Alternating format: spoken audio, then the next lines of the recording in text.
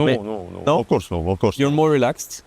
Yes. At least I don't need to play pubs. Okay. Yeah. You miss it? Until I really want. No, at all. Because pubs are so it's so bad to play ranked. But what happens when something in the game doesn't go the way you planned it or the way you think? Like, how do you feel about that? I feel like, what the fuck you're doing, noobs? Like, it's obviously don't do this. There is many other options except this. Like, don't run at 4 versus 5. Just wait your 5th hero, for example. But you stay cool? You stay calm? Usually calm, yeah. Okay. But of course I feel something sad, like a bit nervous, like while I'm watching game.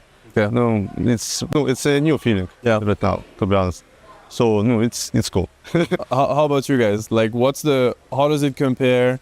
Playing, I mean, for some it's been a longer time than for others, but I'm sure it's still very vivid. How does it compare, like playing versus coaching, in terms of like emotional attachment? I'm more emotional watching.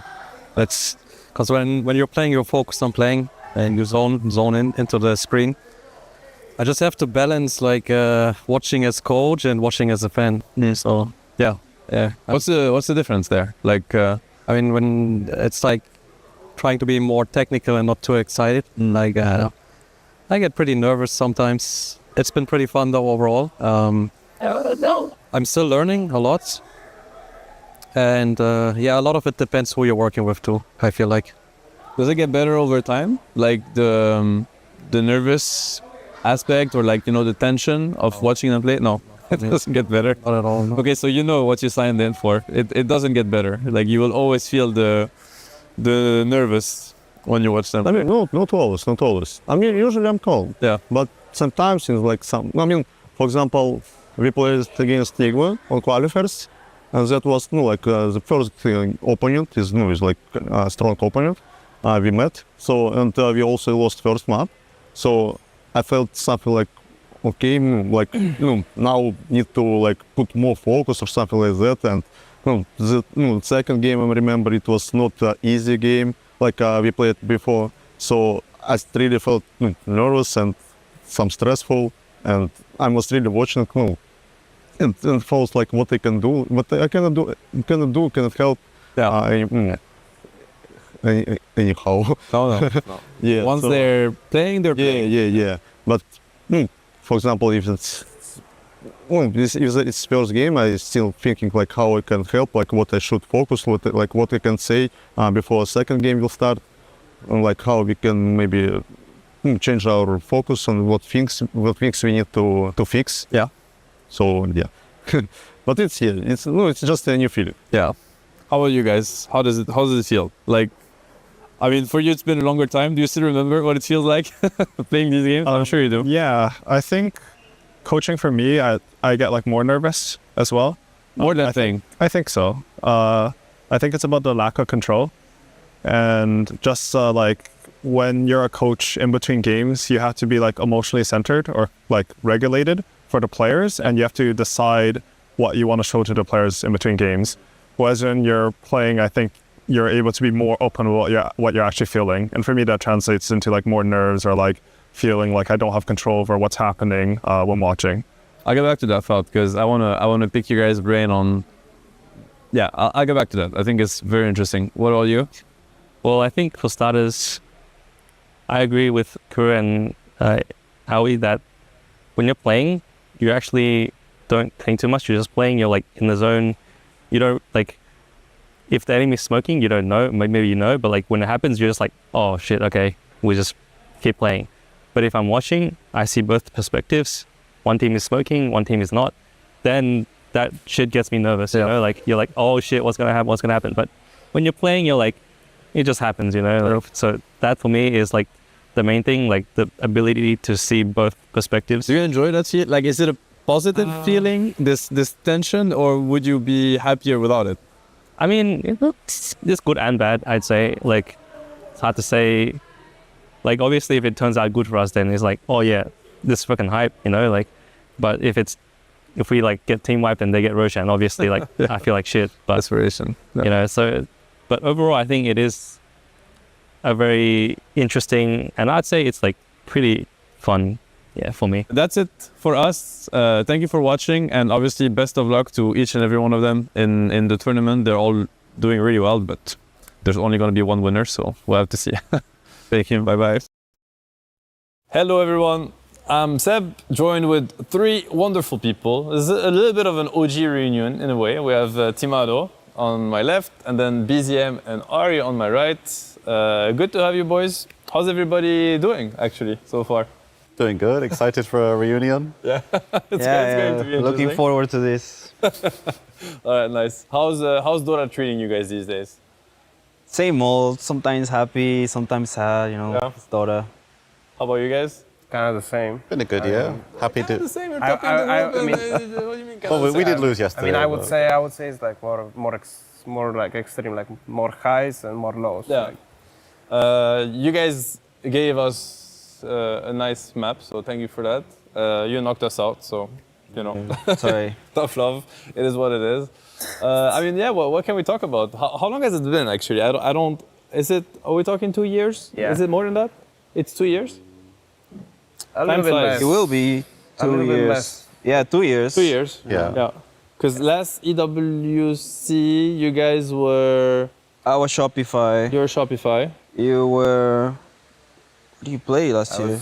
You were Tundra. Wasn't 2 years ago, OG? Yeah, it's Tundra. 2 years ago, yeah. It was. You guys it were on Tundra, both wasn't. of you. No, last year? no, I wasn't. No, it was only last year. I mean, I think 2 years ago was OG Yeah, yeah. EWC. It wasn't last year for sure, because last year Yeah. I was 2 casting. years ago, yeah, 2 years ago. Okay. Okay, I have a question, an important question. Why were we bad? You can say no. I mean, I just wanted to make you laugh with this one. But you can say it can be because of me, huh? Free bullet. But let me put it more serious. Any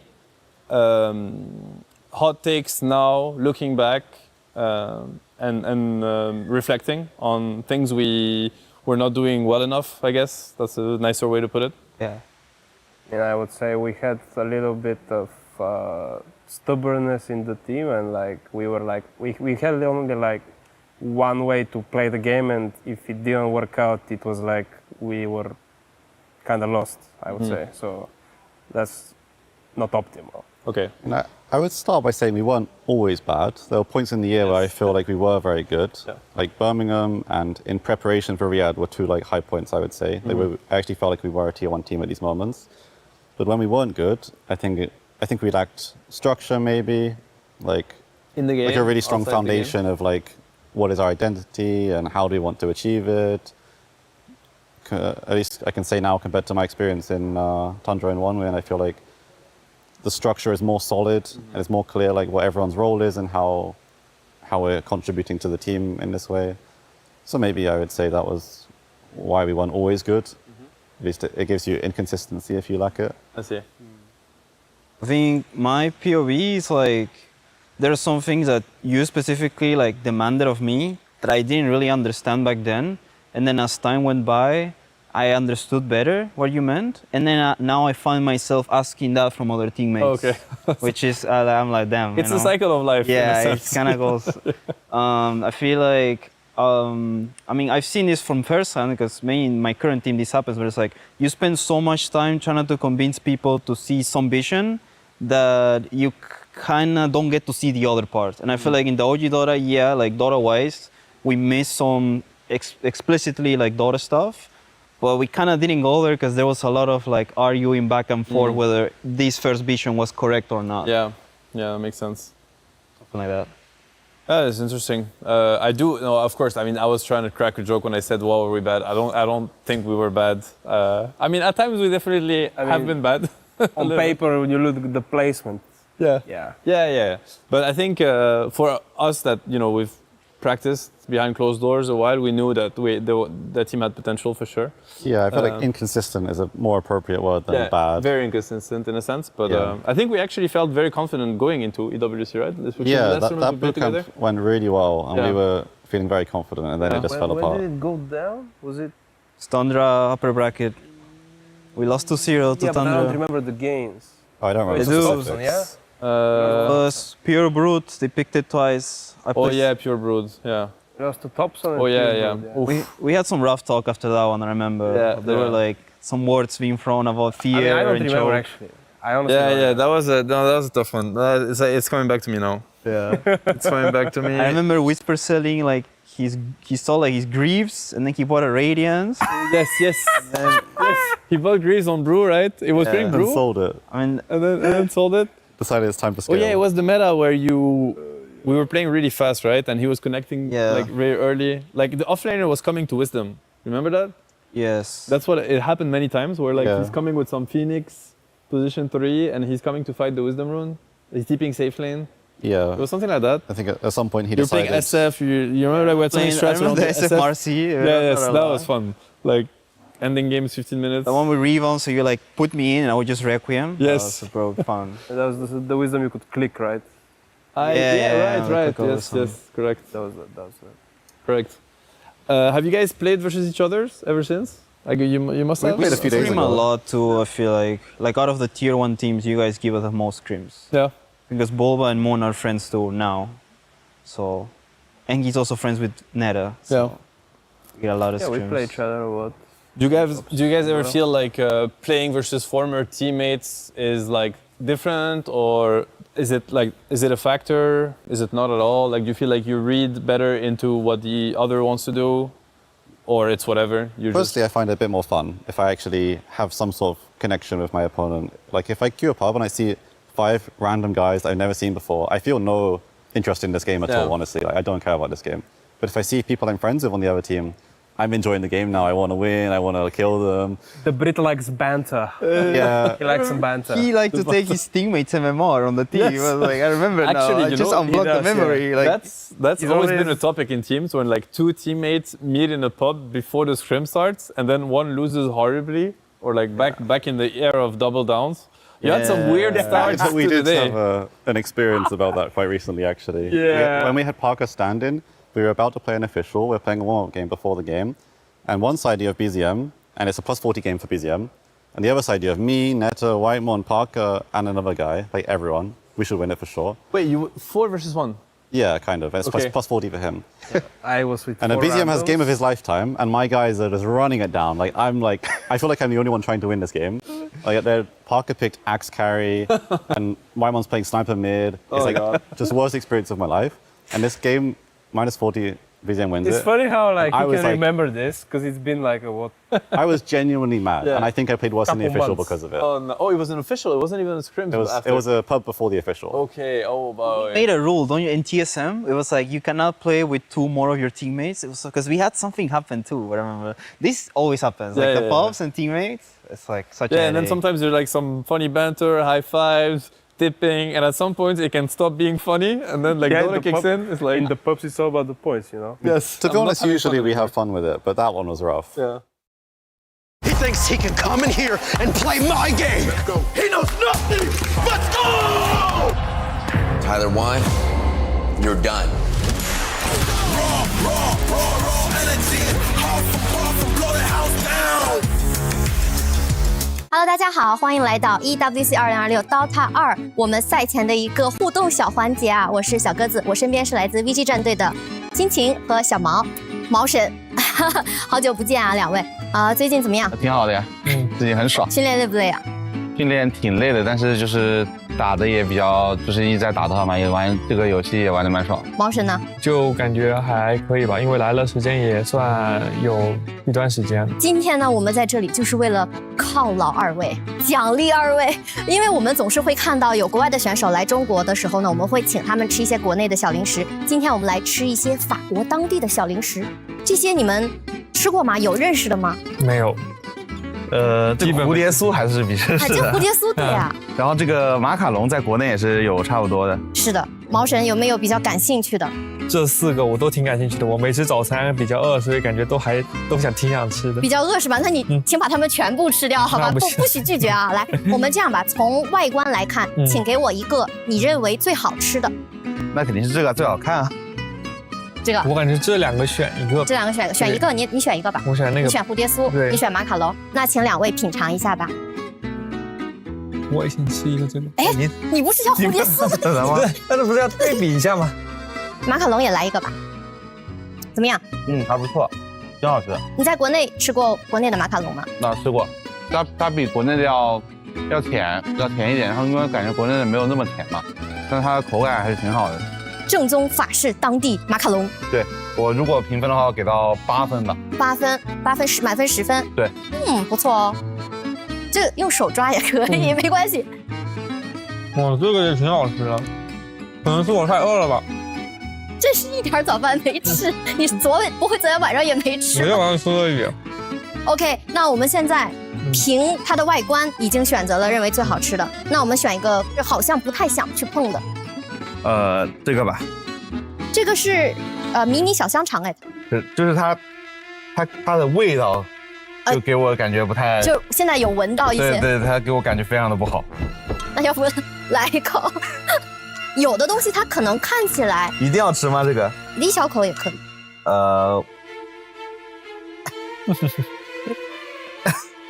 它真的闻着不是很棒的样子。一小口，没有毒，放心。怎么样？还可以。哎，就是它虽然闻着有点臭臭的，但是它吃起来就是那种比较正常那种有带盐的那种香肠，有点像广式腊肠那种吗？对，但是比那个要硬一点。哦。然后它的肉是这样的，就是比较大块颗粒啊。对，不错。这个你给到几分？心情？这个要给到5分吧。5分吗？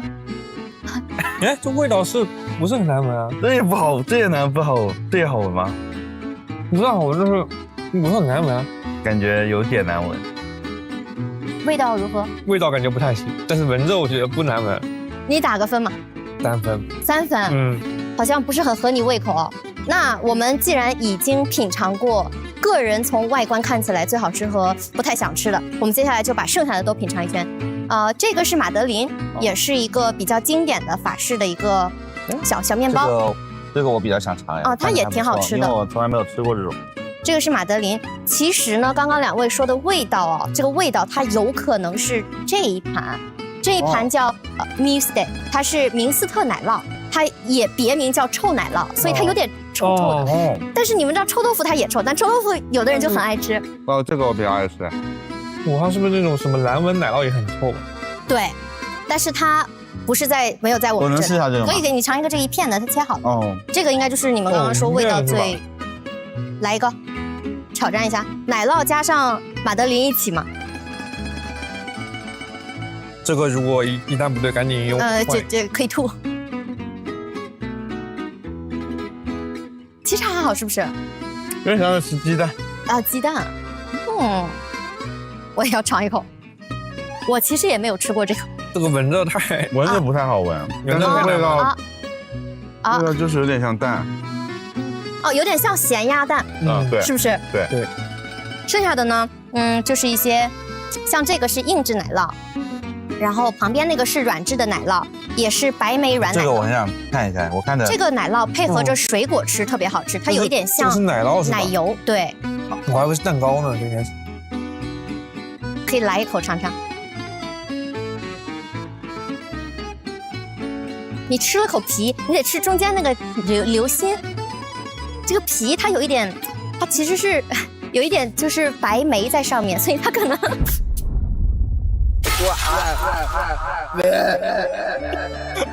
我这样不会得罪法国人吗？不会，没关系，这个就是个人喜好嘛，对不对？我也不太喜欢吃奶酪。这个不行。那要不硬质？感觉还没有这个好吃。这个明斯特更好吃。那个硬质的应该味道也比较轻一点，可能会比较好。这是这样吃的吗？比较好接受，对。也不太行。也倒也不是，就是吃了等于没吃感觉。对，它味道很轻嘛。对，很清爽。但是这个热量应该比较高吧？你吃这一口肯定没事儿。现在在控制体重啊。不是，我的意思是。它竟然就是味道也不是很好吃，然后它热量比较高，我应该是在平时不会选择吃。因为像所有的这些奶酪，它都要搭配一些，比如说饼干啊、面包啊，或者是水果呀。对，这个是巧克力饼干。这个看着不错哎。这是这边比较有名的一个零食。这个也是这边的零食。这个可以，这个好吃。这几个看着就比较好吃。这几个看着就像是见过的样子。见过的样子。这个好吃，这个还不错。这个甜吗？这个有点甜，但是因为你知道它是甜品嘛，所以你觉得这个甜度也是能接受的。 OK， 那么还有最后2个，我们吃完就可以给他们所有的排个级了，好不好？好，这个和那个。哎，这个我们是不是还没吃？哦，这个叫做三角奶酪，三角奶酪应该也是比较淡淡的那种。也是奶酪，很危险。还可以吧，就是有一点淡淡的有黄油味，然后有一点盐味，有点咸味那种。这个还好，至少没有那种让我不适的感觉。这个我想试一下，这个有点像小时候吃的那种星球杯，有点像。应该是吃法是一样的。小毛这个年龄段的人是不是没吃过星球杯啊？你知说你知不知道星球杯是什么？我肯定知道，就是那种里面就是巧克力，然后就是甜那种。我觉得他年龄小，他可能不知道。我跟他一样的，这个还挺好吃的。我比他小1岁，这个就小1岁，对，你在我们当中是年龄最小的呀。这个这个应该跟这个我觉得是味道是一样的，应该差不多。哦，但口感不太一样。你怎么吃这么快？我们就吃一半已经开始下一个了。你也没吃早饭？这个有没有可能是就是体型的问题呢？你看我盘子里都还没吃完，已经开始吃下一个了。我要打包回去吃，带走，这些都是你的。好的，那么现在2位都已经品尝完了，可不可以给我们排一个序，排一个名次吧？啊，这个我还没有吃，好像我吃一个蝴蝶酥吧。马卡龙我也没吃，一个也不放过。没有这个我要给它排序嘛，所以我必须严谨。真正的美食家一定要在客观的基础上和个人喜好的基础上全部品尝一遍，然后排个序喽。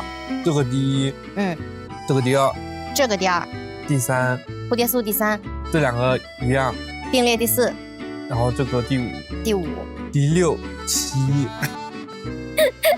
这2个也差不多。倒数第一，这个是倒数第1，太强了是吗？这个是倒数第1。OK， 看出来了，你不太爱吃奶酪，是不是？对，所有的奶酪都在后面。来，心情呢？这个就是我从倒数第1来嘛。好，这个应该是倒数。OK。然后这个给我感觉是倒数第2。然后这3个其实对我来说都差不多，然后这个可能稍微比这2个好吃一点。然后这2个是倒数第3，然后这个是倒数第4。然后我觉得最好吃的点应该是这个吧，对于我来说是这个我也不知道。这个是第1名。然后其实对我来说蝴蝶酥跟马卡龙是一样的，然后他们2个的甜品味是在我这是第2的，然后第3可能是这个，然后这2个其实也是差不多类型的嘛，然后这个可能口感会稍微比这个饼干好一点。那可以看到2位呢有自己的喜欢的，也有不太喜欢的，那就不难为你们了。不喜欢吃的我们就可以不吃，喜欢吃的还是不要客气，可以打包带走啊。也希望在比赛上能够看到你们精彩的表现，谢谢。谢谢。Hey guys, Porte here. I'm going to give you guys some basic tutorials about the game. I know we have a lot of eyeballs coming from different titles, maybe some ones that can't deny their own creeps, and they might be looking for something more fun to play, something more challenging, something more competitive in the mid lane. So the first topic that we are going to talk about today, going to the basics, we're talking about last hitting. It's a very, very simple part of the game, but it allows a lot of delineation between skill levels, because whether or not you get the last hit is going to impact the game in great ways. Last hitting is the concept of being the last person to attack or destroy an enemy unit or creep. If you do get the last hit, you get extra gold, which is very beneficial for yourself. Any creeps that die near you will also provide experience. And on the other side, if your opponents are able to deny one of their creeps before you can get the last hit, not only do they prevent you from being able to get the gold, but they also produce less experience. So in the context of a mid lane matchup, this is really, really important, because it determines who's going to level up faster. Maybe somebody gets level 6, gets their ultimate before you, and can kill you with it, for example. This happens a lot in mid lanes in pro matches, and it really affects how effective your side lane rotations will be, or just how quickly you gain items, because that's what you're doing with your gold, right? You're with your gold that you're gaining from last hits, you're buying items, and what those items do typically is provide you regen, and most importantly, more damage. That damage really, really matters in last hitting, because it's going to affect how early you can get those last hits, and thus if you get more last hits early and gain more gold and buy items with that, that's going to translate to more last hits that further compound your advantage. So let's show you guys some examples in the game here. So if I am playing a Lina here, I'm going to have to do this one-handed, unfortunately, but if I am playing Lina in the mid lane, I know that the time that I have to get a last hit is very specific. Now, this is not a problem for League players who can play one-handed, but in Dota here, we actually have to press the A key to go for a deny. I did it with one hand. See, you League players can transition as well. So denying is very difficult sometimes, but it does give you the chance to get a lot of gold and experience. Now, another way to last hit is to use your skills. If you think, usually skills do a little bit more damage than your right click abilities do, but if you use your skill, again, I'm gonna mouse click this here. If you use your abilities, you can use them to get gold and experience. The downside is you have a limited amount of mana, but what can actually happen is you can get further advantage here in your game if you can harass while using last hit. You can see here that Queen of Pain has less than max HP. That's because when I used my AoE, it not only got a last hit, but I also used it to harass my opponent. So using your skills in a double beneficial way like this can be a really nice way to get lane advantage in your lane. Because I could use my spells just to harass, but it's better to do both usually. This last hit's can be a little bit hard. Let's see if we can get it. Oh, I missed it. But I harassed, and I also secured, or almost secured, the last hit. At the very least, it didn't get denied. Denying is super, super important. If you play against better players, what's going to end up happening is you're going to be bullied very effectively by good last hitters. But some kind of mix and prioritization there is very important. If you take a look at my base damage here, it's sitting at about 64 average right now. So some common items that you'll sometimes buy is these generic stat items. Null Talisman is a great early game item for heroes to buy. It's going to increase my damage by 5 basically, which might sound like a small amount, but if Queen of Pain here has only 57 damage, it's going to make a big difference in terms of her ability to contest me in last hits. So if I have 5 more damage, really good players are going to abuse this in an effective way. I'm going to buy an Observer Ward as well. That's going to help me spot where my opponents are across the river from me, since I destroyed my creep spawning after redoing it manually. Blast hitting really matters. As the game continues, you're going to hit more levels. Let's level me up a little bit.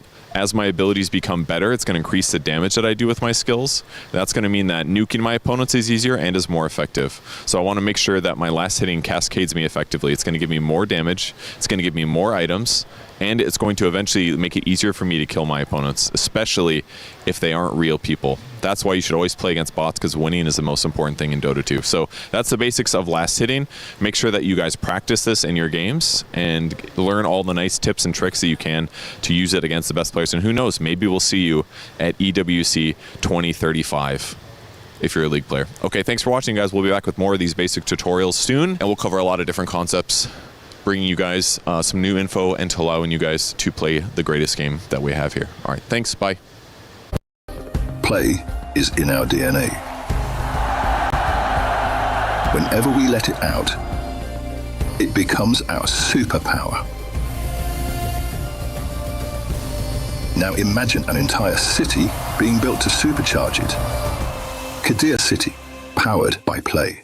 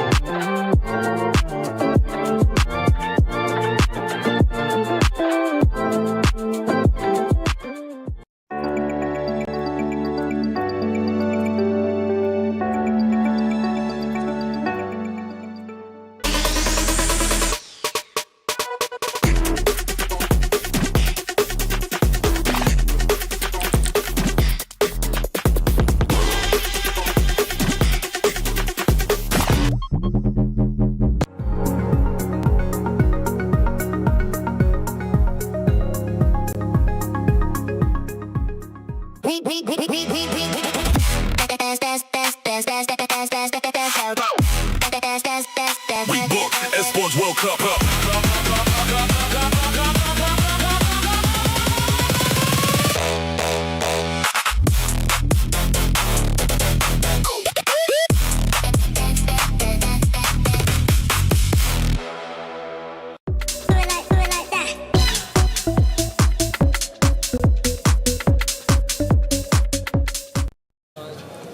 So here we are, the culmination of 2 weeks of play coming up this weekend. We truly have had everything at Dota 2 here at EWC, haven't we, Perch? That's true. We've had tons of really good games so far, some really long ones, some 90-minuters, some fast games. We've had some stomps, but most importantly, we've had a huge amount of upsets so far at this tournament, which makes the upcoming games really, really exciting. It should be really cool today. We've got a couple of teams we did not expect to be here. What's our expectations, though, today, Perch? Are we expecting some of the top teams to come out, or are we thinking more upsets? I mean, we do have P-Vision and and X on one side of the bracket. Those are arguably the two best teams, but on the other side, we've got the Vici Gaming continuing to upset. Possible storyline that I'm really excited about. I would love to see them go to the grand finals, but who knows if we'll get there. Oh my word, I cannot wait. Let's get into semi-final day for Dota 2 here at EWC.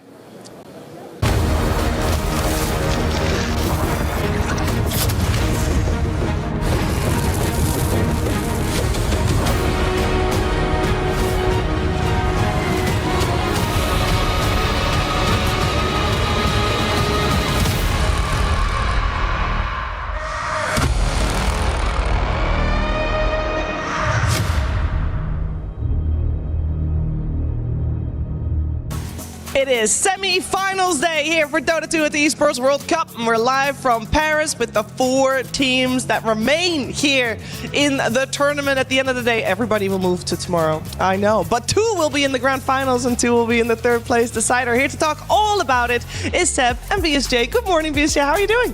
I'm great, Sheaves. I'm super excited to watch both the teams that we're about to see. Both series are going to be great, but the next 2 teams, they've been really leveling up throughout the course of this tournament, and it's really cool to just see the evolution of the meta and how these teams have taken their own interpretation of it, and I think there's a reason that they're here. How are you doing, Seb? I'm great. This is like the top 4 ready to battle it out. You know, the funny part is that I don't think anyone would have had that top 4. You know how we used to have these predictions in the Battle Pass and whatnot? What would the percentage be if people had to actually guess that top 4?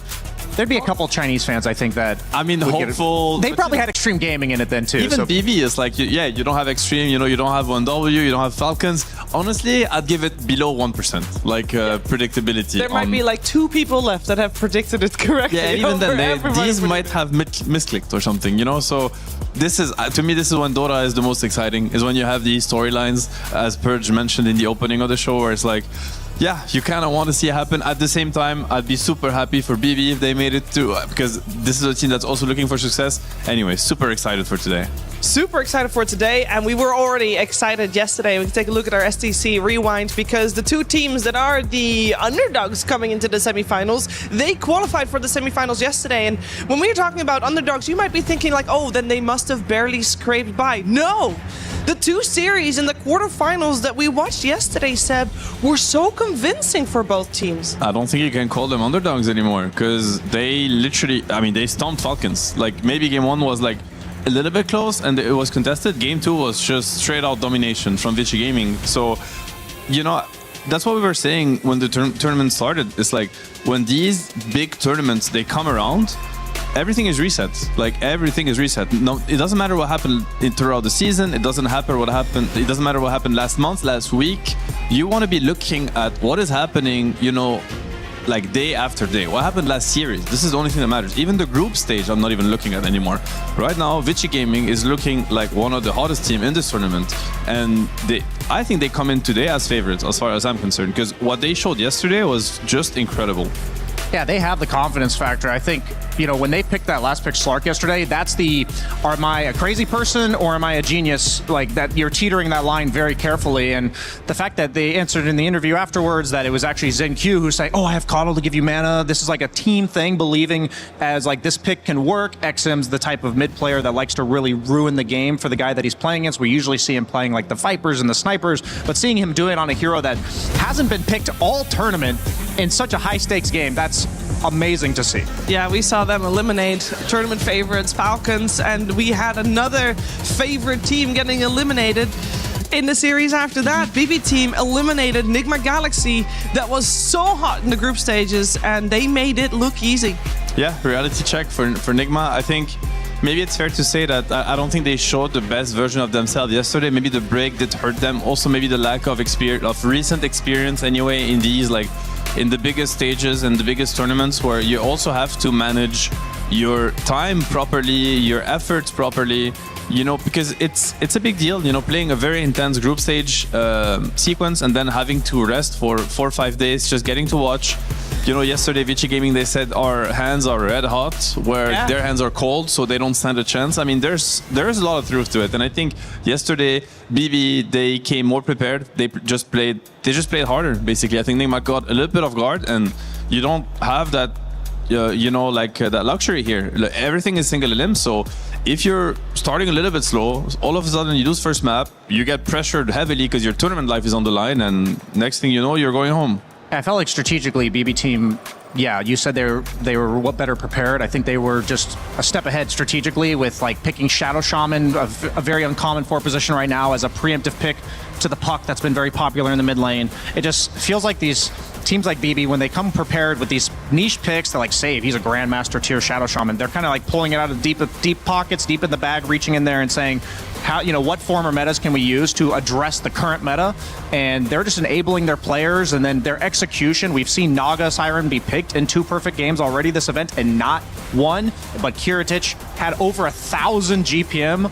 That was just beautiful execution from the team. The whole draft is not only counter picks, but cohesive with like the Mirana and the net setup from Naga, just everything firing on all cylinders. Yeah, and basically all our quarterfinals were all 2-0. So all these 4 teams that you'll see in the semifinals, well deserved and definitely proved that they were the better team in their quarterfinals. We're gonna look for some finalists today, though, as this is our schedule coming your way. Any series in particular, Brian? I mean, they're both bangers in their own right.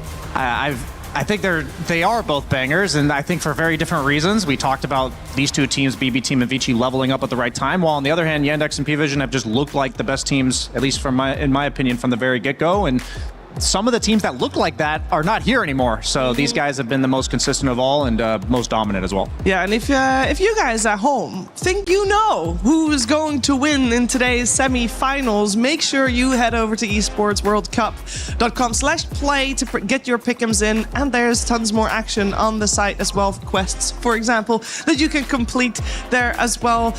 It's gonna be a little bit of a gamble, though, because anything can happen here on stage today. We have 2 beautiful series, and I know that the second series of the day with Yandex and P-Vision, those are and have been the tournament favorites coming into the whole event.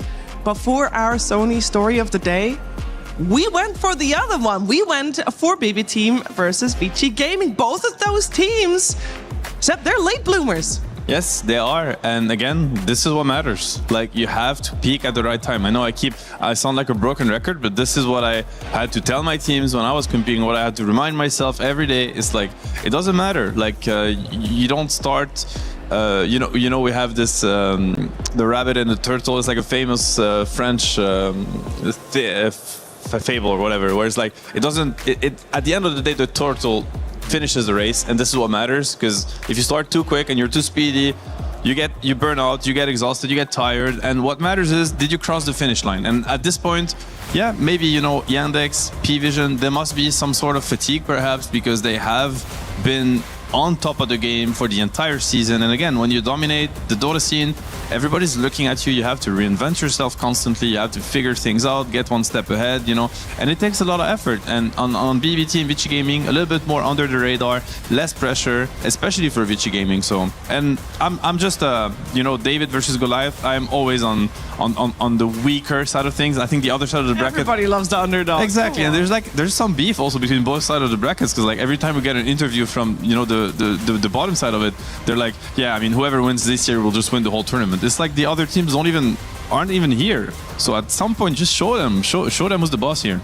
Yeah, going off of your fable, it's like when you fall behind early, there's a lot of different ways to respond to that. And Vici Gaming, when they played the group stage, they played against Team Spirit as well as P-Vision, and those games were not close. Like, they looked like completely out of their element. They were a team that I had high hopes for coming into the tournament. I did lose faith in after watching them in the group stage, but when they fell behind early, they did not give up. They had the mindset to come back, come up with creative ideas in the meantime. And so how you rally back, I think, says so much about that, because you can easily fall behind and just think, there's no way I'm catching this guy. He's way faster than me. Yeah, we're going to focus our attention on BB Team first. This is a team that, even though late bloomers this tournament, they have been steadily doing well. whole year round, took one title as well. A lot of top 4 placements, including last year, but they've never really been able to properly, dominantly reach that #1 stage when it really matters. And I know they're hungry for it, and I'm sure they're going to show some of that hunger in upcoming series. And one of the man of the matches that we always look at when we look at BB Team is Save, the best position for according to many. And I'm going to find out, and so are you, how he feels before this match. Hello, I'm here with Save from BB Team. You guys knocked out LGD, you knocked out Enigma. Both series looked pretty easy from your guys' perspective. Is that how it felt playing those matches? I wouldn't say so, actually. I think first map against LGD and second against Enigma were not easy. But yeah, I think we're feeling quite confident. Okay, is it like a preparation thing? You just knew what you're going to do going into the matches, or? I think maybe we just played better than those two teams. Okay, the second game you guys picked, it was your first game, you picked Naga. It looked like a perfect Naga game. Did that just come up organically and you thought of it, or was it something you kind of like led them into? I mean, we knew that it can be an answer for Lycan, and Karatic is playing very good Naga, so we just pick it. Yeah, it felt really good. Very easy game for him. What's your take on Vici Gaming this tournament? Obviously, you're watching your opponents, you're seeing their previous matches. Would you say that there's some kind of pattern that you guys have figured out, or? It feels like they're playing good from behind. So we'll see. I guess it's all about how we're gonna get early advantage and end the game, because they're kind of good at sitting, I guess, at the high ground or something like this. So we'll see. So what's your overall confidence level for the series? I mean, I'm very confident. That's good. Happy to hear that. All right. Well, thank you for joining me, and good luck in your matches. Thank you. A very confident Save here for the upcoming semi-finals. How do you feel about that confidence, Brian? Is it well placed? I think it's well placed for both these teams to have confidence. I think for all the reasons we've been saying, they both have reason to believe that they're going to win this series. And I think for BB Team, based on that interview as well as kind of Omi yesterday, it seems like they get straight to business. They know exactly what they need to do to prepare for each game. They don't take any opponent lightly. I don't think they're not going to disrespect. I mean, maybe GPK did in his interview yesterday, but that's just GPK. I think you have quite a balance of personalities within this team, and I think they have that nice leveling out of, okay, let's keep our cool. And I think that having these calm forces that they've added over the years with Miero and Karatic have really made them the team that no longer crumbles in the 3rd to 4th place area of the tournament. And I think when you hear these interviews and you hear also players being sometimes a little bit, I mean, it wasn't the case for Save here at all, but being a little bit they provoke, or just keep in mind that they know that the other team is watching and they're listening, because they're sitting backstage in the preparation room just waiting to be called on the stage and whatnot, and they're listening to the broadcast. They're listening to us actually, especially before the game starts, because they have nothing else to do. We say such smart things. That's why they're listening. Seth. They pay much more attention to what the other team's players are saying. So if you can get in their heads a little bit, if you can tell them that you feel like you're pretty confident and it's gonna be a pretty smooth thing, it kind of depends. What do you want them to hear? What do you want them to know before you have to play them? I think for both teams, it is well said, Brian, that you're saying they do not underestimate their opponents. They are very much, not necessarily too selfish, but they are very much both teams that focus mainly on themselves and how they come into a series rather than what they think the other team will do. Yeah, absolutely. I mean, I think what Save said, BB Team's always been a team that reliably gets off to an early lead out of the laning stage, and he even gave respect to Vici Gaming and their ability to stall out a game, come back, and in other words, basically he knows the story that he thinks he's going to see. He has set expectations for himself that it's not going to be easy even if they have that favorable start, and I think at the end of the day, setting accurate expectations is a skill, and I think these top tier players are very good at it. Yep, they are very good at that. We're focusing our attention on the challengers here with Vici Gaming, making it top 4 already. This is a squad that many would love to see go all the way. It has been quite a while since we've seen a Chinese team on the podium. Can Vici Gaming do it and break the trend that has been happening? A lot of people are hopeful for that. Let's find out how they are doing going into this best of 3 elimination series as we hear from Shiro. Hello, I'm here with Shiro of Vici Gaming.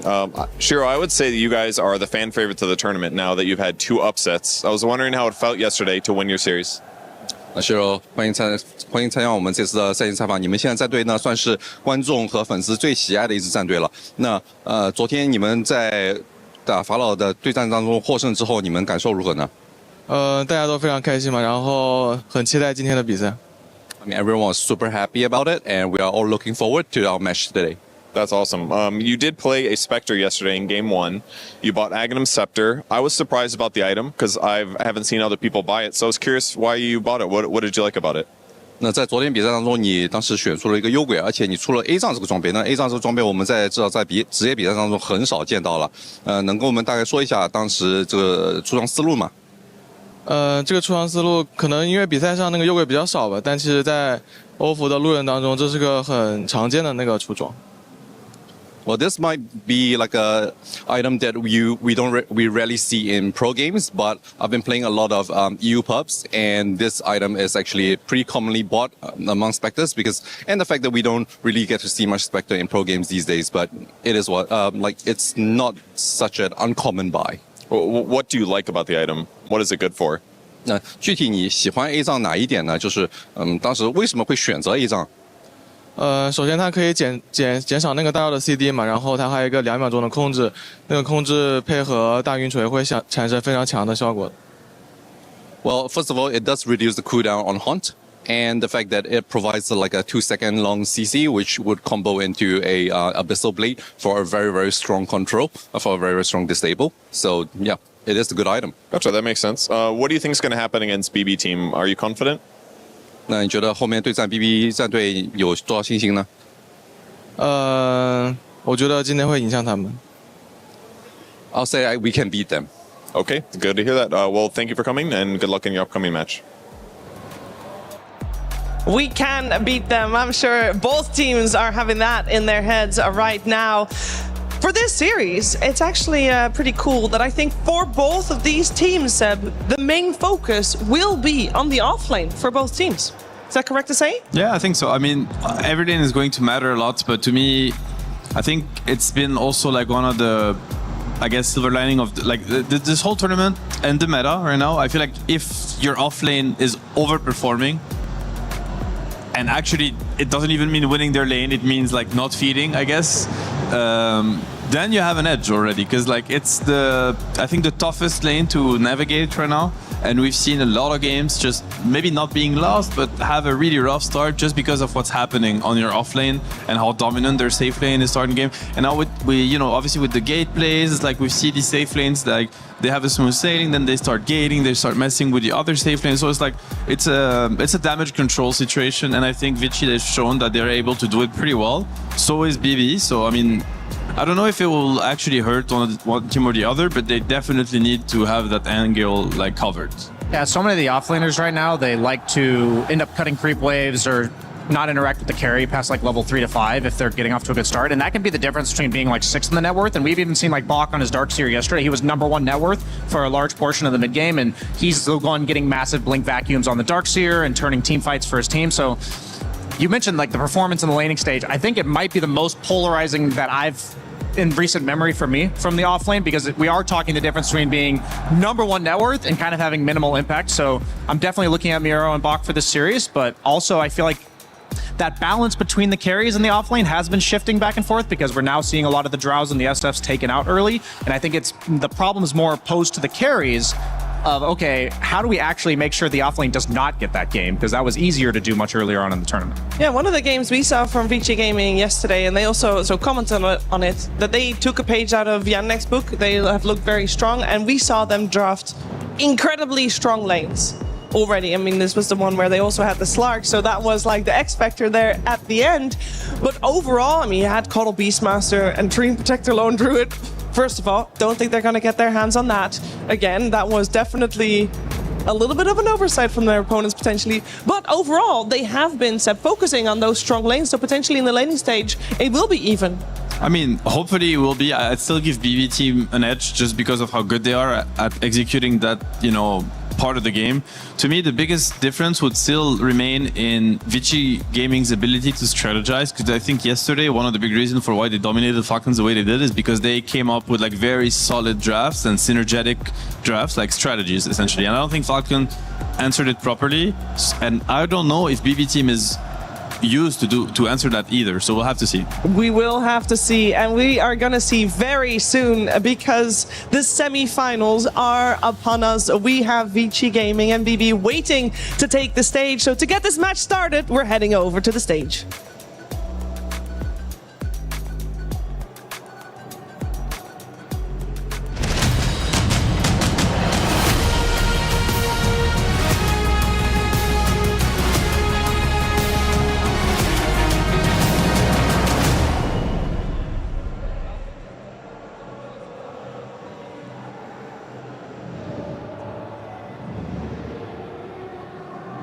Slacks, here. Yeah. What? Do we know who's playing the finals? No, bro. Finals are tomorrow. Do we know who's playing? Okay. But when are semis then? Yeah, that's today. Today, like when today? I don't know. Today, dude. Wait a second. This is Saturday? Yeah. All right. Are we live? Hey, we're not live, bro. Wally? Oh my God. Slacks? I think we're live. We're not live, dude. Slacks, the lights are on. I can hear my echo. There's people in here. Okay, yeah, we're live. Oh, shit, we're live. All right. You're looking, okay, sorry. Ladies and gentlemen, welcome to semifinal day. How we doing out there in the audience? You guys live? Hello? Hey, there we are. They need a little bit of wake up just like we did. Okay, whew. All right, I was sleeping too. Ladies and gentlemen, welcome to our day here at EWC. We have got some good Dota today. Before we get into today, though, let's talk a little bit about yesterday, big dog. Yeah, I'm sorry to say this, Enigma Galaxy fans, but the dream is dead. Rest in peace. That just goes on. But you know what? That just means we continue with our games. We're in semifinals today. Quarters are done. You got to be happy with your performance so far. There's been a lot of dreams that have been crushed here alongside with the keys, and you've been very happy with that, Slacks. Absolutely. I love watching dreams crushed from the greatest teams out there like Falcons to Enigma, who we all wanted to... Boom! Shout out to Carrie Invoker, my friends, as we go in to our day here today. This is going to be pretty exciting. Many dreamers still here in the stage. Not many will be left after this, if you're asking me, because tomorrow there will only be 2 teams left for that grand final in our trophy, which we'll be talking about to no end as we get closer to it. However, let's introduce our first 2 teams and our semifinals. First up, it's BB Team! BB already last year at the Esports World Cup 2025, they hit the quarterfinals. Yes, they were doing great, but the dream ended just there. This time around, it's straight on to the semis. Even though they had to fight through survival, they're doing better than ever. They got dreams up the wazoo, but they're here to crush whoever faces them in these games. You've seen them focused, you've seen them ready to go, and so far, they have crushed LGD. They've crushed Enigma Galaxy, and today they have one more quote-unquote underdog that they're ready to put 6 feet under. No, it's not going to happen, my friends. We have seen many underdogs in this tournament go down with a whimper. But this team is different. I don't even recognize this team. This team looks nothing like they have before, and now they're coming to prove that Chinese Dota is alive again. Let's bring out Vici Gaming! Here they come. These men have fought through the hardest of teams and made them look like garbage. Today we will see if they are ready to put the next giant juggernaut into the trash, or if they'll be escorting themselves out to the airport. I think it could go either way. I am expecting at least an incredible series. No 2-0 in this one. Absolutely. I really wanted to go to a game 3 in this because there's just a lot of hope. BB Team on the rise, back at it again in the season 2026. You got Chinese Dota on the other side that yesterday we've been hyping up. They hyped it up. They're the defenders of all this here, and I cannot wait to see it. So please, Vici Gaming, please, BB Team, you may place your keys and get set and ready for your game. And I'm very much ready for this one because I'm sure there will be a lot of disrespect. None at all. They'll shake hands. They'll be happy with it. No, there's no disrespect here. Look at the teamwork, just putting the key down. Here we go. Nice handshake. All right. Well, ladies and gentlemen, we are ready to get the carnage started with this fantastic game. Underdogs versus the guys who put them down. Let's see how it goes and throw back to our panel. I think BB team is a very strong early game team. Execute their drafts very good. I think we need to play map and play team fights to win them. What is happening? What? No one sees them? There's gonna be a chrono onto 3. XM's gonna follow up, takedown 2 right away. Boom. Nowhere to go. You cannot hide. Chrysalis is gone. XM's just gonna focus on Amar instead with that BK. The overgrowth on the 3 heroes with the Illuminate. They're gonna kill the Gyrocopter right in their own base. Our route was easy in a way. I was actually surprised that Vici Gaming won against 1W, and then they won against Falcons. They're getting better and better with each series, so it's going to be a fun game for sure. I think we're kind of confident, yes, coming into this series against Vici Gaming. Wait, he gets off a couple of spells. He commits and went for the kill on Night Stalker for Night Stalker. Heals up, dead with the grip to control. Rubik tried to do what he could, but Heritage fighting through it all. I mean, we're just gonna treat Vici Gaming as any other team. I don't think there's gonna be any special preparation. We haven't been, get championship for a very long time. Of course, we want to do that as a Chinese team. These two teams only faced each other once this entire season.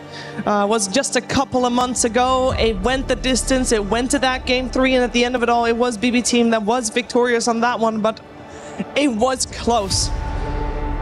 Final word has not been said yet about either of these teams. I can't wait to see what they bring to the table in the draft that is coming your way very soon. Here with BSJ and Seb, we're going to try to give a little bit of insight on what we think might be coming. And I think I want to start with the mid lane, and I think I might want to start with Alina.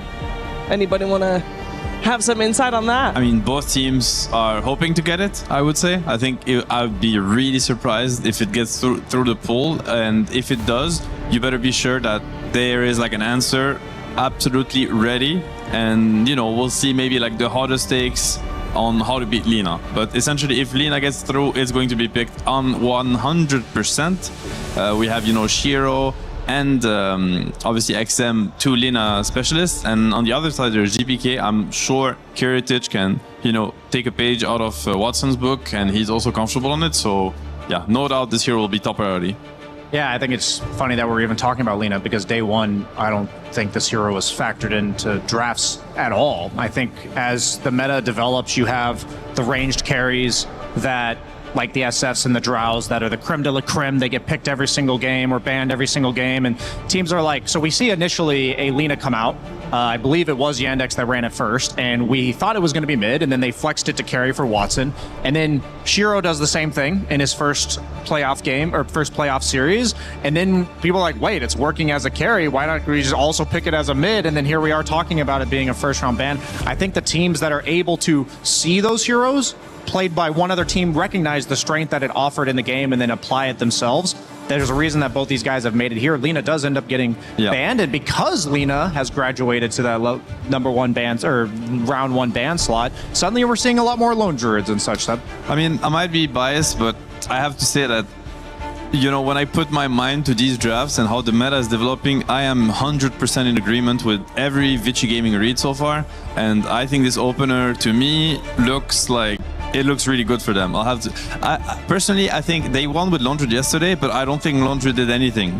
I mean, in a sense, I'm sure he would have carried the game, but the game was like pretty much done by the time he came online. Like Slark was dominating, Beast Cuddle, they came. Like Amar talked about the game yesterday, and he said, I don't think this Laundry or this Slark even did anything. We had a Beast Cuddle problem, and Laundry is a really slow hero. Like this hero starts playing when he gets Mjolnir Ags, and this is the Beast answer. Like their take is basically, by the time you have these items, there's going to be a level 2 Dom Beast that would have taken all towers, taken Roche, taken Tormentor, and you're going to be playing from 10k lead behind with a first pick hero that will also be countered by our carry. So I very much love this approach. I personally think that this Laundered hero is absolutely overrated, and that it should not I'm gonna, take the gamble here that it's just gonna go away from being first faced in the next games and maybe even in the finals. So we'll have to see how they make it work and how they execute it.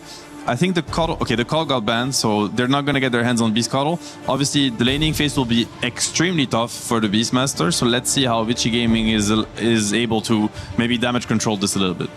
Yeah, I think Beastmaster is a very interesting hero conceptually because I agree with everything you said, by the way, and the hero's win rate is 42% for the event. And I think that's because the hero is so polarizing in terms of, does it get shut down in lane and just have virtually no impact? Or does it literally consume the entire map, taking every single objective, as you mentioned? And the teams that have utilized it to the best, I think there's a reason why it's such a scary pick, despite its win rate not representing that. And I don't think every hero's win rate is indicative of its strength in the meta itself. And we've been seeing Helm Dom on every offlaner pretty much, maybe other than like Axe. We've been seeing it on Darkseer, we've been seeing it on Centaur. So it only makes sense that the Lycans, the Beastmasters, will come into play later on in this meta. It's easy to say that in hindsight 2020, but Wyvern, a common I'd say counterpick to both of these heroes, the Lone Druid for the percentage HP on the bear, but also the Beastmaster because you can actually kill him with his own summons. It's I like the Wyvern pick. I think we've seen it work pretty well against Lone Druid, even though it's not as good as what it used to be. And it's very good in the early game. Stops being, it's a little bit worse once Lone Druid plays with Ags, obviously, because there's no such thing as killing the main. But still, you're gonna love the Cold Embrace in a game like that. I also want to mention the Vici Gaming bans. I think they're very much on point. Like, Centaur is finally getting the respect the hero deserves, in my opinion. I'm surprised we haven't seen it first phase banned by teams. Everyone is dominating. Like, all the most successful teams are just crushing games with it. Like, you think of DM, you think of Miero. Like, they just pick this hero early and it's always doing its job. It has incredible early game, great late game. Lina's out, as we mentioned. Kez, Kiritouch, he even said in an interview, it's my absolute signature hero, so whenever I play it, I feel like I'm just going to win the game. So very well-targeted bans from both teams, in my opinion. So they're kind of forcing each other's into, like, the second plan, if that makes sense. Yeah, absolutely. I think I disagree with everything you said. Like, the read from Vici has consistently impressed me during these playoff stages. They made such a significant adjustment going from the group stage. I just can't overstate that enough. I'll happily be a broken record on that one. For me, Wyvern is, I feel like she's kind of in the category of Witch Doctor, where she's meant to give you a little bit of sustain in lane. She's meant to provide you with some sort of damage output that helps you take down these really high HP heroes. And then on the other side of things, she's a little bit less aggressive, more on the counter initiation side of those things. But then people have been diving deep into the ranged carry hero pool.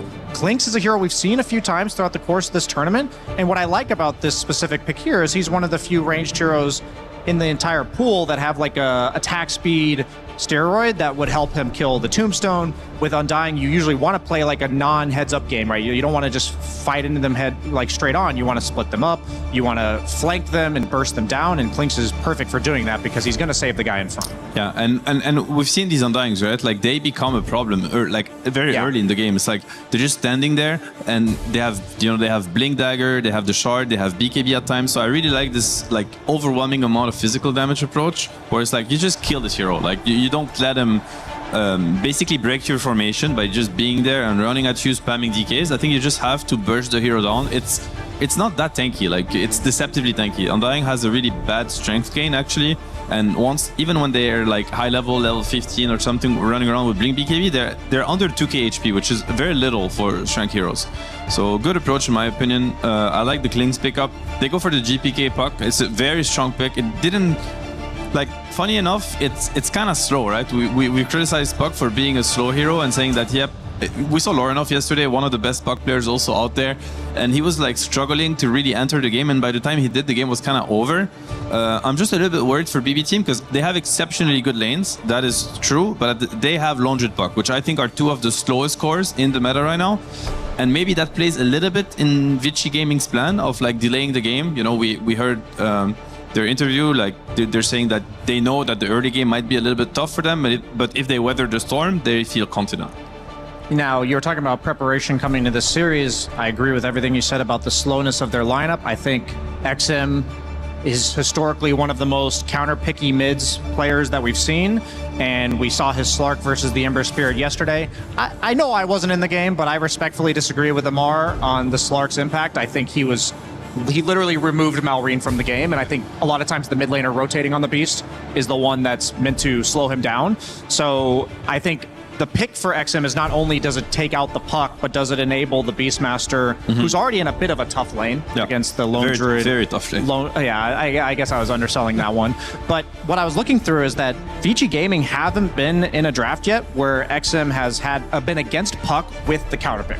So Sniper is always the historic one, which they did take out in the first round, but I'm wondering, have they been cooking something? Are we going to see the Slardar? I'm almost surprised it's not banned. Maybe that's a bit of disrespect to XM as a player, because they used it against Puck yesterday on BB. Yeah, and it actually is very good against the other heroes. Like, I really like the Slardar idea. It's amazing versus Lone Druid. It makes actually the bear like killable at any point. Like, it now turns any kind of duo of hero as like bear killers, which can be a problem. Same, I mentioned how you need to be able to kill this Undying before he gets like armor items, and even then I think Slardar will kill heroes through armor items. Like, it's just an overwhelming amount of damage and synergizes greatly with their heroes. So we'll have to see. A hero that I'm wondering could come is Necro. I don't know if it's an XM hero, but we've seen Nigma utilize it against Puck, against Ember, against Earthspirit, and they just dumpster the mid matchup. Necro's very good against Undying, very good against Lone Druid.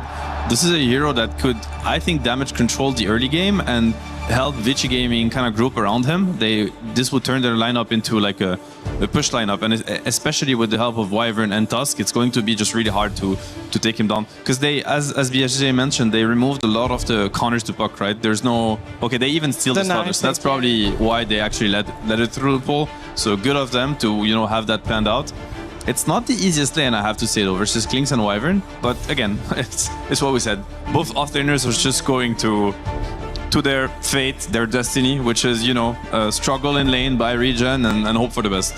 I'm leaning even more so towards the Necro. They've only played it once on Vici this tournament. It was for Shiro, so they, XM, he has proven, though, that he can just whip something out of his pocket that he hasn't played in some time and absolutely demolish with it. Slardar is not only a good block pick because it would have been good for Vici, but it's also insanely good against Klinks later on in the game with the, a lot of times, even if you have Dust, Klinks is just so fast at getting away. Slardar can blink, stun you with the Crush in the Shard, which automatically reveals you and will represent the burst. This game is going to be so much about who has the vision, who initiates on who, because both teams have so much burst and so much I'd say only need 1 or 2 items on every core before they're almost fully activated. So when I look at this pick for XM, I'm really liking Necro. I don't know what else there is that functions well in the game versus Slardar and Puck. As you said, shutting down this Puck on the lane, it fits XM style, and I think it makes a lot of sense this game in particular, because honestly, Slardar's gonna have a slow start to the game, and Lone Druid is just slow by nature. He wants to farm for at least 20 minutes. It's a really good puck game. They have no stuns. It's basically, Tusk and Beastmaster. It's very easy for GPK to play around that. He's even gonna have the save of Undying at some point. This puck is just not gonna die. So if, the Necro comes up, I think it's a very good answer, honestly. If he executes the lane properly, as we've seen Larnov do, then the puck is gonna be shut down, and BB might end up having 3 cores that, need some time to farm. And again, we've seen what these Beastmasters do. Is Puck is not going to be able to invade the Beast Triangle if he's shut down. And as soon as Beast hits his timing, which he'll be stacking with boards, he will sack the lane completely. They're going to pull some waves. And as soon as he gets the Helm of Dom 2, they're going to run around together and take over the game. And hopefully try to punish BB at their own game, which is playing fast and assertive dominance in the early game. I think both these teams have a fantastic read on the meta. I agree conceptually with virtually every pick in these drafts. And quite frankly, I don't know who's going to come out on top, because both teams made slight tweaks and adjustments to their strategy while also kind of maintaining their identity of the heroes that have worked for them, like the Beastmaster, as well as the Slardar on the side of BB team. So I'm just excited, because this is the point where both teams have a clear idea, clear-cut plan. I like both of them, and we're just going to have to see who triumphs. Is Necrophos a hero that can set a little bit of a tempo from the mid lane, or is that not needed? He's more of a tempo setter in the sense that he's like a vacuum of attention, where he puts a lot of pressure on the enemy mid and requires the supports to come there. Exactly. He's just gonna basically apply pressure and absorb pressure, because they're gonna have to answer him being on GPK's hill, pushing the wave constantly, fighting for the runes. Puck's gonna be starving. In that sense, he's not going to be making plays, but he's going to force BB team to look at him, which essentially is the same result. How free are Zinq and Save in making those moves towards the mid lane to help out their mid laner if needed? I would say they're both pretty busy with their off lane. I agree. Yeah. Trying to help their offlaner just stay mentally stable, because they're both going to have a really rough time on their lanes. I do think it's important to note that earlier in the tournament, Shiro was playing a lane that was favored, and he had one mistake early where he died, and it ended up going heavily in favor of the other team and actually lost them the game. So that's just something I have to believe on his mind a little bit, and if something like that were to happen on either side, it could absolutely blow the game wide open. Oh yeah, this is something, yeah, exactly. Like, I think this is something that both teams can't afford. Like, you need the winning lanes to be winning, because at this point, the whole draft, as we said, it makes a lot of sense. It's very well thought through, but it's also based on theory, which is what is supposed to happen. And if the theory is just like thrown out of the window because of individual mistakes or mixed executions on lane, this is when it gets really tricky. So for us as viewers, we want the laning stage to be even, because then the mid game can get crazy. Is that fair? I think what we want to look out for is which lane is indicating a snowball. Yeah. One way or because there's going to be a lot of them, not just the Tusk lane, but all the other lanes are also going to snowball. And whatever lane does snowball, and let's pay attention to how does the support then rotate, how does the mid then rotate. Like, that lane's going to bleed into the others very quickly. A lot of weight on Xinkyu's shoulder, I think, in his early game decisions and rotations. We are looking at a very fun first game to open up this series. Made extra fun with Sunspot and Kezu. Thank you. Vici Gaming versus BB Team best of 3 semifinals. Winner, this goes to the grand finals. Loser is not actually eliminated for once. True. They go into the third place matchup tomorrow.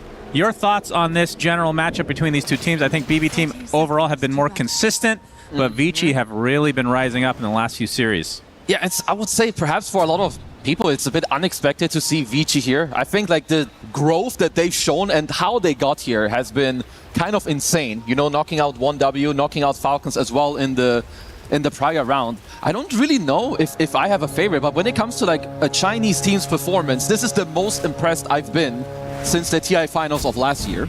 All right, well, they're peaking at the right time, that's for sure. As we're going to see a crush from Miero onto Y. Gets off the snowball, but he's just going to connect with Miero, and he's just outnumbered. So this should be first blood going the way of BB Team, and they'll go to save on the Hoodwink. So good start for them. Yeah, and when you get to this stage of a tournament, giving first blood or any gold injection can make a huge difference on any of these players. I'm a little interested or like surprised perhaps that they're putting the Winter Wyvern into the offlane. Of course, you know, Arctic Burn is very, very good against the Undying and against the Lone Druid in the top lane. But it also means you don't have like a Cold Embrace in the safe lane against the Starter and the Hoodwink combo. So we'll have to see how the lanes go. How's this matchup? XM playing the Necrophos against GPK on his Puck, one of his best heroes. Yep. Maybe his second best after Storm, I would say. I would maybe even put like his Puck as #1. I think this is like his absolute signature. This is a Necro favorite matchup, and it can go from bad to worse really quick. As Necro's a type of hero, if he gets an early advantage, he can sit on your hill, permanently hit you, out-regen you, because he just wins with the sustaining overall.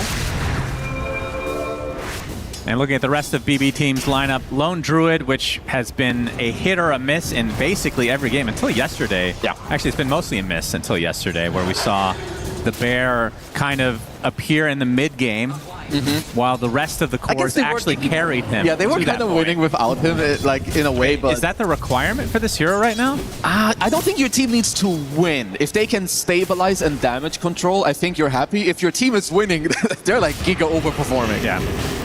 We'll see how he ends up shaping the Lone Druid this game, as we see the Undying on Kataomi. We talked about the Hoodwink already, and then the offlane Miero on Slardar, which in combination with Lone Druid in the mid to late game, going to be pretty fearsome combo overall. No, it's very, very good. And they talked about it on the panel too, right? Puck, overall, while it is one of GPK's best heroes, the hero hasn't looked phenomenal. You know, it's one of the few tournaments where the win rate isn't that good. You're starting to run into damage problems. But they have a lot of damage amplification, right? You have the Boomerang later, you have the Flesh Golem damage amp, and also the Corrosive Haze. And you can see that, at least for now, GPK is doing a very good job at this early game.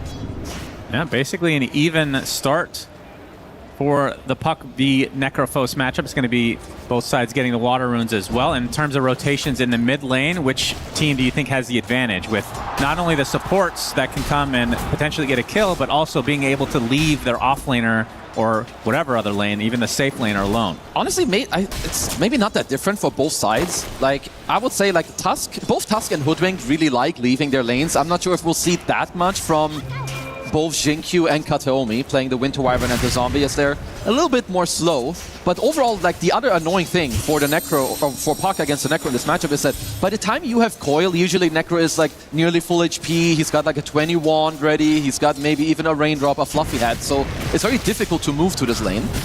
And we see a little bit of action here from Barbecue Brisket team, as you can see Bach getting pushed out just a bit, playing the Beastmaster, which has been an extremely consistent offlaner. It feels like any offlaner that buys Helm of the Dom becomes just that. Yeah, and he owned yesterday. Like, his Beast performance was crazy, and he was very, very pressured in that game as well. And honestly, while this early laning stage is not that easy for the Beast, I think Beast scales quite well throughout this lane. Like, once you get level 2 boars, maybe level 3, you deal a lot of damage to the bear. Also, Undying kind of, he likes playing against Beast early on, but not later. All the summons are very annoying. It's very hard to run into this hero. How good would you say Wyvern is against the bear later in the game, especially if you're linked up? Very good. I think Wyvern has to be like one of the worst support matchups. You're one of the supports, you have Cold Embrace, first of all. Obviously, that's a full nullification of any damage you have on Lone Druid. And the Curse as well is incredibly good, as is Arctic Burn. Like, the bear hates when there's random stuff that's slowing you, that's stunning you, that's making it difficult for you to walk in. So I'm expecting Jinkyu to have very good impact, which he always does. Yeah, no doubt about it. Whether it's killing couriers or heroes, he'll do something in the game usually. One of the more, I mean, it's weird to call him underrated, but he keeps finding himself on new teams. I mean, I guess that's just the Chinese scene in general. They're just swapping. No, but this guy is very good. Like, whatever team he joins, they place incredibly well, right? Like, Vici were fine, but then they get XM, they get Jinkyu, and I feel like they're finally starting to really flourish with like what they're showing us with the performance. Yeah, for sure, which begs the question, why are they free agents to begin with? Yep. Shout out to XG. Maybe he doesn't wash his face enough, I suppose. That's definitely a possibility. Hasn't learned his lesson from the great Zhao 8. And as Kiritich right now sitting on the pretty good CS, 28-4 versus the 22-3 of Shiro's Clinks, which we have yet to mention in this game. How good of a Clinks game is it? It's a good Clinks game. I wouldn't, like, it's not free by any means, as they should potentially get a kill on the Billy the Boar. No, it's gonna get denied. Very nicely done by Jinkyu. Clinks game, it's good. You're laning with a Tusk, so you're quite happy. The problem is, like, Slardar is very annoying for you. Like, later on in the game, of course, the Corrosive Haze is not something you love playing into.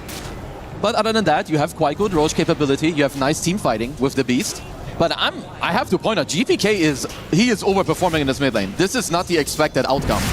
You have to definitely overperform. Yep, as Bach gets taken out, blocked in there as the rotation from BB team comes to fruition. A good kill again for them. 2-0 start, 1K lead. Yep. And this has to be the move. Like, when you play against teams, the 5-minute move with a +4 can TP into the safe lane, you get a potential kill, it's nighttime. You link up together and you can go to the rune now at the 6-minute mark. And I am surprised that they can actually play through this mid lane very nicely, I would say, with GPK. Full HP, full resources, Raindrop, Fairy Fire, Coil to boot. It's going to be a fight for this rune if it ends up spawning bottom. It's going to see Miero get a crush on the bot side, connecting with Y. And he will back away as the rune is still top, I do believe. And it'll be a haste for GPK. So first power rune going the way of Backstreet Boys team. Let's see if the Boom Squad can make use of this haste rune, because while Necro is very good and he can be static, right, in the mid lane, he's not that good at like responding to side lanes. He's very slow early on until you have travels, and you don't really want to move like so much around on the map. And with a haste rune on Mr. GPK, of course, you can look for some openings. Still many members up here for BB team. And they might bring GPK over to this Wisdom Shrine, right? Minute 7, you've got the haste rune as well. As Miero gets gone on, going to get off the crush onto Y as a TP. You know, nice shards blocking him in, but reinforcements have arrived as Jinkyu getting gone on now by GPK, and Miero is going to ensure the kill. Although has to be a bit careful, gets off the crush, and the inevitable kill onto Jinkyu comes to fruition. Kateomi, we've seen this not too long ago. The Undying is very good in these engagements. Puts down that tombstone as the Reaper Sight will bring the Undying to his grave. The axe is coming out as XM getting extremely low. Another death pulse, but the snowball is going to save him for the time being into the Lone Druid. Kiritich extremely low, will get the kill, gets a fear away, trying to go for the Wisdom Shrine, but he gets axed in the end. And after all of that, Bach retains. Yeah, they still have to kill these pesky zombies. No vision on the tombstone overall. Very, very clutch. Yeah, honestly, by nearly everyone involved. Without that snowball, XM definitely dies way earlier to Kiritich in that rotation. But GPK, top of the net worth, as is Kiritich on the Lone Druid. You know, the Lone Druid is maybe a bit more expected, but the fact that B-Square team here have a top net worth puck at this stage against a Necro, that is not normal. You say the Lone Druids expect, I feel like every game, including the one yesterday where they won, it's been bottom net worth the entire game until like maybe 40 minutes. Player issue. Okay. I think I've been very impressed with Kiritich, who, you know, when you talk about the experience-wise, you know, for BB team, I would say he's the least experienced. All the other people have played multiple TIs, have done very well, like all the EWCs. Yeah. But Kiritich, he's been really, really stepping it up. Yeah, this GPK will find himself a couple of bounty runes, not too shabby. Has the damage runes still bottled. As we'll see what UC gets out of that. And XM, no big surprise. Although, maybe it is a surprise. Do you typically go the Boots of Travel before the Radiance in the mid lane? Like, if you have an ultra-free game, you can go Radiance. It is, like, quite slow, but I like the travels. I think it's, like, it's one of the ways you can more easily move around the side. And also, you have an offlane Beastmaster. He's gonna have Dominator eventually, so anytime there's a roar, you travel on top, drop the scythe, take someone out of the game.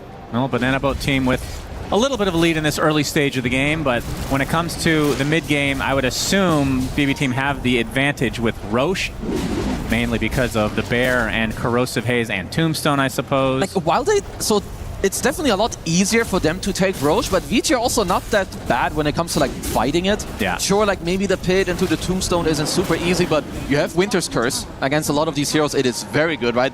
Corrosive Haze, the Bear. And this is what we saw them do yesterday. Stack up the triangle. You know, even though Bach maybe doesn't have the best early laning stage, he can just fully recover with the max access. And this GPK still not opting to use this damage rune quite yet. It's gonna end up popping on its own accord here pretty soon. It's very nice if you can hold these runes like as long as possible. Like, a lot of the things in Dota is not just about using it, but more like the threat of it. Oh, he's got a haste rune, we can't make any moves. He's got the amplified damage rune, because now he still has it for the 10-minute rune fight that's coming up. That's true. They're pressuring this tier 1 tower now. And XM can only look on. We'll see where this next rune pops. It ends up being like an arcane and damage rune combined, which it'll end up being the bot side, just a regen for Miero. Nice cover from him. Can hold this for GPK.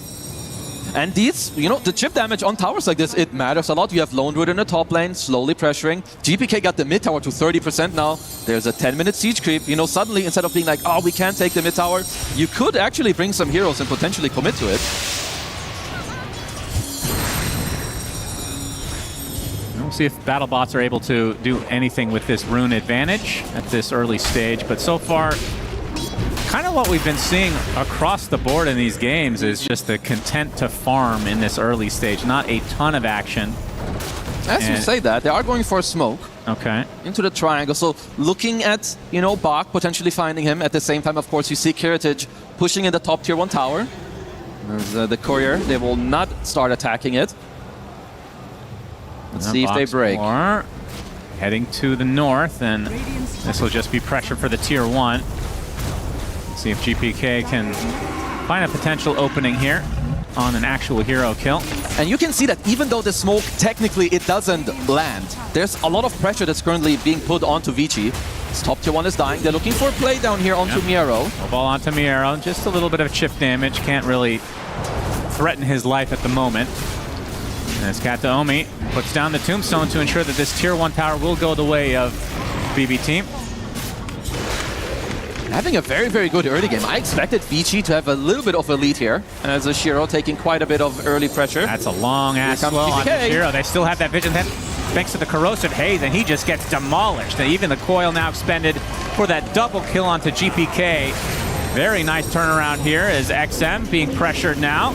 Already at half HP is Kataomi coming from the south. That's going to be a 3-for-0 as BB team will likely get the tier 1 tower as well.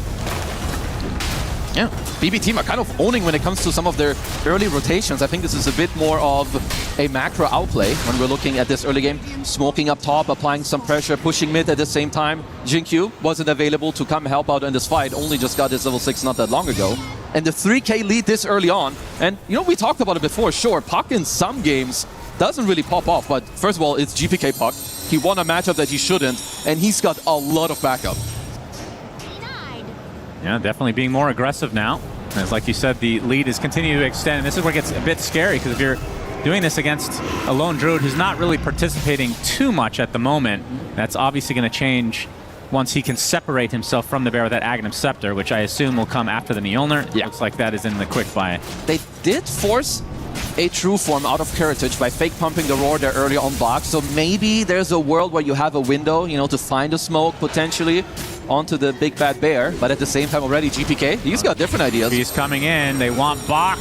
Illusory Orb's going to hit. They get the Waning Rift as well to the coil. Is there any follow-up, though? The bear finally comes out as they get the roar and the curse at the same time. Not the greatest layering. With that, Vici have to run away. Jin Q likely to be the sacrifice. Definitely not what the doctor ordered. Killed the Necro as well. Died somewhere off the map in the mid lane. Wow. Blink reveal from Miero. Okay. And this is another, like, a great feature of when a team is in the zone. You can make multiple plays at the same time very clearly. They attack top with 2. In the meantime, Miero and Save, they're not looking there. They know the job top is done with just 2. So they keep going to the mid lane, and now 40-minute Wisdom Shrine, 15 seconds here for the Bibbidi Bobbidi team. Yeah, Banana Boat team are really doing a good job here in the early game. And it's going to be pretty tough for Vici to get their own Wisdom Shrine, like you said. Got all these creeps now pushed up, and Save just waiting it out, and looks like it'll be a freebie for him. It's funny, like, also how Dota works is that if some things don't go according to plan, like, you would expect BB team to be the team that has to play slightly more defensive there behind, but they're kind of full just reverse Uno with this GPK early game performance where now it's Vici Gaming. They have to wait. They have to wait for the Helm of the Overlord. They have to wait for the Radiance on XM. Even Shiro on the Klings. You know, he's no Deso yet. He's working on it. Might even go for the Shard first if he feels like he has to play more around the map. XM did change his mind, by the way. It will be the Radiance first. Yeah, because at this point, I like it. Like, when you're down 4k gold, you're never going to use these Boots of Travel aggressively. Might as well go for the more scaly item. Try to speed up your game as much as you can. I mean, from Vici's perspective, when is the time that they can actually start fighting?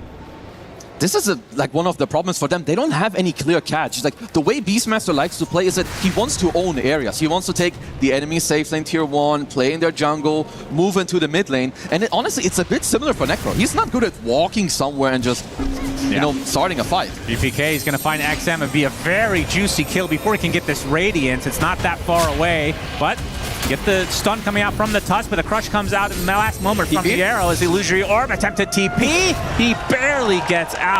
Big getaway there for XM. That would have been quite crippling with the Radiance not too far in the future. Yeah, very, very needed survival there for XM. And yeah, just to talk about when they can fight, it depends a little bit more. I think when BB team overplay, I think until then Vici are very happy if the game like kind of scales and slows down. You can see that Jinkyu going for max out Splinter Blast, and I get it. You want to slow down the push, get some couple items, and I like the stuff he has queued up. You know, sometimes you can say, oh, Jinkyu, he's so greedy, but an Orchid in this game can be a huge difference maker, especially against the GPK puck. Yeah, you don't want to allow these idiot puck guys when they have top net worth to just be like, woohoo, I go Witchblade, I go Blink, I go Parasma, and just go full out aggression. I mean, he is buying a Yule's next, though, already. He gets it. GPK. As we see the replay here, XM just barely getting out. Of course, it was waiting for that Crush, and that's all he needed, apparently. It was very good cover, of course, by Y. Initially tanking the Sharpshooter and coming in with the overall saves to get XM out. You can see them here. They're in good spirits. They understand, you know, Necro still can have a very good mid to late game. Bach, already Corrosive Haze applies. We'll use the Roar, but he's completely outnumbered. And a Tombstone is placed as the reinforcements finally arrive. They're going to get the push into the Reaper Scythe as well. They do get the kill, turn around onto Kataomi, but XM bites the dust to the Sharpshooter. And now the Curse coming out. A lot of damage applied to Miero, not quite enough for the kill. Coil's not going to connect as GPK looking to finish the job as Save is just racking up the kills apparently on his Hoodwink. Double kill for him. Ends up being a 3-for-0. Very close, Vici turning that around, but in the end, they lose everybody that came. Save has 8 Vessel charges at minute, I mean, that was minute 16, and it's a Vessel against Winter Wyvern and Necro, which absolutely hurts. Later, he can also go for the Shard, right? You buff up a little bit more, spell amplification into your entire draft.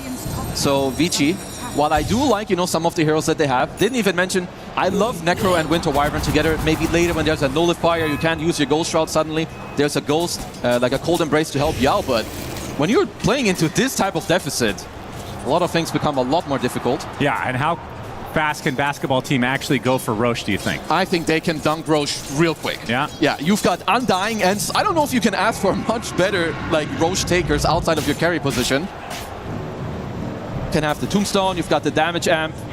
Well, luckily for Vici, the Golem is on cooldown here for Kateomi. And Shiro will show himself, just a newly picked up Desolator, but like we can see on the other side, Roche will be cleanly taken by BB Team. And I like this too, from GPK. You know, it's about some of the small things. You know that there's a very small chance Vici contests this Roche. Even if they do, you can just TP like GPK is doing, as they want to hand him the Aegis. But in the meantime, he was defending the top tier 1 tower. Safe. Bushwhack into the dust. They actually find the Clinks. Already at half HP. Gets crushed and destroyed. No time to do anything for Shiro. And Bowling Ball Team are really snowballing this. With an 8K lead now, Aegis still intact, obviously, and they can just push down any lane they want. I mean, honestly, these guys are just striking everywhere on the entire map. You can also see how fast they're playing. Like BB Team, full confidence, very little pressure on them. As they are TPing up top, they have a very nice lane ward, where Safe is also spotting them. Yeah, Mira looking for an opening. Gets the Corrosive Haze into the crush, though. The Snowball going to save Bach for a little bit, but the Bushwhack onto 2 with the coil to follow. Just way too much damage for BB Team. Not even close. And this is going to approach the 10K lead mark, or 10K net worth lead at this stage of the, I mean, it's 19 minutes in. This is absurd levels of play from BB Team. These guys are zoning, like, pretty hard. You know, first GPK defends top as they take Roche safe. In the meantime, while Roche dies, sets up the mid play. Immediately after the mid play, he TPs top towards the lane ward. You can just tell they have a very nice read and grasp on the map currently, trying to push back everyone. Not too long away, we're going to see that Tormentor taken out. And of course, with the Corrosive Haze, it's going to be easy pickings for BB Team. Slaughter it's another benefit of this hero. Like, you're not just... you own a lot of heroes because armor is... Obviously, you can buy Lotus Ores, but it takes a while. But you're so good at both Roche and Tormentor. Probably the best hero at amplifying it. It just feels like Shiro just finding scraps across the map. It feels like that's the case for every core on Vici's side, as the top 3 net worths in the game are all cores from BB Team. And we've seen more and more shards on the Undying, especially Kateomi. I like it here. I love it, yeah. And he's been buying it in any game, but especially in this one. There's a Scythe, there's a Roar, Winter's Curse, everything. Like, they already have so many good things available. And with the 2 shards that they bought, you know, that means one of the cores could even get a shard for themselves. Or just the Boomerang, which it will be. They will be quite happy about that. You have physical damage amp, you have magic damage amp, you have overall damage amp from the Undying. Did lose their top tier 1 tower, but it is like, this is not how you want to play Necro. Necro he wants to vacuum the entire wave with Radiance travels. Yeah. He doesn't even have boots of travel, as he had to deviate his item build. Kiritich has got his bear now. His baseball team ready to push even more. And Aegis online for another 2.5. No rush for BB Team. No, absolutely not. Because now, gonna wait for this Wisdom Shrine again. It's got the Ags available on the lone, so Kiritich can just take the bottom shrine. They actually find a connection onto XM. Just creating a little bit of space so they can steal this bad. Oh my god! The burst damage is absurd. The coil still expended onto the Beastmaster. A nice curse, though. There's a lot of damage onto XM. The Roar comes up with the last soul rip into the Tombstone. He grabs his ally, and this is just looking not remotely close. Double kill for GPK. Looking for Shiro on the backside. That's the only member of Vici able to get away at this point. And GPK picking up his shard in base.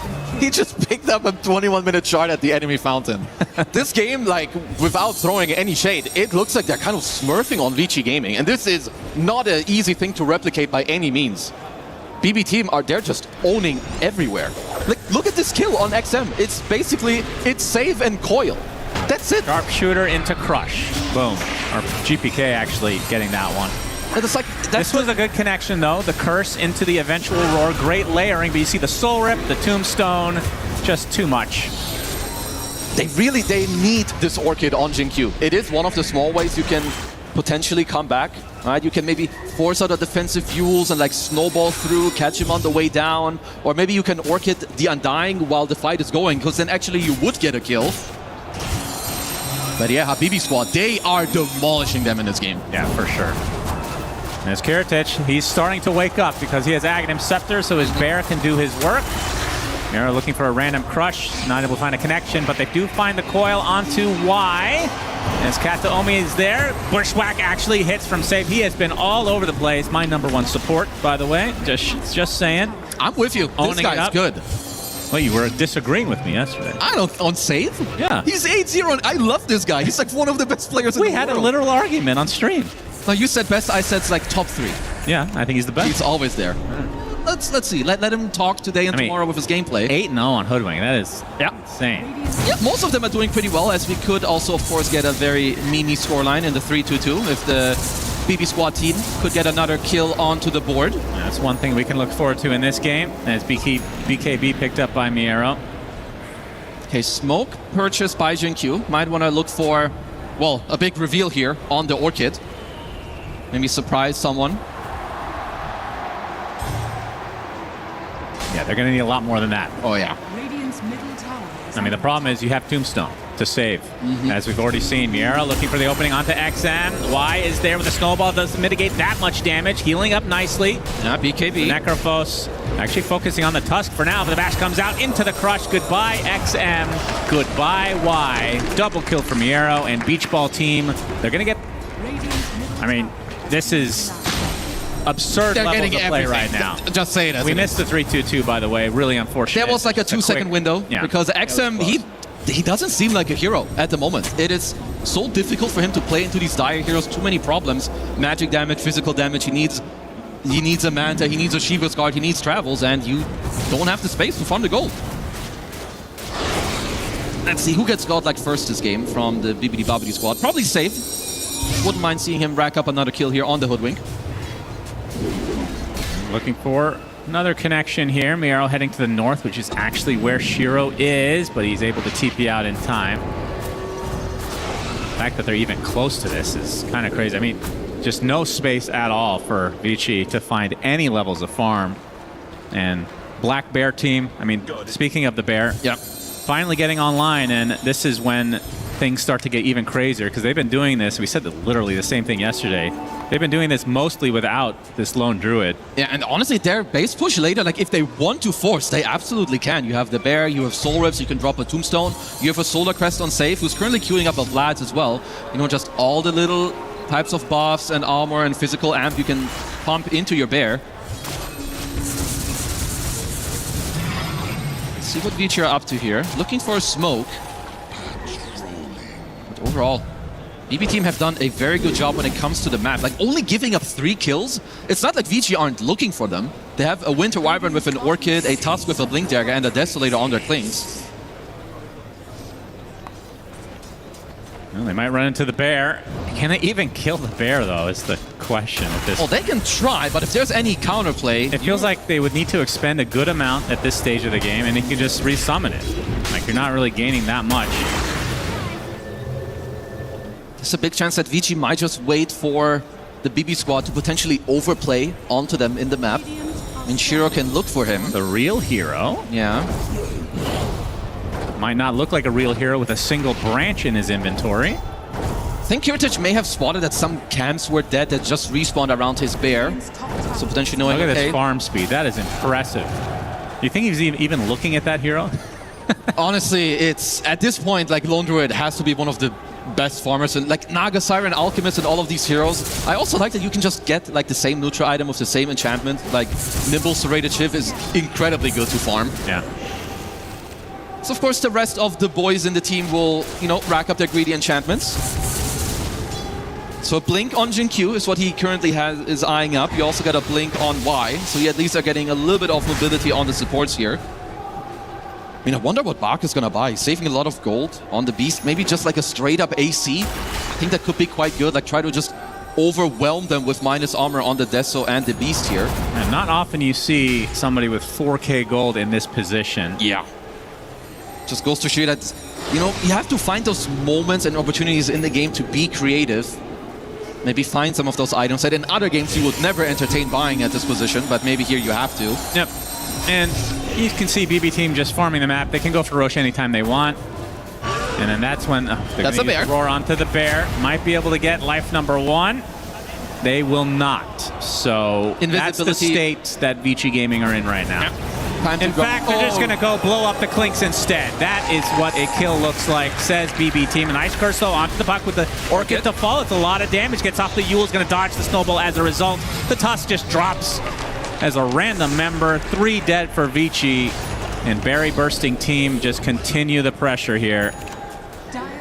They are kind of just owning through this entire map, right? Like, Bach couldn't really connect, like, XM as well.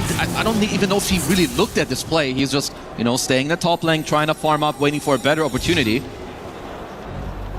Definitely a bit of a misplay earlier, not having any detection against the bear, and then just getting counterplayed. They're doing this without Aegis. They realize how ahead they are.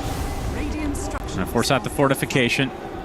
You can try to force them all to base and then still play. You can play for Roche anytime you want here. Yeah, they're gonna back away, play discipline, which has been the thing I've been most impressed with BB Team is they don't really throw leads all too often anymore. If you go back, I mean, I know the roster has slightly changed, but even just GPK alone, they had a propensity to do so like no other team, I feel like. No, these guys have all improved massively, not just individually, but I think as a team.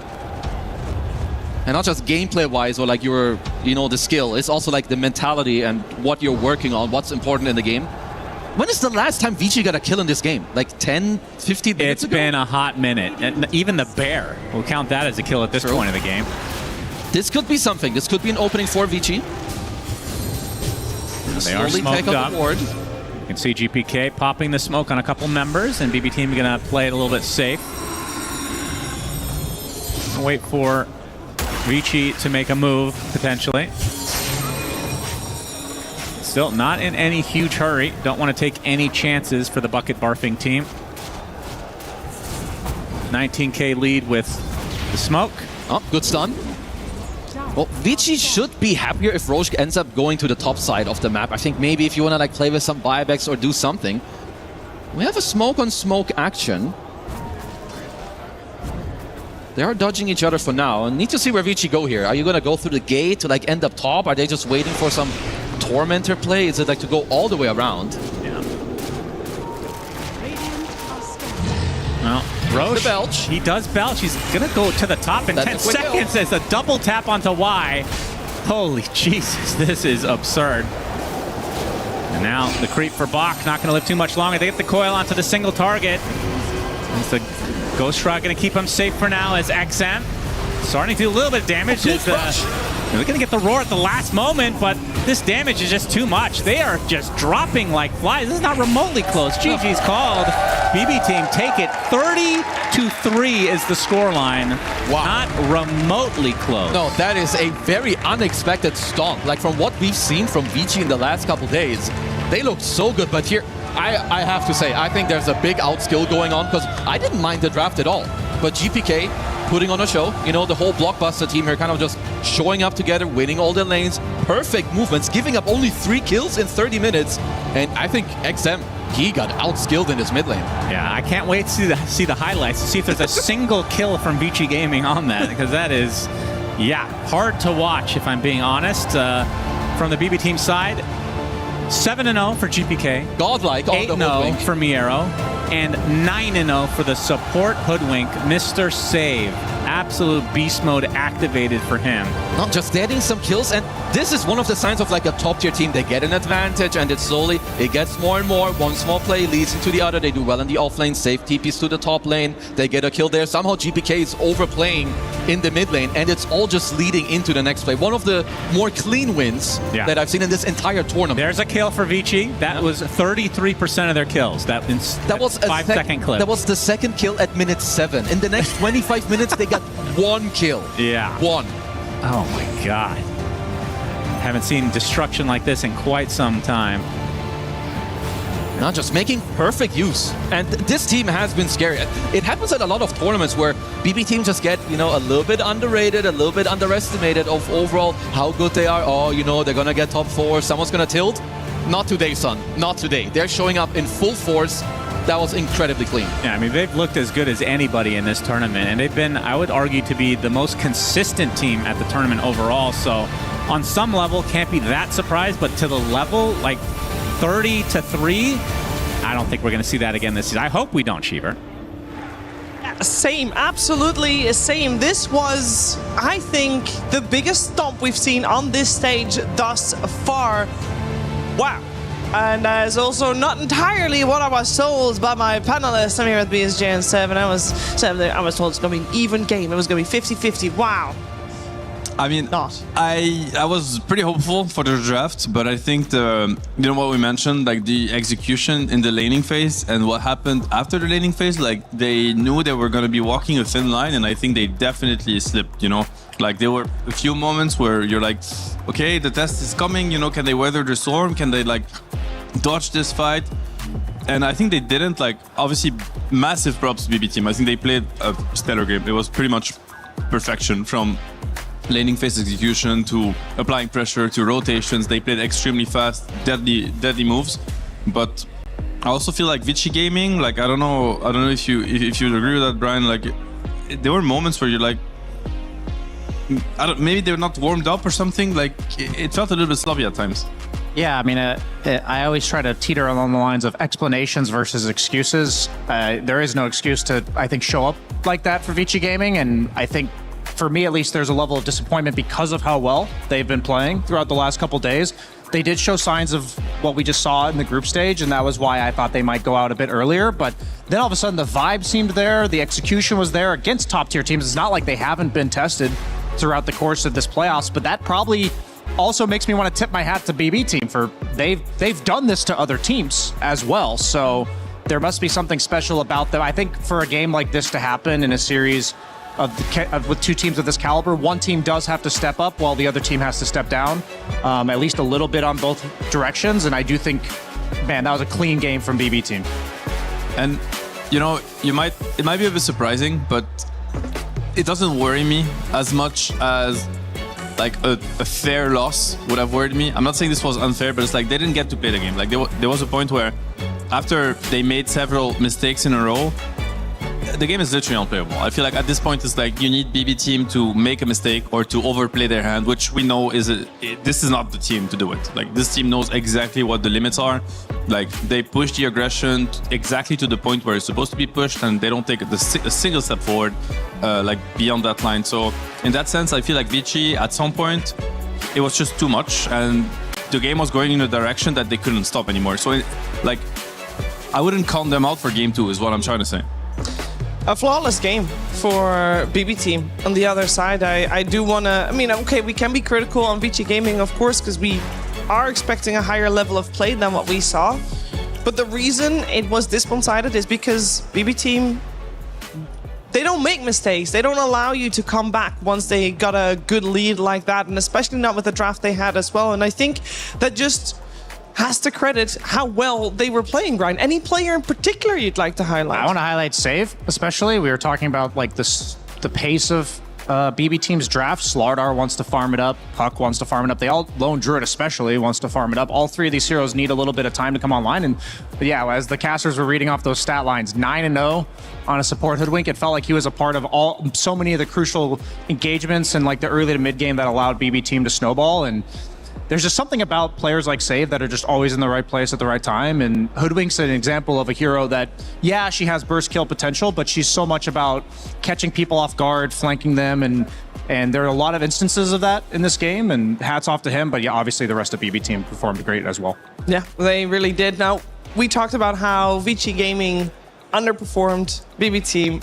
Incredibly strong. We've got examples of both of those situations, starting with the unfortunate underperformance for Vici Gaming, I believe. Yeah, so we were talking about it before the game started, but this is a clip of Vici Gaming basically making the type of mistakes that we can't afford to make in a series like this. So they get the curse off really nicely where the Lone Druid Bear is going to be hitting GPK, but then right after, Bach roars, which then not only layers the stuns, but also knocked the bear back so that it wasn't attacking and killing GPK. This is only a 3K lead at 13 minutes. We've seen plenty of games stall out from this moment and the team can level it out, but that did not happen in this game because of plays like that. As you showed, I think like this was a kill on Puck. Like honestly, it would have been the biggest kill they got the entire game.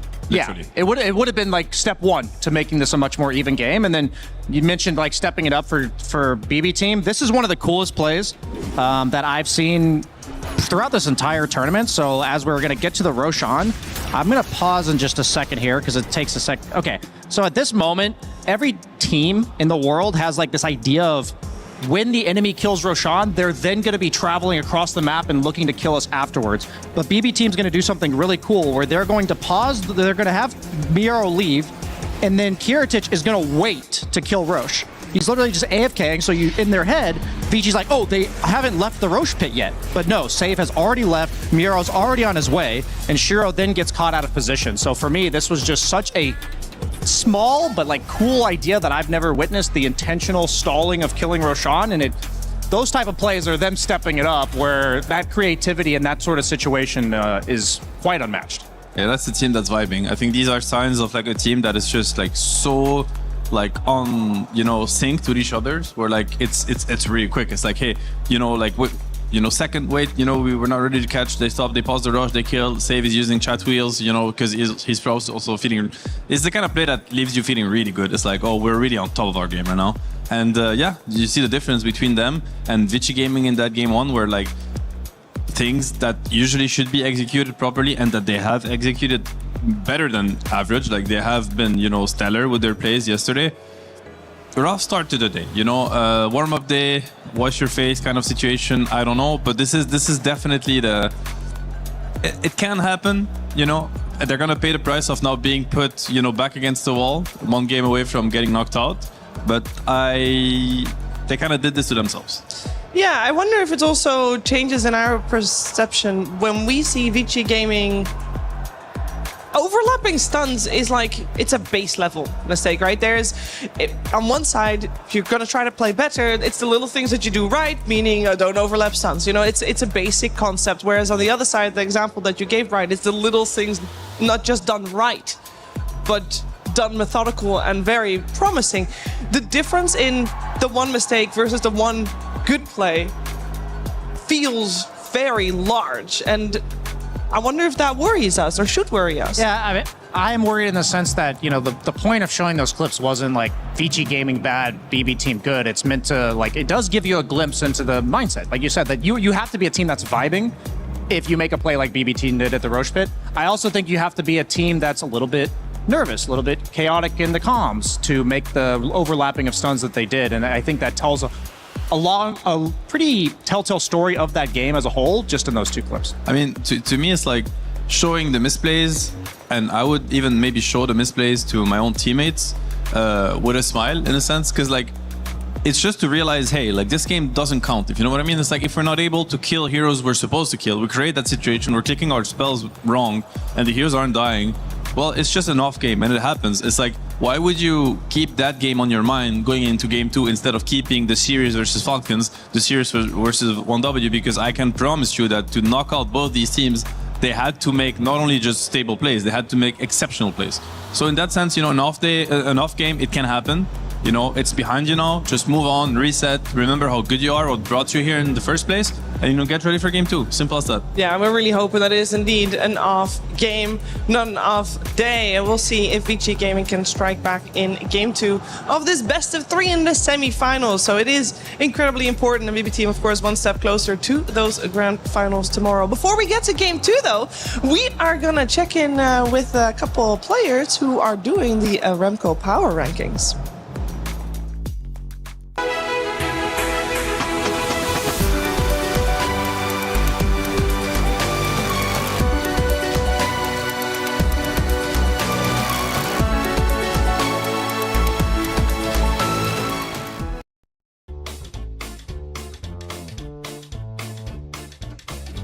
Hello everyone, this is Seb. I'm joined with BZM and Ari. There's been many rosters in OG. It became a joke at this point. We're gonna remind ourselves some of them, and we are gonna rate them on the tier list. I suggest we pick one of them up and we'll say who's on that team and we rate.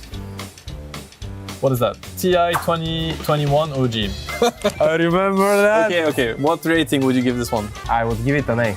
You would give it an A? High? They were closest to beating Team Spirit. We were 15k lead on them. And they had insane strats. B is fine, yeah. You agree with B? Let's agree on B. Yeah, B is fine. Another one. What are you choosing? EWC 2026 OG. Well, What do you guys think? I mean, they didn't make it out of the group, so it cannot be high. I do think the potential, if I had to rate the potential, I think it could be B, I think it could be A. Wow, C or D? We can do C. Results matter. No result today. OG. Okay, OG. Too old for me, it's on you. Moon Meander, Miracle. Miracle, No Tail, Moon Meander, Crit, and Fly. This is like the Frankfurt major winners. At least A. It will be an A. Of course. Alright, one more. TI7 OG. I mean, I would put them lower only because they're competing against Miracle. So they go on A, one tier below. That's it. Wait, 2020 OG? What was that even? That was with Saxa? Mid1, Thompson, Sepp, Saxa. Okay, that's the LA major. I'd give it a C. I'll pick 2024 or too early? Yeah, That's ours. it's that one, yeah. Of course, we don't have any wins to our name, but I do think we're better than the ones below it. You know what? I'll put us above. It's the three of us. What are they gonna say anyway? They're retired. They're washed. Like, nobody cares. 2025. Name the roster. Oh, that's your choice. We have Shad, Stormstormer, Mixer, Dayspeed. Next. Seth's not happy about that one. 2022. Wait, Yuragi BZM, Plaga, ATF Misha. ATF Misha. Yeah, that's a good one. I mean, you stood in for one of the wins. Yeah, I stood in. But it was that roster. You won 2 tournaments. We did. So you have to rate it quite highly for the 2 wins. I mean, okay. A. I think that's reasonable. You got two wins. That was a good team. We're missing 2. Just put it. So would you say this was the strongest OG roster, or it just got the best results when it counted? In TI8, no. In TI8, this roster was stronger, and this roster was stronger, but this roster was more fit for pressure, in a sense. And then but TI9 it is was not just the even best close. roster. Yeah, You guys just persevered the last one. 2023. We had Masters specifically. Why is BZM laughing? So what were your results when we had Masters that year? We lost in group. It's a D. Come on. You just put it. You guys describe it like very badly. Describe it like it was a really rough one. It was not good. But the thing is, I don't remember. This is too harsh. I'll do this. This is quite balanced. I think this looks fine. Yeah. Well, great job, BZM. Thank you. A pleasure working with you, as usual. Great job, Ari. Pretty good. That was it from us. Hope you agree. And if you don't, well, I mean, not much I can do about it. Bye-bye. He thinks he can come in here and play my game. Let's go. He knows nothing. Let's go! Tyler, one, you're done. Raw energy. Half and blow the house down.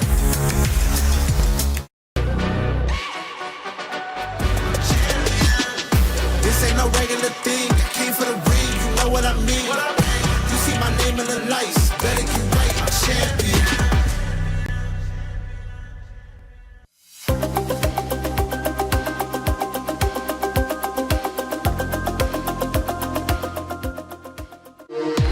We were there.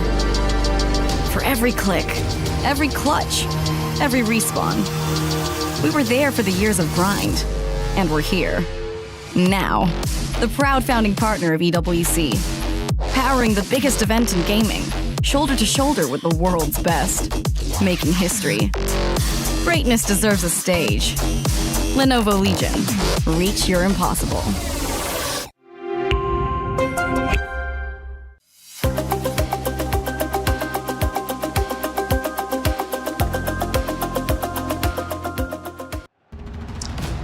VG Gaming versus BB Team Game 2 coming your way, and we've seen VG Gaming as one of the teams that has made large adaptations from the group stage onto this semi-finals, but they need to adapt more now than ever, as that first game was not close. BB Team ran away with that one, and we're about to get into the draft of Game 2, and there's one elephant in the room that I must address, because both my panelists said, well, you know what, Lone Druid's overrated, and then he got paired up with an Undying. You can't let that happen, Seb, please. I mean, I deserve to be called out. I disrespected the hero, but I'll stand my ground, Shiver. You know what? I'll stand my ground. I still believe Lone Druid is, you know, Yes. This one is hard, huh? Maybe I should have backed off, actually. I'll reflect on that for tomorrow. But for today, I'll stand my ground. I do believe Lone Druid will not be the, part of the first, line of contested heroes for the grand finals. But we'll have to see. It looked absolutely dominant in game one. Maybe I am completely wrong. I would be surprised if they don't readjust it for that game, though, because it must have felt that bad to play that game that you just want to play another game no matter what. Yeah, when I was looking at the draft, like obviously the Lone Druid Undying lane is about as scary as it gets, the Undyings and the SFs and all that kind of stuff, but the thing for me is I think that Slardar pick was relatively genius from BB Team. When there's been times, I think it's really important to note that there's times where people block pick, and we saw that yesterday from Nigma Galaxy where they block picked BB Team with a puck because they didn't want GPK to get it on last pick, but they picked the puck into a shaman. So you're block picking you're making the sacrifice of basically picking a hero into counters in order to not get it picked against you. But they also had Slardar into Clinks, which is a very good matchup for Slardar. So you're simultaneously block picking while also counter picking at the same time. And I just think those sort of things will absolutely win you drafts on top of execution. I think the drafts were relatively even, but that was, for me, the highlight strategically from game one. Did it feel to you that Necro was like comfort enough for Vici, or do you feel like they were, maybe like going for it because it made sense, but didn't feel, good playing the hero? It was really tough to say because that one rotation at the 7-minute Wisdom Shrine where he dies, like we talked about Necro being a vacuum of pressure in the mid lane, and literally one play like that can nullify that entire presence that you have. Suddenly GPK is like even with you on net worth. And so is that an individual mistake from XM? Is that a team misunderstanding of Necro? It's hard to say for sure. Like if it's just an individual mistake to learn from, that's fine. But if it is like a team thing, then I think it did look a bit off, I guess would be my answer to your question. But I do think that one mistake says a lot about their understanding of the hero as well. Yeah. Vici Gaming, they go back for something, that brought them a lot of success yesterday. Obviously, in the cuddle, most likely to be played by Xinkyu and BB. I mean, they just, keep on the Undying train. Like they remain there. This hero has been incredibly successful. Like every game we've watched it, I don't think there's a single game where we were like, this Undying really got countered, and it. Because there were metas where Undying could also just be a burden. Like it just does nothing. Sometimes it would even lose its lane, and then you're just there, and all you do is just like frontlining, dying, eventually getting the tombstone off. It feels like a completely different hero right now. It's just so hard to deal with. Like it starts with the laning phase, the early game presence. We've seen, wisdom fights with tombstone. Like Malady is probably the specialist of this one. At every stage, it gives you Roche. Also, it gives you like objectives with the flesh golem. This hero is just incredibly strong right now, and I'm hoping that Vici Gaming will just put enough respect on it. How important is it to have a tombstone hitter when you're up against Undying, even if it is a +5? I think it's crucial. I think it's one of these heroes like Phoenix, for instance. It's like you just can't ignore that spell. You just can't pretend it's not just another spell, especially now that they're willing to buy the shard early and abuse the save, which I think is like one of the best shards like in the game. So in that sense, I think you always need to have a tombstone hitter. You also need to be able to take down this Undying, for free, we would say, in the sense like without using key resources, because he's not a core hero. But we heard players complain about playing versus Undying, like we have to deal with 4 core heroes, because that's how it feels at times. Like he's just standing there in the front, and you feel like you need to click spells on him, but you don't want to use Necro ulti, for instance. You don't want to use like certain items or abilities, so it's tricky. Yeah, there's usually 2 options, or I'd say 3 options for Undying. One is obviously be able to kill the tombstone. 2 is be able to like force out defensive spells without committing. Like heroes like Hoodwink are a great example, where you represent a lot of long range bursts that might need to be saved from before they even go in. And then you also have heroes like Storm Spirit that can go on the target and then easily disengage. And that's what I think they were going for, is this poke and prod disengage strategy. And then when you look at the counter from BB Team, I think it addresses that near flawlessly. You have the Shadow Shaman that they already picked for save yesterday. The best, like him and Lion are the 2 best support disablers against the Spirit heroes. And then Ember Spirit, also one of the hardest heroes to disengage from.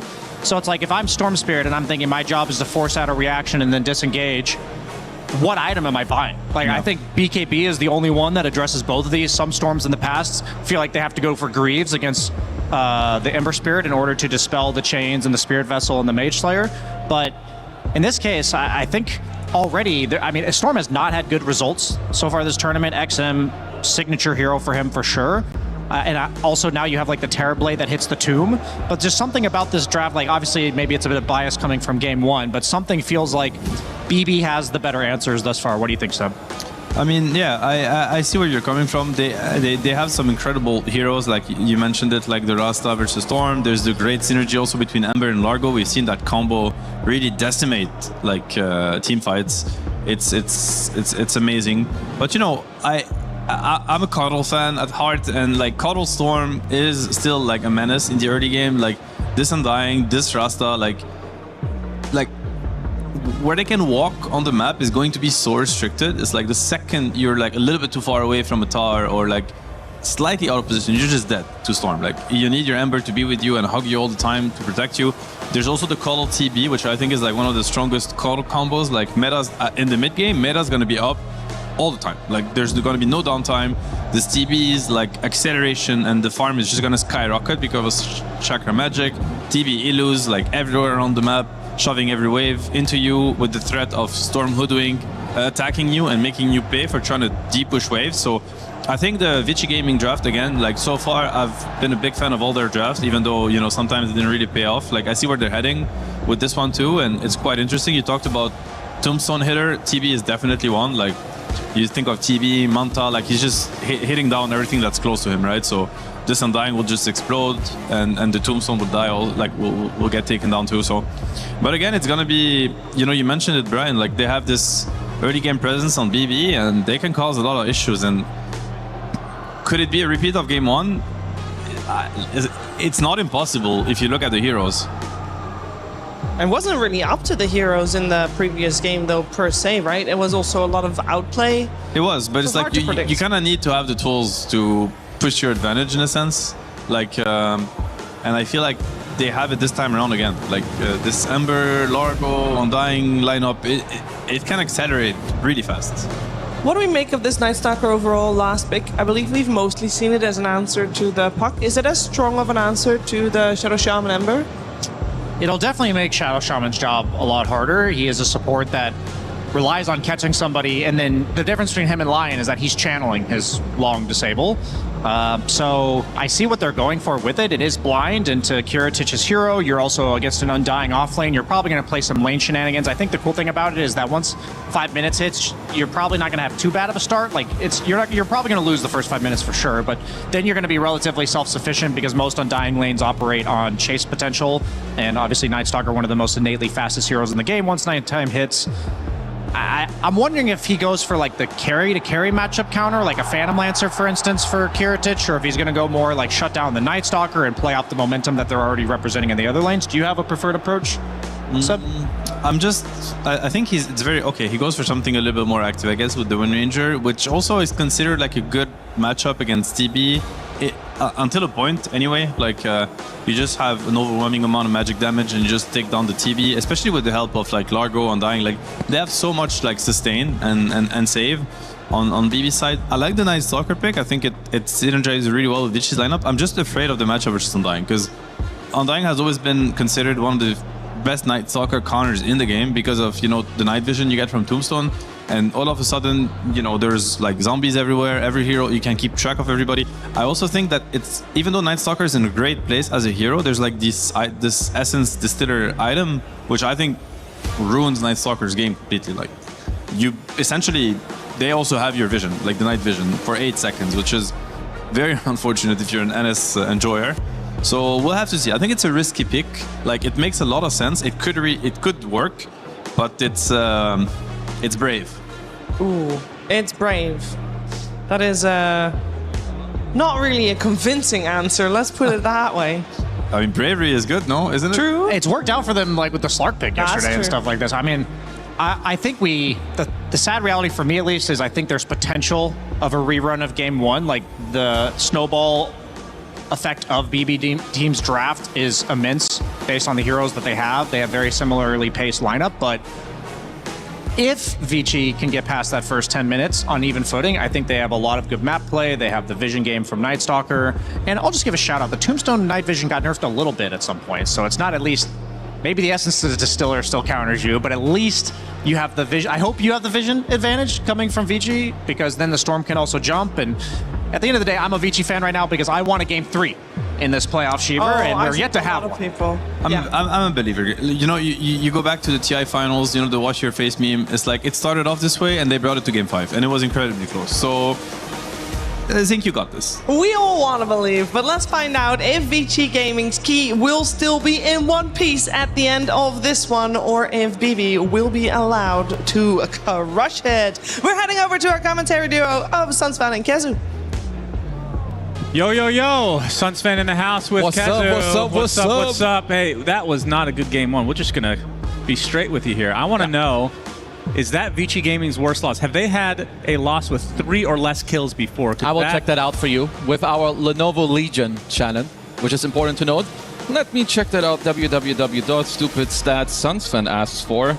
They have never in their history lost this badly. Wow. They've always had either 4 kills or more. So GGing at 33 minutes with 3 kills, I'm expecting a better game this time around. Oh, it literally has to be, unless... it's not a given. I think it is. We're going to see a better game number 2 here between Vici Gaming and BB Team. And remember, whoever wins this series goes to the grand finals. Loser goes to the 3rd place decider. Yeah. Nobody wants to be there. No. That's the toilet bowl match. We'll be casting that, so it's going to be a perfect cast perfect for us, at least. Perfect cast, just right down our alley. But the thing is, you don't want to be in that position. You want to punch back here if you're Vici. I am a little surprised that they let Kateomi have Undying again. For I don't know how many times this guy has played the zombie in this tournament, but he does seem like one of the best Undying players. Yeah, it has been quite solid, and it's been a big move with the Wisdom Shrine. Yes. It feels like every single time it's this hero, regardless of the team. Script. Absolutely. Minute 7, execute, walk to the Wisdom Shrine. Malady started it, and, well, Kataomi trying to finish it here, at least for this series, on the Undying. We're going to see some new picks, though. We see Miero picking up the Largo. He's been, I want to say, one of the most consistent Largos since the hero's been in Captain's mode. I feel like I rarely see him have a poor game. GPK on the Ember Spirit, and Kiritich on the Windrunner as the carry. Both teams have a very good draft. I would assume that what Vici are going for this time around. So I like Caudle against Undying. You can kind of split the lane, right? You can always just push. Undying wants to run you down, your super high movement speed yourself with the Caudle. And Caudle drafts generally don't play on high commit, right? Like what Undying is very good against, he has very good team fight with the Tombstone. If you commit, he saves. But Caudle has a lot of heals. He's very fast. You can like maybe bait the Tombstone, maybe go on someone, back up your Storm with mana and keep going. So I like their approach here. Jinkyu though. Oh, he's taking a lot of decay damage and the right clicks from Kiritich. That's first blood already going the way of BB Team. Another good start for them, and they're against Bach on the Night Stalker, which is, for me, the topic of discussion. Yeah. Because, not to sound like a broken record, this hero is either setting the tempo and getting you off to a good mid-game, or it's just trash the whole game. Yeah. Which are we going to see? I hope that we're going to see a good game. The good thing for them is, though, and how Vici have won games in the past couple days is like early aggression and very good map play, right? When you have Night Stalker, you have crazy vision in the mid game. TB fixes your lanes, and Caudle deals with your cooldowns. And there's also a world, I think, where Night Stalker can build like a somewhat earlier shard in the mid game. If you get Chakra Magic, you have like double AoE on, on your Void, which is quite good. But yes, definitely a hero that can be shut down early on. I mean, where would you rate the Caudle pick versus other games? Because usually we see it coupled with like a Beastmaster. You talked about the Void. It's okay. Storm Spirit obviously quite decent just to get the mana back, and then Metamorphosis, which is essentially his ultimate, but not an actual ultimate. I still think it's very good, right? You're playing with Storm and with TB, so you have two very good matchups there. You can see that XM is taking a lot of pressure. This time around, doing a lot better, though, when it comes to the CS. Currently having a slight lead here on the denies. Shiro. See the Shackle onto Shiro, taking a ton of damage as Miero can't quite finish it. Nice bushwhack coming out from Y. Shiro obviously with, this hero picked because of the high armor gain that you're going to have throughout the entire game, but magic damage is a pretty damn good counter, and I'm looking at their lineup. Do you think that they have enough to burn through this guy? Wind Ranger has a lot of magic damage quite early on, right? Once you have like Maelstrom or later with some Mjolnir BKB. Also, Ember Largo is a crazy good combo. Also need to remember that Largo amplifies a lot of magic damage, which is very good against TB, towards like, especially in the mid game. So we'll have to see where Shiro can get, because later you will need an MKB this game to deal with this Heritage Wind Ranger.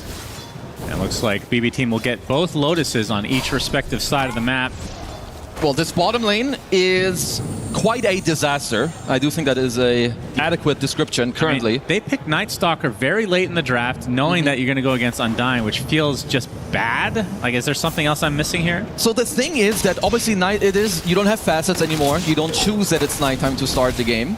And Save just taking a little bit of pressure. So you're supposed to lose in the first 5 minutes. It's okay. The problem is there's a difference in losing and then there's getting demolished. And this currently is a little bit over the top. As of course also Kiritich had the first blood. As they are pressuring Bach.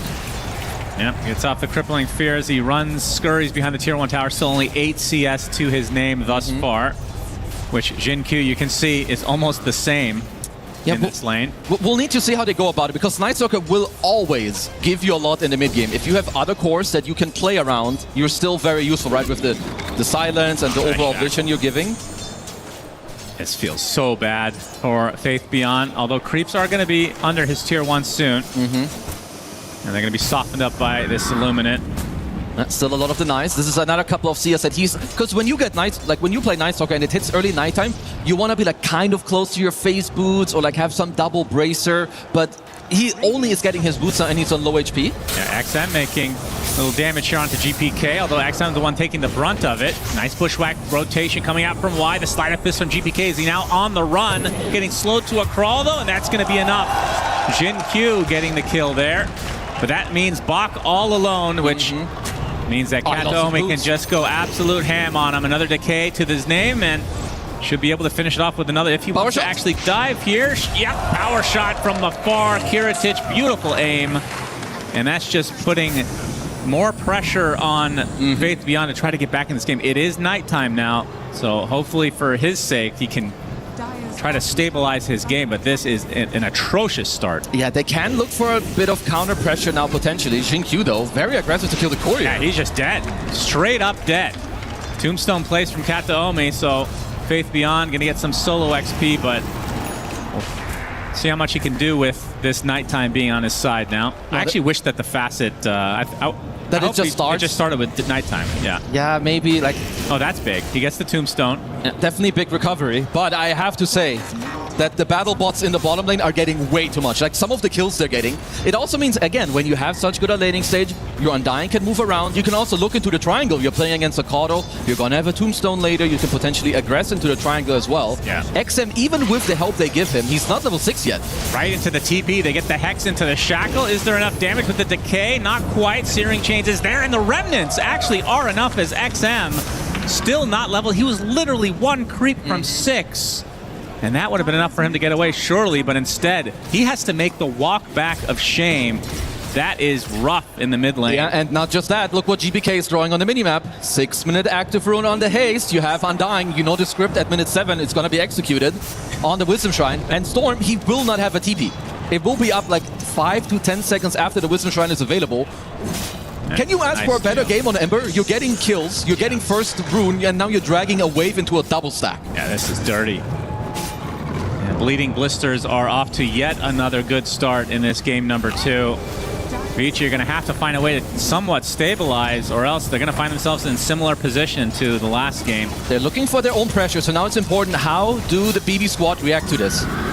Because if you know that Kataomi will take the bottom Wisdom Shrine on his own, you can TP everyone to this top side. Yeah, and they are attempting to contest as Miero inside. He's going to end up getting it for free.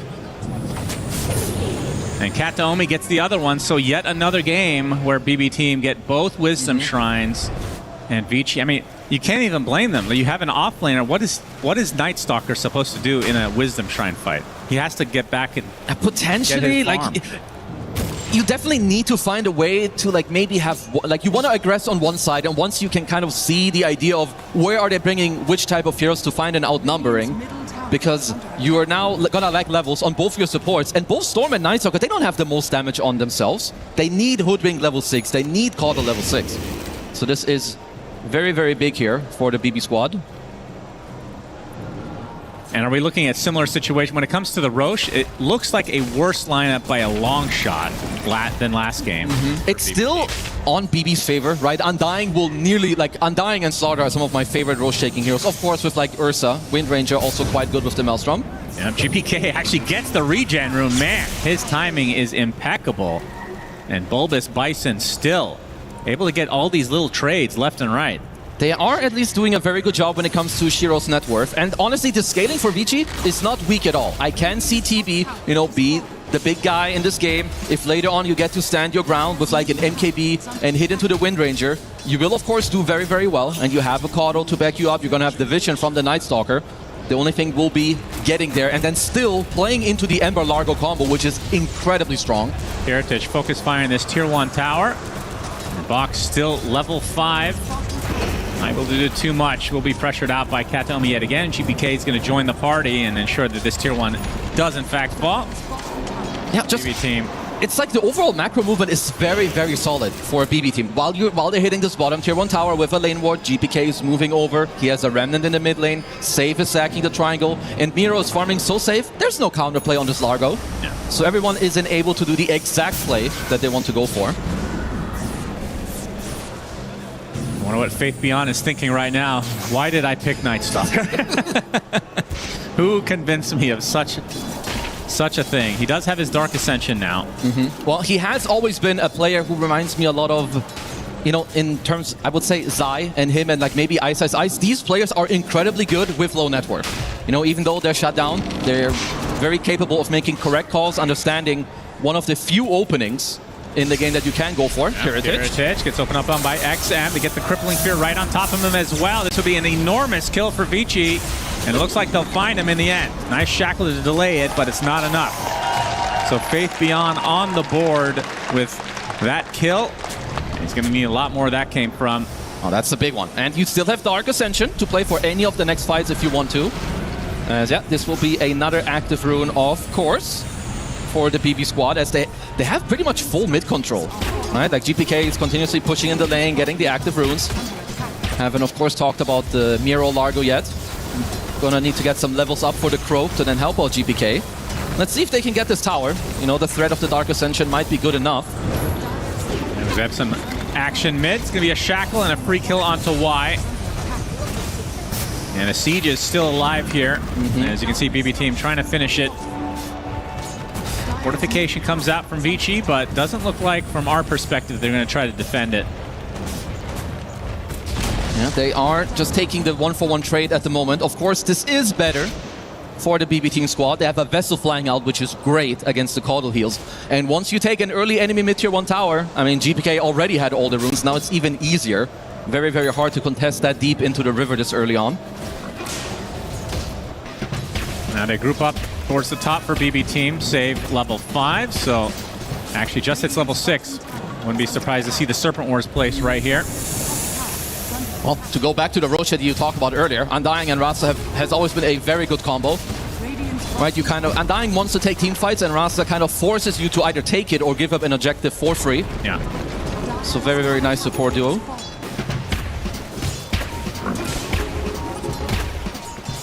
And Miero going to be going for the Meteor Hammer build, as GPK forcing Y out. Has the Spirit Vessel applied. XM just slowing him up, though, so can't pursue any further.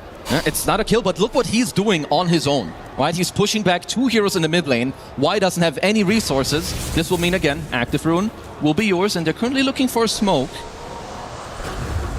Looks like Bach has a decent read, but remember that it is daytime. He doesn't really see much. Yeah, now slowed up a bit. Shackle, not going to hit, but they get the connection, and they're going to get the easy kill.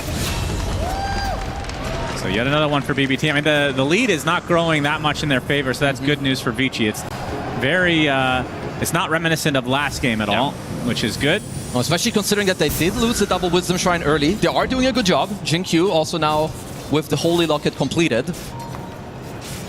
Because can never count out a TB, especially a TB Caudal draft. More illusions, less cooldown on the Metamorphosis. So definitely eyes on Shiro and his net worth.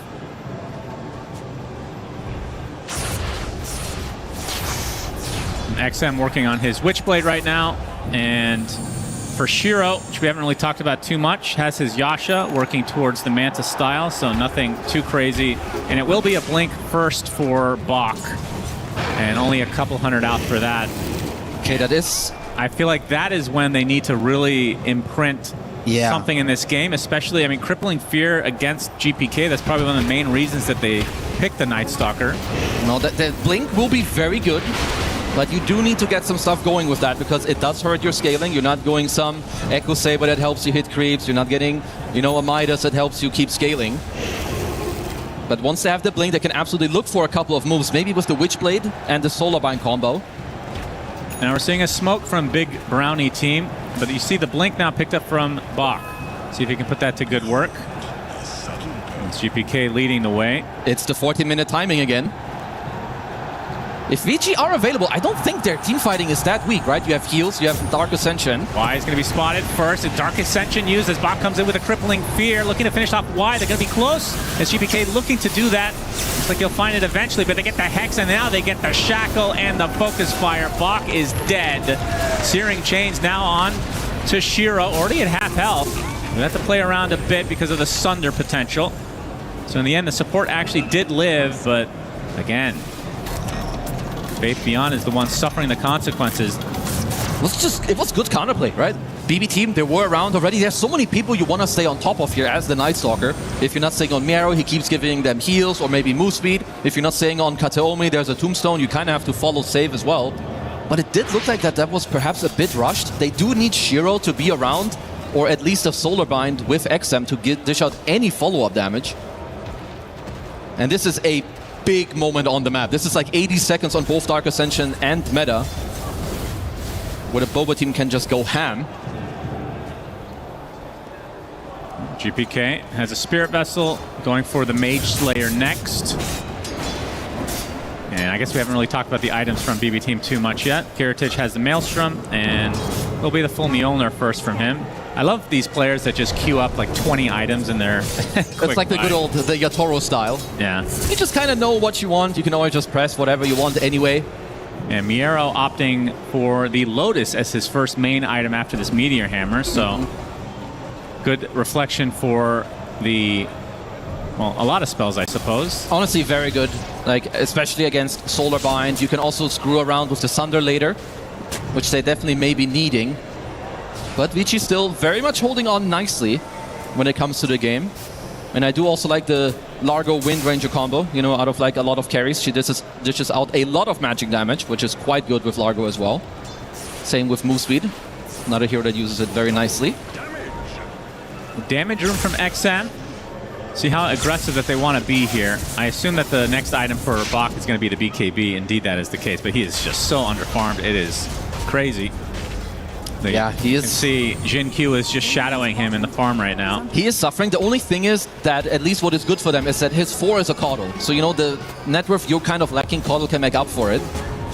They're looking for a play around the mid-tier 1. We'll find the Observer Ward. And remember also that they are, of course, playing with Night Stalker, so the vision should overall be in their favor. Bach looking for an opening. Not smoked up, though. Gonna wrap around through the triangle as GPK would be an incredible kill for them. He's gonna Remnant out before this even becomes an issue. It's a very good scan, but you can tell that, you know, while the game has felt like that BB are in overall control, Vici are currently finding a pretty good foothold on the map. They were holding the mid lane quite nicely, now a lot of top control, triangle control as well. And of course, anytime they keep scaling, Shiro may soon overtake Kiritich here on the network department. Yep, Searing Chains into the power shot, more than enough damage for GPK and company. I mean, beatboxing team, again, 8-2 advantage to start this game, but the net worth not like last game. Now, Vici, at the very least, are keeping up in the farm department to some degree, and a lot of it is on the back of Shiro's Terrorblade. And they're going to use this opening to take out Roche, which then will help them to, of course, furthermore take the map. I want to see how Vici go about this, right? You have Dark Ascension, you have most of your spells ready, and long fights could be quite good for you. Caudal heals, you see everything with your Night Stalker. This is a big moment.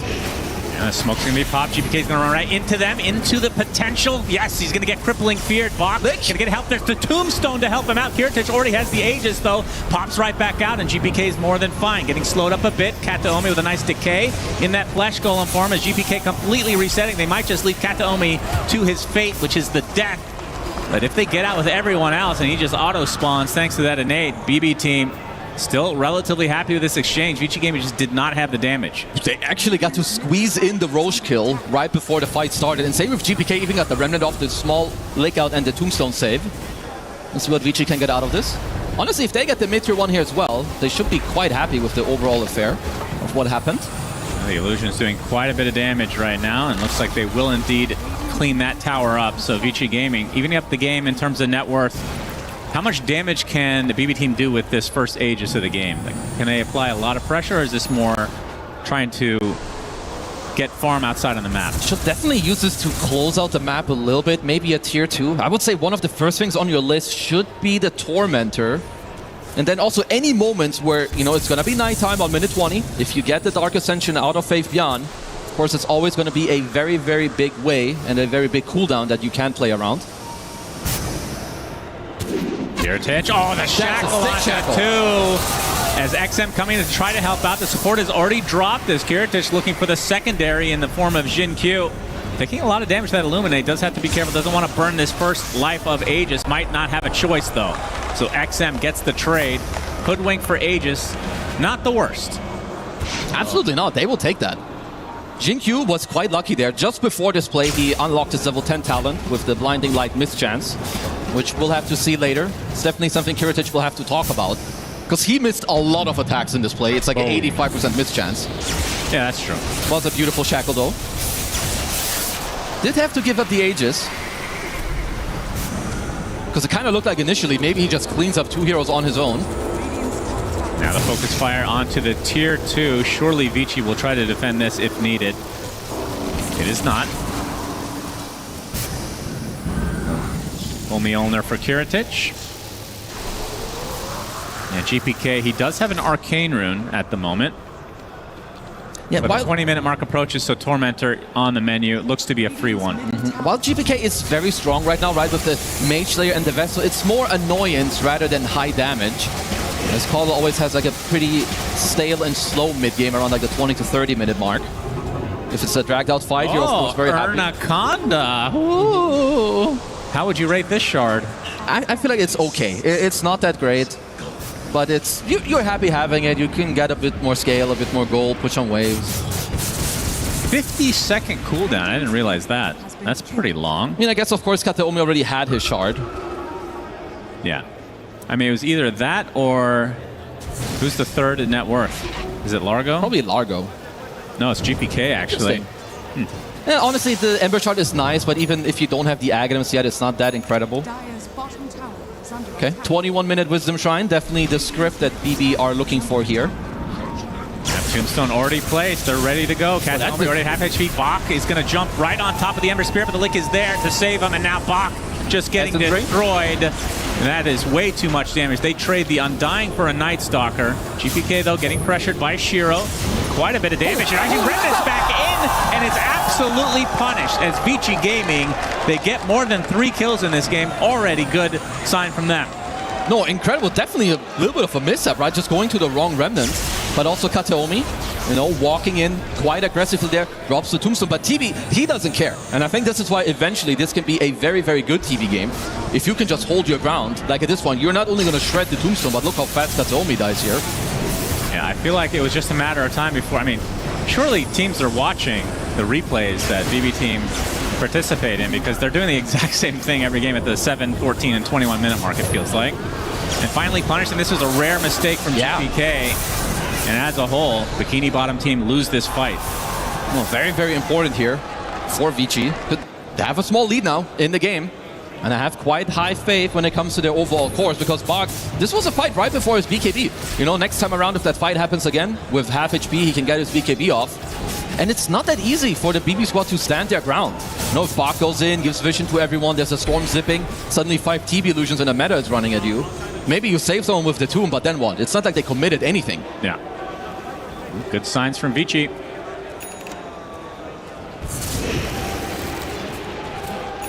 And the Aegis was burned relatively early into the timer, so there's going to be this kind of awkward silence, if you want to call it that, this awkward period in between. As BKB, who was that just picked it up? Should be Bach. Right, he's getting it. XM also just finished his, so... And it's this type of game where in the mid game it matters a lot when you think about it. Who's getting like more impactful items? You're getting a double BKB on Bach and XM, whereas if you look at like the BB squad, they're getting like way more defensive items. Like obviously Pi can help you. The next item on GPK is quite far away. Same for Miero. So while BKB can be seen as a defensive item for Night Stalker and Storm, it's what allows them to play so aggressively. There you have the Lotus now for Miero and the Shard, so crazy combination for him. I definitely need it. Right now you have multiple Lotuses. You can also croak up not yourself, but also one of your other cores. And you need this influx of magic damage, especially against the Shiro TV. Feels like the first time in quite a while that we've been casting Breaking Bad team where they have met some resistance, because it has been just snowball after snowball. And Vici definitely figuring something out in between game 1 and 2 here. Yeah, I'm definitely intrigued to see how the BB squad want to kind of deal with the state of the game. Because while TB is very strong and he will outscale a Wind Ranger, absolutely for sure, we've seen what Alargo and Ember can do. When they have a dragged out fight with Croak of Genius and they're just floating around, there's some catalysts, there's an abundance of magic damage. Interesting. Radiance for Bach?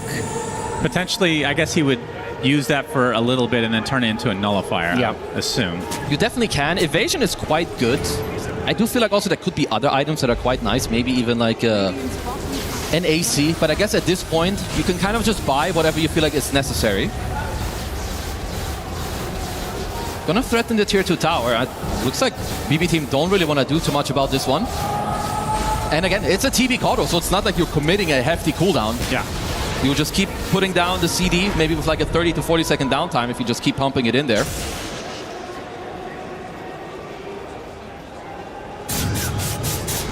Yeah, things have definitely slowed down a bit, which I think... I actually don't know if that favors Vici, does it? Because this Night Stalker feels like he wants to be active all the time. As long as they're getting map control, which they are, I don't think they mind at all. He'll be fine. Sure, he's not like high up on the net worth, but again, I think we need to look more at the combo of him and the Kodo, because Jinkyu has quite a lot of net worth in this game. He's got a Lotus, he's got a Holy Locket, now working on the Aghanim Scepter, at least for now. Hold some people more in place, give yourself some more team fight. He's definitely picked up the slack as... I mean, I think that's one good thing about having a position 4 that can actually farm. Kodo can... We've seen him as core, right? So definitely not outside of the norm. And we know what Jinkyu can do with farm. One of the goats of the post 4s when it comes to using your network aggressively.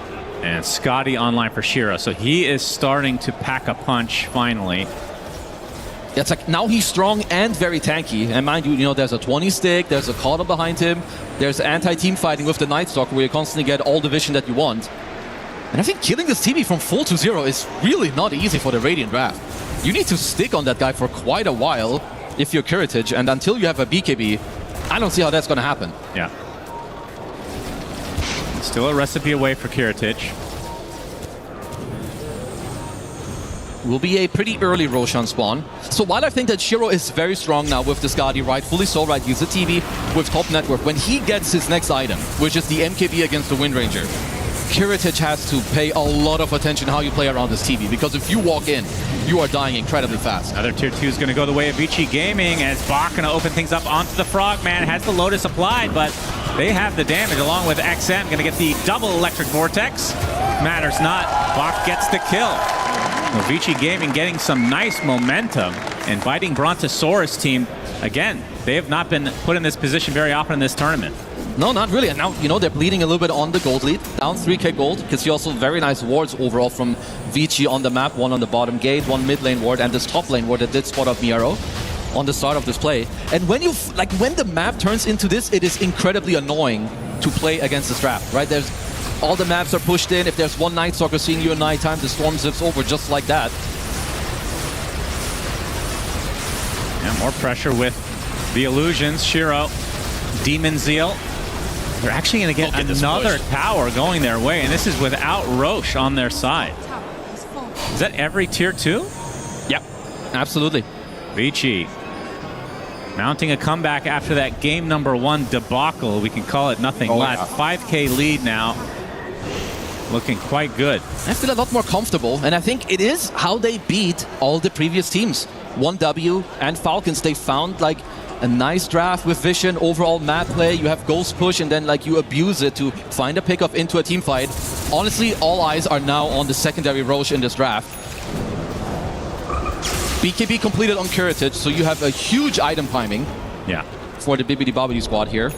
Whereas Vici, if they can delay perhaps until this MKB, I don't think they would mind at all. Of course, it is a little bit away, but you farm incredibly fast. Yeah, the Radiance is not too far off for Bach. Just the Talisman away. GPK going to run into the illusions of Shiro, remnanting to the high ground. Won't find a target, though. Not finding much, at least for now. And looking into the pit, so Bilbo Baggins' team will try to go for this Roche. I was going to use that one. Sorry about that. I love that one. So they go for the Belch. I don't know if they're going to be around in time, because you definitely want to contest, right? You have Night Stalker, you've got the illusions to scout it out. Yeah, it's going to be close. Vici smoked Dark Ascension. Up. Very close indeed. The zip it from XM, but Curitage gets the Aegis. Pop the BKB as XM does the same. Trying to create some pressure here. The Shackle onto the Terrorblade. Can he get the Sunder up? No! The Hex is there, and Shiro takes a tumble. And with that, BB team going to try to chase out the rest of Vici. Although now they're actually resetting. Did they get everything? The Aegis and, yeah, they got the Roche banner as well. So everything going the way of BB team. Oh, they needed that. But this is all, sometimes you have to go for somewhat of the higher risky plays. I think if you're Vici, you're going to be highly kicking yourself that you left the area with so much distance between you and BB team. Like by the time you get close by, they didn't even have vision yet. So close. Look at the shackle that's coming up. That is so pretty from Curitage. Yeah, that's the scary part of having these illusions next to you. More targets to get a shackle that is potentially game-defining. So BB team punching back in this game number 2. The Hex into the shackle. Focus Fire will finish it. Ernaconda, yeah, that's a sexy snake right there. Nice, Curitage definitely now, you know, with the Aegis, queuing up a Daedalus, can definitely turn around and kind of change the one-to-one matchup that he has going against Shiro's TB. Man, they should be able to get Tormentor, so that's going to be Gale Force for Curitage because everybody else has Shard. Yeah, honestly, they'll be pretty happy about that. It's just nice, especially against all like the illusions, maybe push some of the people away. So, Vici, this is you should know how you want to fight with a Night Stalker, right? You want to kind of go around, pop the Dark Ascension, and start the fight nicely yourself. You don't really want to be the ones that get pressured first. But I do have to commend BB team for finding such a moment. Still in the net worth, quite even. Vici Gaming. I mean, the top net worths in the game are basically interchangeable at this point between Curitage and Shiro. And I assume he's going to have to go MKB at some point. Yeah, in fact, that is the case now. They will have to wait for it. It's the only way that you can deal with the Wind Ranger. All right, so Radiance online for Bach. Tell me what this does for him. Obviously, the evasion is nice. It allows him to farm, and then he can take it apart, I assume, at some point for Nullfire, but right now he's going AC. It's kind of nice to help you like scale a little bit, like maybe get through some of this like more quiet time, then later up, you know, just end with the Nullifier like you're saying. So you can go the Radiance AC. I mean, evasion is still quite good, right, against the Radiant Draft, or most importantly, against the Wind Ranger. I don't think any of the other stuff is really that important. But it was a big deal because Curitage was about to play potentially into a TV who had an MKB with an Aegis. Now suddenly you get to match the MKB timing with an Aegis of your own and a near full Daedalus.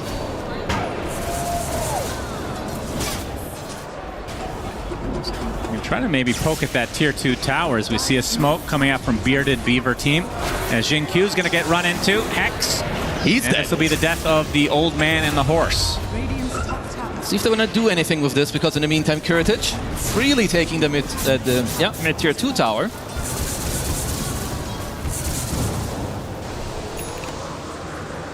Might just want to wait out this Aegis. There is the MKB completed for Shiro.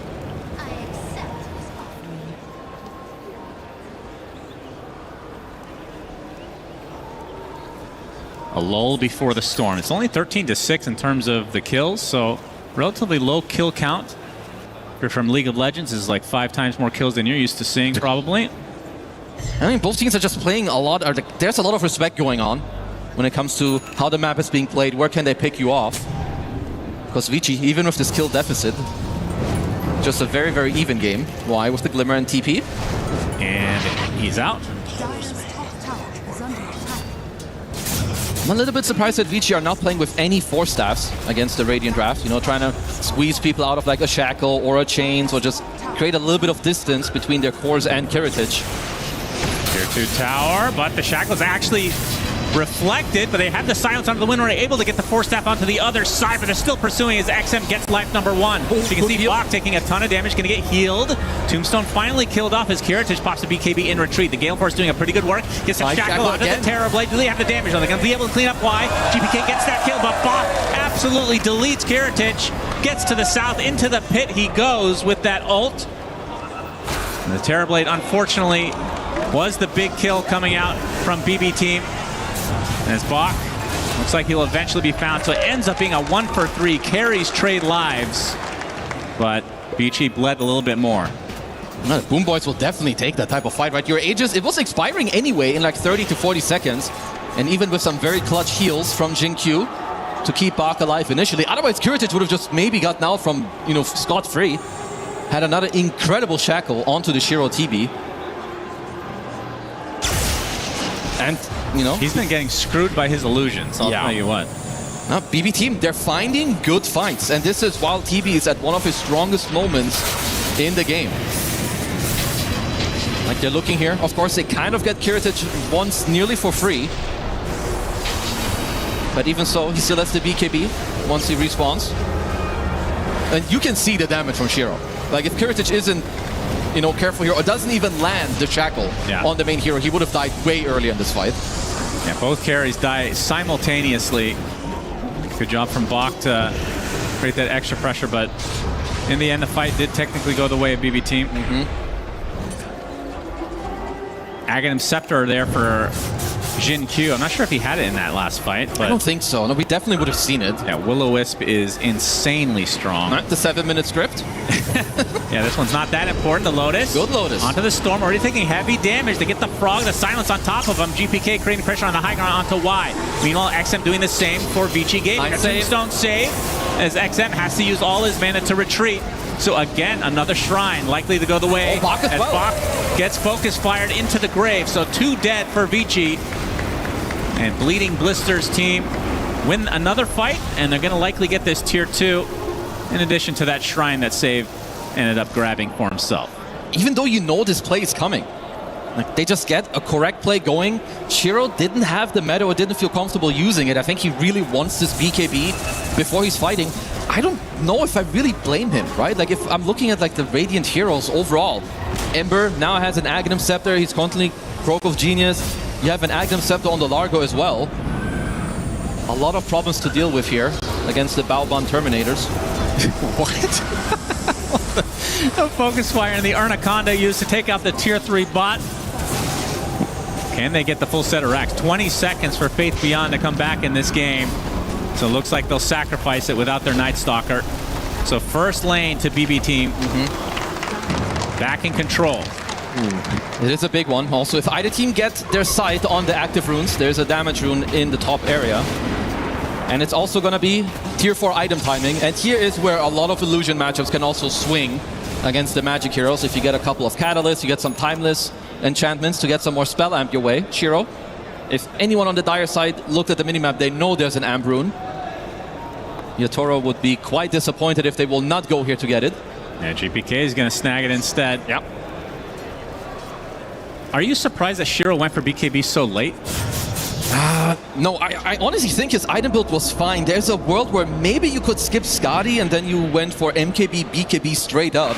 I think where their game faltered a lot was the secondary Roche, where they had a 5k gold lead, they leave the area, and the BB squad just kind of got to fully attack and win the fight and steal the Aegis. Because I feel like this Aegis could have been his BKB until he completed it. There's the Timeless Conjurer's Catalyst for 1. That's Mr. Miero, who will be very happy about this one. Oh, yeah. Yeah, this is... it's just the type of timing. 35 to 40 minute mark. Nice catch from GPK. freebie. Yeah, and brown briefcase team. I've been in this position before, and we've seen them with these leads and again, we've said it many a time, they do not throw these leads very often. Vici were in the game for quite a while. They still are, but if this next Roche goes the way of BB team, it's going to be really hard to recover for Vici. Yeah, because you have a Satanic from Kiritich as well. GPK trying to get the shrine as XM coming in right on top of the Undying.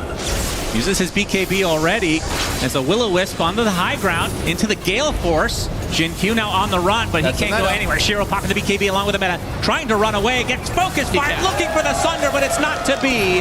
Down goes the carry for Vici Gaming as the rest retreat in shame. And that, if it's a fast Roach, which it is, 20 seconds away if they spot it.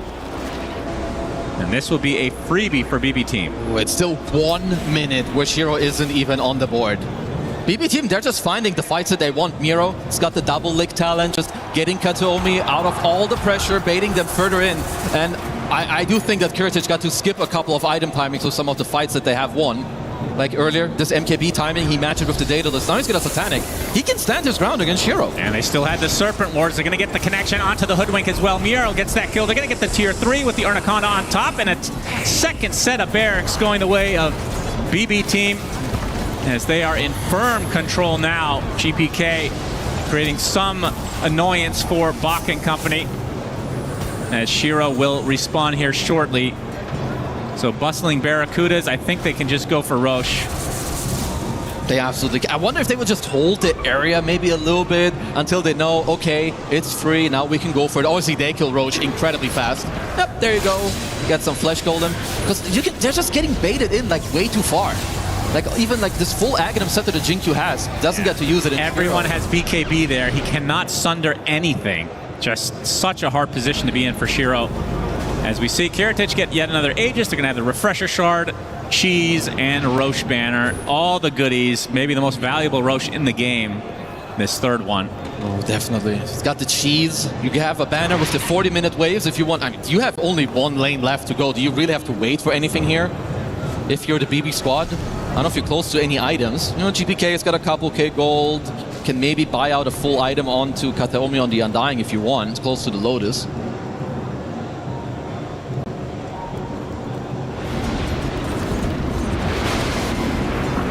Octarine Core being built for Miero.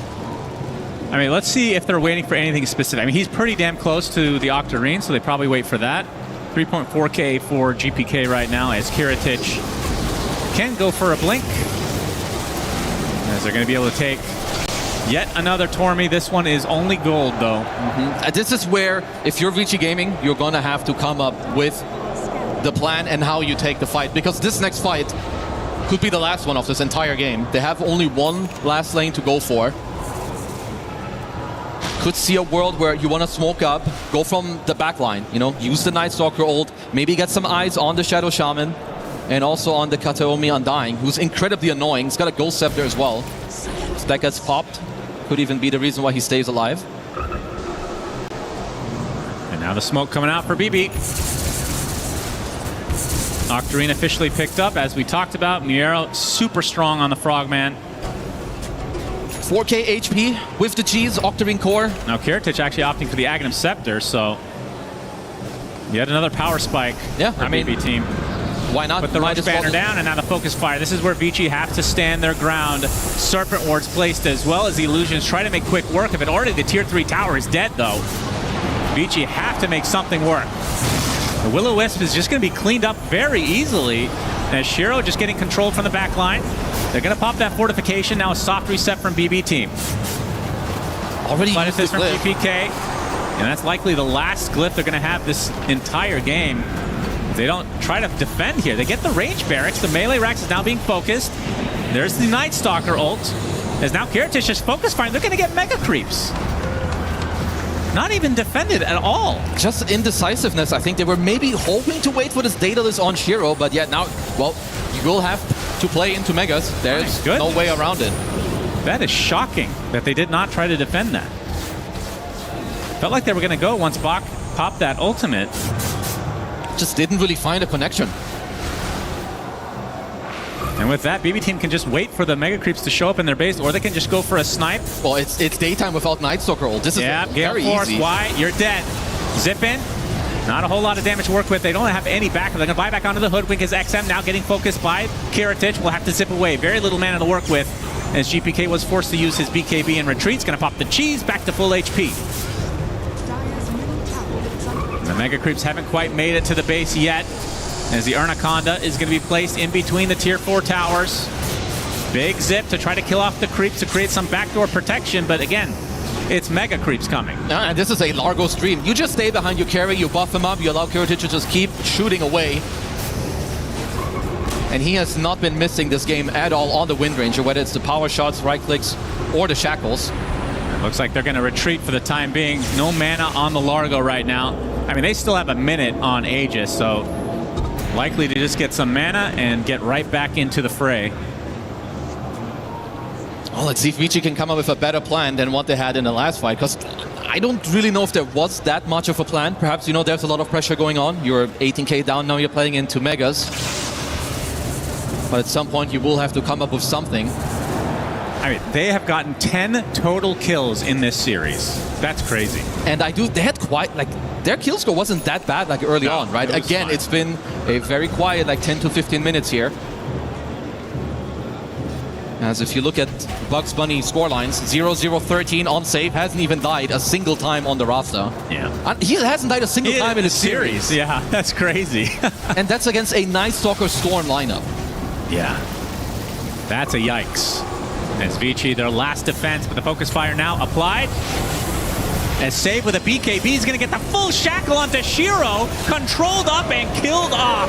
80 seconds down and out. No way to get back in with a buyback, as they're just going to call it. GG's come out as BB team absolutely destroy and dismantle Vici Gaming as they head to the grand finals.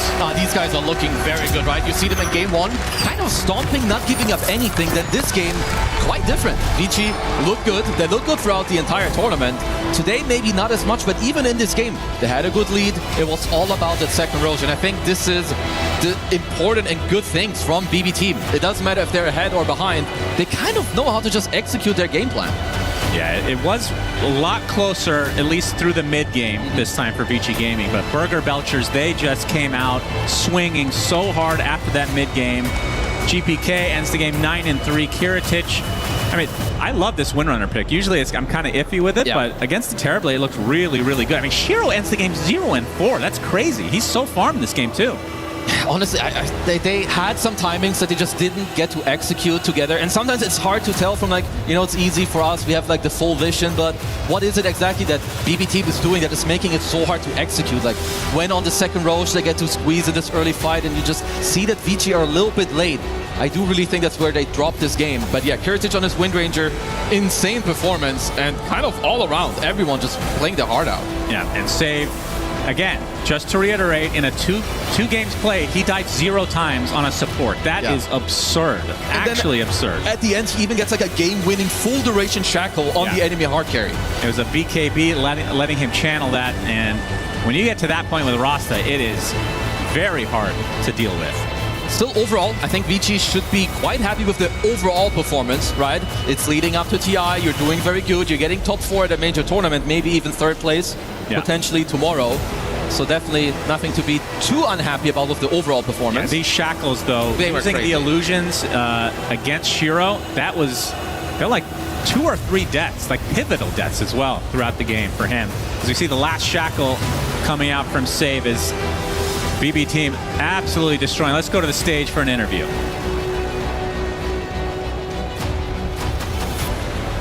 Ladies and gentlemen, may I please introduce you to our first grand finalist. Here we go, give it up for Kiritich and BB team. What an absolute honor and pleasure to see you guys just have a clinic that series. Extremely impressive. Did you know, fun fact, you have only lost games this tournament on Rangers. 1 Drow Ranger, 1 Wind Ranger, yet you pick it in game 2. What was that dedication like? How did you know you were going to win with the world's best Wind Ranger? You. I don't know, Vitaly trusts me. He coached me how to play Wind Ranger, how to shackle, how to use power shot. That's it. All right, fair enough. Your support did not die that entire series. I don't think I've ever seen anything like that before. How does the support not die? That's their job, if you will. What is going on with Mr. Save? He's super prime. Super Save Prime, I can take that. In an interview earlier this year, you stated that you did not know how painful it would be to be second place. You are in another final, and I gotta tell you, before you joined the team, BB team was kind of known for choking in moments like this. Not any longer. Now you've been a champion. Are you ready for this grand final? Do you think that there is even a slight chance you might go through that pain of second place? Of course, we're ready to destroy them. That's what I like to hear. They're ready to destroy whoever dares to be on that stage. But I have to ask you, who do you think is going to be on that stage along there with you? What? Who will be fighting you in the grand finals? To be honest, PV and Yannick's team, very good team. They're very strong. It's for me 50-50 matchup. To be honest, I don't know. It's just coin flip. My coin flip, it's Yandex. all right. But either way, you're going to crush whoever comes, right? Of course. Okay, and last question for you. You have spoken so much this year about your personal dedication, you know, gymming every day, practicing every day, the slow increase. Do you have too much left to prove? Do you have to win this one? Or is it just another way down your path? It's another way, just casual day of my life. Damn, all right, a casual winner, fantastic. Well, let's get some casual teammates up here. Gentlemen, please join us. You do know what time it is here at EWC. You don't just beat your opponents, you crush them, baby. And one of you has to crush. Let's get that crusher ready. Open those doors. And who is gonna be my crusher here today? I need one of you to elect. Okay, Miero wants it. Gentlemen, to the key crusher, my friends. Not only do you crush a key, you crush an entire region here today. They are going down. Say goodnight to Chinese Dota. Not as back as we thought. Goodbye, brothers. Here we go. Oh, yeah, baby. Oh, that was a blow. Oh, my God. That one blowed the hell up. That's what I like to see. All right, my friend, excellent crush. Let us take a look at the key and see if it lives up to your standards. I gotta be real, I don't think we could crush that key to represent how much you crushed them in that series. Take a look, sir, examine. Is it crushed enough? Fine, yes. That is fine, but they're ready to crush whoever goes to that grand finals coming up tomorrow. Let's head to the panel and see what they think about that series. A fine crushing was done by BB team against Vici Gaming. It was a closer game, game two. We can make the claim that Vici Gaming actually did get to play Dota in this one, but it was still not good enough to come close to beating BB team, who will be our first grand finalist here. Congratulations to them. We're gonna break this game down, Seb. This was at least a closer game. Hey, Brian, this was at least a closer game. No, you guys gotta turn on your microphone.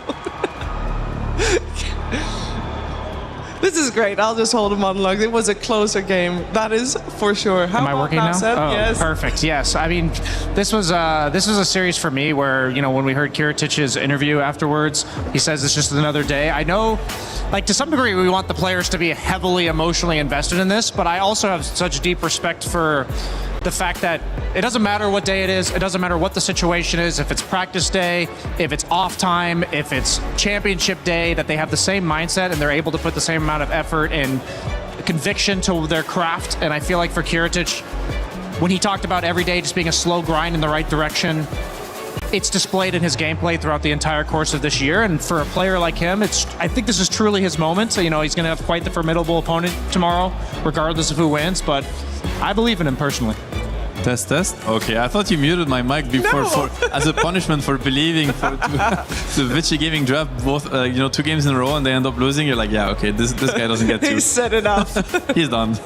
But no, impressive performance by BB. I think I don't want to say expected and make it sound like less like as a you know, like rewarding than it should be for them. Because honestly, it was a very tough challenge for them. They showed up big time. They played, I think, 2 of the best games they've played so far. Everything was just, you know, executed to perfection. Like the team fights especially, I think is the most impressive part. Like how they position themselves, how they're able to, you know, how well they understand fight conditions. Because sometimes, you know, you see the fight, like it's starting to settle in and they're taking positions, and all of a sudden they just rush into Vici. Like they understand that there's an angle to kill TB, and it's like a 1 second. We're talking 1 second angle, and they find the opening. It's really impressive, like how well they execute team fights together and how in sync they are with each other. Really. Yeah, I mean, for me, when I'm watching Vici, they looked much better in game 2 than they did in game 1. So I'm happy to see that they put on a bit more of a showing, but it was kind of like they got past the hurdle of the 10 to 15 minute mark. They didn't have the little bit of sloppy mistakes there, and we got to see that side of them, the better side. But then, like you said, it's just BB team. Oh man, I feel like you're throwing a punch at them and you're vulnerable for that split second, and they just gut punch you the second that you do it. And yeah, for me, it's a combination of fight execution that's made teams like BB make it this far, and it's also that creativity and the drafting and the strategies and the next level of that. I feel like they have such a deep understanding of the picks going in, but then also how that plays out in the game. I feel like they're almost able to visualize it from minute 0 and then have it manifest itself later on, and it is like a painter, you know, on their canvas. Yeah, and we're not done yet breaking down this game, but we are going to take a slight break because right now we are going to check in at the Alliance Vault with Chris and Rose. Thank you very much, Sheaves. We are down here once again at the Alliance Vault, and I am here with Rose, just discussing kind of what's going on down here, Rose. MLBB, we've had the Women's Invitational here. How's it been for you guys? It's great. We are currently in the grand finals where we have Navi going up against Team Vitality. And for a little bit of context, Navi won it all in 2024 MWI. And on the side of Team Vitality, they won it all in 2025. So 2024, 2025, and right now they're battling it out for 2026. And for these guys as well, Club Championship points on the line, all that kind of thing. I have to make sure I get that bit in. That's my job. It's all right, though. But yeah, for these guys, big, important moments for them to go well in the Club Championship. But we've got you guys actually coming over to stage 3 next week as well. Correct. Next week, you guys will be seeing me on the main stage because I will be hosting instead of reporting. I know. So we've got MLBB, we've got the mid-season invitational kind of coming up for them, mid-season cup, I should say, coming up for those guys next week. What are we going to expect from that when we do get there, though? Ooh, that one's going to be exciting. We're going to have the best teams in the world coming down to Paris, battling it out for a lot of money, a lot of club championship points, and of course, the pride of their nations. Yes. It's going to be amazing. Yeah, and that's the most important thing. Thank you very much, Rose, for the chat. We'll be checking in with you next week. Back to you guys in the studio. Thank you very much, Chris and Rose. And yeah, next week, this stage will be in the hands of MLBB. But for now, it is still old Dota 2. And we do still want to break down the game 2 we just witnessed just a little bit more, Seb. What you got for us? What do I have? I mean, I have 2 sequences that kind of show the difference of execution and like the end result of a team fight when it's, I guess, well executed and when it isn't. So we'll see here one of the first like aggressive move. I'll play it on half speed that BB team is doing and trying to contest Vici Gaming with them. And you have to look at the position. You might think this is a great tombstone placement. Kataomi, he's kind of baiting. And what I want you to focus on is look at the fight entry for Vici Gaming. So you have TB very well positioned, as we could see there, you know, like on their high ground, basically killing heroes, and Storm enters the fight as TB is ready to kill the targets that are being stunned, right? And on the other side of the fight, you have the Night Stalker that is like creating chaos in the backline, forcing them to look at him and basically giving free reins to his TB. Like Wind Ranger is not allowed to focus the TB because she has to deal with Night Stalker. His support, like Heritage supports, are probably making the call, or Ember in that case, that hey, oh, Night Stalker's jumping me, I need some help. So everything just happens together for Vici Gaming. It's very well rounded, and this is like a draft that is really hard to deal with because you can't really get through the TB because Cuddle's positioning is also kept very safe because they are, you know, offense is the best defense. It is true in Dota. Cuddle has been, if you look at the Cuddle, he's been untouched the entire team fight. Like if you pay close attention to the Cuddle, he spent all the fight hitting his allies, you know, replenishing their mana, reducing the cooldown spells, and this fight did not look even close. And these heroes are late game heroes. Like Night Stalker suffered a really poor laning phase. TB, obviously, everybody understands why TB needs items, and the same can be said about Storm. Now, a different situation is the Roche contest, where Vici Gaming, you know, you could blame them for maybe being a little bit late and not understanding that Roche is being taken by BB. This will lead into like a Roche team fight, which they will have to pay a very high price for. Because if you look at the difference between the fight I just showed you and this one, now NS doesn't give vision in the Roche pit anymore, so that is obviously a big factor. Storm jumped in, started the fight, and you know, you kind of wonder, where's TB? Like, TB is not there yet. TB has just entered the fight a little bit above, so this allowed for like essentially BB team to completely ignore the Storm, completely ignore the NS that are not creating any issues. They get to turn their attention to the TB fully and focusing down, and to also mess with the Coddle, forcing him to reposition. So it comes down to very little like aspects of the fight. This is why you have to enter the fight together as a unit. It has to be structured, and we've seen like the best teams in the tournament, they don't rush these sequences. Under no circumstances will they give up on how their fight has to be executed. They will give you the Roche. They will, you know, we've seen the Falcons, the Yandexes of the world, like they will give you 1 Aegis, 2 Aegises. At no point will they put themselves in a situation they don't control or that their drafts cannot really serve. So in that sense, I think it really showed the difference between both teams, where on one side you have like very crisp execution and discipline, and on the other side you have Vici Gaming with like very creative concepts and honestly like great showing, but just they're missing, you know, the surgical aspect of the highest level of Dota. Yeah, and of course we will see them again tomorrow in the 3rd, 4th place decider, so hopefully they will be having some time to get that in order, and otherwise later down the line they will have another shot in China with TI. But for now, they are not making it to the grand finals. It is BB team that is just 1 step ahead, and they look very good, but we had to give the MVP to one person, and it's not the first time we give it to this person, Brian. It's Kiritic once again.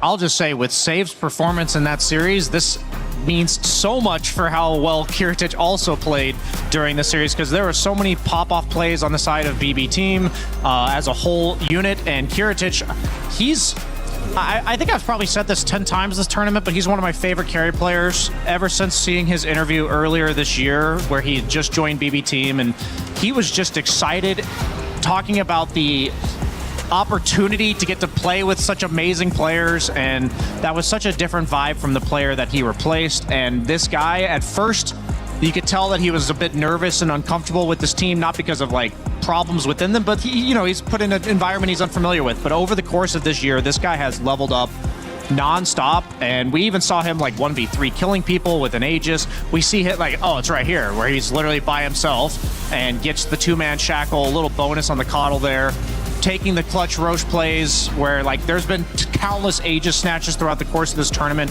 This guy performs well in the early game in the laning stage, fitting in well with BB team, and then also has that clutch factor where he's just reliable, and I think that's the most important thing a carry can be. Reliable, stable, and clutching it out when it matters. That seems like a perfect recipe for success here for BB team. Yeah, anything else you need? You know, reliable, stable, clutch, like what else you need? I don't know. Like, he nice guy. Yes, he provides. The vibes. I think the one thing that maybe some other carry players that we're still going to see later, pocket picks, unusual picks. Is he a Meepo player? I don't think so. I mean, I don't know if he's a Meepo player, but he definitely has restricted his hero pool, like in accordance to what the meta dictates, but he has a very wide hero pool. So this guy can definitely go out of the structure, think outside the box, you know, if he needs to. So I think he has a lot more to show. That is like the good news also for BB team and how exceptional he is as a player indeed. Yeah, he's gonna need it because he is in the grand finals with his team, and they still need an opponent, because our first semifinals, it was a quite quick one, I'll say that. But we have another semifinals coming your way. Yandex versus P-Vision is going to be a super hype one. Can't wait for that one. But I'll be honest, I also have something else that I am very curious about and that I'm very excited about to finally get to watch. I did not know I needed this in my life. And maybe in hindsight, I'll say that I did not. But we did put Tyler 1 and Slacks in a room. See what happens. The human body was built to move. Not trapped at a desk in one singular posture for 12 hours a day. It's time your chair evolved. This is Secret Lab Titan Evo. Ergonomically engineered for you, gamers, hybrid workers, artists, every move.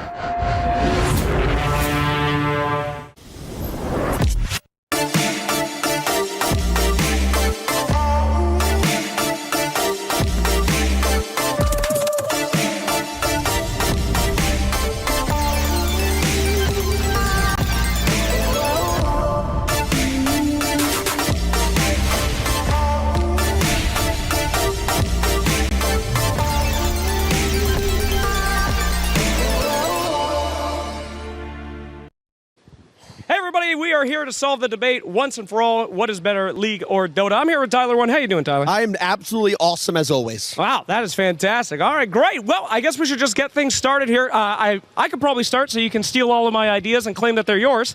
League of Legends. Oh, no, I mean, it's all good. It's all good. League of Legends obviously exists, but Dota is a superior game. You guys took everything about Dota, copied it, did it worse. Okay, I'm not trying to cut him off. I'm not trying to cut him off. Go I ahead. cannot bear to see this guy talk. Please, go. He's lanky, pale, bald, unlike me. True. Terrible at games, I can tell. Brother, Dota has built-in lag. Built-in lag. Turn rate is built-in lag. Wow, that is actually impressive. It is a clown game. That's You know why they have built-in lag? Why is People that? are always like, oh, it's to balance the range and the melee characters. It's just you guys don't have hands. You have no micro. You have no mechanics. Oh, that's really turn fast. You get click fast. That makes a lot of sense that you don't like turning. I mean, your traps are so big you can barely turn your goddamn head. Is that an insult? That's not an I'm a insult. freak. I'm What do a you big want? fan. I think you look great. Listen, turn rate is a big deal. It's called skill, my friend. You got to be at planning stuff. Being able to follow stuff, look at stuff, it's a big deal. You know? Okay. Yo, and then he didn't even turn. This guy has no Okay, he idea threw how to a turn shoe. at all. Oh, this guy. I'm not turning. Okay, bro. Your ability to follow action is not good because you're a league player. You don't get it, and that's okay. Okay, that's turn rate. Terrible. Horrible, by the way. Turn rate's terrible. There's no argument. It's why Wait. I played Dota. Stop you. Let me I'm stop. not done yet. All right, go ahead. I played Dota. Yeah. And I got almost to gold. Wait. As a Pudge player. Why are you defending League? Didn't you get banned from that game? Yes, but I'm grown. I've matured, and my actions were what? unreasonable. You played Dota when you got banned from League, am I right? Yeah, that's the only way I'd play that game. There was nothing else. Why did you stop playing Dota? I forget. Can you tell that There story? was nothing else because Wright didn't contact you and say stop playing this game? That is not what happened. I just got bored of it because it's a terrible game. Okay. I'm sure you would get bored of it. Not as interesting for you. Not enough He's rage baiting. clad female characters with. I'm not saying League. Hey, I'm not saying that either. I'm not saying League of Legends is perfect, but listen, I will say this: Yeah. Dota has a mechanic where you can buy back as well. You correct? can. It's called spending money. Yeah, it's called you made a misplay. Here's a get out of jail free card. Well, no. In Dota, our players spend money in the game instead of out of the game to buy a $500 autograph that they never wanted. Yeah. Now, I get it. Turn rate is a big deal, but I heard League has turn. Turn what? Oh, sorry. It's not turn rate. It's turnover rate of their talent. Okay, this guy has rehearsed this. He has rehearsed it, by the way. It's okay. Yes, maybe the staff, but people play the game well. Which one? League of Legends.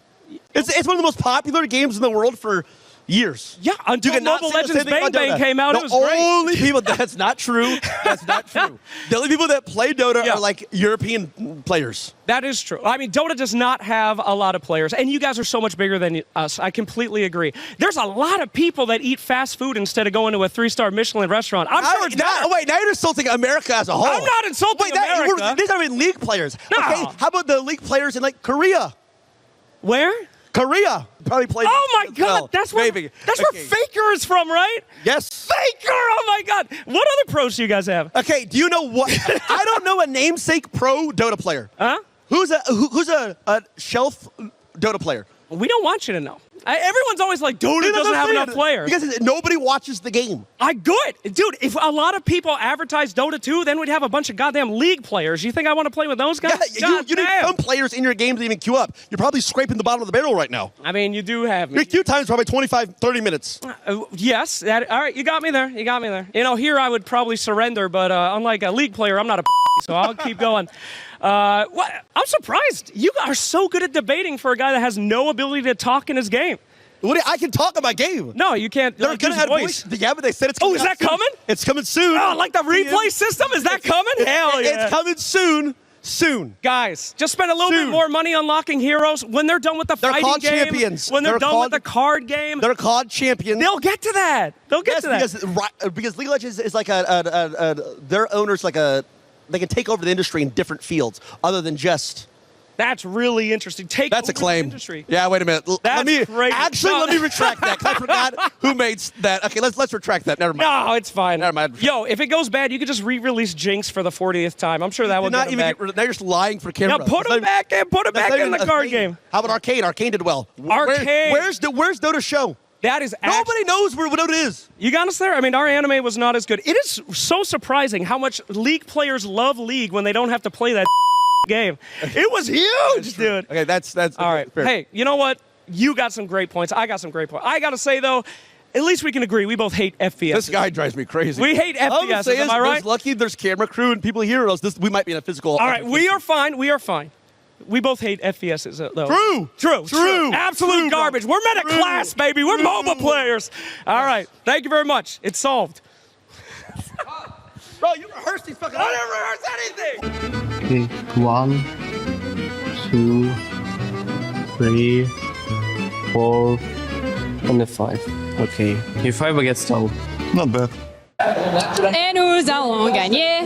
We are once again here at the sold-out STC Arena for the League of Legends semi-final day. The French are playing up against SKT here, Ginny. It is a hell of an atmosphere. No, it is incredible. The KC fans have joined. It is a very important match. T1 against KC in the semi-finals. And just to really put it into perspective, I'm going to need a little pan around of the audience because it's sold out. 7,000 seats and the blue wall, which is the KC fandom, is present. But also for the club championship points, this is quite an important one. Yeah, honestly, don't know what you said, Ginny, but I agree with absolutely everything that you did. It is absolutely packed out in here.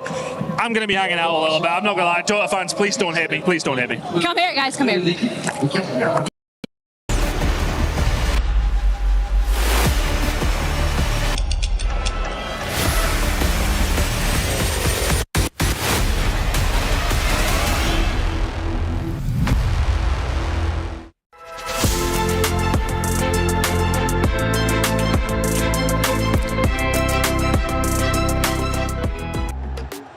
It is time for our second semi-finals here on stage. You're watching Dota 2 at the Esports World Cup, and we got ourselves Yandex versus P-Vision coming your way. A lot of people would have expected to see these two teams already both in the grand finals, but there will be only space for the one.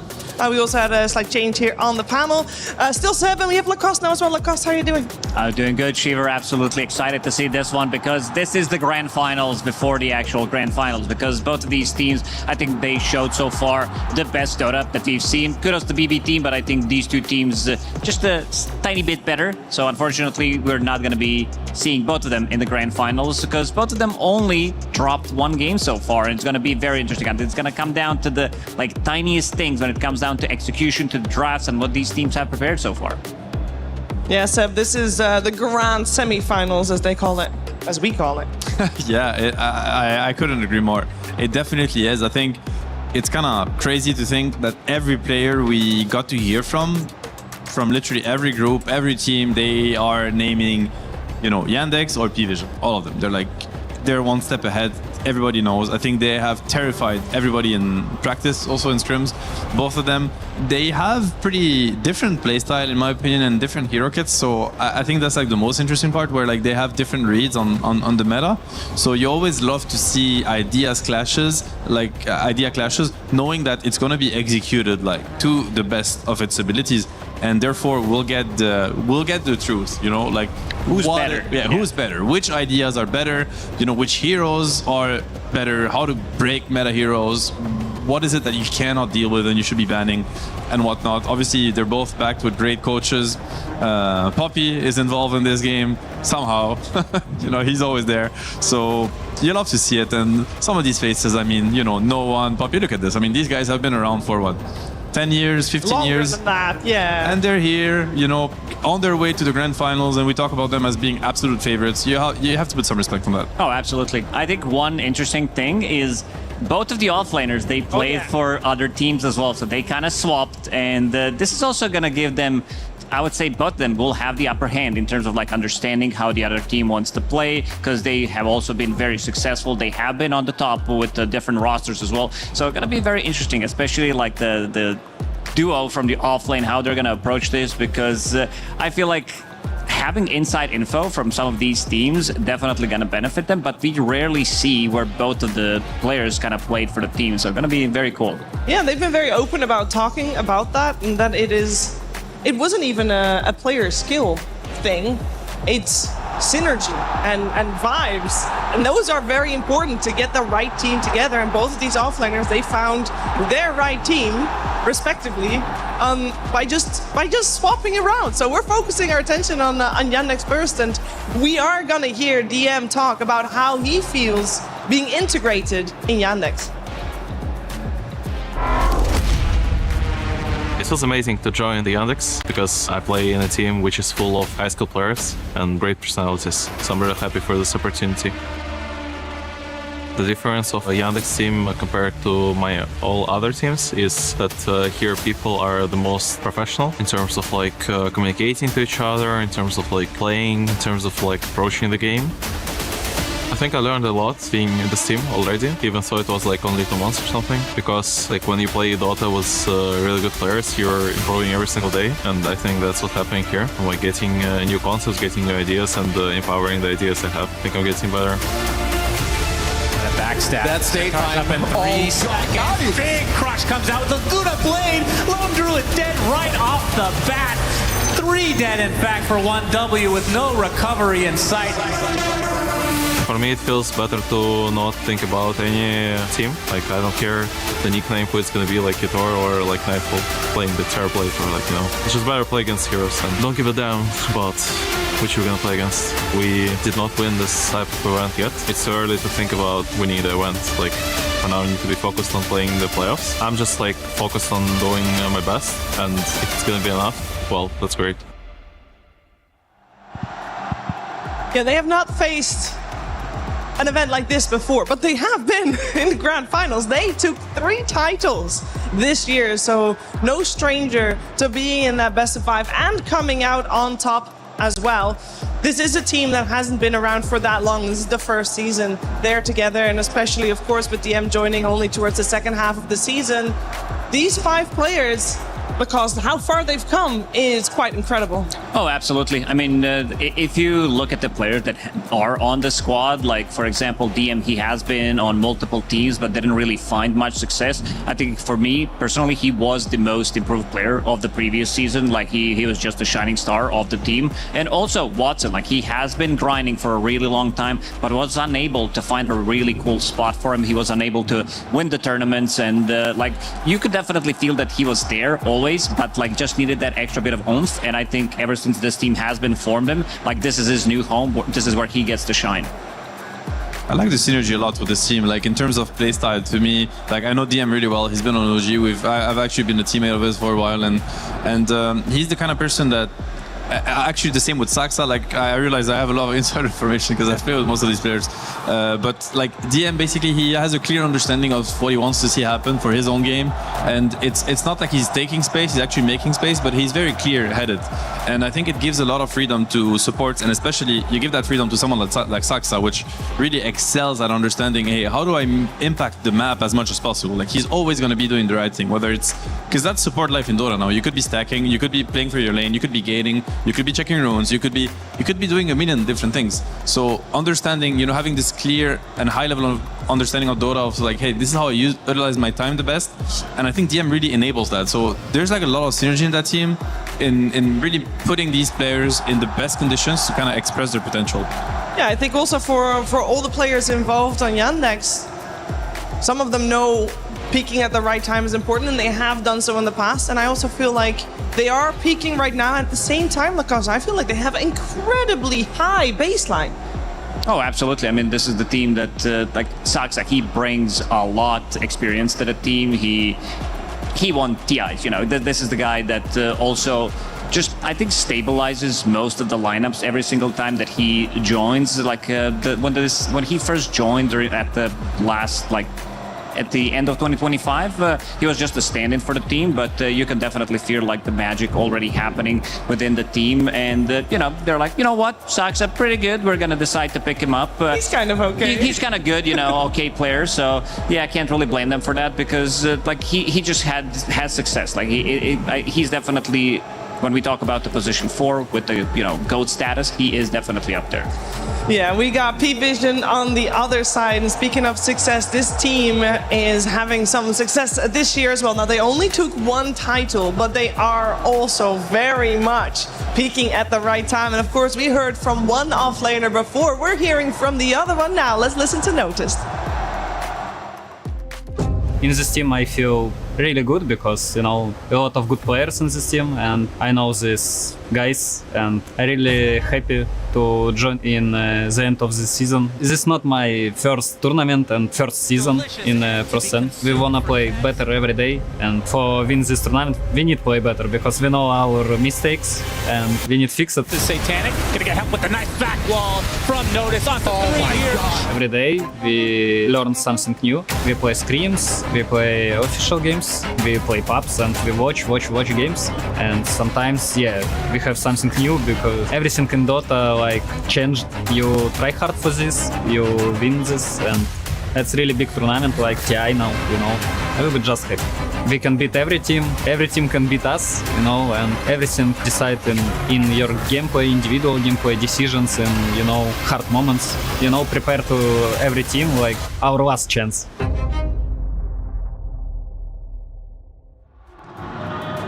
We can beat every team, and every team can beat us. Well, I looked at the stats a little bit, and Seb, P-Vision has never beaten Yandex. Oh, that's where you're going. I was gonna say first half of the statement, very true. Second half, just him being humble. But no, you're actually going there. Well, again, whatever happened in the past isn't relevant anymore as far as I'm concerned. This is like, EWC semifinals. Everything can happen. To me, the big difference between these 2 teams, if I had to pinpoint it, is I think on P-Vision side, it's a little bit more like star roster, like the raw power of what they can bring to a game. I think the ceiling is a little bit higher. That is my take. I think of players like No One or Satanic, 9 Class. I mean, all of them really, but so I feel like sometimes they can perform above expectations. You can get these moments where you're like, what the hell just happened? Like, this is just crazy. Like, they're not supposed to get out of the chokehold, but they will. But you can also have the counterpart of it, which is like they will sometimes go for plays or make mistakes that you're not gonna see on Yandex's side. So to me, I feel like you kind of know where Yandex is going to be, and it's going to be very, very high. P-Vision, they could either top it or just not be even close to challenging it. So, and I don't know what we're getting today. A little more variable. Yeah, but that's what we like about this team, because even with the previous squad, they also had this issue where sometimes they're 5-10k gold ahead, and suddenly they are dropping the ball and the game is extending for another 20-30 minutes. They're still gonna win that game, but a lot of the times this is something that shouldn't happen. I think they got much better as time progressed, especially under Poppy's coaching. And something that Poppy also said during one of his interviews is, back when he was a player, he was very stubborn, something that he was like, I'll try to beat it. If something's broken, I'll try to find a way how to beat it. Now as a coach, he's like, you know what? Let's just ban it. So maybe one of the reasons why they also have so much success because they do realize what's really good, what's really imba, and they take care of it by just removing it. I think this is going to be very interesting overall series to see the drafting approach, because seems like they've been on top of the game. Seems like they understand meta better than anybody else so far in the tournament, and it's going to be very interesting to see all these small things. They also talked about it yesterday about maybe throwing in some extra heroes, but we'll have to see what's going to happen, because we see teams actually bringing in some new stuff, maybe exchanging, not necessarily the whole squad, not what they want to go for with the draft. It's just one piece of equation is removed, but they kind of replace it with pretty much the same hero. So gonna be very interesting. Yeah, it'll be very interesting. Also, I think P-Vision, this is a squad that has had highs, very high highs, and also a couple of lows here and there. It's something that they're also been very vocal about, that stability that maybe that Yandex has, that P-Vision is searching for. They are actively searching for it, and it comes to fruition with 9 Class being, per their words, caged in, Seb. Yeah, I think this player to me is, I used to play with Jerax, and to me, he reminds me of him in a sense. Like, they have their own thing going on. And, you know, back in the days, Johan kind of described Jarex with, like, you know, he's like, it's like a dog chasing a ball, except you don't see the ball. You just have to go after the dog and just believe that he's taking you there. And I mean this in the most, like, as the biggest compliment ever. It's like, don't even try to understand what's going on in his mind. Like, it's just too elaborate, too complex, to just go on, like, jump on board with him, you know, and he will take you there. He will take you to places you've never seen in Dota. To me, he's exceptionally good at the game, and he can always be their X factor. He can be the difference maker in any game, any scenario. We're going to find out if he is the X Factor for P-Vision in our upcoming series. And with that also, if P-Vision does end up winning the series, it means that 9class will play the grand finals on his birthday. And that's always kind of special, I would imagine. But getting way ahead of myself, we got the grand semifinals coming your way. And to get it started, we're heading over to the stage. Thank you so much, Shiver and friends. Yes, the grand semi-finals. I gotta say, that's a great way to put it. Two teams that everybody thought would be in that grand finals, now here fighting with only one game lost between them. Crazy. You know, we get like a little taste of what could happen in the grand final, but that's what you expect when you see teams at this level of competition, is that every single game is a tough fight to get that to that eventual end to the whole tournament. Honestly, though, Slacks, I just have to really flame you there for a moment, because you told me that semifinal just before was going to be a bloodbath. Well, it was a bloodbath. not the competitive kind of bloodbath, but it certainly... One team did get bloody. But hey, you know what? The dreams of the underdogs are all done. And you know what? This is Dota. This ain't no fairy tale. You know the best players are going to be the top 3 teams, and we have the best of the best here today. You ready to get this party started, Mr. Milos? Let's get it going. Who's our first team? Our first team, my friends. You know them. You love them. You said that they would win this tournament, and they are on the path. Ladies and gentlemen, please welcome to the stage, Yandex. Team Yandex has looked unstoppable before this tournament. They looked unstoppable in the groups. And now, the only time you're going to see this team stop is when they stop right next to me.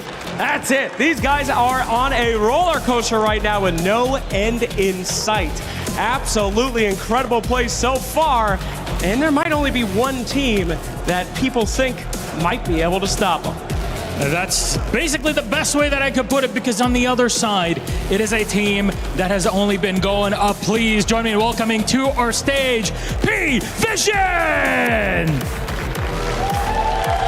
Well, last year, the Esports World Cup, you saw these guys bow out at 3rd place. Yes, they were knocked out, but eventually in the semis by the winners of the entire tournament. Team Spirit, though, they are done. They're dusted. They're goodbye. Not even a word about them. And look who survives here on our stage. Ever since that 3rd place, they have hungered for more. And look at that, a year later, they're back in on the main stage, and this time only one little hurdle away from the grand final. Absolutely. Very cute. They did lose to Team Spirit last year, but who beat Team Spirit this year, I must say? Almost like it meant nothing to them. Yes, indeed. So this will be quite a battle between two very tested teams.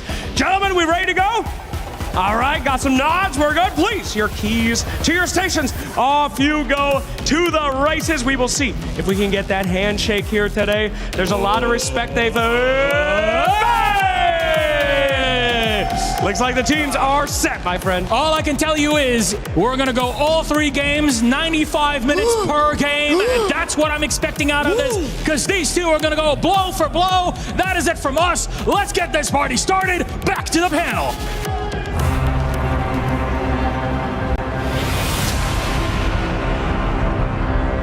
P-Vision, I think they're like one of the toughest teams obviously lately. People have been rating them like as the best. I think they're a good matchup for us. I think usually done pretty well against, even if they're in good shape. So I think we feel like maybe a bit confident, but not like cocky or anything like that. Try to backstab. That state line up in 3 seconds. Big crush comes out with a Laguna Blade. Lone Druid dead right off the bat. 3 dead, in fact, for 1W with no recovery in sight. 33 attempting to run, but the zombies are catching up.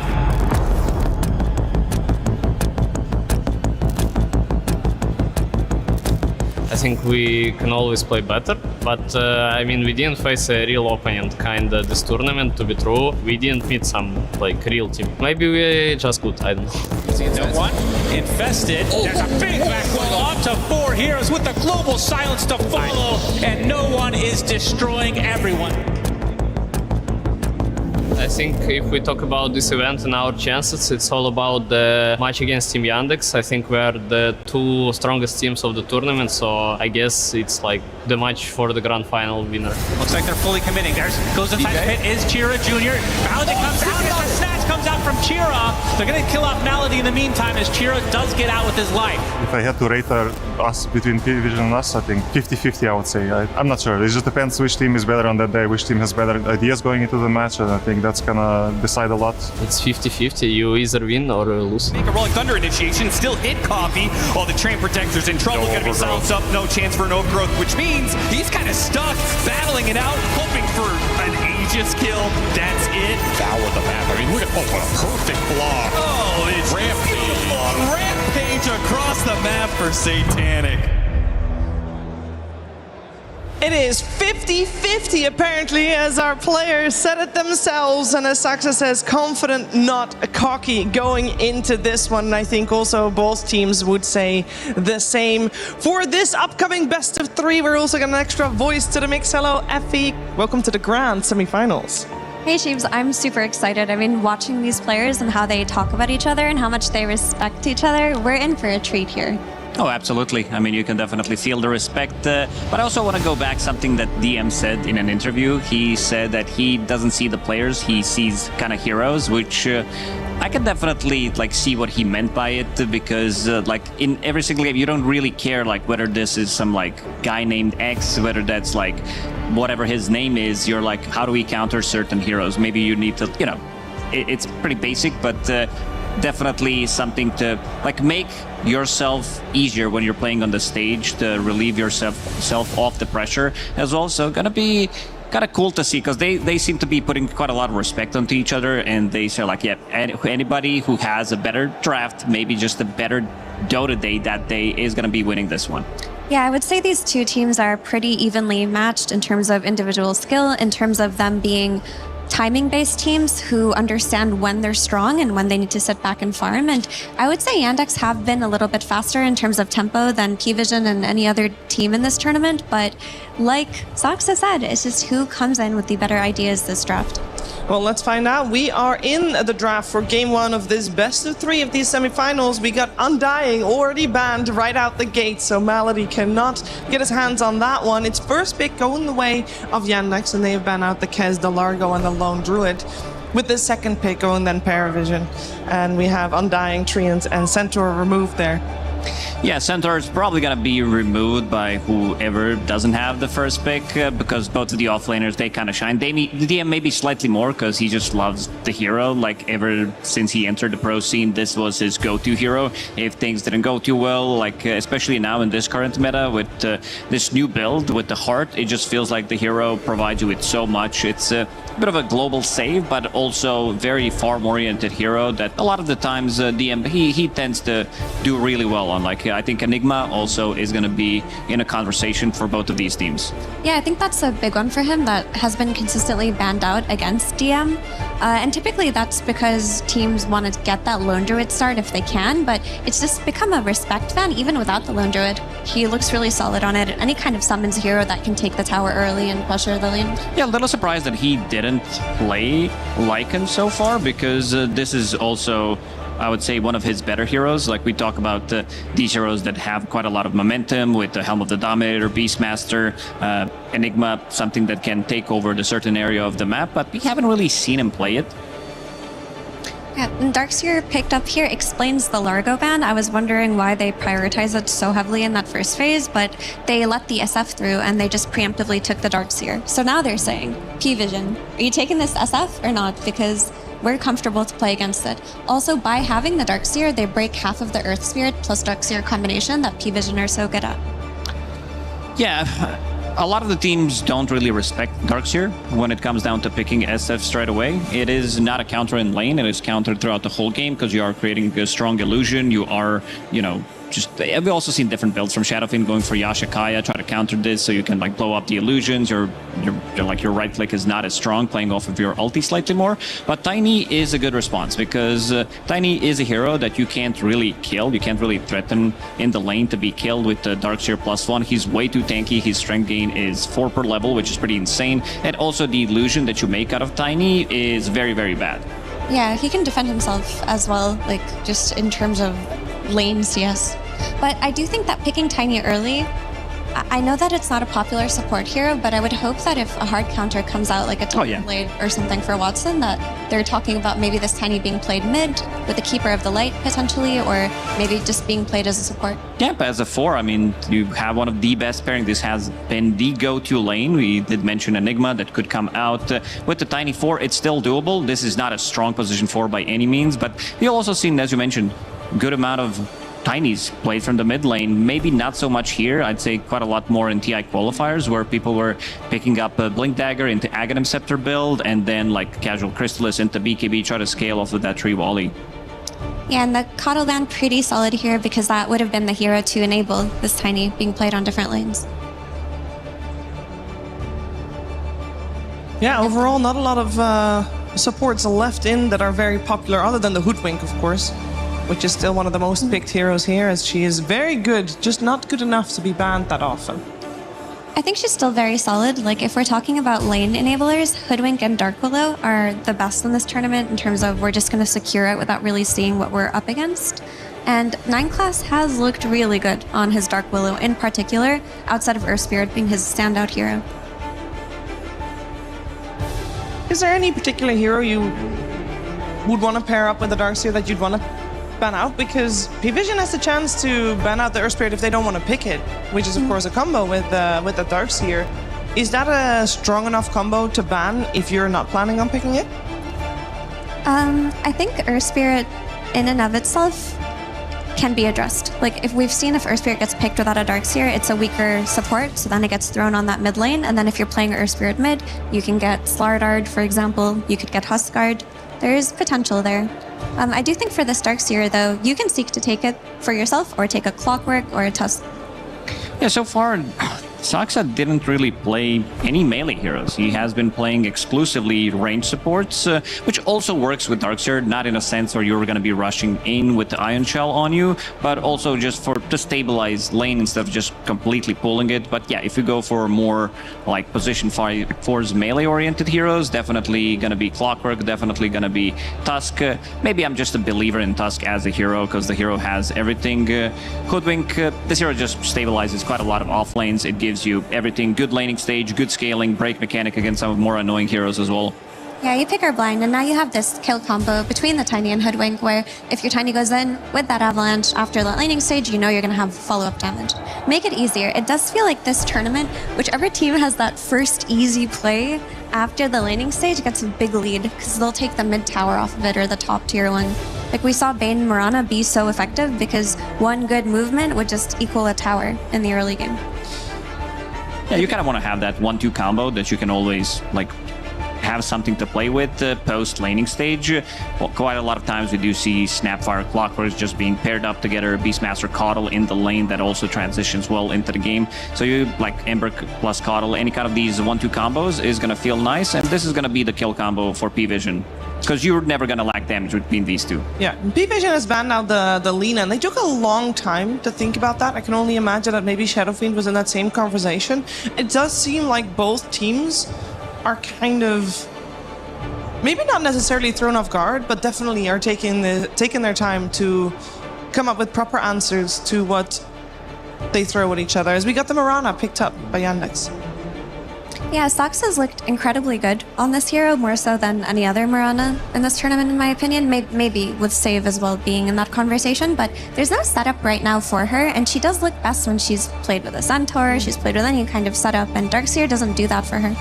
Yeah, Ember Spirit's still in the pool. Big fan with, of course, combo with the Mirana, but also you have Ion Shell on you, you buy Mage Slayer with your Flame Guard. You're dealing quite a lot of damage over time, and I feel like Whether they want to straight up pick it, no.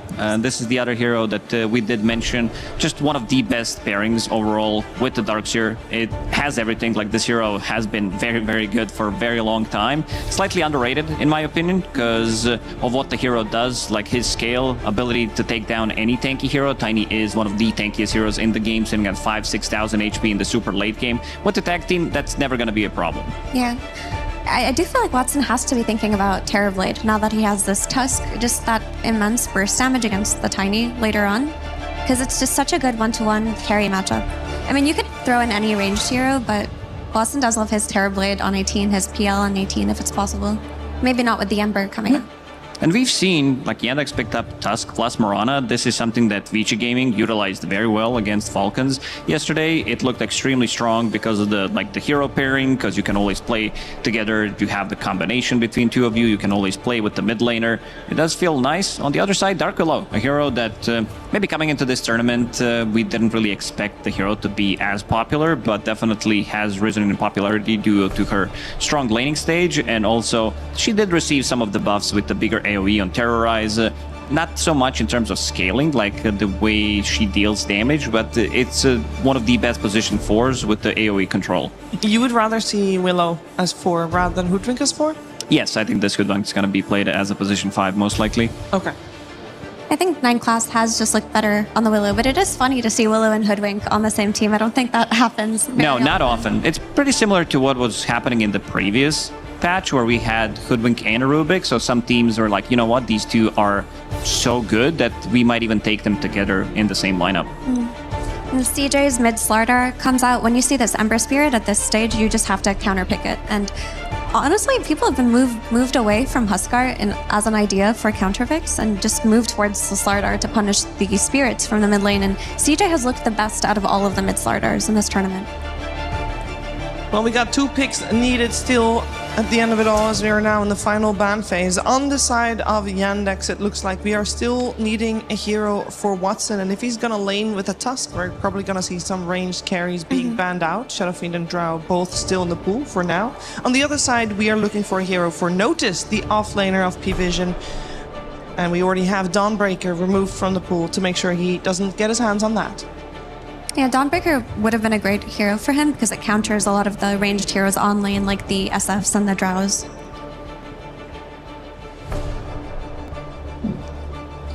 I do wonder if Terrorblade is in contention. I mean, I feel like every carry player who sees an enemy play Tiny is thinking, can I fit TB into this draft? Probably, but they also watched couple of games, especially the last one, where TV he doesn't really have a really strong timing to play for, and I feel like this hero is just not that good at the moment. And a lot of these elimination series, like where it really matters, you're gonna be going towards, like, or going back to some of the old school carries, which a lot of teams do go for. I would be okay if they go with something like maybe like a Clinks, maybe potentially even Templar Assassin for Yandex. I think it would give them quite a lot of tempo, just the burst damage, the synergy that they have with Slardar. You want to be having that hero that is going to be like shutting down these heroes with 3 or 4 hits. Yeah, between those two that you suggested, I prefer TA to Clinks, just because I think Clinks is susceptible to tossbacks, whereas TA, you're just going to be taking those objectives way earlier and bursting that Tiny faster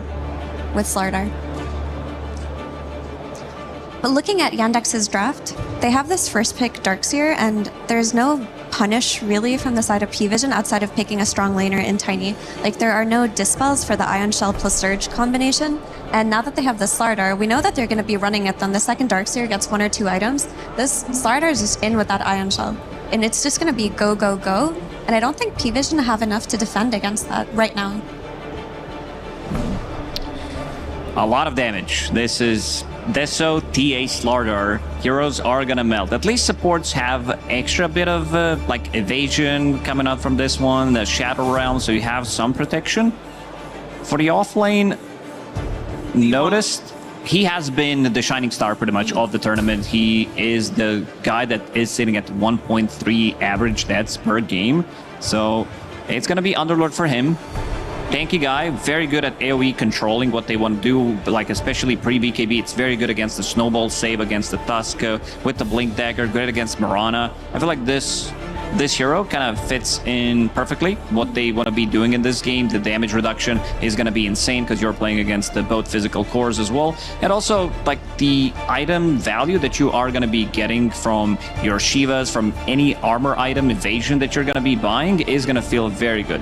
Yeah, even an early Crimson Guard would feel very good in this thing. And this gives them the defensive power on P-Vision that they lacked versus this Darkseer tempo with Slardar. Now, if any play is made, you have this gate to come in with the Underlord, press the aura button, press the whatever it's called, the thing on the ground, Pit of Malice. Yep. Do we favor one draft over the other? If I hear you both talking about the draft, Yandex one seems maybe just a little bit more well-rounded.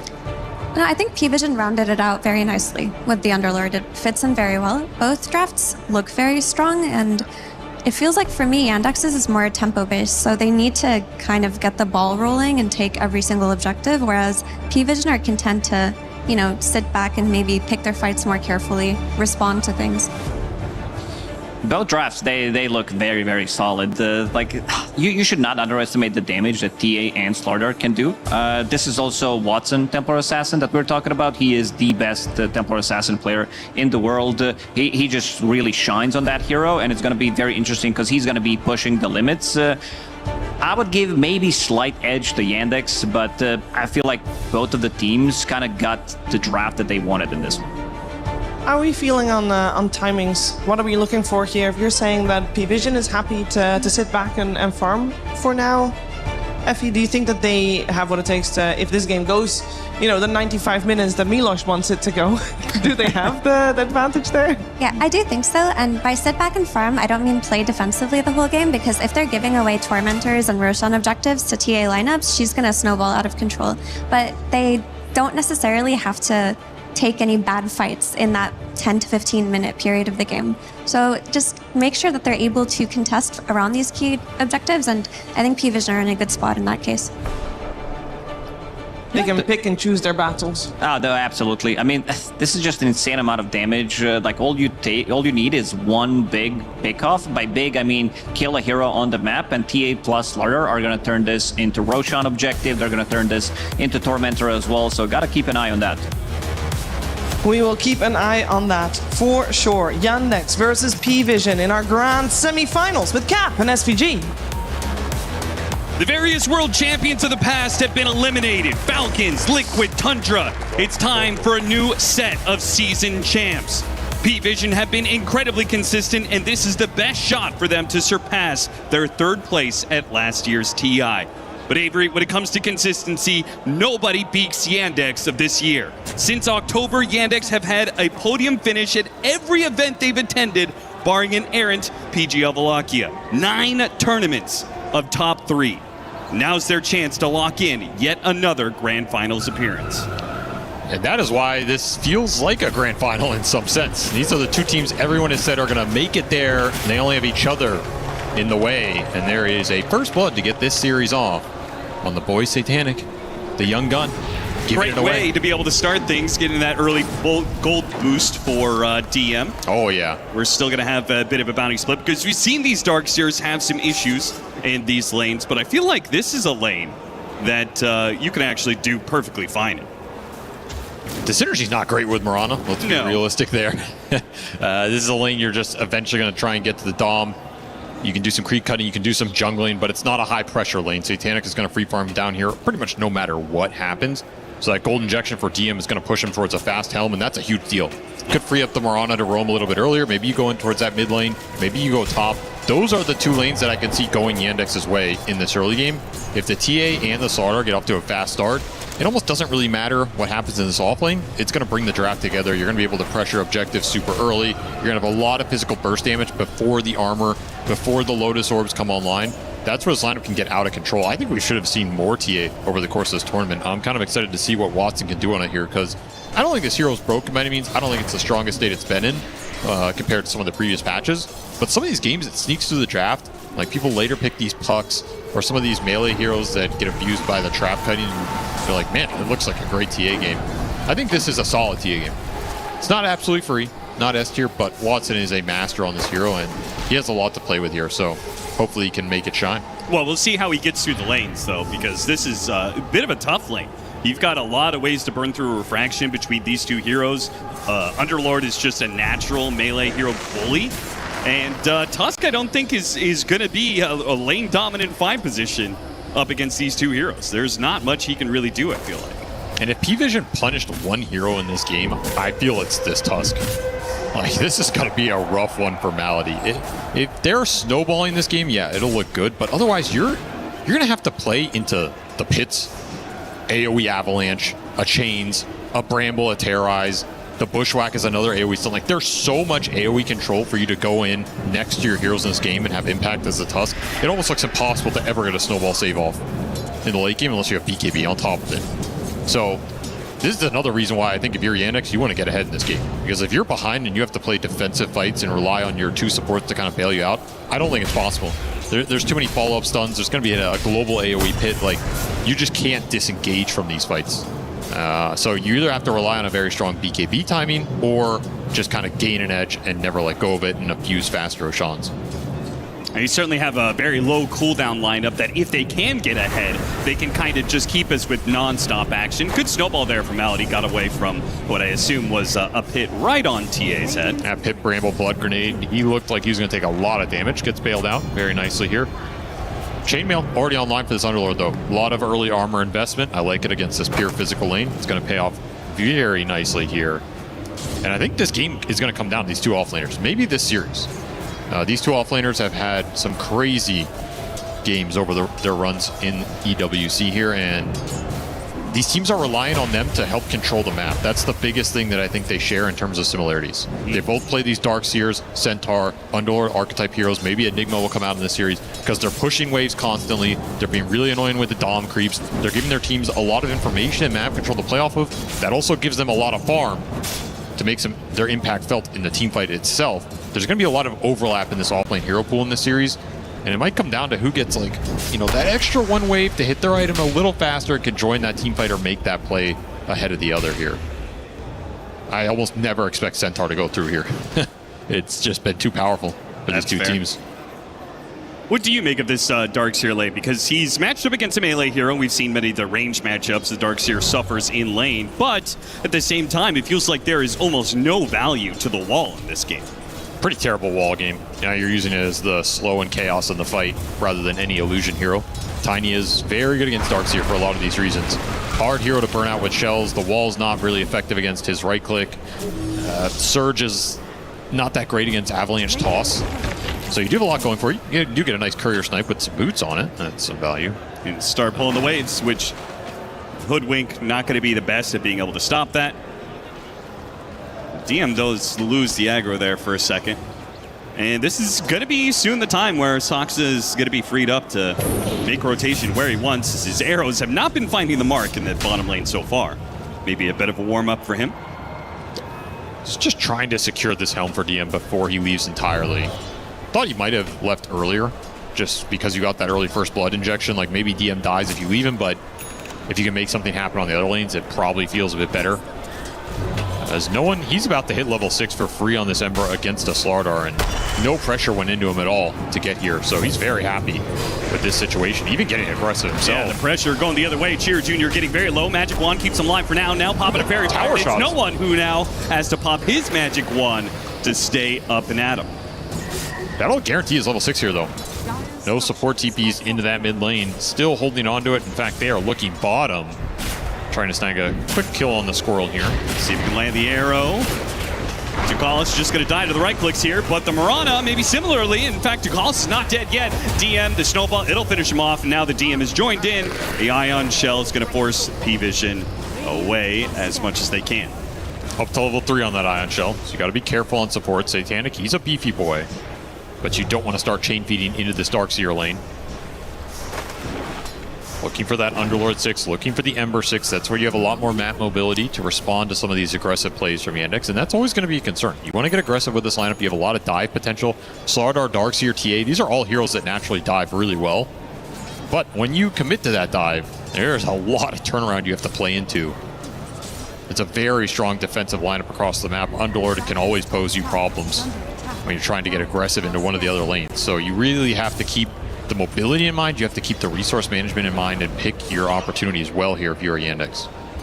Going into the Underlord solves a little bit of that. Two supports rotating in because Watson needs the help here. Too many creeps are dying under tower, and he can't hit any of them for fear of being caught by just a single disable into the Firestorm might be the death of him.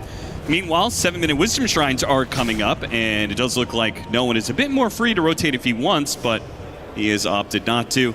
So we're just going to have a split. No early aggression from either side, making an invasion or anything like that. P-Vision way happier with just static lanes that the Ember's doing fine and the Underlord's doing fine, because there's not ever going to be pressure going into this Tiny. And meanwhile, there's a decent amount going into that Templar Assassin. And this Slardar keeps on getting low, trying to hit him with the Remnant, but a beautiful arrow stops that. It's all defense, though. Yeah. And I'm looking at this Underlord's denies right now. He bodied the TA up here. Watson didn't really go jungle early. He didn't do extra stacks, so you're looking at, what, 22 denies on notice? His TA is down that net worth chart for a reason.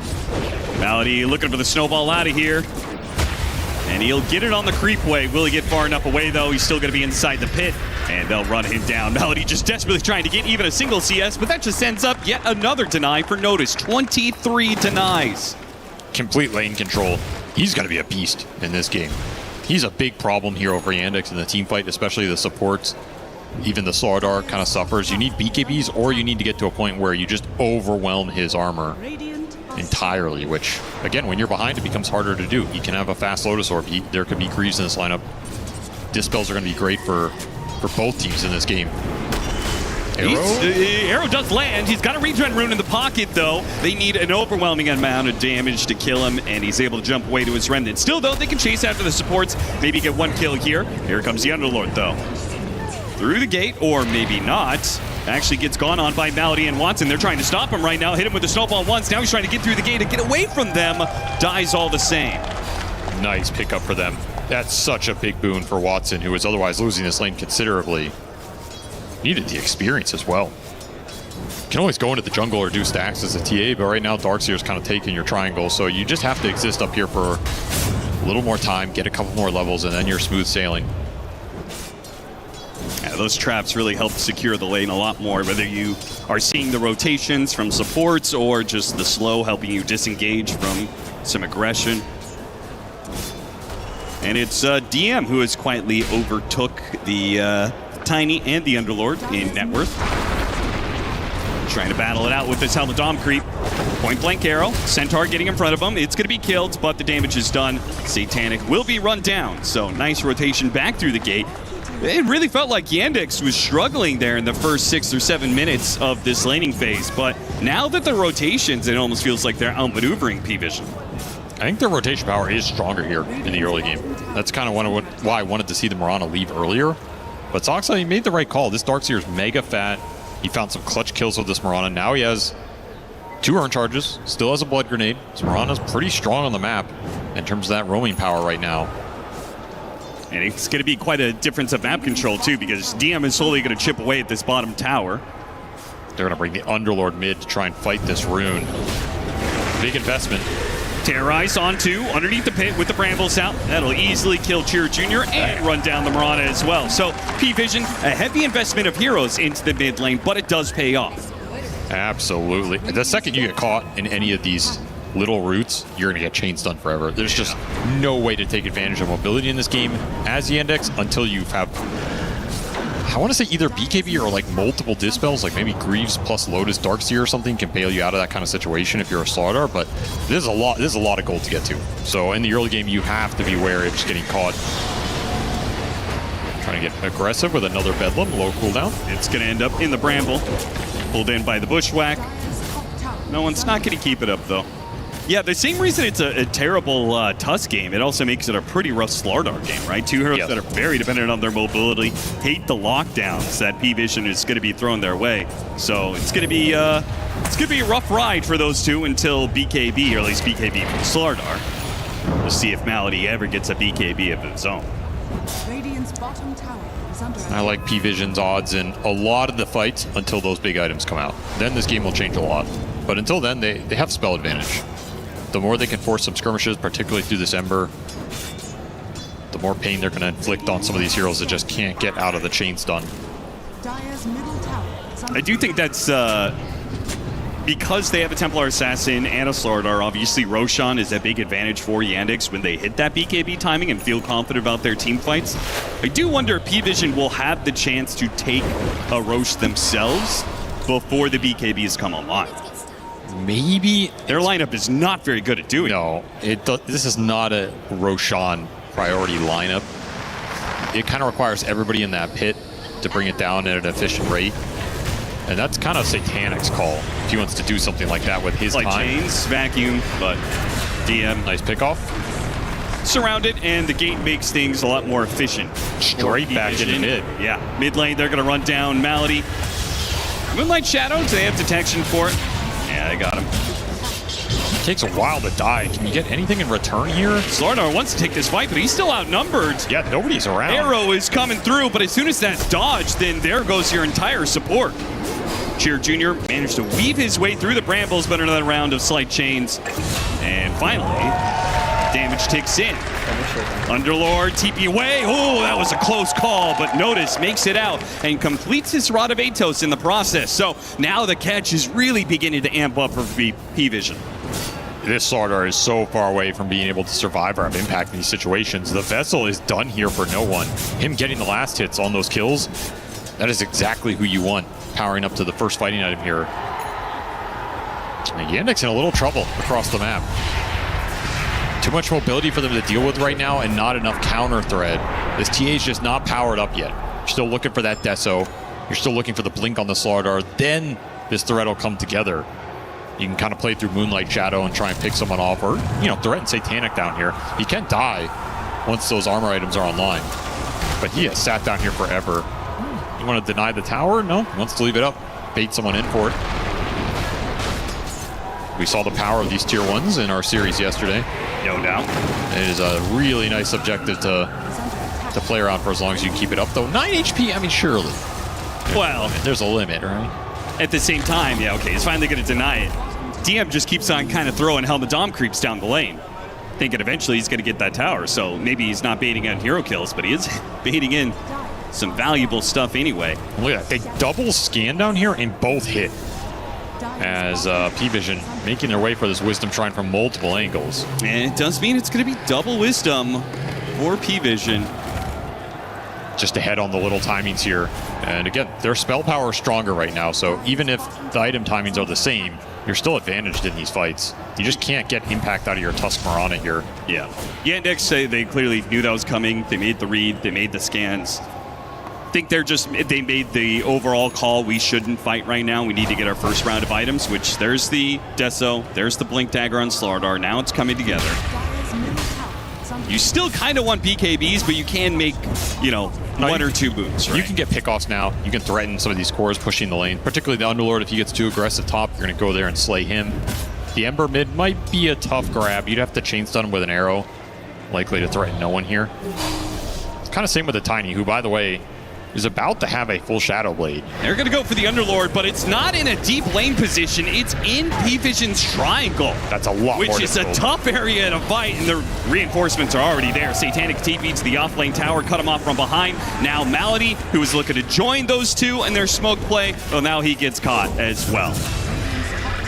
It was just overly aggressive move. Yeah, I was going to say, Roche just walking by, but no, he'll give no one a little toss there. Love tap. That feels like a forced play. Like, we have Slardar Blink, we need to do something with it. Yeah. That's not the area that the TA can connect to unless you're already running there. Ooh, Arrow slips on by because Arguello popped and just decided to turn around.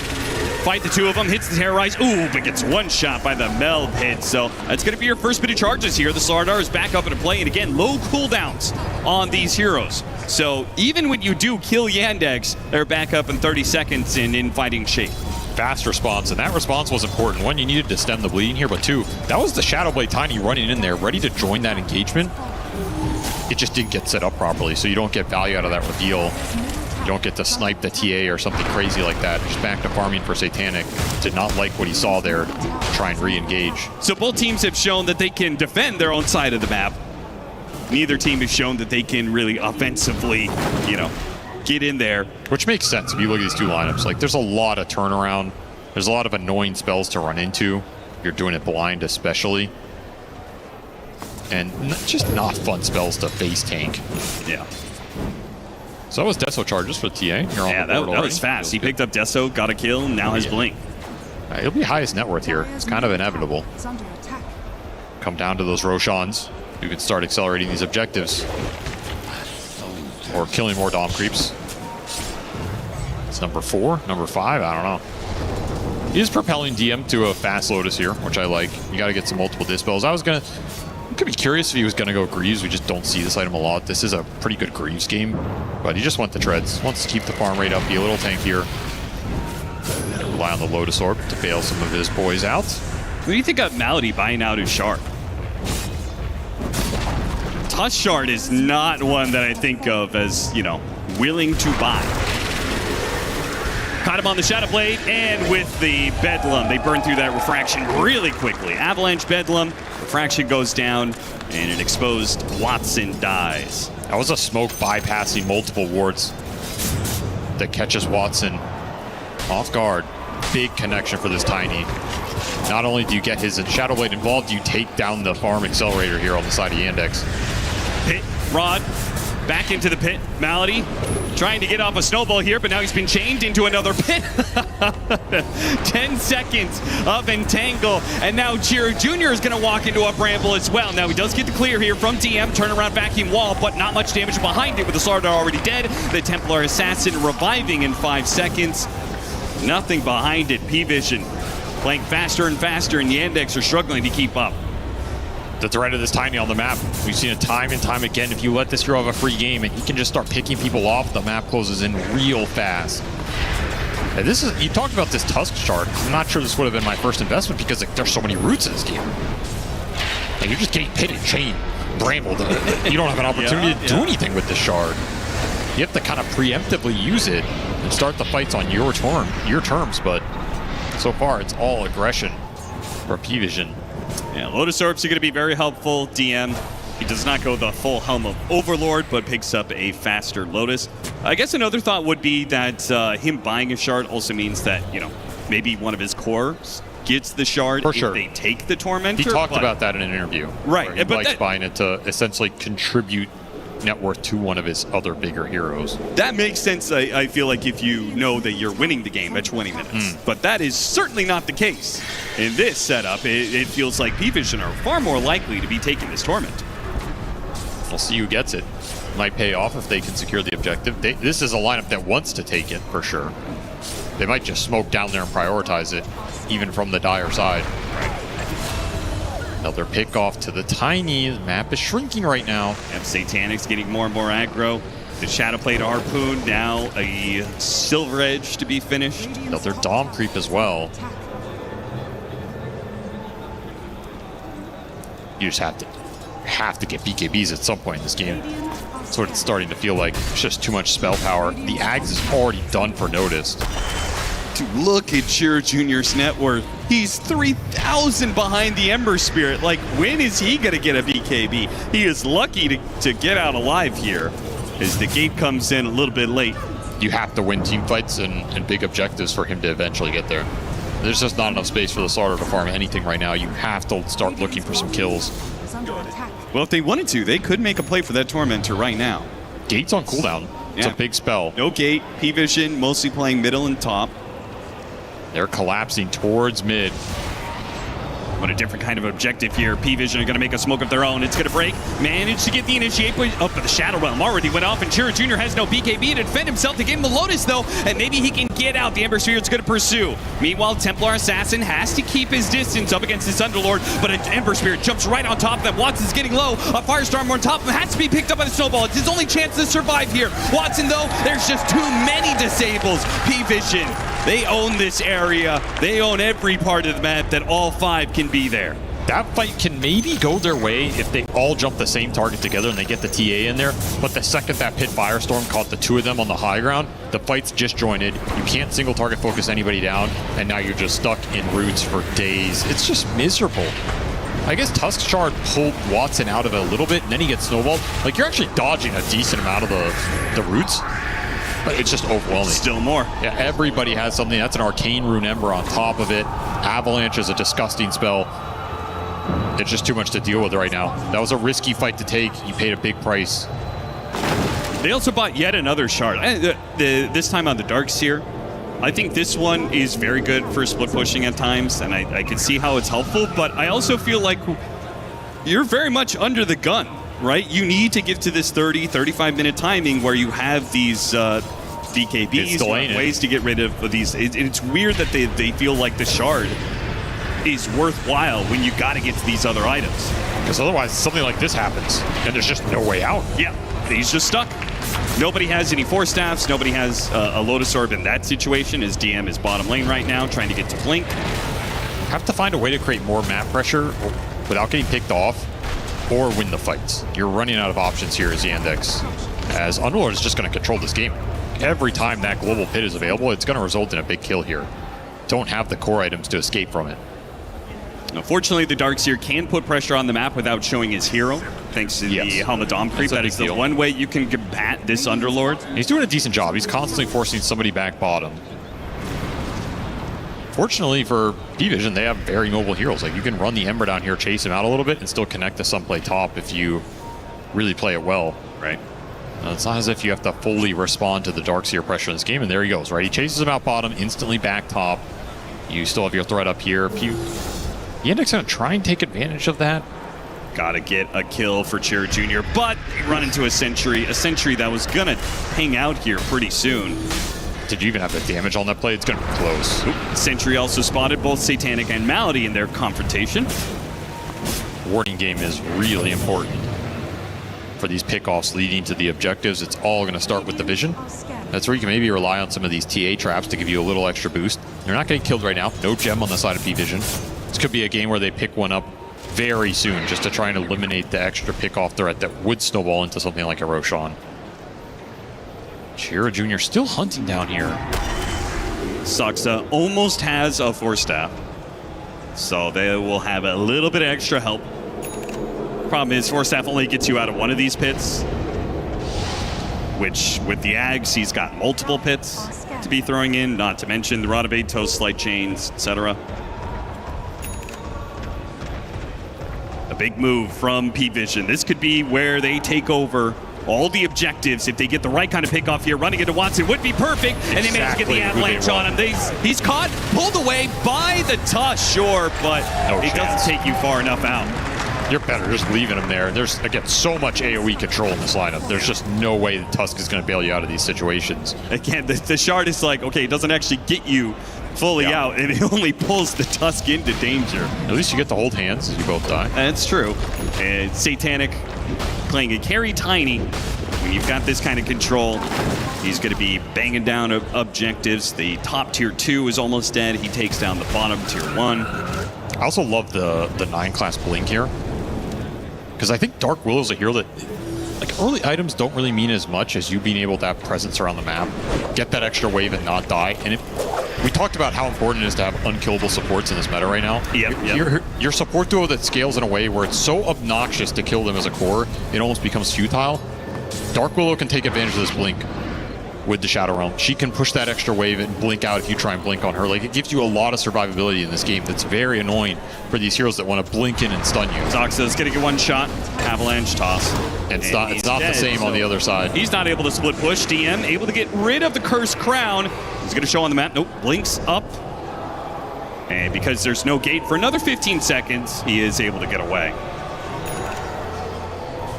And I think we've also seen this development on supports over the course of this event, and maybe like the previous one or two just meta-wise. We're seeing a lot more earlier blinks, not as an initiation tool, but as a, I'm going to rat the map or set myself up somewhere that's really annoying and have that escape mechanism. Like, it's a weird development of the item that I don't think we've really seen as consistently before in Dota. And the heroes that can take advantage of it tend to be more popular. I think Hoodwink's another great example. Like, we've seen a lot of early blink Hoodwink, where you're just playing off of, I have extra reach for the stun, I have extra mobility across the map, I can get that one extra wave and get out. There's no chance you catch me, or I get that extra snag in a fight. It's very high skill. It pays off when you can land it, and especially if you're the aggressor in the team fights. And no one perfectly placed, though. They are going to get the initiation on him anyway. I thought this was going to be another situation where he breaks a smoke and he gets away, but they managed to get the initiation on him. Big hits. Shot came through, vacuum onto Satanic, slowing him down, but they still managed to get a toss on the illusion to kill Malady.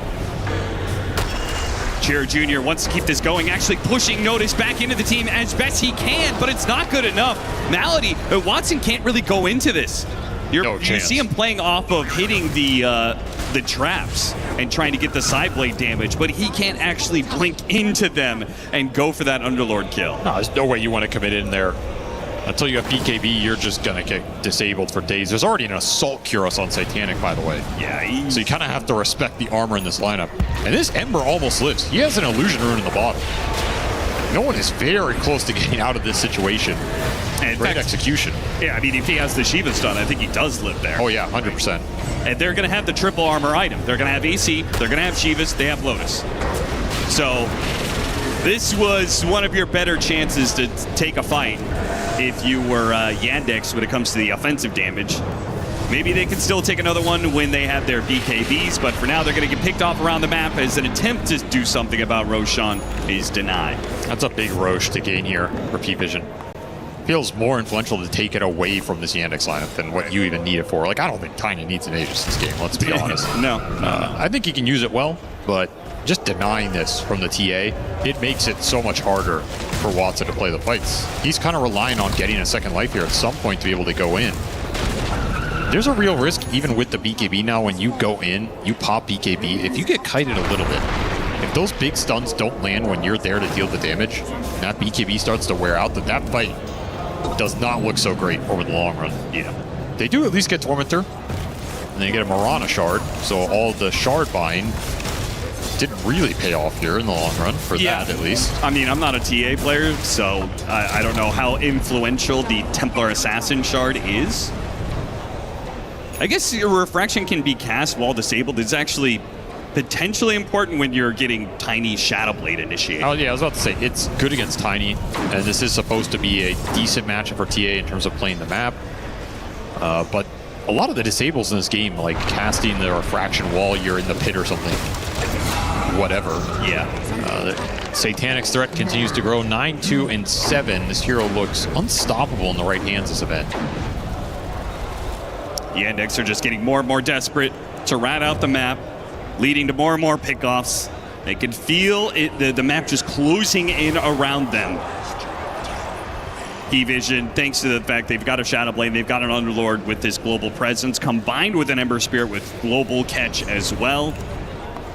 But there's the 2 BKBs for Yandex. TA and Zard are both online. This means you can full commit in the fight and try and take down that big juicy target that you want to at the start. Into Aegis, it looks a lot more difficult. Yeah, the question is, like, are they going to have the damage, right? They have the defensive capabilities to allow them to push through these disables, and that's a very strong timing, but because they're ahead, are P-Vision now too tanky against the physical damage? It looks like that. There's just so much armor in this lineup already. It's 41 armor on Tiny right now. Like, Corrosive Haze only takes away so much, you know? And if Satanic spots him, they do manage to get the leap away, but Satanic just follows him through with the flank. Now the pullback on the Harpoon. Cheer Jr. doesn't want to have to use BKB here. They snowball, try and dodge the Cursed Crown, and slip back inside the base. Malady with the Lotus. Nope, he's stuck in the rot. Now, Avalanche, and he's dead. Man, these heroes just cannot get away no matter what Sledgehammer is going to be used. And they're going to either force the BKBs or they're going to kill you at this point. Cheer Jr. pops the BKB and makes a run for the fountain. That is not what you wanted to see out of your first usage of both the Templar and the Slordar. They didn't even go on a hero, really. Sure, they got the Dark Willow, but they haven't threatened a core at all. And they're immediately going to smoke and make a play for this, which is a bold move considering the BKBs are on cooldown. They're trying for the Tiny here. Massive and a hit that catches all these heroes and Avalanche over the top. Nice little snowball dodge, but here comes another pit holding back 3 heroes. They turn back to Malady. The easy kill for now. They can't do anything here. They pull in Watson. Watson stuck in all these pits, and this looks impossible. Nah, there's no shot. You can't focus anybody. You use your BKBs. They're out. They tap it early. Domination here. Another 30-minute win from P-Vision. can't anybody last longer than 40 against this team? It doesn't feel like it. They just run you over. The second they start to gain a little map control, they just never look back. The lanes get pushed in really aggressively. Someone gets picked off. They get an objective. It becomes even more difficult to fight. There's just very few openings for you to claw your way back in this game. And I think we saw the power of this Underlord pick. Like, if you do not get the Dispels up fast enough, if you do not get the BKBs up fast enough and take that one important fight to give you a chance to dominate the map, it becomes impossible to play the game. There's just no hope. I think this pick was just too debilitating for the entire squad. Like, you're forcing them to buy an early Lotus Orb, early Force Staves, Shards, whatever it is. Everything is, I need to deal with these pits, I need to deal with these pits, and then you just don't have damage. You don't have a way to kill these heroes who are all just itemizing to deal with your actual threat, TA, early Shivas, early AC, early Lotus, armor across the board. I think all three of their cores had 30 plus armor by like 25 minutes in that game. Yeah. I mean, what are you doing as Watson here? Like, there's not enough Deso charges in the world to cut through all this HP. So, man, they really punished the Slardar pick. On paper, I think this was going to be a really hard Slardar game. They made it an impossible Slardar game. Too many bad matchups. I think you have to maybe just chain gank mid in hindsight with this Mirana. Like, I don't know, does the Darkseer net worth really count for anything in this game? I think the Slardar has to snowball for you to have a shot of taking fights. And you got very little priority. It's not a hero that can do stacks. And no one played the mid lane really well and got some help. So P-Vision, they alleviated a lot of their potential difficulties where I think Yandex did not snowball their threats hard enough. And that'll be something to address going into game 2 because they got dominated here. Yeah, their very first game, 41-minute victory. They had a 48-minute victory against Reconyx. But yeah, most of these are in that 30 to 35-minute mark. Just extremely dominant victories from P-Vision when they do get the win. P-Vision take game 1 of the semi-finals and in quite the fashion as well. I was expecting maybe a little bit more back and forth to come out, but it was not meant to be like that for Yandex. They did not get off to the greatest start that they were probably hoping for, Lacoste. Yeah, this is the type of a lineup that wants to snowball out of control between 15-25 minutes. This is what this lineup is kind of built for, to take over the map, take over the objectives, Roshan, get a pick off, turn that into Tormentor, and take control of certain areas of the map where they're going to be getting the kills, they're going to be utilizing this kind of infinite damage that they have from Slardar, Deso, and a TA. But the lineup never came online. Like, we saw Slardar really struggling. I think no one really pushed the limits on the hero in the mid lane, making sure that this Slardar is also shut down. This is not a hero that can easily recover, and we were seeing some like downfall to it, plus also having the global presence from this Underlord, kind of similar in a sense where you're playing against a Dawnbreaker, knowing exactly that that +1 hero is going to come in and making sure that you are also needing to bring extra hero, maybe even extra 2 heroes because of the damage reduction and the kill threat that he brings. Yeah, if you noticed, had a fantastic start on that offline. Yeah, he really did. I mean, his CS was unbelievable, and they did manage to trade a few kills on him when the rest of P-Vision were making a move mid, but for the most part, what that Underlord gave that game was just so valuable. And watching that play, it just felt like there was so much shit on the ground that it was so hard for Yandex to play into it. Like, every time any kind of fight was attempted by Yandex, all of a sudden there's this Pit of Malice with the Bramble Maze, with the Terrorize, with the Tiny Avalanche coming in. There was so much AoE control, and when you're working with heroes like Tusk and Slardar and TA that need that maneuverability in the fight, this just debilitates them way too much. Yeah, it gets pretty difficult. I also mentioned the itemization coming out from P-Vision, that it's going to be pretty straightforward when it comes down to picking up the items that's going to give you the value. So you see 9 class having this Distiller, getting extra bit of armor from that, relatively early Shiva's Guard as well from no one. And also Satanic completely skipping the BKB. This is one of the few times where you see Tiny not needing the BKB because he's playing against many BKB piercing abilities. He's playing against this Deso overwhelming physical damage. So he also tanks up and also gets early AC, which does benefit the whole team. And also you see noticed him getting the Lotus Orb, which does give him armor, so kind of double dipping on the value on top of that. And also picking up a Ghost Scepter, making sure that he is not going to be dying. And this is one of those games where if you're playing from behind, you don't really have enough money to buy a Nullifier, so you can't really just burst him from 100 to 0. Yeah, I felt like this game, it got out of control at some point for Yandex, and it made me wonder, like, is there in their draft not a plan B built in where they can make a comeback? Not really. It's a very one-note kind of draft, like blink in, burst somebody, use your overwhelming amount of damage, and just snowball off of that. So if you don't get that pace starting for you on Yandex, there's really not that much you can do. And I do feel that maybe the Slardar was actually not that good within this game. Like, Slardar has been introduced as this really big counterpick to the Spirits, especially Earth Spirit in particular, and the Puck that we see very often. But versus Ember Spirit, it looked kind of underwhelming, actually. That hero, while he does trade with him decently, he has no means to remove the Flame Guard, and he doesn't punish it enough, Lacoste.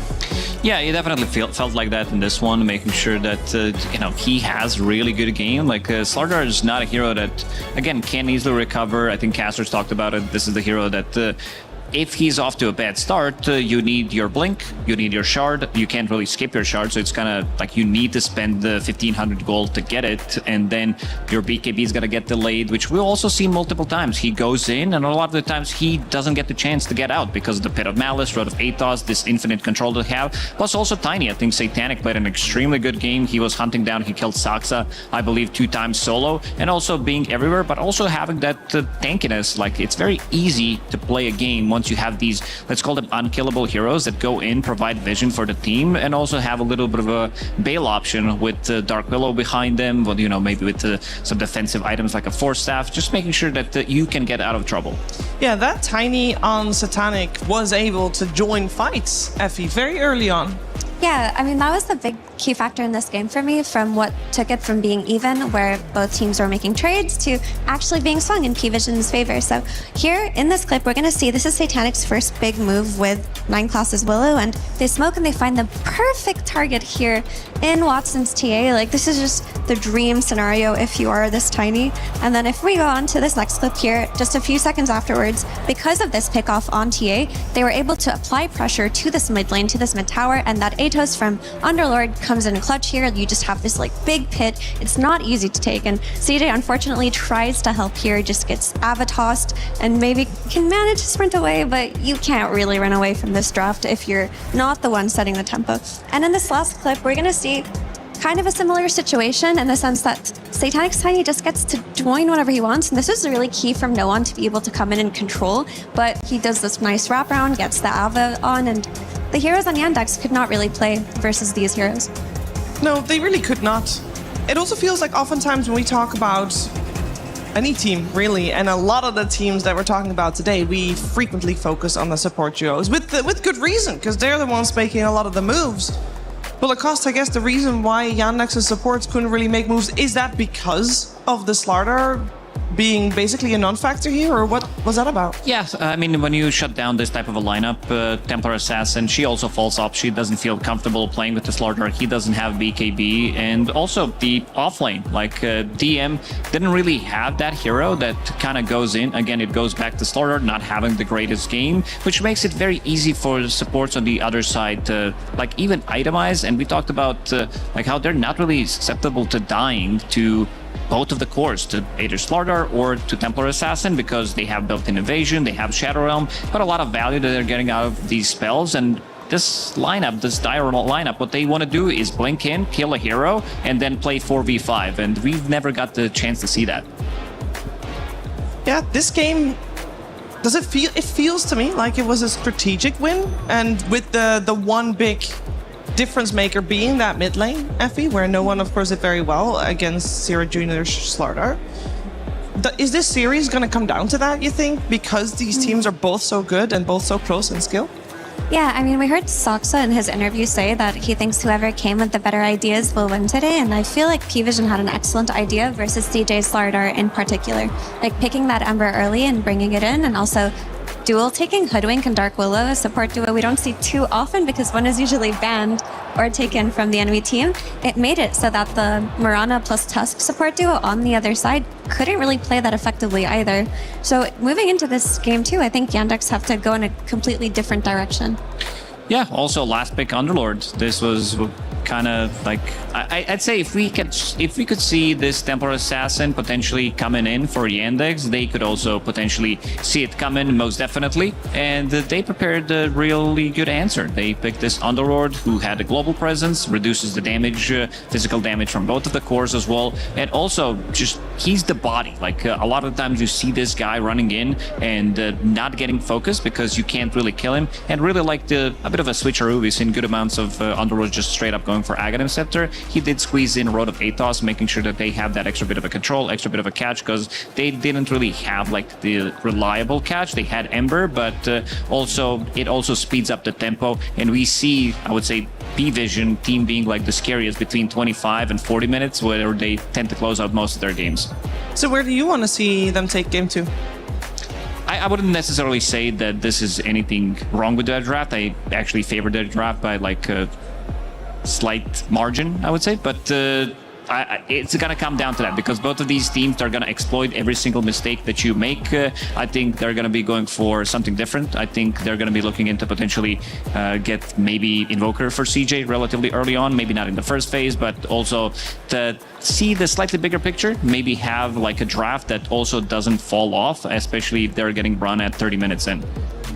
Yeah, I think also maybe they thought a lot within their draft on Yandex about Earth Spirit, how they want to break the combo and how they want to address it, but they didn't, I think, expect them to take that Dark Willow there, which made Tusk's game really difficult, and I would be surprised if we see the Dark Willow make it through for that game 2 for 9 class. Well, we're going to find out how things will change in game 2. Of course, yesterday we had quarterfinals happen and things were heating up already with 2 teams making it through there. And we're going to have a little bit of a flashback of that with the Saudi radio comms.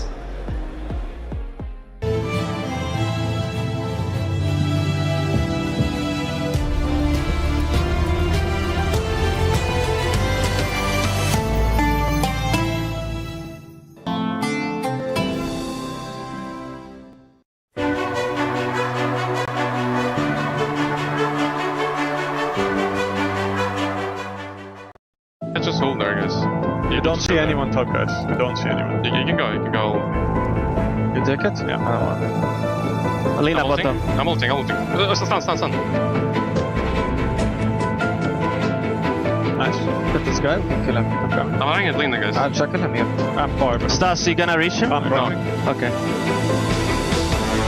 Right 5. He has no mana. He has no mana on He has one lots. Backline, guys. No fight. Someone's kind of one line. I died in base, boys. To get out of it. Okay, nice.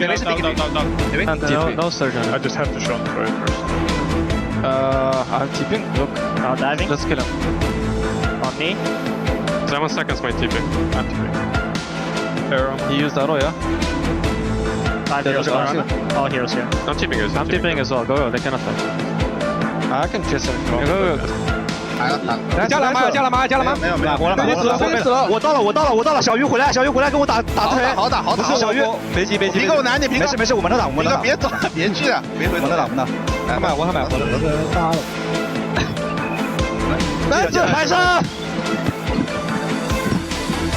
小狗，没事，给我加速。可以追，别急，可以追。看一下，看火力。我这边，死了。牛逼，豹哥！妈，我想开个塔防，这不？要把这塔先盖线，盖点或者说，我想没有这个塔真的想打，可以打，现在没 BP 的。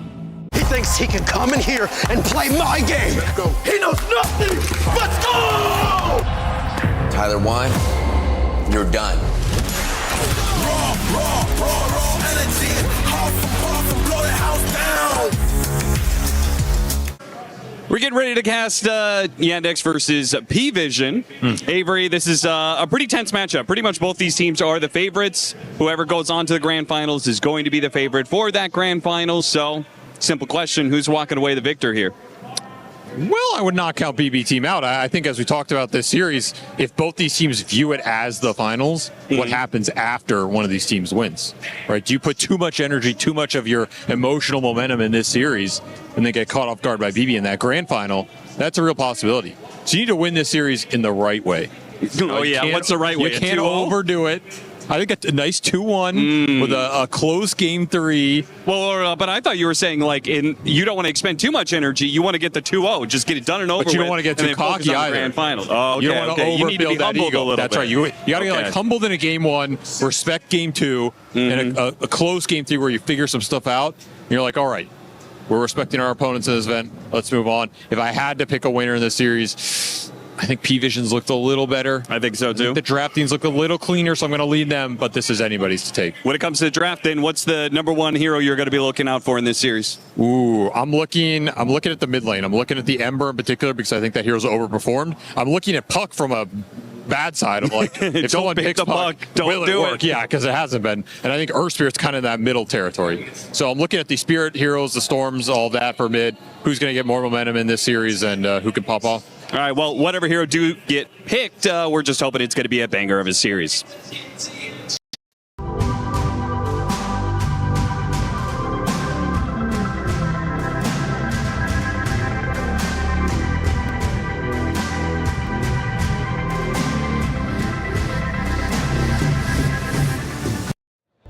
Game 2 of Team Yandex versus P-Vision coming your way here from Dota 2 at the Esports World Cup. One of these two teams will be meeting BB Team in the grand finals here in Paris. And so far, it's P-Vision that takes Game 1 of this best-of-3 semifinals. And it wasn't that close, but it was little strategic wins that allowed them to take the victory. And that's the downside, I think, with a series like this, from a viewer perspective. Absolutely, because these are the top-tier teams. These are the two teams that everybody pretty much gave respect. They're going to be potentially being the toughest opponents and winning this EWC because of the reason that if you make a mistake, they're going to punish it, and that small mistake is going to transition into another big mistake, and it's not going to be close game because these are the type of teams that are not going to be giving you that second chance.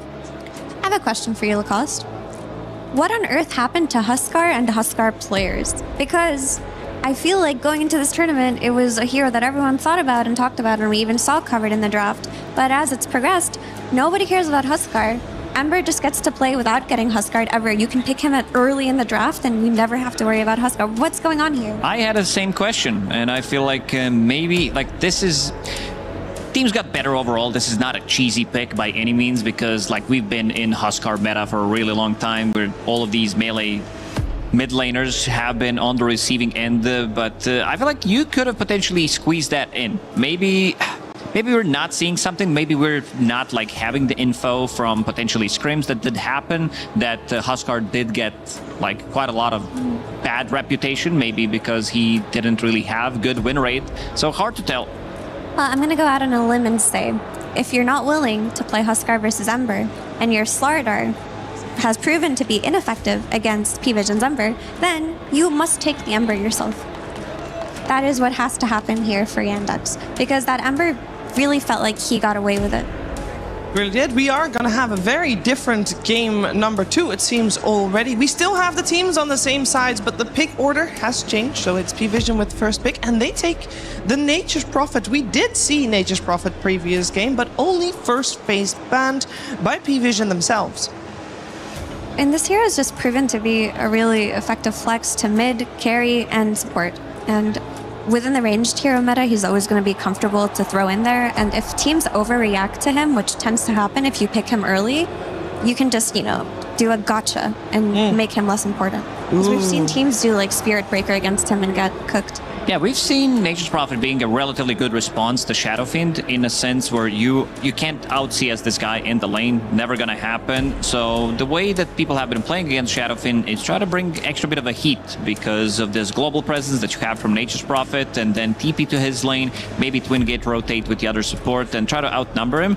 And so far from what I've seen, it did look pretty successful. Nature's Prophet on P-Vision side, we haven't really seen it from any other role than position 1. You did mention the flex, Yandex, they did flex it to the position 4. You said the mid lane, which can potentially happen, but of course, P-Vision, they're definitely using this as a bait because 9 class, he will definitely play it if it's a good game for it, if they want to give their carry slightly more priority. Yeah, you know, and I'm looking at this first phase of bans, and there are like tiny little things that I find to be very amusing. Like they banned Darkseer in that first phase on P-Vision, which you then get one more ban, right? You're kind of telegraphing that you want the SF, but you take Nature's Prophet instead, and Yandex are just like, no, we're more scared of Dawnbreaker than we are of getting SF'd ourselves, and that doesn't even enter their mind. Like, I just think little things like this are really cool because another team would have overreacted potentially and included SF within their first phase of bans. Strong composure here. Another hero that made it through compared to previous game is that Undying that we've seen on Maladies. Never mind. Second phase. Took a little bit of time to get there, though. I mean, I still think Hoodwink is very solid. She's proven to be a support that you can blind pick and comfortably build around. Yeah, Earth Spirit's still in the pool. That's the big one for me because of the 9 class performances that we've seen from position 4, and this is also something that no one did bring into the meta kinda during the TI qualifiers where he played it 4 or 5 times. It looked pretty much unstoppable, and then everybody else started to copy it, so potentially looking into that one as well.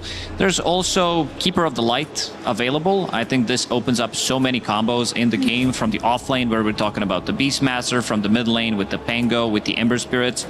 And it's also one of the heroes that 9 class really enjoys to play, but also I assume they don't want to be picking this on their side straight out of the face because they still want to be using this NP potentially as a flex. A lot of the times they use this as a flex, but it kind of never happens on P-Vision. I've got 3 heroes to throw into the mix. I just got 2 because Bane got removed, but Lina and Keeper of the Light are both still in compared to previous game. Yeah, the Keeper is the big one that you have to have something prepared for, and the Hoodwink's taken up. I understand that this hero just gives you damage and she wins you lanes and it doesn't reveal too much, but if you're giving away Coddle to P-Vision, you have to be ready to play against Ember Spirit again, which is kind of where my concern is for Yandex, because if their Ember Spirit response is Slardar, they have to move away from that. It just didn't work out. I would imagine that they will have a plan against it. If we see it coming, they will too. So Keeper of the Light already picked up. We'll see what combination they'll take with it. You can only imagine that if you don't pick Ember here, maybe you will get your Ember Spirit stolen. They have the other options as well. They have Pango, they have Earth Spirit. I think, like if they pick Earth Spirit, it's kind of locked into a mid lane. Because Keeper of the Light, they don't really play it from position 5 like we've seen certain teams do, but I like this pairing. This has been one of my favorite off lanes, because you just spam out whoever comes to that lane, and it's also very good, again, if this is going to be position 5 Hoodwink for this reason, you are going to be kind of removing all the trees, and then Hoodwink can't really find the angle, and it gets very difficult for enemy position 5 to approach and trade with Keeper of the Light, trade with Beastmaster. You can just do Clockwork. Let Hoodwink play 4. Yeah, clock is always fine. Even a broken clock is correct twice a day, they say. But I do like the Beastmaster being shown here because it's still very ambiguous in where it goes, and had they gone for the Earth Spirit mid right off the bat, then you just get the Slardar for Yandex, which they've looked really good on, just not against Ember Spirit. Yeah. Taking their time here. This is the time where they get to pick 2 heroes. They'll go for the Enchantress, not a very popular hero. We have seen some people pick it up. Why here? Why now? She's a good hero against Beastmaster if he's played in her lane, because she can enchant the boar and take away like half of his laning strength, but you can also just throw the Beastmaster mid in that case if you're not willing to lane against the Enchantress. Yeah, most definitely. We've seen Beast being kind of flexed between 3 other roles. Like we've even seen mid Beastmaster, as you mentioned. We've seen carry Beastmasters on top of that. I feel like they need a body. They need something that's going to be soaking up the damage from their lane, like whether we're talking about some Underlord, because most of the heroes that DM has played so far have been banned out. We're talking about Darkseer, Enigma, Centaur. He does have one more, and that's Konka. That was the one that I was about to mention, that is a catch, is a body in front. This is the hero that can build into any item that you need, but we're talking about, you know, Spirit Vessel, whether you want to go for any aura. It does feel good. And it's also potentially a hero that they can leave in the mid lane if it's a good matchup for it.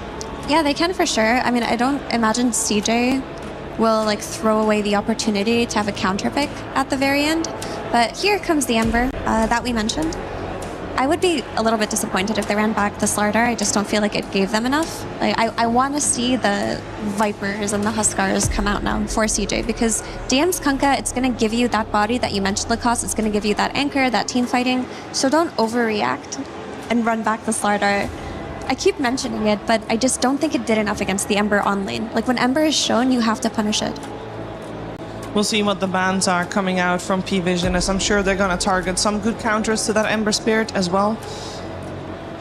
On their side, we still need a hero for most likely Ducalis, unless there's going to be some role swaps with the Nature's Prophet, which we're not really expecting, but we should always keep in the backs of our minds. Yeah, I'd be okay with maybe something to stabilize the lane, like Lich potentially. Wyvern could come out. Big fan of Wyvern as a hero. I feel like this hero is insanely good at what it does in the lane. The scaling, like we've seen so many good combos, like even combos that don't really feel like combos, where people have been using Darkseer Vacuum, for example, to pull them back in. And they're going to be removing the hero that we mentioned relatively early on, like this Invoker, CJ Invoker, one of the best ones out there. Had some really good performances so far at EWC. And in terms of catch, Kunkka gave them that catch. Like the X Mark into Sunstrike would be very cheap and potent combo. Yeah, I like the idea of Lich, just because when you play against Enchantress, you know she's going to make some early moves towards your tier 1s, and Lich is the hero that can just press his armor on the tower and maybe mitigate some of that stress. The Wyvern can work in terms of clearing the lane with the Splinter Blast, but not as effective in terms of the defensive game. If not Wyvern or Lich, if they both get banned out, what other supports can play a more stabilizing early game? I mean, Clockwork's still in the pool. I could be okay with Clockwork, and there's one guy that I feel like has been underutilized. They picked it once, and that's Ogre. I feel like this is a type of a hero that loves to lane with Nature's Prophet. It gives them the body, something to soak up the damage. Because, like, at level 1, like, even level 2, it depends. Bloodlust is an insane spell. It gives you 35 attack speed and gives you good amount of move speed as well, 6%. So let's see what they're gonna decide for. I think Lich gives them slightly more control. It gives them slightly more team fight as well. What about Earthshaker? I know that's a BZM specialty, but I remember CJ was playing against 1W and he stole an Earthshaker and it looked quite good. I mean, it could give you a lane versus the Ember and it could give you that added stun. I'm down for that. I feel like also this hero has been unutilized. And we got There's your Ogre. Clap for Ogre. Yeah, I think this hero has a place in meta. Not many other position 5s are willing to pick it because it's a bit of a hit or miss. It's also a hero that can build into like different items. You build into Force Staff, Solar Crest, anything that your team needs, and it's gonna feel relatively good. I mean, I'm looking at P-Vision's draft, though, and the same way that Yandex's felt very one note, and good at the one note that it does, P-Vision is very, like, single target heavy. Even with the Ogre as your 5, it's not giving you team fight, it's giving you single target stun, it's going to give your carry Nature's Prophet attack speed, but your Beastmaster also very single target with the Primal Roar, so less of a well-rounded draft. How do we feel about Monkey King against the Ember? There was one game that at least I've seen so far at EWC where people try to counter this Ember Spirit with Monkey King. It looked okay in the lane, but I feel like this hero's... It's not an S-tier hero, it's not an A-tier hero by any means. I would give them maybe like B at the moment. It feels like with all these nerfs, a lot of the times this hero, it gives you the team fight. Of course, there's a good synergy between their heroes that they have, like the triple core with the physical damage and whatnot, but I feel like it's a little lackluster what it brings to the table in the mid game, especially if you die once or twice. Yeah, that's the issue with Monkey King, is that 1 or 2 deaths kind of just slow you down. But I do think the lane is still very good versus Ember Spirit, and I think CJ can make it work.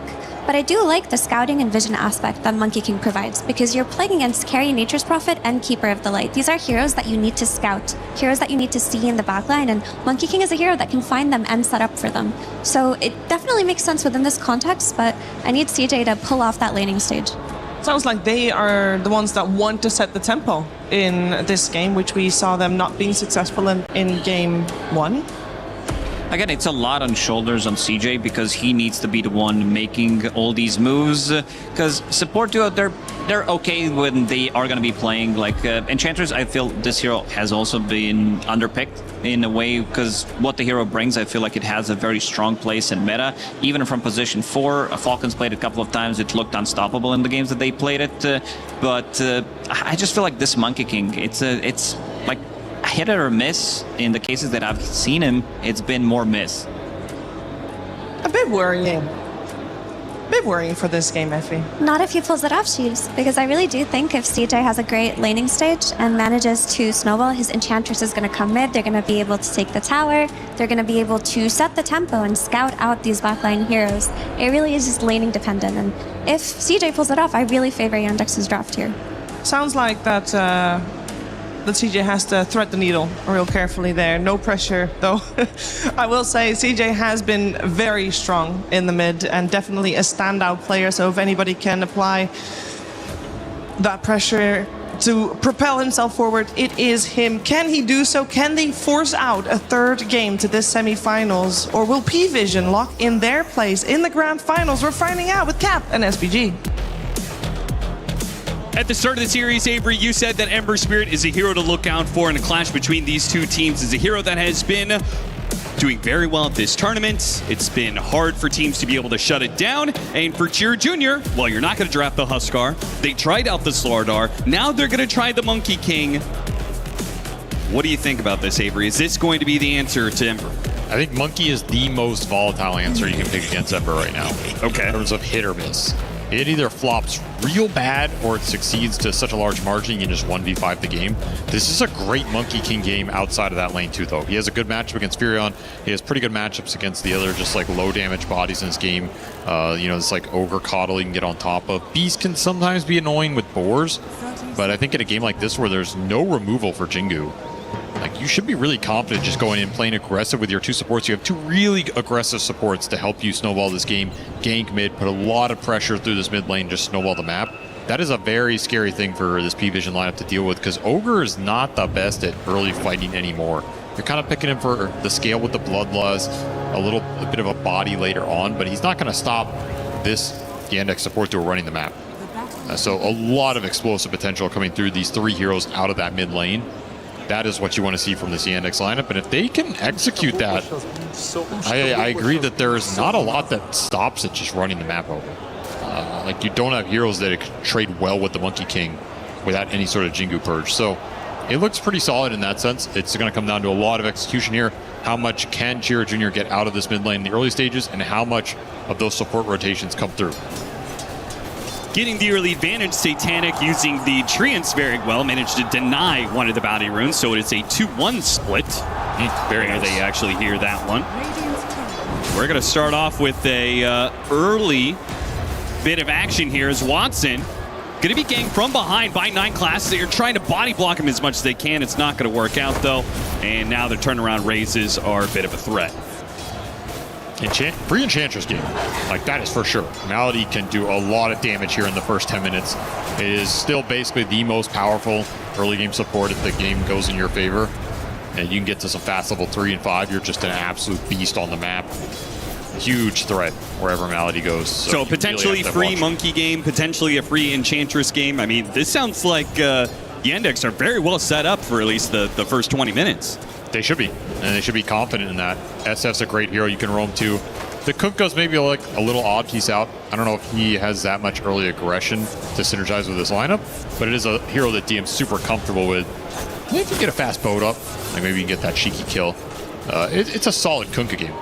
It's a hero that sets up, like if other heroes are having a good game, he sets them up very well. For sure. Right. He can give you a lot of sustain, a lot of extra teamfight power, and he's a very tanky body himself, which my biggest concern with the P-Vision lineup is getting to that point where the damage comes online. If they can scale their cores up, get some big damage items, and bloodlust everybody, it's going to be insane. You got to get over that threshold a little bit, otherwise this support duo is not giving you that extra oomph. You have some nice sustain from the Coddle, a little bit of DPS. Ogre's pretty low damage. It's all about the cores here, in my opinion. How do you deal with this off-lane duo of Coddle Beastmaster? We've seen this before earlier in the tournament. It just ruins many a safe lane here. Maybe DM's in trouble, actually. Blocked in by the Sprout. He eats through, but it's too late for that. First blood goes to Satanic. They just win the lane straight up.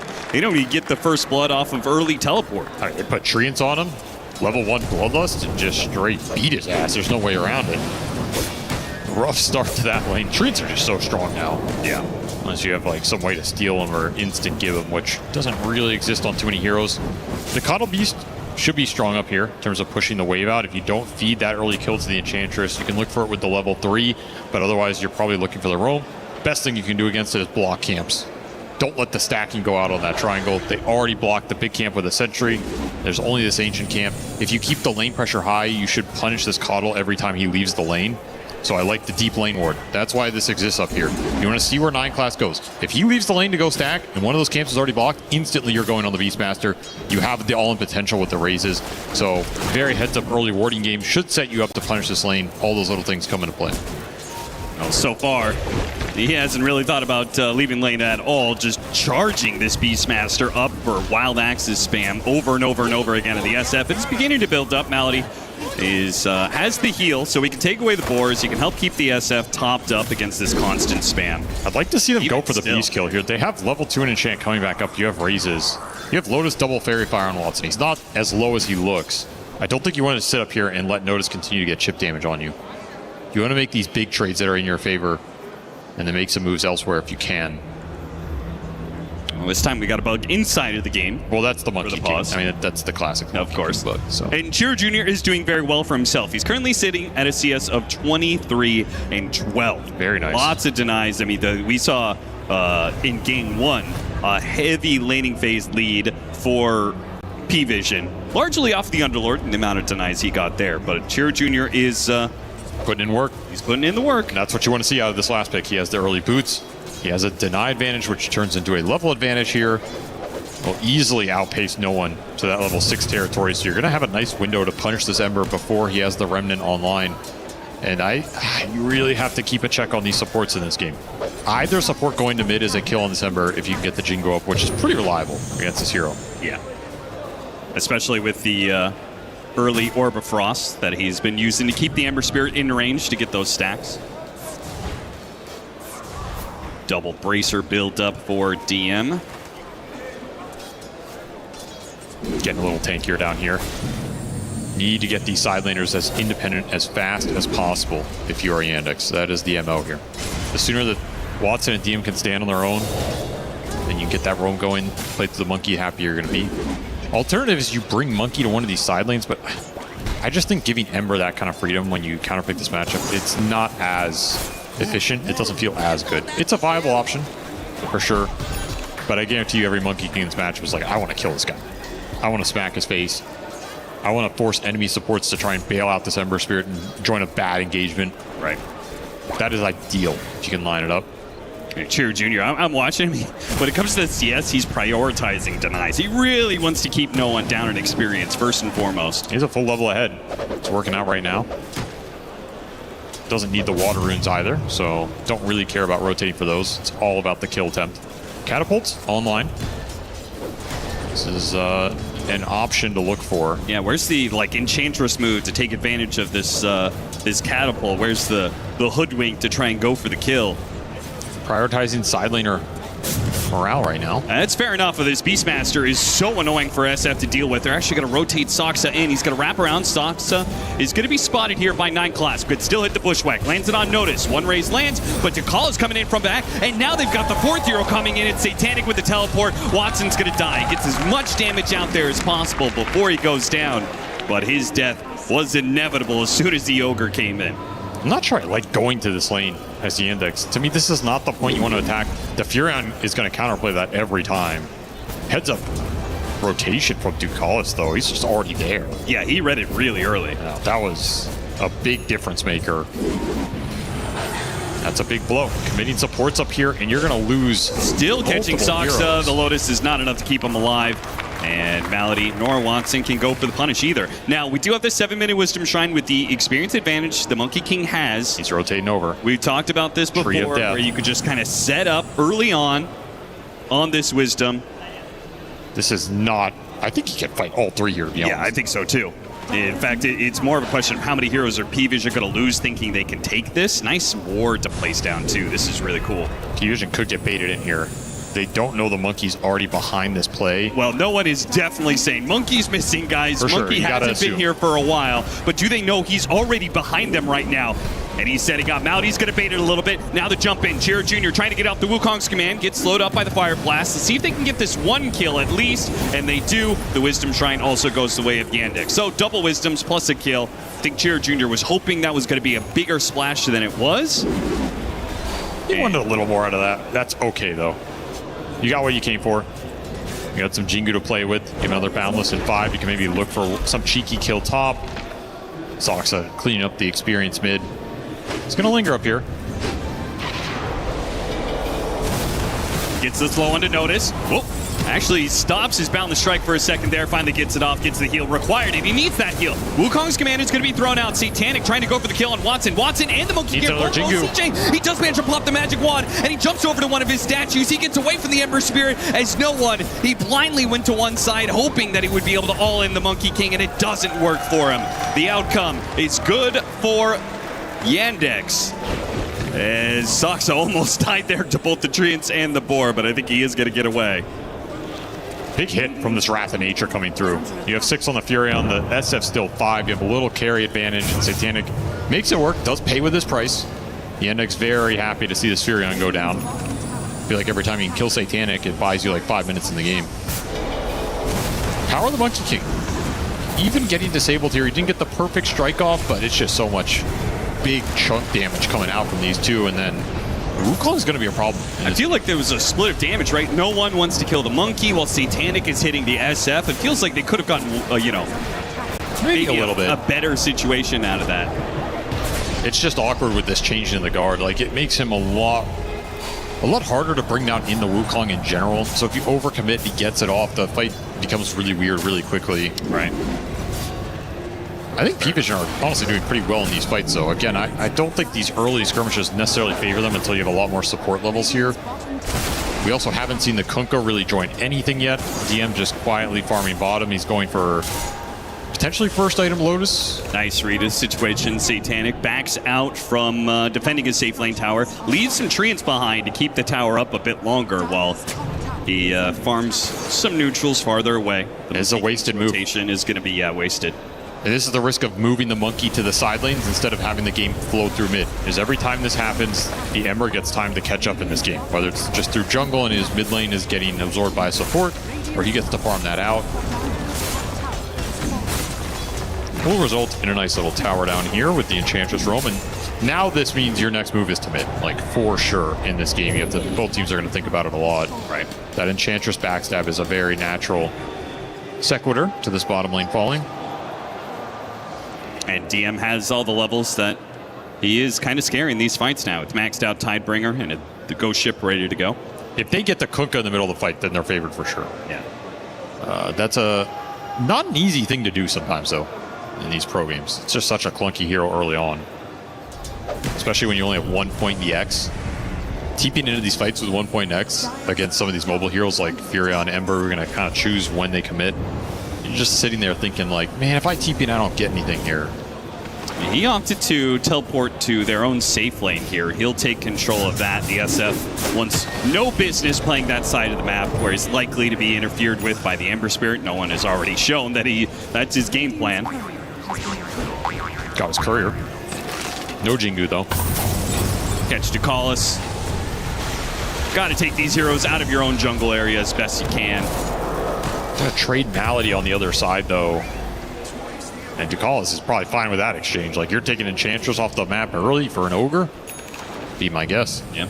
You're way more useful than me right now. What do you make of this very early Lotusaur for Kunkka? That's why I was debating. It's a good Lotus Orb game. There's no doubt about that. But is it a first item kind of? It's definitely not going to accelerate your farm or your like presence on the map. Yeah. Will be really nice for the Monkey King though. And if you're going to put all of your eggs in the Monkey King basket, you better make sure he has the backup to stick in the fights. Right. In that sense, I kind of like it. If you feel like it's going to help Cheer Jr. a lot, it will pay off here. No deny there. Notice managed to get the last hit off of the boar. And they lost their mid tower.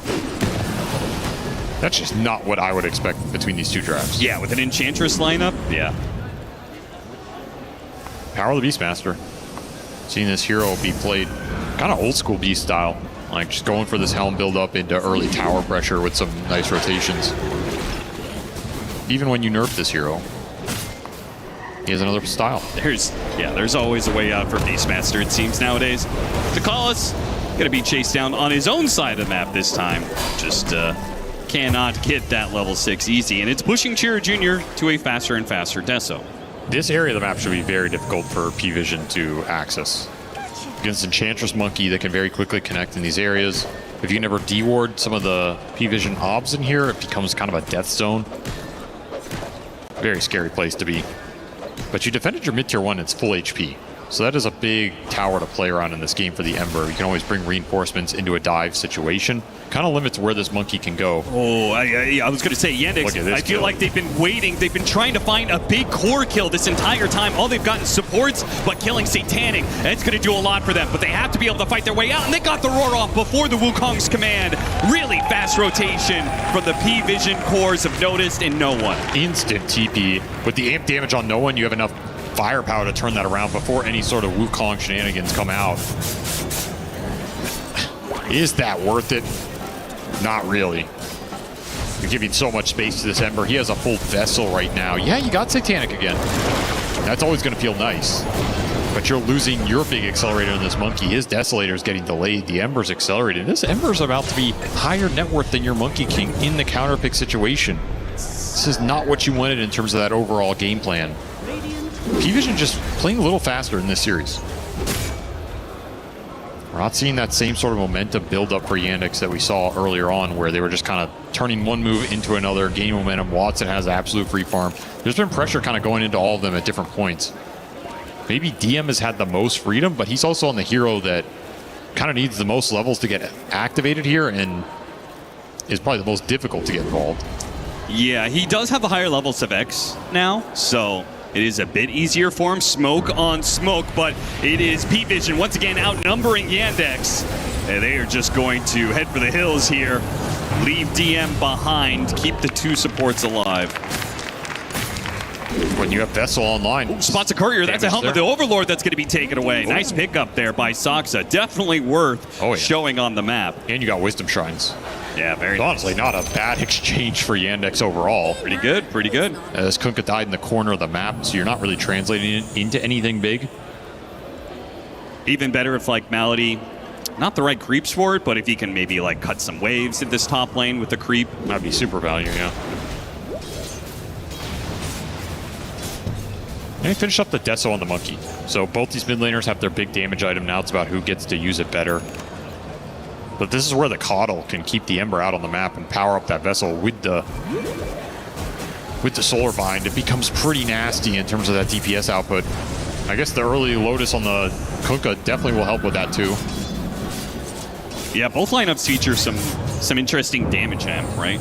Solar Binds and Axes amplifying versus the minus armor duo of SF and this Deso Monkey King. Oh, I thought you were talking about Rabble Rouser.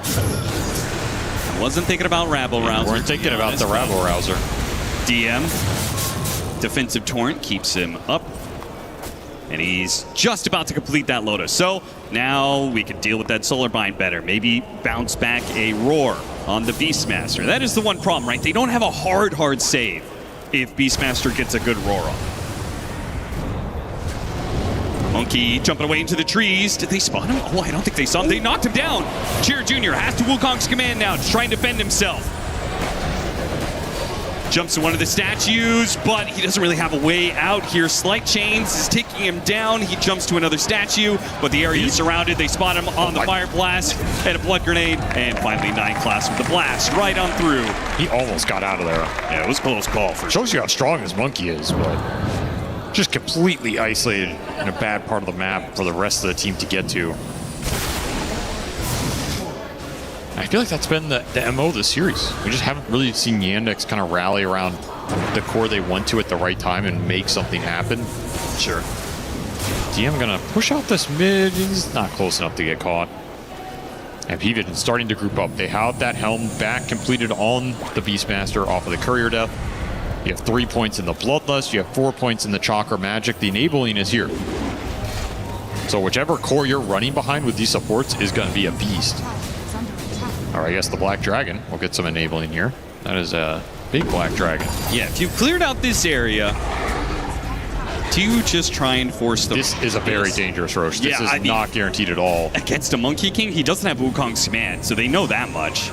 Enchantress also with 4 points heal can just run in front line. Right. And it's not an easy target to bring out quickly. You have to commit a Vessel Charge plus Solar Bind, and likely some other spells. Do you think P-Vision never intended to do Roshan? They were just trying to pull Yandex into a potential fight?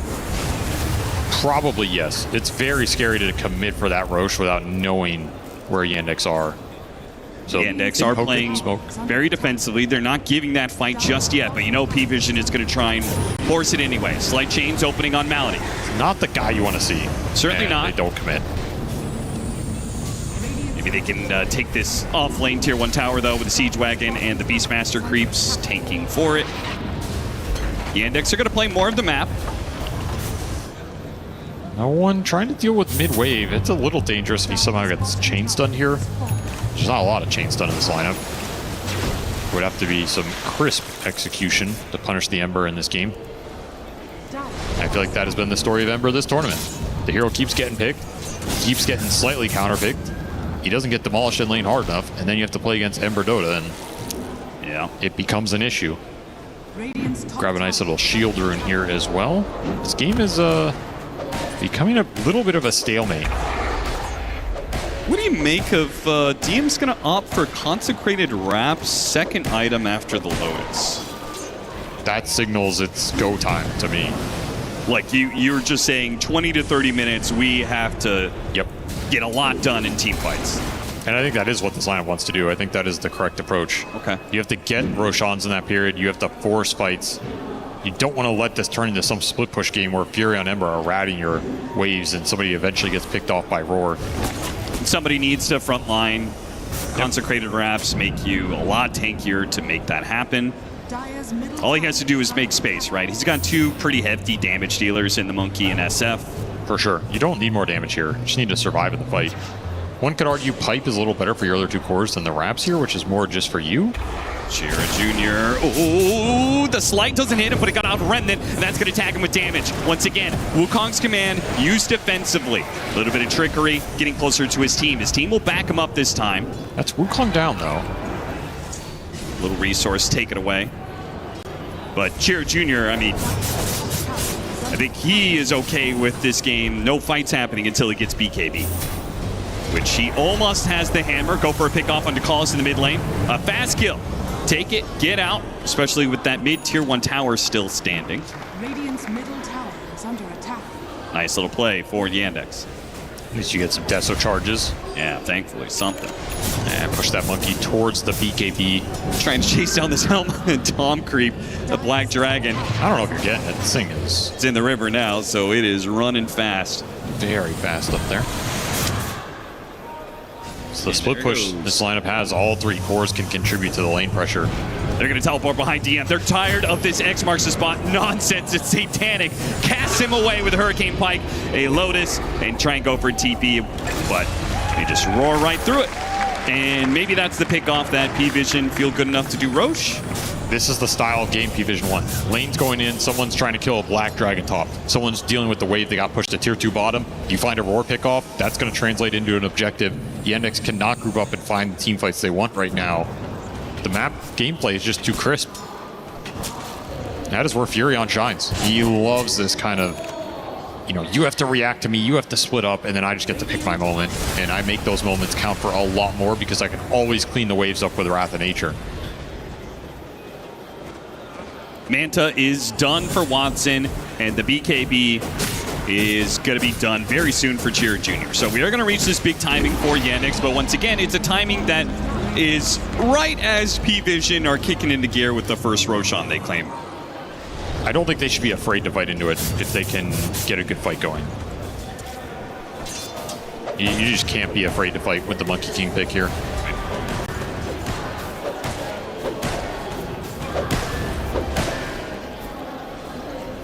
Satanic straight into top. It's going to try and put some pressure on this tier 2.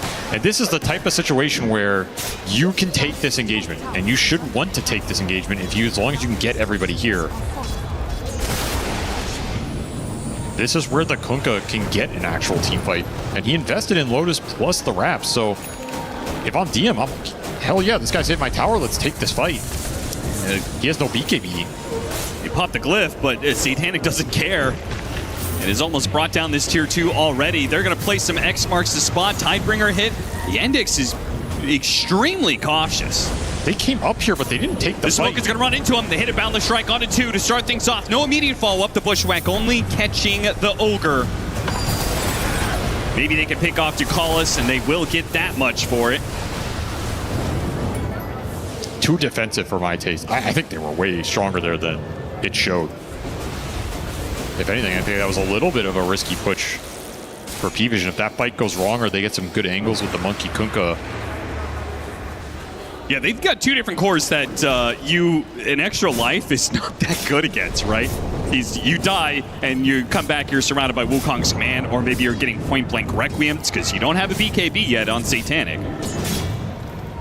That's where I think that opening existed. He will have BKB for the next fight. You might even have the Beastmaster one. The Ember's coming as well. It'll be a triple BKB lineup. The control goes out the window. You have nothing for the BKBs in this game if you are Yandex. You're also going Enchantress Ags for the Little Friends lockdown. It's a very obnoxious spell for the Ember. Yes.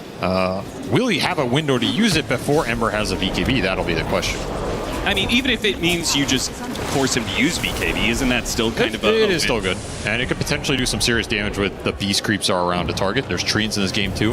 Usaksa is going to be slide chain, stop at the TP. Another pickoff for P-Vision. Yandex, like, do you think they see this as, well, like, we just have better late game, so we're not going to force any moves and potentially take bad fights when it's up to P-Vision to... So, you know, end the game. Like, I would say it feels more that they think that way than not. Whether that's true. Still to be determined. Malady, is he going to be able to sprink away out of this with the heals? He's surrounded by treants. He's not really getting away, but he's not dying either. And now Satanic. Well, they're going to jump on a Satanic. Satanic doesn't have everybody here. No, he's dead twice. He's dead.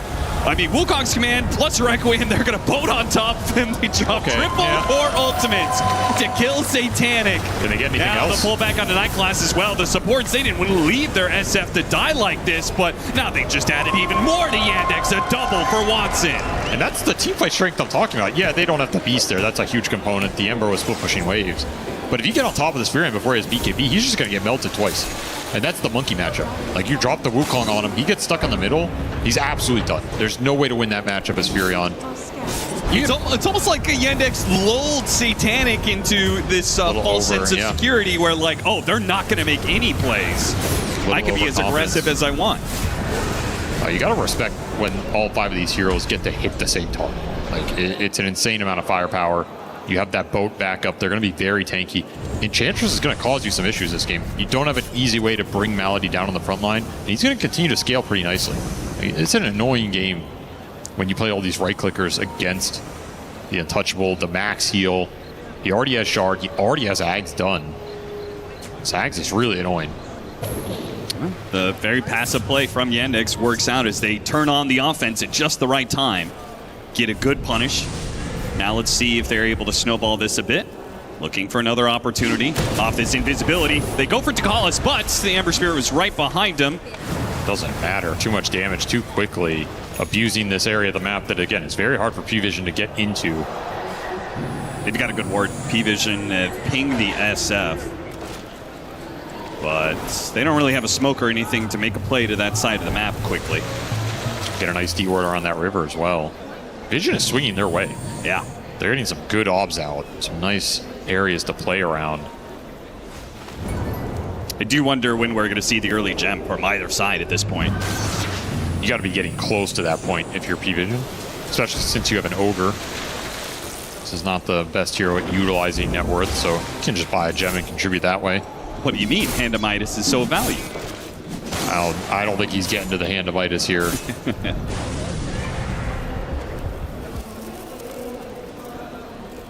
Well, the rat of the helm of the Overlord creep, it's getting worse as these heroes like SF and Monkey King are able to hunt it down and kill it rather quickly. So you're going to lose some of that element if you're P-Vision. What elements are you going to gain soon, though? We got some item pickups. Looks like Satanic wants to get a Butterfly as his next item, which is fair enough. You have the AC and soon to be a BKB to be completed for Noticed. And no one just got his own BKB. So they've hit a timing of their own. Not enough that I feel confident taking a 5-on-5, but that's not really this lineup's forte in the first place, right? They want to split you up. Satanic, whoops. I think Chira Jr. accidentally dropped down from the trees there, but hops away. They're going to catch Malady on the other side. Watson pops out with a Requiem, though. Oh, almost burst down Notice. Notice staying alive off some of these heals, and now gets the turnaround roar. Watson's in trouble. No one. He's going to finish him off. Jumps right on top of him. Catches Malady as well. They're coming through the gate, but it's going to be 1-by-1 for Yandex, and I think they're already making the read of the situation. Maybe this is something. They got blasted down. Chira Jr. He was trying to get off a big Wukong's command. But the speed with which P-Vision brought this fight to Yandex completely surprises them. DM will manage to make the TP out. He's good, but he is the only survivor of that fight. It started out so well with the little friends on the Beastmaster that did so much damage, but they can't connect everybody there. They're too split on the map. The Kunkka's in the upper jungle. There's two heroes going through the gate. P-Vision get here faster, read the situation a little better than Yandex and able to take advantage of it, and you get nothing off from the Monkey King. No BKB pop. He gets punched down from the tree with a blinding light straight into an Ogre stun.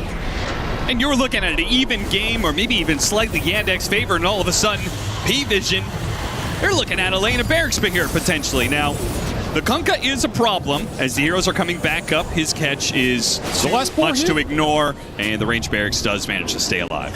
All right, it's something to salvage the situation. Early Shiva's on DM does make him pretty strong, gives you some extra AoE clear. You just can't get the team fight going. I still think they're stronger in a straight 5-on-5, but of course, can you get that? Exactly. P-Vision are a very intelligent team. They're not just going to give you that fight straight up. It's always going to be some rat action happening, some summons making your life annoying. Once again, they're trying to hunt down the Furion, and they caught him with a BKB on cooldown for a couple of seconds. They do so much magic damage that now that the BKB is up, it doesn't matter. That's a big find. He's very high level in this game, so he's going to be dead for a long time every time you take him off the map.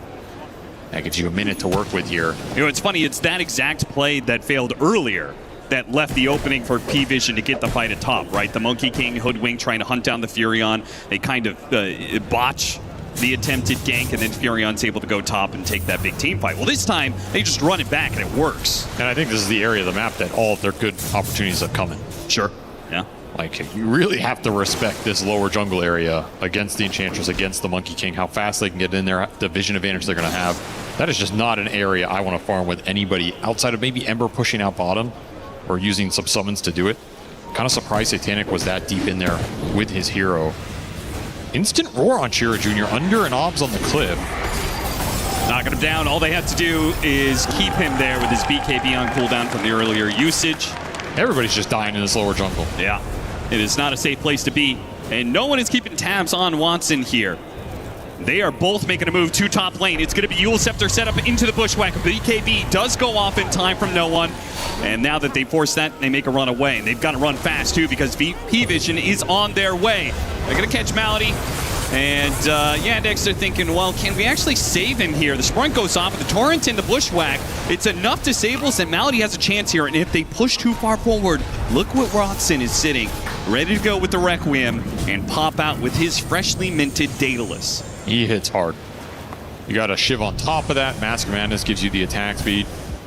You have that level 20 talent. Some extra souls.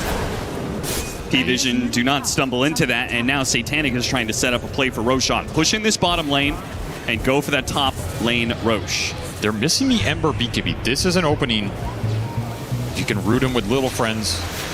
Land a bushwhack on him. No one can potentially die with that item on cooldown. So again, they're going to start the Roche, but not commit for it. That's not a fight you want to take with some cooldowns missing. And very easy for Yandex to keep tabs of that area. Just torrent inside the pit or throw an enchanted creep in there. Certainly no way to be able to sneak this. Shiva's for DM, and he's going to go an Aghanim Scepter next. So really just full tank and tank spellcaster good here. Will be nice over the long run in the fight. Not that good in the initial BKB exchange. Right. So you just got to think about when you're throwing these spells out and how you're getting some value out of them. Protect your other two cores, create some space. And Roche getting stalled up for now as the Ember BKB back online. They'll scout it back out, but P-Vision ready to fight. If the fight never comes, the Furion's cleaning up the map. So you're not in a rush here. You're not forced to make some sort of bad smoke. The onus is on Yandex a little bit more. I mean, I would say the onus is on Yandex, but also, like, Watson also saying it kind of seems comfortable if this stalls out a bit. If he gets a BKB, like, he'll be big. How do they even interact with him on that first BKB team fight? He can get roared. That is the biggest spell to potentially connect onto him with, and it's mainly Furion right-click. So he gets roared, Satanic TV's on top, just starts right-clicking him down. Bloodlust gives you a lot of extra amp in this lineup. There's an AC already online. You have an Inner Beast Aura as well. A lot of extra attack speed going to a lot of units that can just kind of swarm you, overwhelm you. That's where this SF can die. And now we're back to a game of a single pickoff, maybe leading to that Roshan for either side, right? You've got the Ember Spirit sweeping through the map. The Monkey King is doing something similar. Aghanim Scepter done for 9 class, which is a very big pickup in these set areas like the Roshan pit.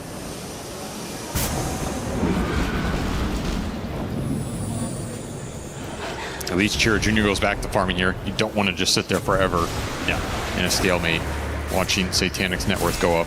Yeah, again, that's largely going to be DM and Malady's post to hold. Ooh, actually teleported right onto CJ there. CJ, not certain he could take that fight.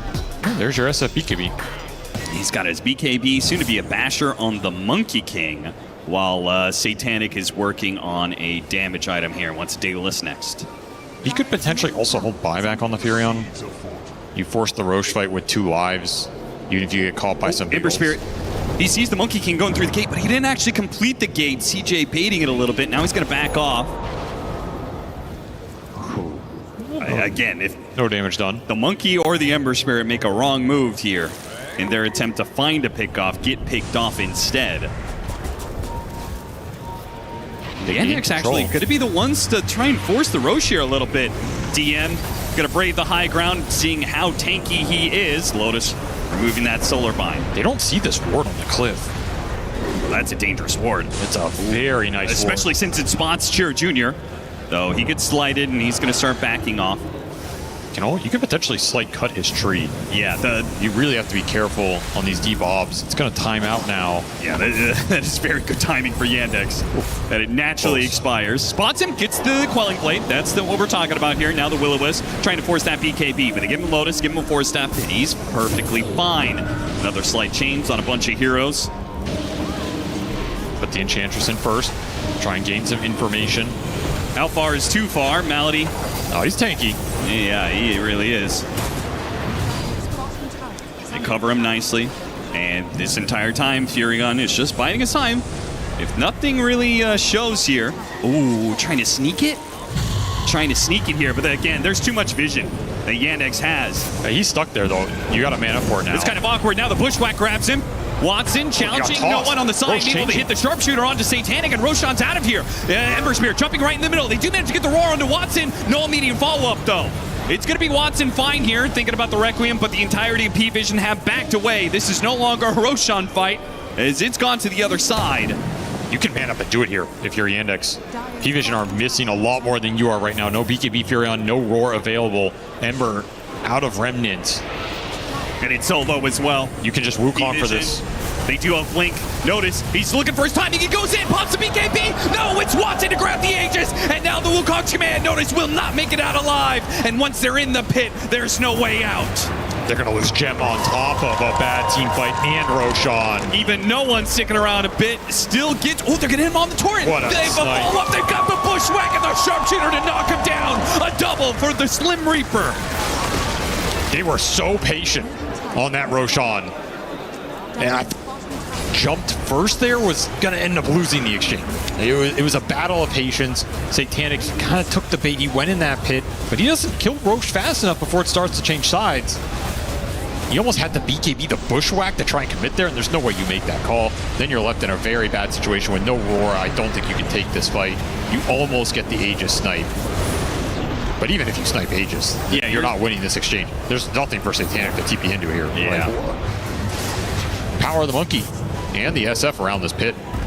Their lineup is really scary when they can just set up on that objective and force you into them. That's kind of what they've been looking for all game. The fact that they got that +1 on the Ember kill. Like, Ember and Furion, they don't join that fight and they just push out waves, right? It's a big streak, too. Someone got a lot of gold off of it as Soxa gets an extra 800 for the 8x streak. Yes, sir. He is very farmed now. Aghanims. We've got Wind Waker build up for Soxa. He's got a level 3 Sharpshooter. This game is scary for P-Vision right now. Spotted on a ward. Satanic gets him, but of course Soxa has Scurry. There's no way you're confident in your Furion scaling against Monkey and SF in a vacuum. Yeah. Yeah, he has a little bit of help from Aurora. You have a couple buffs. This Ember is going to become a late game menace. But in terms of the physical man-fighting power, Monkey SF reigns supreme right now. So if you can keep them alive and just play around the Wukong, there isn't really going to be an opening for this Furion to take that fight. You have to kite around these ultimates. You have to pick a really smart angle. Satanic and Aegis, and he's halfway there to 25. These are massive upgrades for the SF. Oh, yeah. Like, before you said, okay, you could still kind of all in the SF, Roar, and Satanic just hits him down. Well, there goes that. There's no way they can operate off of that game plan now. It's up to P-Vision to outmaneuver Yandex, dodge the straight 5-on-5. Takalis is going to be spotted by the Monkey. See ya. Not getting out of that one. Don't forget, these are still more Deso charges. He's ramping up at 18 now. You get some Necromastery, you get some Jingu, you get some Deso. Got to deal with the top lane. It's going to be Range Barracks finally dying. Creep pressure adding up. They'll send the Monkey back. Wow. This will signal vacating bottom. You already have a Hex on the Kunkka too. That's a lot of extra control in here. Hex on the Beast, so Hex for both off-laners. Definitely helps your single target initiation. I just think you only have this Furion to get in there and deal the damage. There's so much pressure on Satanic to basically have perfect team fights in order for P-Vision to win it. Do you feel like 25s could solve some of these issues for P-Vision? Say the 25 on Ember Spirit, right, where he's just spamming out Remnants. It helps. Like, you have to find ways to pick up scale on your other two cores in this game if you're P-Vision. More consistent disable, more ability to assassinate the backline. This is just a difficult backline to assassinate. Yeah. That's why Enchantress has a great matchup against Ember. I think it's one of the supports that Ember just never really threatens. Like, you doing this Remnant dash spam, he's just sitting there with heal. So what? Come at me. The Hoodwink, maybe you can assassinate this Hoodwink, but even then, he already has Yules. He has Psychic Headband.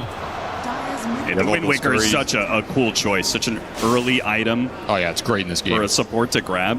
One of the best items against the Beast Roar. Yeah. That you can manage to get here. And again, you're just about protecting your SF, protecting your Monkey King. If these two heroes are alive and hitting people, you're winning the fight.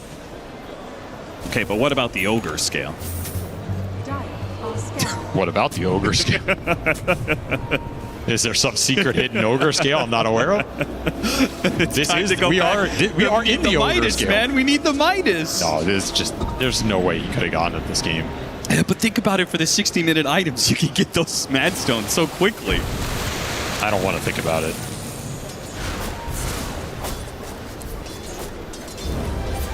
Will Yandex hit high ground? It seems as not to be with the Aegis anyway. They can still go for it, but Yandex have shown to be pretty patient. in this game too. Oh yeah. We're concerned about their lack of aggression in some of these early games, but they just chilled out and they've put themselves in a winning spot here with a 2,000 net worth lead. That may not sound like much, but against this kind of lineup, it does mean a bit more. One of the most important things in Dota is that you feel comfortable with your game plan. It doesn't have to be the theoretical best game plan that your lineup has, but as long as everyone's comfortable, you know what you're playing for.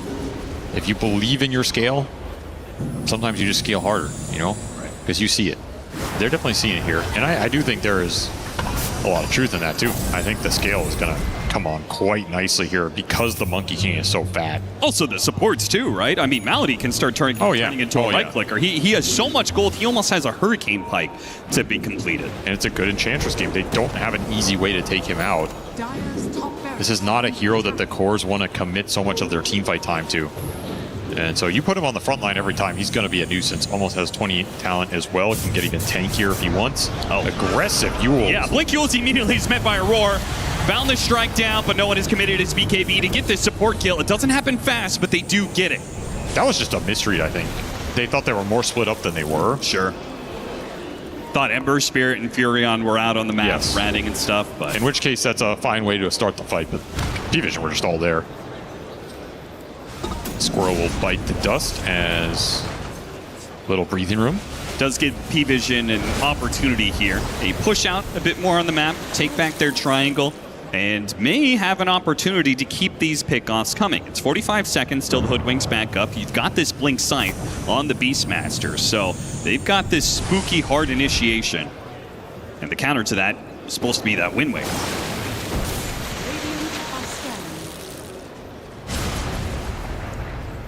Satanic took Bauble, huh? Interesting. Okay. Might show you some long-term plans here. Well, certainly not going to need the cooldown reduction. He's almost 25. That's what I was saying. Like, what are you looking to bauble with here on a Furion? It's not the best bauble target. I guess you can infinitely bauble Audacious or something. Is that even a thing? Oh, I feel like bauble possibilities are relatively unexplored. That's true. Take a quick Tormentor. So P-Vision do a pretty good job. One support pickoff. Feels like they got a decent amount of gold off the map. Swept through large areas, took an objective. It's a 1k gold difference in this game. Very even. But there's a large level advantage for Yandex and just the feel of the game. It feels like their cores are hitting a little harder right now. They got to that SF25. They're going to get to the Monkey 25. Two big talents in this game. Maybe the biggest. Yeah. They'll be able to leverage that for another Roshan. This Wukong ring is just... I don't know. You go in Roche. You park down this Wukong. Who goes into that? yeah. Who is going to run into that thing and do anything in this game? It looks impossible. Nullifier for DM's Kunkka. All control for the two other damage dealers. And they're just waiting for Roche. That's what it feels like. Yeah. We don't have to force anything. We know how strong we are around that objective. The way we end this game is with an Aegis on one of the two big damage dealers, likely the Watson SF. And then we can go high ground. So the onus is on you right now, P-Vision, to make something happen in this game, disrupt the status quo. One of the ways they might be able to do that around the Roche pit I talked about earlier is just spamming buybacks into that objective. Okay, yeah. You throw one Furion life away on a Wukong, he buys, he comes back in the fight and wipes you. That is a way around some of these big ultimates a lot of times. Right. And Satanic should definitely have the gold for it. I mean, that is one of the things you play for with the late game Furion, because you just run out of item slots. Did tank the Treant damage and HP, by the way, so the split push from the Treants is going to be a little stronger with the 25 talent, which is nice. Again, if you can ever split Yandex up, that is another way to take a team fight. I just think that is the less likely approach, because we're at the point in the game where even if you rat that top racks, the Yandex are not going to respond to it in the middle of a Roche fight. Right. They'll give up some buildings to get the bigger objective here. But those are some big tomatoes. Ooh. Look at them go. MKB for the Monkey King with level 25. So the butterfly from Satanic is a lot less effective, and they're going to hit him with a Boundless Strike. Follow up the Abyssal Blade. That's enough. They don't need many stuns. They missed the Bushwhack too, so that was really important. You had the full Abyssal there with the chain stunning, and there's the overwhelming physical damage. And the pickoff, they need to very, very confidently take that Roche. He effectively solo killed him. Yeah, that's like even scarier.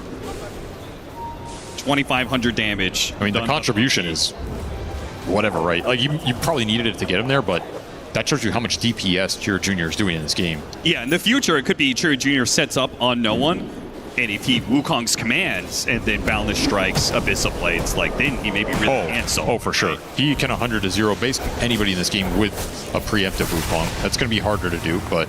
And that's a really big problem because it affects how much you're able to play the map, right? Like every single time the Ember pushes out, he knows he's taking his life into his own hands. And here's a free Roshan off of that snipe. Yes, Amp sir. damage in the river. It's going to make it super fast. No ability to react to this. There goes your potential to try and make something happen around that objective. As you see the map position from P-Vision, it's very defensive, and it's been defensive for some time. I mean, you have noticed literally like backpacking his AC just to try and hide the aura to get some sort of opening in this game. Oh, yeah, that's a cool play. You got to do all the little things to try and salvage something here, but you do have 5 buybacks available right now. So there's a lot of extra gold sitting on these heroes. That's a pro and a con, right? Sure. Not as strong in the team fight, but if it's a high ground situation, you can abuse the extra lives. Could come in handy. Yep. Or it means we're going to have a fresh round of items, which there's one of them, Scythe of Ice for 9 class. They are going to have a lot of Scythe of Ices because Notice is trying to double up on his with a refresher. Well, double up on the Roar. Roar, Scythe, Roar. That's a long time to be stunned. Get an Ogre Scythe in this game. You multicast it, anything's possible. Yeah, he also wants the Scythe, but... his is going to be the slowest build up here for sure. Ducalis is he's on the Ogre grind. That it's worth. You have level 3 multicast. You don't think the Midas pays for itself It's worth it, yeah. I think he probably should have gone in when you recognize this game is going to go really, really long. He probably regrets it now, you know, but... Well, no, I'm just saying, is it worth buying right now? Because level 3 multicast can pay it back so quickly. Honestly, it probably is. There's an argument if you can somehow get this Hex and make it work instantly in a fight that the Midas is just slowing you down. Yeah. But I don't know. I think the way you win this game is some ultra late game shenanigans, and it has to get really weird. Satana trying to get an MKB to answer the butterfly on Watson. He has to be able to hit this SF because they are very much all in on the single target disables to lock down this SF, and then Satanic to deliver the damage. And of course the high ground's still pretty scary here. You're going into unknown buyback territory. You only have the one Wukong to throw out. There's no refresher here for the monkey. You can park Watson on that high ground, but he's gonna just get hexed into some burst damage. And then you're in a situation where do we take this fight with a hexed SF? Are we leaping behind a tier 3 into buybacks with a Monkey King? It just looks really weird. At the same time, I think you'd want to force that fight. Like, you're not getting too much stronger on your 2 cores here. Yeah. So this is the time to make something happen. If either make some crazy smoke play, try and find a pick off into the high ground like we saw the Ember die earlier. Try and bait P-Vision out of their base, if you can manage that somehow. You can just drop a banner and like mega slow siege it. That is another option for sure.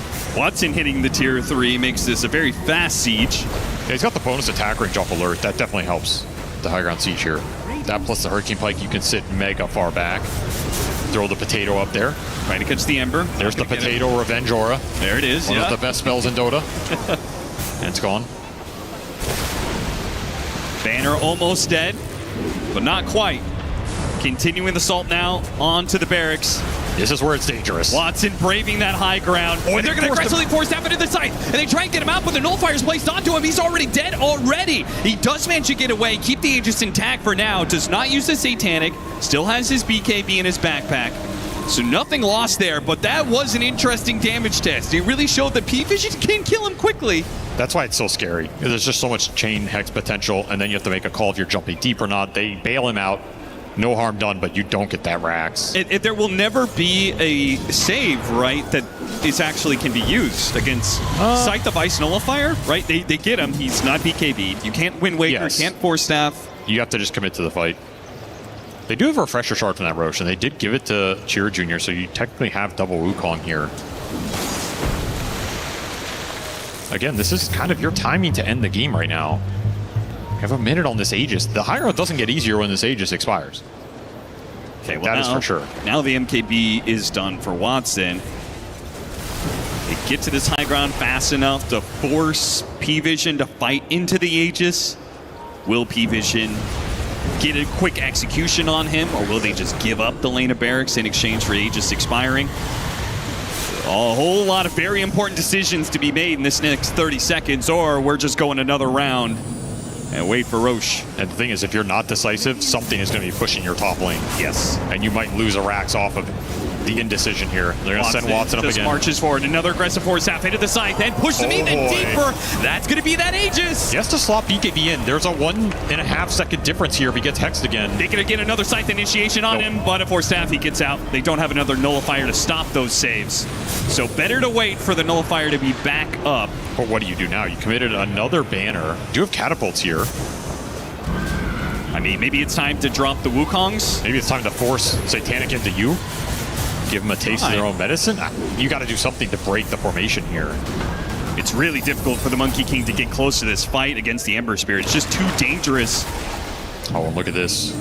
The creeps went tops. They immediately smoke off of this play, trying to catch some stragglers. That play is really hard to make work. You have to be very preemptive with it. You kind of have to pre-read when they're going to back up and like already be smoke wrapping as the first guy TP's top. Yeah, you do it too early, you run into 5 heroes. That's not what you wanted. Yes. You do it too late, well, that's maybe a smoke potentially wasted, as in this case, Yandex do manage to retreat fast enough and make a smoke play of their own now behind the tier 2. 9 class is going to break. Will-O-Wisp breaking the trees. That's the danger of this Monkey King versus these heroes. Can't commit a lot of good ways to break out the trees, and it just allows them to retreat. All space for the Ogre Magi farming out bottom. That's right, that's right. Getting closer and closer to that site. You imagine he gets a multicast Force Staff, multicast Scythe of Ice? All right, you're getting ahead of yourself. That's a real Ogre pipe dream. Oh, got him on the Boundless Bash and Abyssal Blade. He's done. He's dead. Nice snipe from Chira Jr. My God. Another huge find in this game. He does have buyback available, but you're going to get a lot of map control off this, which might be more valuable. Yeah, Notice is pushed out the bottom lane enough. Somebody's going to have to deal with it, but the death timers are so long, it's easy to deal with the pressure of the lanes. Do you force the high ground? I mean, you got it, right? It's either you do it during Roshan or you do it during heroes being dead and force buybacks. Man, what a bash. That's just... From the hand of Gabe himself. Yeah. Delivered. They have bots 2 on the Kunkka. So cut down the tree. Waves, he can join. Trying to get a aggressive Force Staff into the base here with the Will-O-Wisp turning him around, but they do manage to turn back and he's just dead. What? And their Requiem doesn't cover him. They do manage to force out Satanic here. Satanic pops his BKB. And now it's a man fight between Watson and Satanic, and they're not winning it easy with the numbers advantage that P-Vision have. They got to feel comfortable with this. They've got still a Satanic to be used on Watson. He just used it now, but he needs to use his BKB, otherwise his Scythe of Ice, he might just die. Wind Waker's going to be popped. His Satanic is almost gone, and even as he pops the BKB, can't get any life steal down. P-Vision pick off one after another, a third to die. And just like that, P-Vision back in the driver's seat.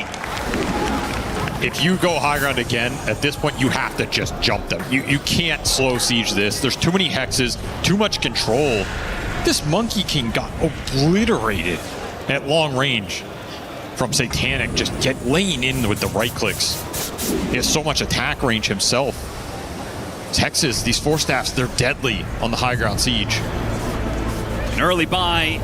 Malady is going to be the first to pop the buybacks here, but there's certainly more to come as all of these lanes, all 3 of them are being pushed in.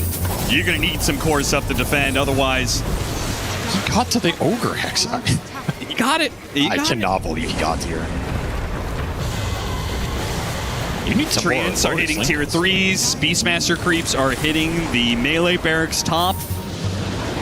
Another 14 seconds till the Monkey King's back up. DM. His X will pull him out of range here, but it's still the building down.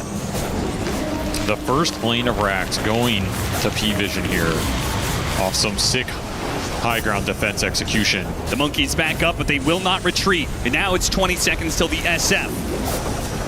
Trying to hold off. Another tier 3 is going to fall here. Soxa taking advantage of the slight retreat there from P-Vision. Tries to grab Satanic before they can get away. P-Vision, they're just using items better right now. Like they're getting more value out of this 4-staff Hex itemization than Yandex have gotten out of all of their overwhelming firepower. It feels as if they need more Lincoln's Lotus is something. Just prevent that initial goal, or you just jump and start the fight on your terms. Like you just yeet yourself in, drop a Wukong stun, instant BKB, and don't allow these Hexes to have that advantage that they're having right now. But you got to have some sort of game plan. Because look at the committal. No one's even committed in this fight. Yep. Like they're poking you. You're getting sprouted. You're getting chains. You're getting solar bound. There's a Will-O-Wisp pulling you back in. Now all of a sudden, the second you're Hex, Satanic commits the long range right clicks. There isn't a clear turnaround opening in these fights. Well, let's see what Yandex learned from that. Is it never go high ground, or is it going to be the better item usage? We do have the Lincolns being built by Malady. He recognizes the problem that they have. He also has just hit level 25 off another round of Wisdom, so he's got extra impetus damage. Same goes with Saksa with the Sharpshooter, so they certainly have their own burst damage. The problem's just been finding the initiation, which is hard to get when you're the one sitting on the low ground. I like the Lincolns. Again, recognizing the situation. I think it will come down to, can you start a fight on your terms? Can you get this Wukong placed down on top of some heroes, stun some people up, and pop BKBs and get the job done? I don't think you can afford to let P-Vision continue to play the poke game here. Their long-range poke is really causing you issues. You don't have a good response to it.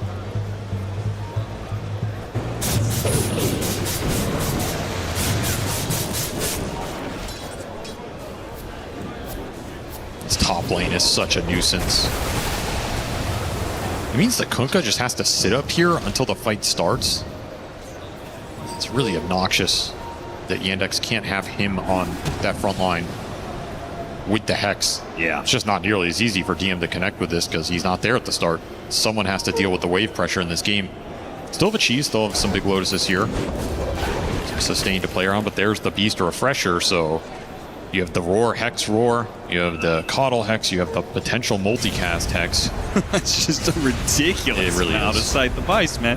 I think my favorite part about this is just this is a discussion, a decision that was made like 20 minutes ago. Oh yeah, right? Oh yeah. I mean, they got a plan for it. Ogre was working on this for a while. They were on the back foot, and they saw their way. They saw this game was going late. How do we itemize in order to give ourselves a chance to win these late game fights? Mass Scythe device it is. It's the sign of an elite team. Your ability to itemize yourself out of the hole, out of the situation, come up with a solution. This late game is not easy going against all this SF monkey scale.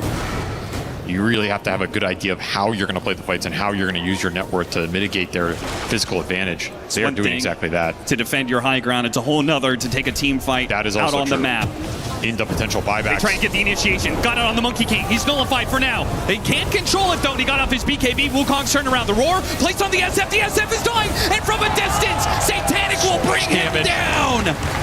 Now with the SF gone, bring a pull back in for the Dino Wave. What a play from DM, showing up big there. Being able to get two different pickoffs, and now no one have to pop his BKB off an Aeon disc pop. Gems on the ground. Malady will grab one of them, two of them in his inventory, a third left to the ground.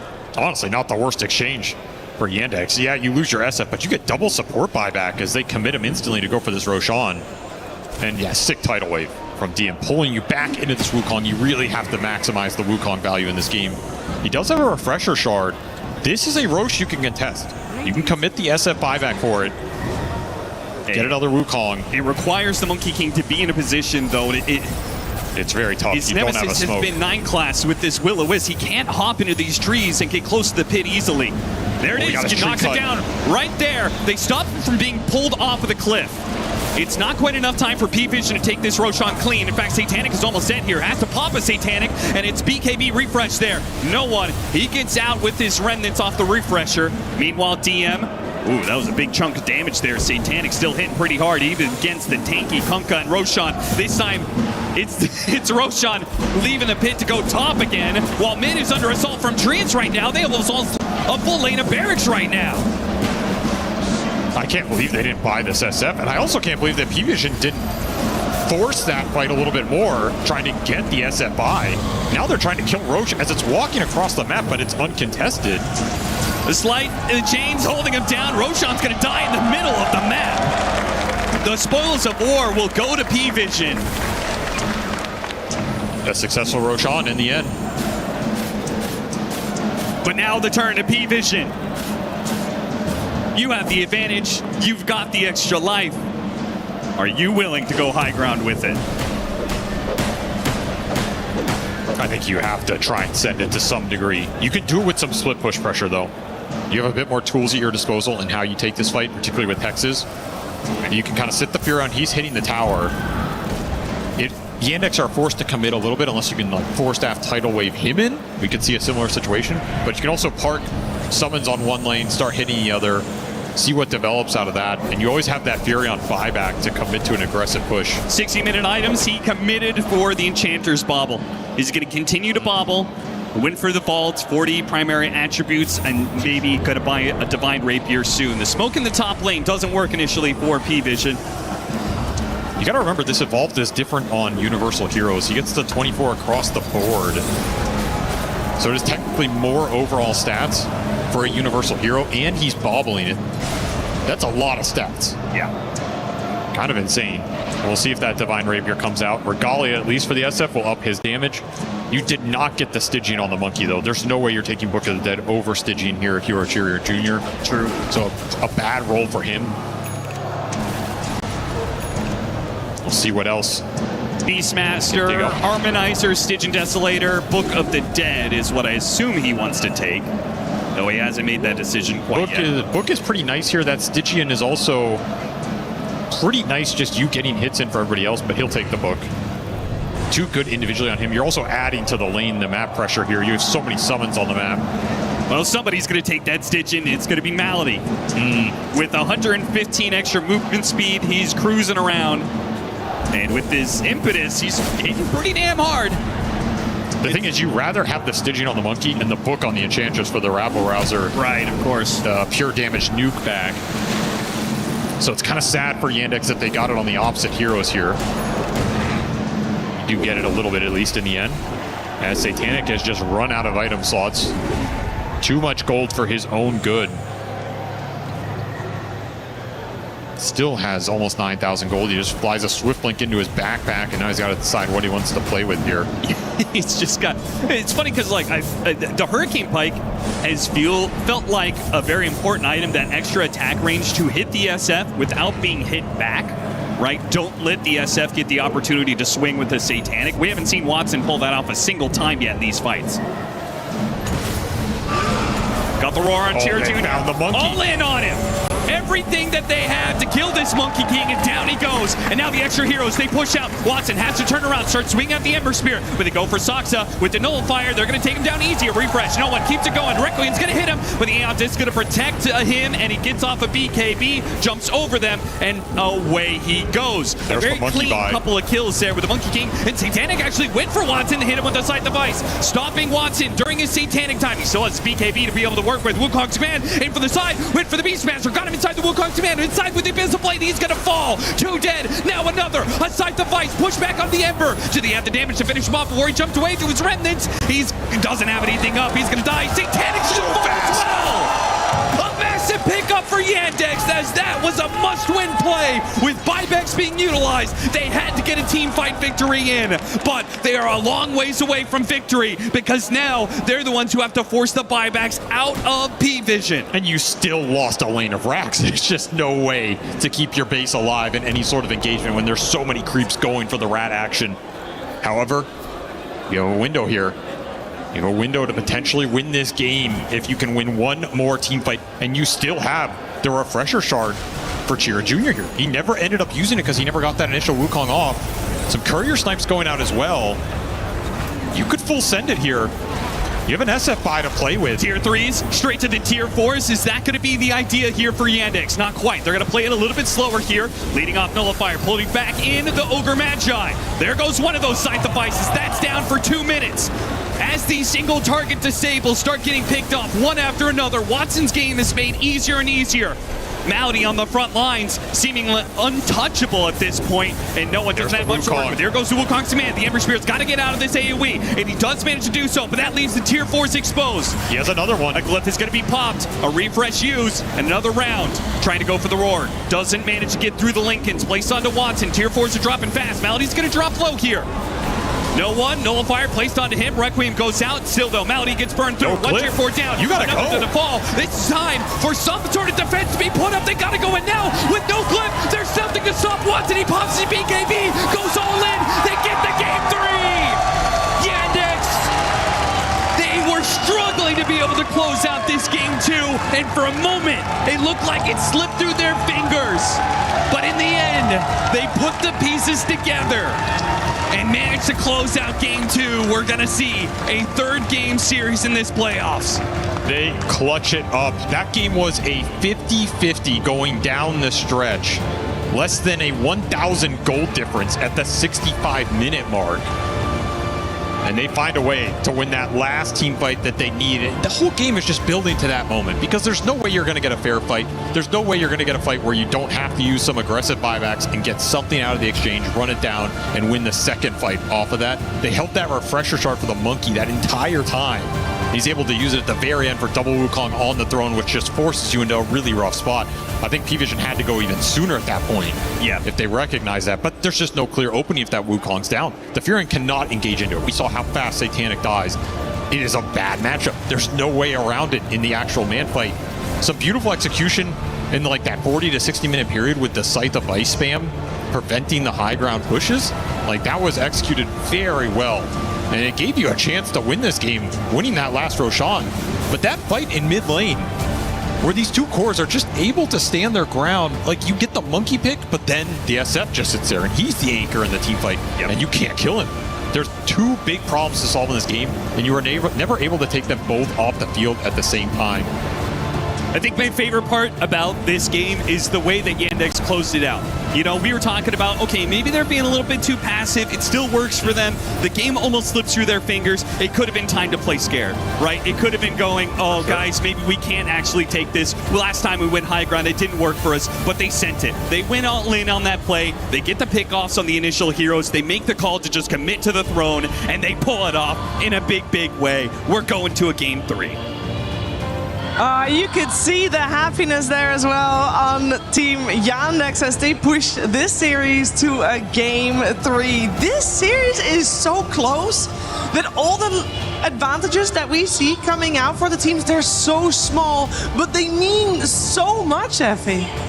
That was an insanely high-skilled game. Like that was such a treat and pleasure to watch, because it did feel like it added up to a lot of the small things. But as that game progressed and we went to the ultra late game, the problem of the Wukong's arena from CJ was just too big of an obstacle. A lot of the fights felt like, are we addressing this Monkey King? Are we starting the fight by knocking him off a tree? Are we able to roar him? Because if not, you have this huge arena after that level 25 talent, and the fight is split up. You can't really commit on the Shadow Fiend because you can't step into the Wukongs, and then SF just gets to go to town.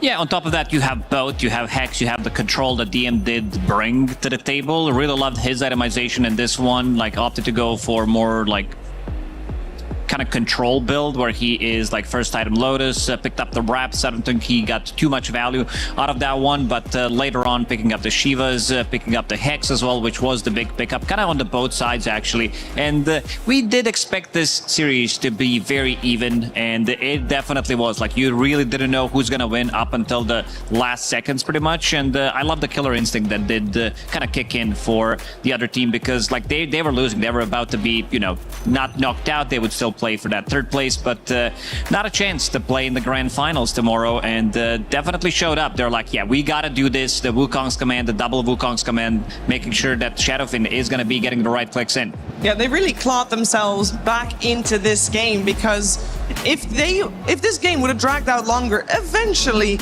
Satanic would have been able to take down all the racks, and it was just, the map was closing in on them.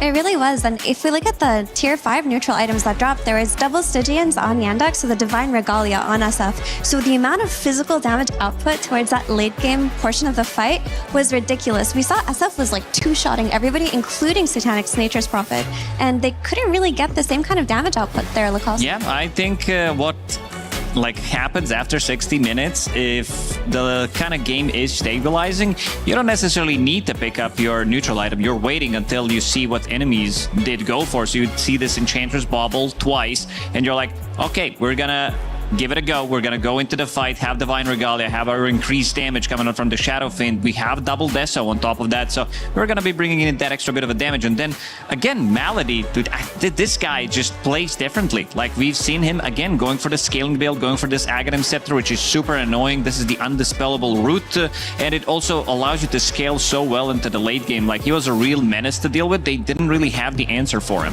Yeah, I'm so glad you brought him up, because outside of that late game chaos and beauty that we witnessed, they got so much value out of Malady's Enchantress in that mid game, because there was a moment where it looked like P-Vision might have the tempo and might run them over, but they used Malady's body very effectively as a means to soak ganks and smokes, and there was this one moment where they overcommitted on Enchantress, couldn't take him down, and then Yandex were back in the game because they were able to kill Satanic. Yeah, we've seen so many clutch plays. Like, we've seen so many aggressive force staffs coming out from 9 class, like the Hexes, the Hex, the Beastmaster picked up, the Nullifier as well, pushing them inside their own base. Plus also multiple times in this game, like, they're cutting down his tree, they're blasting him with the blinding light off of the trees. And CJ, he really didn't have that good of a time, like because he was dominating the lane. He was so far ahead, but he got shut down. I feel like they understood that it's still Ember Spirit. He can come back into the game, and he definitely did, but in the end, it's just that, like, it came down to one big fight in the mid lane. And I think that is the fight you would like to show us. I think it's the one before it, because it's going to come down to Roche fights in general. Like, we've seen, particularly this fight, where we are seeing P-Vision, who are going for Roshan, but the Roshan started to migrate, and they already used quite a lot of things here. They still have BKB on Beastmaster, but they don't have Roar, they don't have Satanic with the BKB. So Roshan, he's going to drop very, very low. You can already see that Beastmaster, he made the slot available to potentially pick it up, and then another Wukong. Like, and you still have Wukong's command, you still have right clicks from Shadowfiend, something you talked about, Effie. It's very difficult to approach because of the overwhelming damage, the synergy between these two heroes. And then in the end, DM, he catches him with the blind torrent, and that's gonna be 4 dead for P-Vision, because at this point of the game, they were kind of ahead. With this Aegis, potentially, they would definitely go for the high ground, plant the banner, and potentially try to end the game. But this very clutch play coming out from them definitely turned it around. Yeah, the Riptides from DM went crazy too. In that clip you just showed us, he was able to catch some people back. There was also a moment where they dropped CJ's Wukongs, which we talked about being the key part of the fight. Can P-Vision kite the Wukongs? Can they fight into it, or can they catch out the Monkey King? There was a moment where they actually ran away from it, but DM just pulls 2 of them back, and it's the one fight off of that. Now, we know that this series is close and that both teams are very good, and that's why it is close. But my question is, why did this game last so long? Like, was it also that close in the draft, or was there one portion in particular that, for example, you guys would like to see addressed from either team going into game number 3? Because I'm enjoying this, but I'm sure the teams would like to have games end a little sooner and like to be a little bit more dominant with it. I mean, I think both of those drafts were very strong, and that's why we got such a nail-biter and close game. And honestly, that's the type of game that you look at if you're P-Vision, I suppose. And if you're going to nitpick one thing, it would be the moment that you chased Enchantress into her jungle and you couldn't kill her, and then Yandex swiped you. So it's more of like, we maybe messed up our consideration of how to deal with this hero. But I wouldn't want to see either team change anything. Yeah, most definitely. Like, the map rating was so good in this game. That's why these teams are on top of their game at the moment, because they can expect where the enemy is going to strike. And that Enchantress bait that you talked about, that was top tier from them. Kind of the turnaround point as well. There were many in this game because the game was so even. And we've seen some clutch plays as well, where the fights happening in the mid lane or in the triangle. They're sending out some Treants, they're sending out the Helm of the Dominator creep from Beastmaster to kill off the barracks in the mid lane as well. So kind of punching in 2 different directions, but in the end, it came down to, I'd say, tier 5 neutral items. They chose the right ones, and they decided to end the game. It's a little decisions that you make in a game like this that will win you the game. I think we saw Watson on the Shadow Fiend. I think maybe that will be no longer possible because he was shut down earlier on, but he was still able to be the Shadow Fiend that the team wanted. Yeah, it was a more quiet game, like one of the quieter ones we've seen from a Shadowfin, especially the winning ones, where most of the time you see Shadowfin go like 15-0. They're all over the place. We've seen Nightfall having a great performance wits as well, where they completely dominated the games, but he got rotated on. Like in some of these early engagements, he was the one that was getting the trade. They were trading Satanic early on for the kill on Shadowfin, and then later on he also dies one more time. So he had a bit of a slower game. Monkey King was the one who was trying to set the tempo, and he also got punished because a lot of the times, like, you would see them again trying to outnumber, trying to find a way, because they knew exactly that Deso timing, it's gonna come, and as soon as he got it, he tried to play aggressive twice. He got punished for it. So it's gonna come down again, as we said before the series started, to the smallest things, smallest details, because they're really pushing the limits. But I've much enjoyed CJ's Monkey King versus the Slardar in game 1. Oh yeah. As a response to the Ember, because the response to the Ember in that game 1 felt too weak, whereas in this game 2, you know, you go deeper into your pockets, bust out heroes that maybe other teams aren't playing, and I think they should stick to that approach if we're going to see Ember let through in game 3. You feel that this is enough to now remove the Ember from the series, or do you think that Yandex is like, okay, you know, we countered it, or at least we won versus it, you can have it again? Not necessarily. I mean, I think no one's very happy to keep playing Ember Spirit if they keep giving it to him, and if there's like no Huskar or something scary that you have to think about. I think every single game that I've seen Ember Spirit where he's playing into losing matchup, whether that's going to be Huskar, Necrophos, anything that's going to ruin him in the first 5 to 10 minutes, the hero still recovers pretty decently, where we are seeing him pulling the creep waves to the other camps, getting something done on the map. So one of the reasons why this hero is such a powerhouse so far at EWC, and I feel like if they leave it in the pool, there's a high chance that no one wants to play it again, because he's definitely feeling it. Like, he's definitely feeling himself on this Ember Spirit, and he's done quite a lot of work. How big of a difference did first pick, second pick make to this series? Do we feel this second game, it was Yandex that won, and they had second pick in this game, did they? Yeah, yes, they had the 24 pick on Monkey King, and I do think that was the difference maker. Because let's say they didn't have that overall last pick to counter Ember, and they had just gone for a typical Puck or Slardar, I don't think we would have seen that game go that far, because the laning stage would have been easier for P-Vision. Yeah, and of course game 1, it was also the team that had second pick that came out victorious, so we'll have to wait and see who gets that leg up in game number 3. Game number 3, of course, coming your way very soon. Before that, though, we're going to find out how DM felt before the series even began. Play is in our DNA. Whenever we let it out, it becomes our superpower. Now imagine an entire city being built to supercharge it. Kadir City, powered by Play. Hello, I'm here with DM from Yandex. You guys knocked out Team Spirit yesterday, 2-0. I was curious how close. 2 days ago. It was not yesterday, yeah, 2 days. 2 days, my mistake. How did that series feel to you? Did it feel close? It felt like a series against a great team, which Team Spirit are. So it wasn't easy, but it was not like ultra complicated at all. So I would say the game was kind of in our control, both games, so felt fine. So you didn't play yesterday, obviously. What did you do in that time instead? We played some pubs and we just scrimmed some decent teams. I mean, one decent team. So yeah, we just prepared a little bit for today, that's all. I was curious what scrimming is like at this stage in the tournament, because I feel like teams that get eliminated, they probably go home partially, so they can't play you guys.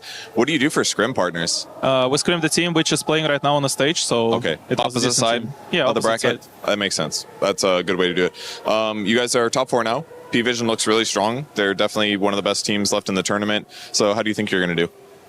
I mean, we're just going to do our best, and we'll see how it goes. There's nothing to, like, predict. We're just going to try to draft well, just play well, do our basics, and see how it goes. It's obviously a great team, so ain't going to be hard, ain't going to be easy, I mean, yeah. Do you think that there's any draft advantages that you have, like strategy advantages, better hero pool for you versus them, or anything like that? To be honest, I have no idea because I'm not like main drafter of the team. So, I mean, I just hope we're gonna do a decent one. So, yeah. Yeah, I hope the games will be fun to watch. Thank you for joining me. Good luck in your matches. Thank you. Have a great day. Hello, ladies and gentlemen. I am here with Team Yandex, the future champions of EWC. Is that correct? Maybe. Maybe? Yes. Are you more confident in the Uno game than your Dota? Yes, it's easy. It's easy. Who is your biggest nemesis in Dota 2 right now? I don't know. I don't have this team. You're just a nice guy? Yeah.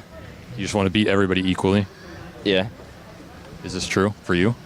Yes. Yeah, very good. You're also a nice guy? Yes. Is everybody on your team a nice guy? Of course. That's never true. I've been on teams. I know this isn't true. Name a name. Trust. Everyone is good. Maybe he's a bit evil. Is this true? Maybe. Are you afraid of Saksa because he's so tall? Afraid is not the correct word. I would say we respect Saksa. You respect him? Why do you respect him? He helped us improve, and he is experienced. Do you think you could defeat Saksa in a one-on-one physical altercation? Yeah, probably. If he will be without limbs, maybe I have a chance. Could you defeat him in 1v1 combat? With weapons? I'll give you a weapon and him none. Sure. If I have spear, then... He's a really tall guy, though. But spear is like very long. Is it difficult to play with Saksa? Because when you guys are all talking to each other, he's like up here, and he can't hear what you're saying? Yes.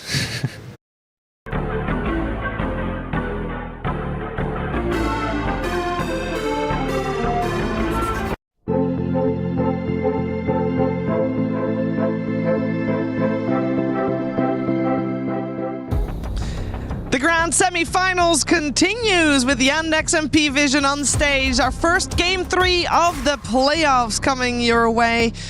It's 1-1 and this series is incredibly close. The tiniest of things could be the difference maker in making it to the grand finals or having to play in a third, fourth place decider, which, to be honest, for both teams, being top 4, being top 3 would be a disappointment, Effie. These teams are here to win the whole thing.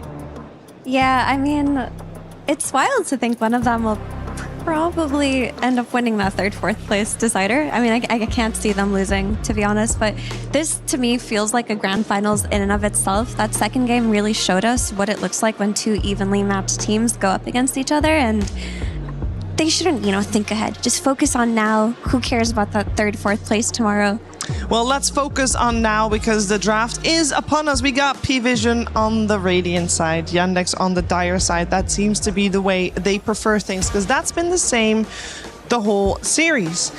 First pick goes to P-Vision, second pick, and overall last pick therefore goes the way of Yandex, which is the repeat of what we had in game 2. In terms of drafting, though, we have already got some changes on the board. Shadow Fiend got removed from the pool. We left Largo in because of that, but there's changes all across the board because Willow and Dawnbreaker all still in. Yeah, Largo is one that was just being banned for the team that could potentially pick Darkseer. So I don't think it's going to be in contention unless the need for a Dispel comes through, like a Wind Ranger pick. Yeah, I could definitely see that. I'm also looking at this Nature's Prophet ban. It caused them quite a lot of issues because they... in a lot of these fights, you would see him outranging Shadowfiend, where Shadowfiend was not actually hitting him. He's stuck in the Sprout, and he's dishing out the damage. And this time around, P-Vision will pick up Invoker. Like, we are seeing the switcheroo immediately. What a steal! Absolutely, because it was banned in the second game. It would probably be a very good Invoker game, especially with the Kunkka pairing. They decided to ban it in the last phase, but this time around, straight up opening with Invoker. So some of the heroes, I would say, from the position 4/5 are going to be getting slightly more priority. I would like Bane. I think Bane definitely has to go from Team Yandex because it is Bane plus Invoker setup. It's also Bane against Pango, which could be a very difficult matchup for him. This is really different out of P-Vision. To me, this says that they're thinking about how Yandex can enable CJ and how different the game looked when he had a lane. And this is one of the CJ heroes that you can early pick. Like you mentioned, Lacoste, you wanted them to look for an early pick Invoker. So I think this overall first Invoker would not happen against any other team but Yandex.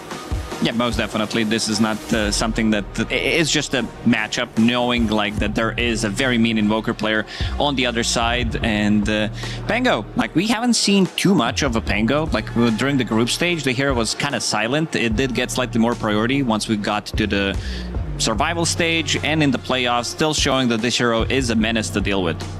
It's really good against Invoker as well, especially if you can snag up a Keeper of the Light for yourself on Yandex. You're super happy because Invoker, like, historically struggles against Pango on lane because his waves get shoved out, and when he hits that level 6, he just has a BKB, right, with his Rolling Thunder. So he just runs at you with a +1 support rotation, and Invoker is very vulnerable to this. Yeah, heavy focus on supports for the next pick phase, and that's also why we're probably going to see a heavy focus on supports on this ban phase, with already the Hoodwink removed from the pool, Keeper of the Light, Bane, the two most feared ones still in, and of course the Willow still in as well. Shiver, listen to this. Carry Invoker, position one. No, I don't think that we're going to see that. Yeah, I was just being sarcastic. I don't think I want to see it for the rest of the tournament. What a way to go out, though. Yeah, with a whimper. Sad. Anyway. Undying removed, which is a strong one for Yandex as well. So understandably so that they removed that. Let's see which one is the one that Yandex wants to remove. Keep in mind, they can pick right out of this phase. So they can ban a support and also pick one. Yeah, they could potentially like take the Bane for themselves. This is a team that doesn't really play Wyvern. I would also like look into that hero for P-Vision potentially in the second pick phase, because it gives you something to deal with Pango during the Rolling Thunder. It's a super strong laner. It secures the lane for almost said Invoker in the carry role. I think this is what you do. You just ban Bane, you pick Keeper of the Light, you enable your Pango, and you take away their best support to set up Sunstrikes. Very strong here from Yandex. Yeah. And Clockwork's still in the pool. This is the hero that also sets up the Sunstrike play as well. And from position 4, 9 class, his hero pool doesn't really do it as much. Dark Willow is like okay-ish. I'm maybe looking more towards like Shadow Shaman and thing, but I just have this in my mind. A couple of games where he played Shadow Shaman and he really didn't have that good time. This is also not a BB team, so probably Shadow Shaman is not going to get as much priority. Do you not like the Earth Spirit anymore for 9 class? Or because it's no longer a flex, because we already have the Invoker, unless Invoker is going to carry, but he's not. Because it's no longer a flex. Yeah, I would prefer if they have the flex potential where you pick it early on and still have, you know, slightly bigger picture what's happening in the draft. Yeah, the thing about Earth Spirit is the strength of Earth Spirit comes for P-Vision from the ES plus Darkseer duo. And if Darkseer is addressed within the first phase of bans, then you can't really introduce your flex anyway. So having it be a mid Earth Spirit would also lead to the Slardars from CJ, which is not a good matchup. They'll get the Winter Wyvern for now instead. Yeah, the hero that we mentioned for a good reason. This hero just gives you pretty much everything. Gives you team fight, gives you setup for another round of spells later on, gives you fight reset. Very good against Pango because all his spells are physical damage, and then you can just split the fight. You can save whoever gets initiated on. Well, there's a hero that's still in the pool. That Lone Druid. That's what I was gonna say. So, are we happy seeing a Lone Druid here? We know Winter Wyvern is considered to be one of the support counters. So they took that one already out of the equation as well. We've seen Lone Druid be very dominant earlier on today. Yeah, I mean, Lone Druid is always a hero you have to worry about, but Yandex are the one team in this tournament that have like let it through 4 times in a row and beat it every single time. So they have the most experience playing against Lone Druid, and they could bust out their carry Lina even if they feel like it's a good pick for it, because it just addresses the Lone Druid problem. Not just beat Lone Druid 4 times, they beat it 4 times in a row. Like, this is pretty much the statement. We're gonna leave it in the pool, and you have option to pick it, and if you do pick it, we have the answers for it. Let's see if that Lina will come out. 2 picks coming our way. I'd like to see maybe Enigma coming out for Yandex. It's a very good hero in the lane, because you're not winning the lane in straight up trading against Lone Druid, especially if there's Winter Wyvern. It just feels like it's very, very difficult to play any type of a lane. Like some of the other heroes that they have used against it was... Beastmaster as well is a good... Yeah, Beast, like Centaur, but these Centaurs gone already. I'm leaning towards Enigma. Yeah, they get the Jakiro for now. Jakiro has made a big splash towards the end of the group stages, but it's been a little while since we've seen him here on the main stage. It's very good. Like when you think about some old school counters to, let's say, Shadow Demon when he's meta with the defensive disruptions, defensive Winter Wyvern abilities. Ice Pad is a very nice follow-up onto that. Plus, you also have insane amount of magic damage that you can throw onto the guy who is getting healed. And also super strong laner. Like we've seen, as you said, Shiver, this hero getting slightly more popularity. It was Aurora who brought it back, and it looked very, very good. It looked like, again, an OP hero in the lane with the right partner, killing the hero from 100 to 0. Yeah, I think this looks like a really good Jakiro game for the reasons you mentioned, but if Pango is getting countered by the physical damage counter of Wyvern, then you just secure it with easy magical damage, and Jakiro provides that. DM's Enigma does come out, and we know we already have the carry, we already have the mid, there's not going to be a lane counter for this. Yeah, we'll see where P-Vision wants to go with their pick. This is also the time where they should be thinking about what Watson will play as the overall last pick that Yandex will get. And that Lina is still looking pretty nice, so I would imagine maybe that will be worthy of a ban. We got the Axe pick up for now. Are we liking the Axe coming out here? Yeah, this is preemptive Axe, something like it's a Sunstrike setup, so you can always go for a play. I think they needed a hero that's going to be frontlining for them, somebody to start a fight, because other heroes want to keep the distance. So big fan of this. You don't see the matchup, but Axe can always get something out of the lane, so definitely feels good on 18. Yeah, I think it's also kind of a pick that discourages from heroes like Kez. Because if you look at Yandex's draft, they've got a lot of ranged heroes. They've got the Jakiro, the Coddle, the Enigma, and they would have needed a melee carry to play with the hero into lane, and Axe is very much an anti-melee carry type of hero. So it removes the potential of Kez. And sure, you can pick something like a Lina carry now to play into the Axe, but then you've just got one Pango starting the fights for you every single time.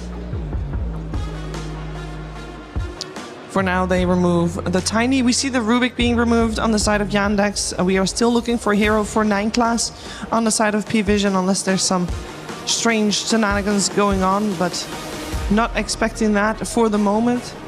And we got the Necrophos also removed from the pool by P-Vision, so Watson can't play that one either. I'm thinking if there's a hero, because you need to think about like multiple different things with this last pick. You are playing against BKB piercing ability, multiple BKB piercing abilities. You're playing against the Lone Druid matchup. You're playing against something that stops your physical damage from going through. So not the easiest way to find a hero. I would be okay maybe with like Phantom Lancer that could come out for them, but it's also not a 24 PL, so it doesn't feel as strong because you are giving them ways to counter it. So I mean, PL it is 24 for them. Yeah, I mean, he tries to play PL wherever he can, and I think it would still be a very strong PL game. The only issue is if the snowball starts from P-Vision and your PL isn't ready, you're just going to get run at nonstop. But Watson has picked PL in situations where there was an enemy snowball available, and it still worked out for him.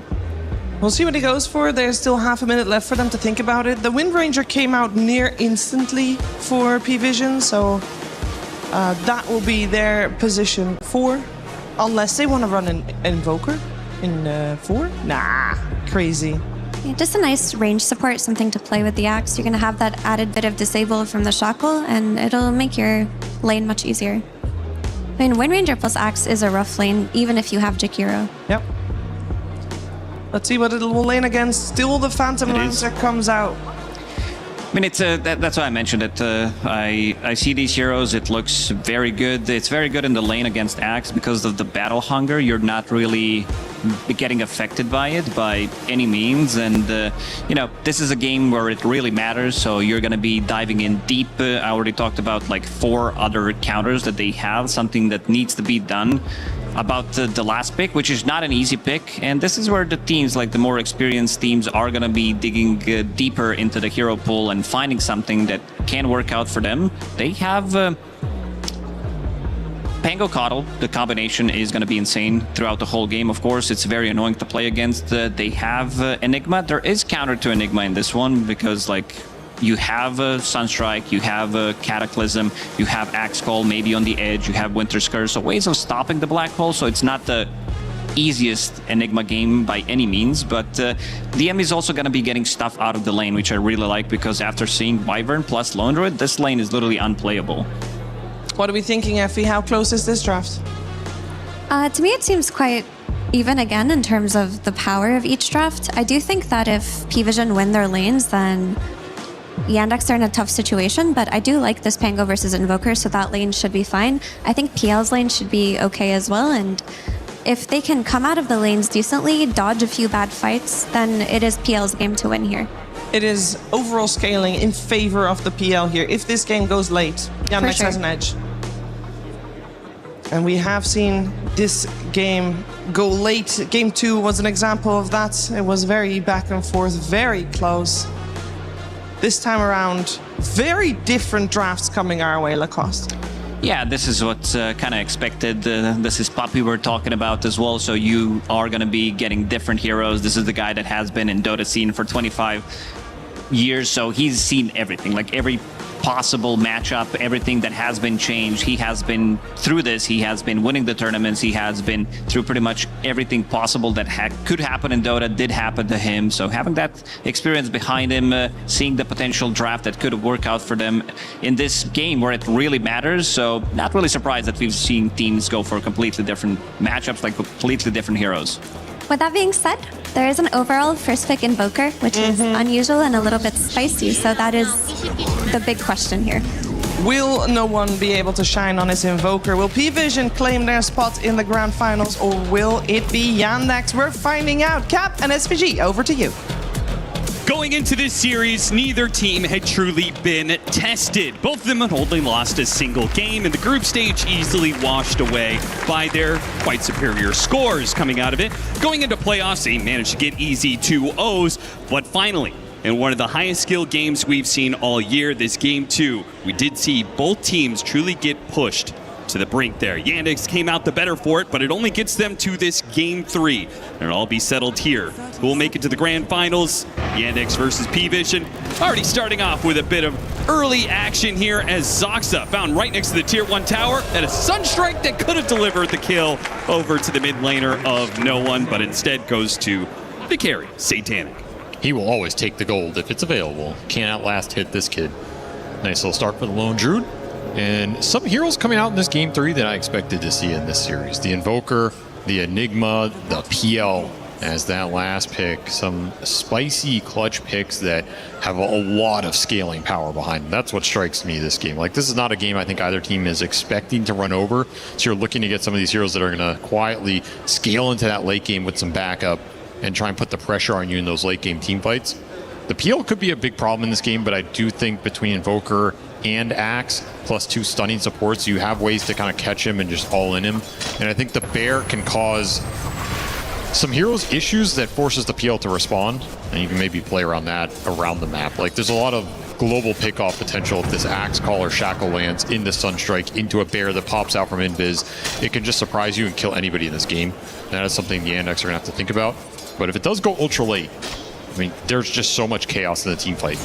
Between Eidolons, Caudal Blasts, Jakiro spells, there's a Pango rolling in that you have to deal with, and then there's Phantom Lancer illusions running amok. Incredibly toxic lineup, honestly. I would not want to play against this Yandex line. This is like one of those lineups you see in a pub and you're like, come on, dude. Really? Like, this is what you guys are playing? You know, why are you so try-hard? This is such a try-hard draft. And we'll see if it works out for him. This is a hero they've gone back to. This Phantom Lancer that I feel, it's not a crutch, but it's like, how do we get out of this weird draft position? We'll last pick PL and just put it all on the line. Hope Watson can carry us on one of his signature heroes, and time again, he's proven that he can. So we'll see if it gets him into the grand finals here. 2 of the highest win rate heroes here at EWC, the Phantom Lancer especially, having 5 wins and only the single loss at this tournament. Definitely a little bit more of a cheesy pickup. I mean, Lone Druid is also a very cheesy hero. Oh, for this sure. is a hero that everybody knows is incredibly good right now. Do you think that it was worth giving this Lone Druid opportunity to P-Vision? Do you feel like they answered it appropriately enough? Who's on a timer here? I assume Phantom Lancer is fine to go late game against Lone Druid, but I don't really know. I don't think late game is favored for either team. I think it'll come down to execution. They both have a lot of scale in the tank. I think the PL is one big factor. Like, in theory, he scales super hard here. But at a certain point, I can also see him falling off like ultra late against this Tricor if they get really big. And I think the black hole is always an X factor, right? You have a Wyvern curse cancel. Yep. You have a call cancel because that AoE gets kind of big now. Sure.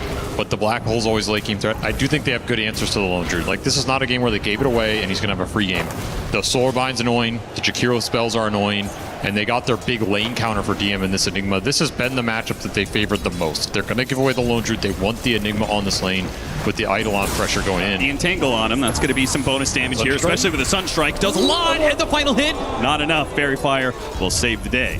Getting pressured out early, though. This is what you want from the Lone Druid, and some extra sustain from the Wyvern definitely helps the bear fight through some of the summons. This Enigma gets to level 3 and 5 uncontested. He's going to kick you out of lane. He's going to win this lane, and he's going to dominate your tower. Very strong start for Satanic in a matchup that Yandex felt was going to go a lot better for them. Like, we have 4 last hits on this Enigma. He just got forced into the jungle to try and get to the level 3. So you have a First Blood Lone Druid with free farm down here, kicking out the counter matchup. Got to win it elsewhere. With this other side lane, a trade-off of supports perhaps. 9 Class is going to get low. Watson off the call, couldn't finish the job. Both Notice and 9 Class will be low off of that, but he can't really keep it going. Strong start for the Axe, too. Quad gauntlet into a straight ring of health. You have these Sunstrikes to play with off of every early call. He's mega tanky up here. He's mega fat already, and this is a lane that Axe wins. Like, you can't really win this lane as PL. There's just no way around it. You try and limit the damage, you get your own farm. It's not the worst matchup in the game anymore, but Notice should be having a very good time in the first 15-20 minutes here. Well, the upside of this early laning phase for Yandex will be the mid lane matchup, because Chiro Jr. is really taking it to no one here. 11 denies, 22 CS, has done very well for himself, and even harassing no one quite a bit, keeping him farther back. But of course, that can all be kind of undone if no one keeps getting funneled Sunstrike kills, which, well, he hasn't gotten one yet. He has assisted. Still a good matchup in the game, too. I've been impressed by how much this Pango's been able to put pressure on Invoker in the mid game. You just commit the early roll, just start running at him. Early glyph use, trying to kick him out here from being able to get the last hit on these range creep. TP the Wyvern in. Wyvern. He's got a swashbuckle, should be able to get away from a lot of damage, especially with no one getting so low. Cold Embrace to help, but it also means he's going to miss some CS while that happens. Meanwhile, top lane, Notice, he does manage to get that kill. Watson is able to get the return, though. Nice experience for the Phantom Lancer up here. Not too sad with that exchange. You can bring out some items on the Jakiro. Watson's so low, though. Between a power shot and a Sunstrike, you got to bring him something. Yeah. Salve. Yep. Salve drop. Bring it back. Will end up being fine. Pretty low on mana, but as long as PL's farming, you don't really care about anything else. Be curious to see what 9 Class goes on that Wind Ranger, because this pick was like, I think you could have picked 9 Class any hero there. Your draft kind of had everything it needed to function. So it was what spicy pick does he want to play there? And they busted out the Wind Ranger, maybe for some more long-range poke off of some of these stuns. Maybe they just wanted another stun in general. But it's not a hero I'm used to seeing him play or bust out when he has his choice. Soxa sneaking around behind the Invoker. Could not get in a position to get a blinding light push into Chiro Jr. A lot of pressure right now, though, with this Catapult Wave mid. The Invoker's only level 5, and you have this Chakra Magic behind the Pango. Such a deadly combination. Oh, yeah. Get very low cooldown Swashbuckle, very low cooldown Shield Crash, combined with him having the opportunity for a Rolling Thunder. He hasn't leveled it up yet. Gotta bring both supports here to defend this push. And what if DM cuts over, too? Could be nice. He's kind of in the area, farming up with Eidolons right now. The rune spawn bottom, though. That means Chiro Jr. is going to have to spend a lot of time getting this. They're going to lose their wave under tower. No, they get the power rune, but that push moment with the catapult will be defended here. DM just trying to cut the lane. I mean, this tells you how poorly that LD lane went. Yeah. This is not a lane you want to go cutting with the Enigma on. This is a lane you want to be pressuring the bear. Well, it does put him in a position to always be able to farm up neutrals as well, if he can hold to it, but it also means he's also in a position to get gank tiers. Dakalis has slowed him down, Satanic has run over, but Chiro Jr. is the better of the two mid heroes right now, so his presence kind of scary. Sunstrike lands on a Malady, who's taking the man fight against 9 Class, and will lose that fight. P-Vision coming out strong in this game 3. Two side lanes are absolutely cooking here. It's only this mid that Yandex have to play around. Chiro Jr. is so strong right now. Can Is he going to level up Rolling Thunder to take this Wisdom Shrine? No, I don't think you can go in there on your own. That's fair. Get some Forge Spirit action, though. Meanwhile, you got to deal with the bear. Very fun game. Almost killing it. Cold Embrace will spare it from ticking out. Call Sunstrike, top lane, Watson gets dunked. What a combo. They snuck that one in out of nowhere on Watson. Just Axe rounding the corner, catching him on the call, and then Sunstrike dunk in just rapid succession. And we're going to see a couple more of these at least this game. The call is just so deadly because you're going to get called into Guaranteed Sunstrike, into Power Shot, into some Wyvern spells. Like, there's so much follow-up on every Axe play in this game. He's going to be a problem around the map, especially if the bear can get a fast Silver Edge online, then he's contributing to map pressure and some threat around the... This is where the map can just become really difficult to play, which to me has been the theme of this series. It's like, how do you get the lanes out without dying, and how do you threaten the enemy cores when they're trying to get the lanes in? Enigma will still kick these heroes out of here. That is how powerful the Eidolons are with the drum. Well, you combine that with Chira Jr. also rotating out of lane. There's no way for them to fight this. So will be an early tower advantage, it's looking like, for Yandex. That'll help offset the gold lead that P-Vision currently has off of winning their side lanes. See how much damage they can get done on the map with the Enigma being able to run in enemy areas in this Pango. Should have a pretty nice timing on the Diffusal, and then Chakra Magic behind him. Children taken off by the Tornado. I just got to keep defending this mid-tier 1 if you're P-Vision. Keep giving space to no one. Keep looking for some Sunstrike kills. Relieve the pressure from the Invoker. Look to play through your 2 side laners a little bit if you can keep doing it. Nine Class enjoys this battle with Malady because he's got Windrun, where a large share of the damage early on from Jakiro comes from that Liquid Frost. Chira Jr. is now hitting mid tower. And at some point, P-Vision, are you going to say enough is enough and try and stop these? Maybe they don't really have the option to, especially since, I mean, who's going to rotate out of the side lane? Certainly not Satanic. Winter Wyvern's not terribly strong right now. You just got to keep out spamming it. Yeah. You're not going to bring your 2 side lane cores to this mid lane. The Axe is getting way too much right now. He's power farming. And this Lone Druid is not a hero that joins early fights. So you just got to make do with what you have around the mid lane. Does mean you have support freedom to bring this Wyvern and Wind Ranger into any play you want. There's some benefit there. Just got to play for your first item timing. Try and keep this mid tower alive through the power of the Invoker. That's where that Enigma swinging behind mid could have been nice early in this game, but I think his lane just went too bad. It is too low level to make that kind of rotation. If he had dominated this lane, taken the bottom tier 1 quickly, he could have gone for that mid swing, and it could have swept this tempo up considerably, but you just got to play it a little slower here. Does have Black Hole online. Could be a nice early game threat if you can have the supports back you up. Malady zooming the Haste Rune. That's a tanky Axe, man. It's a tanky Axe, it's a tanky bear. There are a lot of tanky things sitting in front of Yandex that they just can't really threaten in these side lanes. And all the meanwhile, P-Vision are probably very happy. They've almost got no one to his Meteor Hammer, which will help him start chipping away at this mid tower, but also increase his farm rate. As long as the tier 1 standing mid for P-Vision, I think they're very happy with what's going on. Diffusal Pango will pick the game up, but you're still a ways away from there. So you got some more time to work with, and Axe is doing Axe things, man. You got a lot of early armor with this phase boots into the Splint Veil. Almost level 10. You're always a threat on Watson with the Sunstrike backup. Like, you get called into Power Shot Sunstrike, you get chopped. So you can't get too aggressive up here with the Phantom Lancer. Depends on what supports you see on the map. See 9 class mid, okay, you can kick him out of lane. You don't see the supports on the map, it gets a lot spookier to go for that kind of simple play. And there are some ancient stacks being cleared by Chira Jr. here. Yeah, once again, Yandex seem to be okay with, I feel like they have the heroes to make moves, but they're okay just chilling and hitting a better timing later on. That'll be that Diffusal Blade timing. Get to that. I don't mind that just because this Enigma lane did not go the way they wanted it to. So your whole game slows down as a result, and you just have to respect that, not force any bad moves. Vessel's going to be the build-up for the Enigma. A lot of no early need game for an investment. early blink dagger, that's for sure. You will have to get something done with this Enigma build-up, though. If you go Vessel on this hero, you need to go fight. You need to get some charges, start punching some heroes around the map. Take that mid tower. I mean, we'll scale a little bit here, I guess, against some of the anti-healing. You can throw it on the bear, but... And they'll have some, like, it'll be a little difficult to use good cold embraces, because there might be a macro sure. pyre, they do have a vessel. It sets up for the Illuminate Blast of Soxa. There is some magic damage to punish it, at least early on.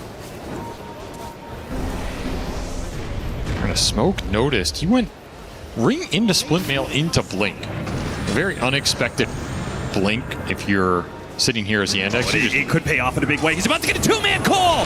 The Sunstrike placed onto Soxa. One Cooling Blade. Now attempted roll-up, but a really great Winter's Curse. They're going to troll him for so long, get the meter on him, and another dunk.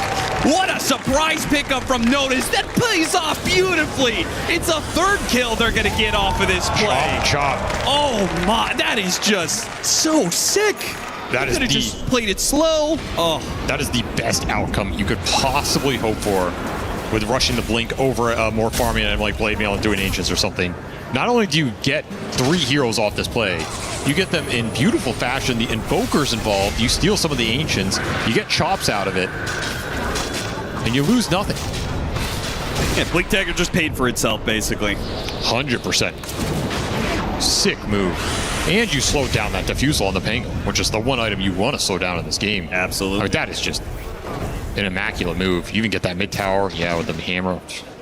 That's a 4-5K net worth equivalent play right there off of a surprise blink. And you're just not thinking about that at all because you're looking at this axe. He has Splint Mail. He has Ring. All right, he's going to finish up the Blade Mail, right? This is standard build up. The rings for the regen. He's going to go do some Ancients, and then he'll have Blink. You're thinking he's still like 1,000 off of that, maybe 1,500. And then all of a sudden he's just jumping you on your Ancients. Satanic. Very heads up call. Going to be a bit too late to contest the Wisdom Shrine again. His positioning not there for it, but he almost has his Mjolnir. Him and the axe top the net worth chart, and Watson's trying to catch up, but it's just a slower farming hero. Manta will speed that along a little bit more, but it's time for Yandex to strike back here. But they'll get something just getting off of it. Dakalis off of this, not going to be super happy. It's free though. That's true. But Chakra Magic, all these plays are free with the Pango. You're going to get something off of this move, but you're right. It's not a big target. It's the hero that P-Vision are happy to give away here, especially with 3 cores all farming the map right now. And there's the Blade Mill for the axe. So this axe call just got a lot deadlier. Top tower is going to fall for free. He'll cut another wave, and they can absolutely bring him into another play. This is where the map becomes a little scarier to play, particularly around that mid lane. You smoke that axe in a mid, he gets a nice call. It's going to set the whole team fight up because there's so much follow-up off of this stun and no way to really disengage from it in this game. Nobody can really create a buffer unless you just blink Black Hole. Oh, you can't lose the Pango here again. Notice blinks past Chira Jr. Chira Jr. gets the low ground, but does get shackled up. Here comes the Sunstrike. Got him throwing the no. The call comes through first. Noticed again, and now the Winter's Curse on the Enigma with the Eidolons in tow. So DM takes a heap of damage. He's going to go down again. Noticed. He is cleaning house this game. What a monster. Level 13 in this game right now. No one's even level 12. Does lose his courier at Eidolonzo. That's a little unfortunate. But he's already got some early chop armor. 9 armor harvested by the 16-minute mark. Oh, no one trying to make a solo play here. Did he get out fast enough? It's close. He does die to Watson. So that was actually a bit of a gift there for Yandex, who are in a bit of a bad spot. And there's the Manta for the Phantom Lancer. So he gets Manta completed plus that gold injection. Yeah, nice pickup for him. They're going to need the PL to salvage a little bit of this game. This axe is doing work. Blink Dagger next for DM. He's got Vessel charges, so you get this blink, you can definitely start getting involved in the game in a big way.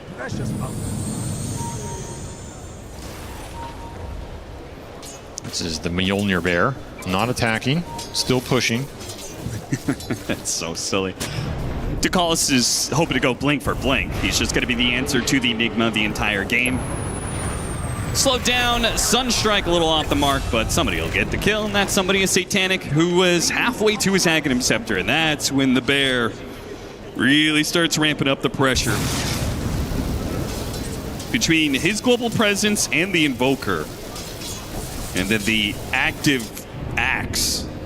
You're gonna be feeling it if you're Yandex. That's where this game can become uncarryable for the Phantom Lancer if you start just bleeding out heroes across the map, even if the PL is finding farm.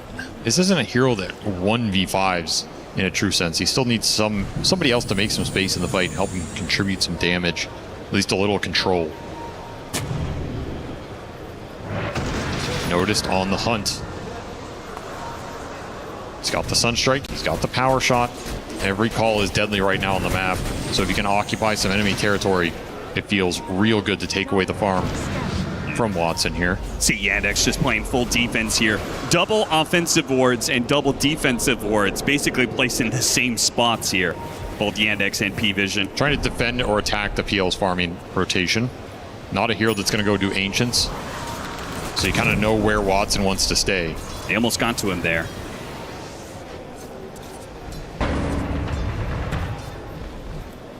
Both carries just trying to get to their Ags uncontested, and the Lone Druid is very uncontested. They do have an amp damage on Shira Jr., and he finished his blink, so they're going to smoke, bring Watson into this play. They say he's strong enough to join the fight right now. I think they've already seemed to have made the read because they had this Lotus Ward on the right side of the map that spotted DM's movement. Well, they also had this obs right where they smoked around this like hard camp near the mid-tier 2. So heads up obs placement from 9 class earlier will bail them out of this amp damage timing. 9 class will lead him on a little chase here.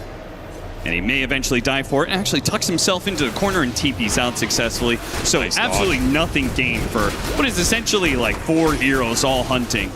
And that's the risk with making these big plays, bringing the carry into it. That basically it cost you 1,000 net worth. As these other cores are just mopping up the map. That's why it's oftentimes so easy just to be the ones to sit back and farm, which is where that notice, again, that early Blink Dagger pickup was so cool, because if they don't find that kill, right, he starts falling behind. Oh, 100%. Misses his timings. Very few players would go for that play. Especially in a stressful game like this. Noticed. Do they see the Sees a camp that just got farmed. Gets the call into the Pango. Sunstrike and a Culling Blade. Sunstrike is all it takes. He is on a rampage in this game. 7-1-2. Just making everything happen right now. I mean, he's probably gotten this Invoker an extra like 1,000 plus gold just off of his plays, right? He's gotten the Bear another 1,000 or 2,000 with all the space that Satanics had to farm because there's no pressure going into him. Ags is already done here for the Panda. Now also level 15. So the map pressure is going to pick up considerably right now. Yeah, now it's no longer the Lone Druid Bear with them Mjolnir just pushing out the bottom lane. He's going to take that off-lane tower, make the map smaller. If you give Satanic this much space, if he can farm out all of his jungle with the hero, continue to push waves with the Bear, this lead is going to exponentially increase here. You just don't have the same amount of space to keep up. You needed some more fights going your way with this Pangolier. You needed to maybe get 1 or 2 extra kills with Black Hole, be on their side of the map with the Enigma. You're losing too much ground right now. This lead is gonna explode. Eidolon spreading out through the map. Now they need little mobile wards to try and read these rotations to make sure that Watson is still farming uncontested, which he has been. He wasn't the one caught by the axe earlier. That was CJ. Jump on a 9 class here, win run. Gonna make it difficult for them, but ultimately he will die, right? He'll die. Okay, yeah, just to make sure they got him. Get a little extra TP, you know? More value off that kill, but again, not a big target. Yeah. I think that's a thing that P-Vision have consistently been better at, is putting their supports in a position that they just don't bleed anything from many of these smokes. Malady spotted on the Lotus by no one. See ya. That's a freebie. They didn't even need to pop the smoke on the other 2 heroes, so they could still look for an axe play. And of course, he can go in solo because you have the global backup of that Sunstrike. And he's going to get the call on the Phantom Lancer. Sunstrike not being thrown out. He didn't have the mana for it. Broker, TP away. They've got Winter's Curse. They've got enough to stop this one. No Doppelganger to get away. Another Culling Blade. While the Bear is pushing bottom, it took the off-lane tower. Now it's taking your Ancient stack. Everything is being ripped away from Yandex right now. This is highway they gotta get robbery. at least the Bear. The Malefice slowdowns should be more than enough to get that bounty. It'll be 315 for Cheer Jr. That helps, but it does not rectify these pickoffs. Have to find a way to regroup on this map. We're at the point in this game, past 20 minutes, Tormentor's online, Roche is there. You keep bleeding some of these kills, you're going to pay a way bigger price than you have so far in this game. Oh, man. Okay, so Malady just, they had a ward, and they saw the Wyvern up here in this Lotus area. He placed a sentry saying, okay, he placed a ward somewhere over here. They found the old ward. They didn't find the new ward. So that could be pretty massive if Yandex, you know, try and make a move through this area, try and take a fight on Tormentor. Let's see if it pays off here. Feels like they're Tormentor to take right now. There's no way you're doing it if you're Yandex. Right. You do have Blink Black Hole available, and that is an X factor here on these objective fights. Rolling Thunder, also pretty good around like Roche Pit Tormentor. Yeah, they definitely wanted to contest. Malady, he's going to work his way, trying to get through the gate. No one is setting up. No one. He's going to be caught here at the same time as the Jakiro. Bigger kill. Wow, that was a lot for it. They already had him controlled with the Rolling Thunder, but they dropped the Black Hole just to ensure. It's 1,000 gold. Eidolons will spot the heroes rushing through the gate. You just do not want to let them get out of here. Blink for Blink. 9 class trying to catch him off the shackle shot. Does manage to land it on DM, but a bit too far out initially, but the axe is still going to blink forward. Hit a Battle Hunger on CJ, slowing him down. Quickly reprieve there as Swashbuckle cleanses that one off. Kind of surprised that P-Vision chased through that gate instead of just like going doing Tormentor with Bear or something. Right, yeah. You know, like Black Hole gets dropped for your Invoker. Okay, whatever. We'll do an objective. Maybe you can still do it here now anyway. Black Hole's a long cooldown, which could be an issue in this game, honestly. If you become more and more dependent on that spell to teamfight, along with Rolling Thunder, if your ults are down, what happens in the interim? Especially with the lineup that can do objectives pretty fast, push the waves out pretty quickly. Look at this axe just farming in your face. Already BKB done, what are you going to do to him? Absolutely nothing. Not a damn thing. Tornado. Attempted, CJ blinking ahead of it, and he is so close to his Aghanim Scepter. I'm just watching this Bear vacuum up the entire bottom half of this map. He is so massive. This is the issue. If you can't control this area, he outfarms everybody in the game. 5,500 up on the Phantom Lancer. He has 700 GPM right now. Saksa is going to be spotted by the Vessel. 9 class lands that on him and will get a charge back. Chop. Chop. Some more armor. He's up to 13.5, by the way. This is a significant amount of bonus armor this early on. And a Roshan that is free for the taking with no Black Hole, no Cuddle. No way to fight. And this is the issue. Yeah, maybe you have better late game. Maybe you have some clutch PL pick. You're not going to get there because this is classic P-Vision. Control the waves, find the pickoff, translate it into an objective. They don't need the 5-on-5. Like, they're not even looking for the 5-on-5. They're looking for the one kill that leads them into a net worth advantage. This is how you scale in Dota. This is how you gain a net worth lead. And that net worth lead will translate to that classic, like, 35-minute high ground. Oh, they've done this time and time again. Yeah. This game, the Roche was done a little later, so maybe that timing gets delayed a little bit. We'll see how strong Satanic thinks he is. I mean, this is a Bear that is extremely farmed, and you always have Alacrity to throw on top of him. That is a lot of damage. And I always feel like the sooner you can pressure high ground against a Phantom Lancer, doesn't mean you have to commit for that push. But the sooner you force him to join fights wherever that happens, the happier you are. Sure. Last thing you want to let him do is just be completely uncontested at AFK farm to this like really tanky point where he's currently working towards Scotty. So you take these tier 2s, and then all of a sudden when you get that pick off, you can go high ground with it. That's what you're looking to achieve right now, because full Silver Edge done on the Panda as it's running across. This thing's just sprinting. It's like some death machine. And it might just find some death. There's some heroes squirreling out this side of the map. Malady just dropping macro pyres. They're throwing Eidolons down lane. Anything they can. But the hunt is on. P-Vision will find pickoffs. Goodbye. It's just full rat mode. You look at where these dire dots are on the minimap. It's all on the edge of the map. Someone's farming the top edge Soxa's on the left, the Jakiro's on the bottom, Enigma's farming out the right. Like, nobody wants to go anywhere near the center here. You don't have the vision for it, you don't have heroes that can do it safely. Especially when Noticed is off the map. He is back on the hunt. Invis Rune Axe around this mid lane. Scan lands. Smokes is getting many opportunities here. Blink can't manage to get the call on DM. Don't have a way. Ooh, Soxa actually pushing himself in. They actually have the black hole on no one. No one took so much damage, but the shackle shot managed to stop it. Cherry Jr. is still trying to finish off no one here. Rolls through. They've got to deal with the bear. Watson was in trouble. CJ heard the call and it bumps the bear once. Shackle shot to slow him down, but ultimately it's just the death of DM. And no one lived. No one lived and keeps that Aegis intact. Almost dying to the pollen bag on top of some of the Enigma damage, but lives with 15 HP. Perfectly executed here. They fed him he got the Lotus HP as well, so some of that early Lotus saving paying off, and very timely shackle. Lotus Orb done for the Axe will help protect the bear. Get rid of the Malefice, stop the Solar Bind, get these heroes out of these Ice Path Macropire situations easier. And look at them, just so fearless. They know they have nothing to worry about. Diving well past tier 2s, going in triangles. Rolling Thunder, Black Hole on cooldown, that's a green light. Do whatever you want in this game.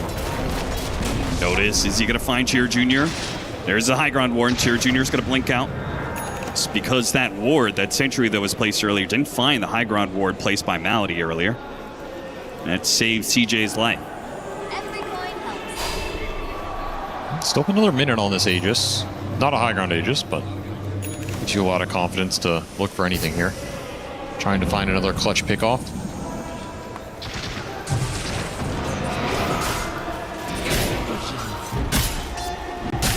That net worth lead is just growing and growing. Oh, yeah. P-Vision will eventually be presented the opportunity to hit a high ground. It's like inevitable they will get a core pickoff. So far, it's been those support kills. Last time they got a core, it's pretty easy Roshan for them. Play here from DM, leading off the Malefice. Quick kill on Tukalis, but no one. It's a really good tornado that leads to the death of DM. He's going to get burned out. Now, no one is still low, but he has this Aegis. He may die to this Rolling Thunder. Meanwhile, Notice did manage to get the initiation on Soxa. They cleaned up the Aegis. Is CJ going to get out, though? His Rolling Thunder is now gone. And with Notice slowing him down off the Battle Hunger, trying to get away from this bear. Slowing him down a bit with the inhibitor, the Diffuse plate, but eventually you're going to be entangled. And there's the core kill they were looking for. Leads off a godlike spree for Notice. Fights are too chaotic. Especially if the PL can't stick in the middle of it. That's your chaos to throw back at them. But until Watson's ready to take an entire fight, the bear is just going to slowly kill you. This axe is going to find you. Well, and the bear is also going to, when you win that fight, quickly kill buildings. Oh, yeah. Oh, he found the PL. A big kill if they can get it. Slow down this Scott. He jukes him. He had the right target. Makes the TP out. Whoa, he got the curse, though. Tukalis with the backup plan. Stops Watson's TP away, and there's no out for him now. The bear will hunt him down. What a game from Notice. Absolutely showing up in this game 3. Oh, and no one.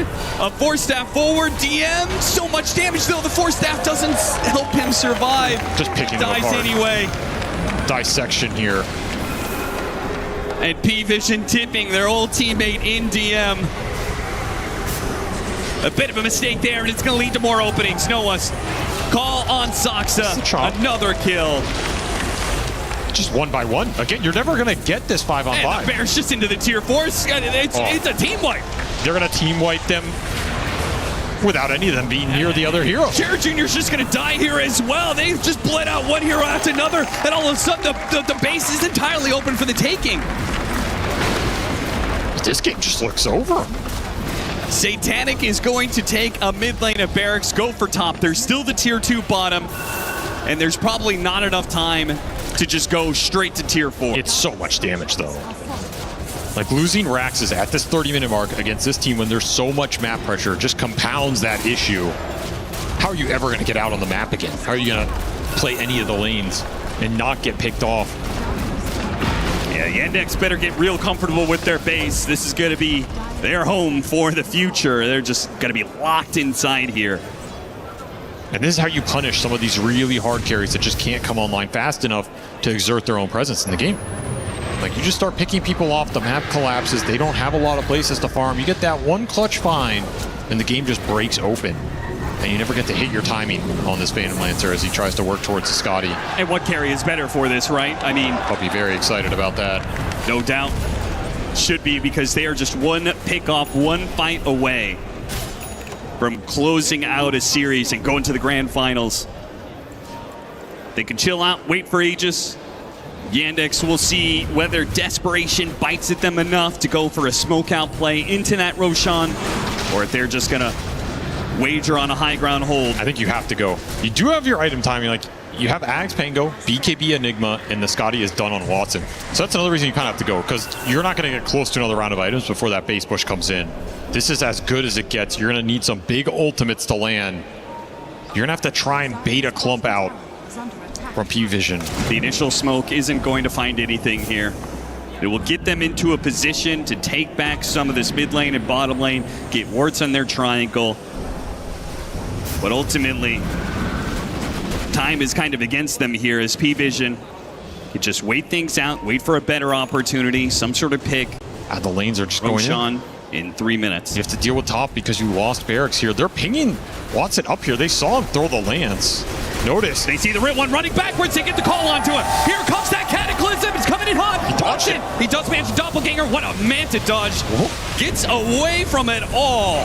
Very dangerous. All of Yandex TPing back to bail out their carry. See if there's a punish available here. Tag notice with the macro pyre. No, bear. CJ is already gone as the bear is going to just kill them all, man. They can do nothing about this BKB bear. He is chomping fools out here. All that time in the jungle has led to an insane item timing for Satanic here. And the best part is Satanic, his hero, doesn't even need to be here. Nope. He's just been farming up the triangle the entire time. Very slowly, but it's getting the job done, getting the extra farm for them. It is racked up to an almost 30,000 net worth lead for P-Vision. Yandex on their last legs here. They will have to find something miraculous in the next team fight. And if the Enigma gets jumped, I think that goes out the window. And the bear even hitting the high ground without the BKB. Has already taken the tier 3. Satanic keeping the pressure up on them, saying, are you going to deal with this bear? Are you going to kill it? The reward for killing the bear is not terribly high, because he's just going to make the resummon. And the risk is, well, we saw people all set up behind that bear. You just go wait for the Roshan. Put an Aegis on one of these guys, you send it up the hill. With an amp damage, I mean, it's just going to be a disgusting amount of strength. They want to go for another one with this?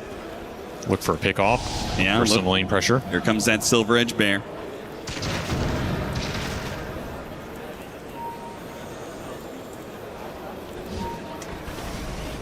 He sends it in bottom. He's looking on like the one camp they can farm. It's like, I know you're here. I'm going to take your camp anyway. Oh, Malady just saw his life flash before his eyes. As if he was on that camp, he would have been the one to die, that they had amp damage instead of the neutral creeps. I mean, the disgusting part is if P-Vision really want to slow play this, they can't. You have the Invis Bear, you have the Invoker with all of his rat action. Yeah, just keep throwing things at buildings. You could just throw these units up the bottom lane. You have the other two lanes. And what are they going to do, right? You can never do Roshan until you see them all in base, then you do Roshan. Gonna get an Ag Synth for the bear to have a true 6 slot. And Roche is up. And Yandex are not in a position to be able to contest. No, they were never going to be in a position to contest this. You just have to play for the base defense. See how fast this bear chops it down. Pretty damn fast here.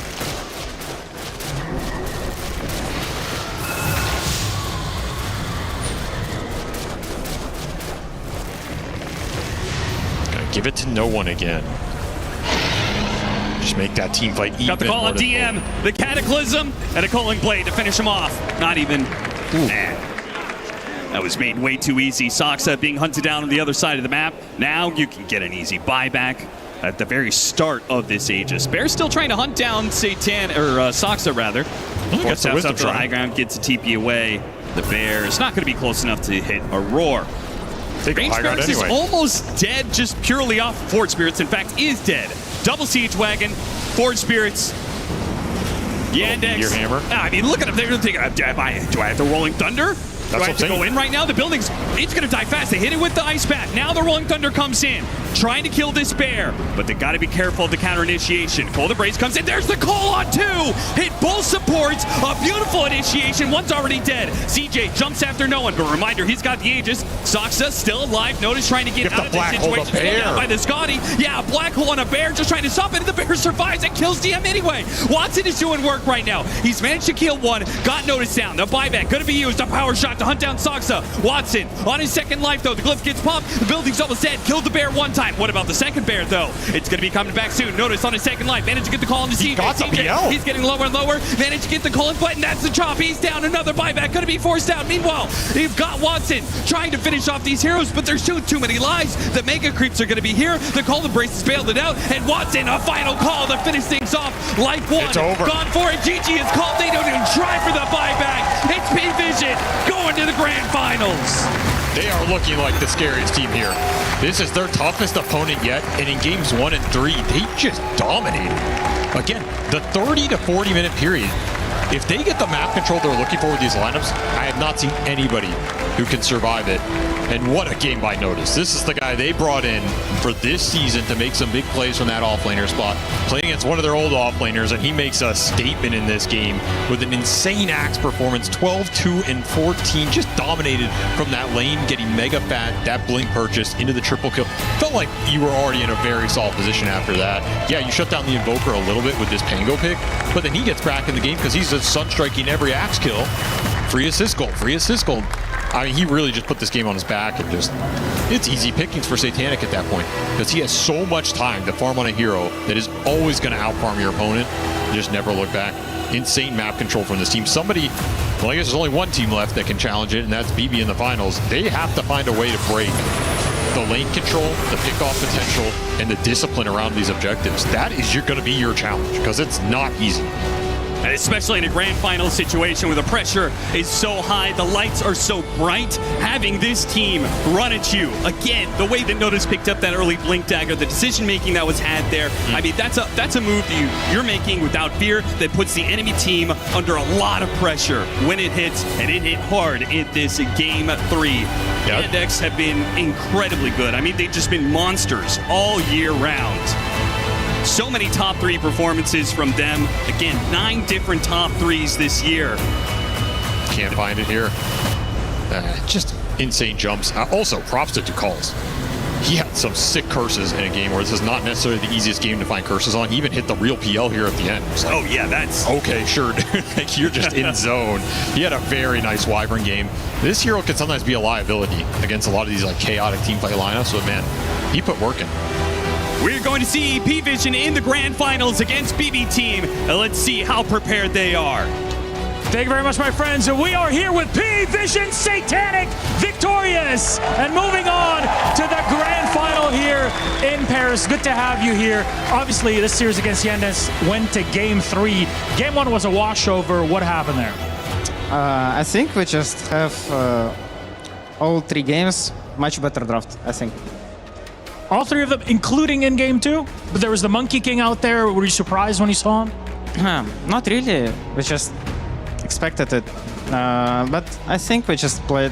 I fucked up that game, I think, mostly.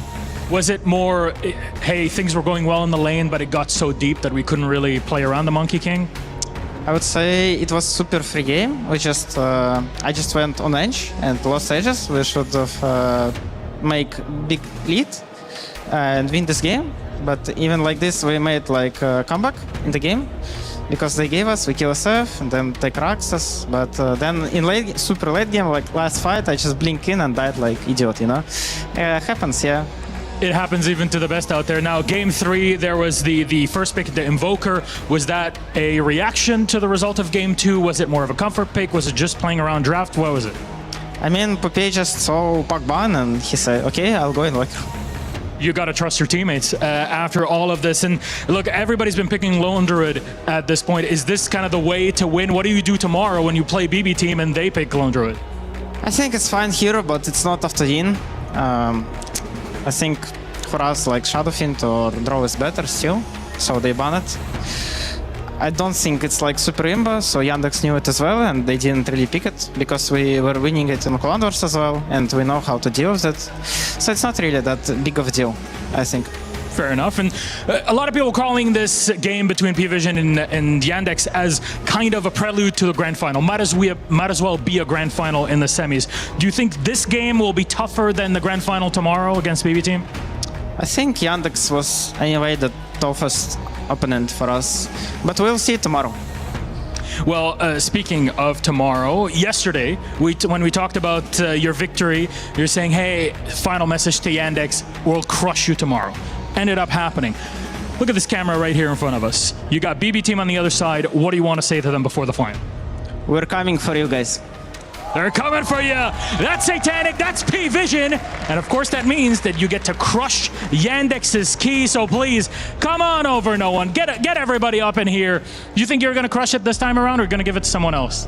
I'll give it for Noticed for sure. Oh, there's the team play. All right, then we're all together. Let's walk on up to a crusher. You're used to it at this point. There's only one more time left. That'll be tomorrow. Big moment and day for P-Vision. We'll remind you, last year, they only made it to third place. Here, they're already in the grand final. And Notice is the one to do the crushing. With Noah and Satanic giving the blessing for this one. There's the, whoa, he's so strong, he pulled it off. My God, should see him in the drafts. There it is, going deeper and deeper. There's Yandex, and there they are, crushed to bits. Every single piece gone. P-Vision makes sure Yandex are history. One more time, ladies and gentlemen, your second grand finalist, P-Vision! There's our day done. Let's break it all down. Panel, all yours. I must say, that crushing felt different. That hit hard, and this game 3 hit even harder. This was not a close game. We had the first 2 games of this best of 3 series, you know, methodical, back and forth, cool. First one maybe a little bit more dominant, but this one, Lacoste, this one was not close at all. It really wasn't, but you can tell, like, the way they played. Like, they tried this PL 24. It didn't work out for them. It looked like a very good overall pick, but P-Vision, they said, you know what? We're gonna put it into the next gear. Like, this is gonna be, like, full speed, kind of turbo mode that they managed to pull off in this game. And I think they came very well prepared. Something they talked about in the interviews was also that Puppy, he's doing all the drafts. They put quite a lot of trust into Puppy. We don't know anything, you know, he's gonna do it. We just click the heroes, and they're clicking pretty well because everything is working. But you can definitely feel some Puppy magic behind it, and quite a lot of you know, if we see what happened, like they let him pick Lone Druid because they feel very confident about the Lone Druid getting through. They beat it 4 times, and then they knew that Enigma's gonna come, so they preemptively pick Wyvern, and they crush him in the lane as well. Yeah, I mean, that was just a masterclass, and Notice crushed that key as violently as he crushed Yandex in this game. I mean, that was all axe to me. Like, the draft was beautiful, the preparation was beautiful, but he just popped off on this axe from the laning stage to getting the kills, to getting these multiple hero calls, to setting up Sunstrikes for his Invoker. He was the story of this game for me. Yeah, he crushed his former team with that as well. Of course, both of these teams, they swapped offlaners mid-season, basically. And it is P-Vision that takes the crown in this series. We'll see if they take the crown tomorrow against BB as well. But this was definitely such a strong showing from this squad. They're just looking like raid boss. Yes, they really are.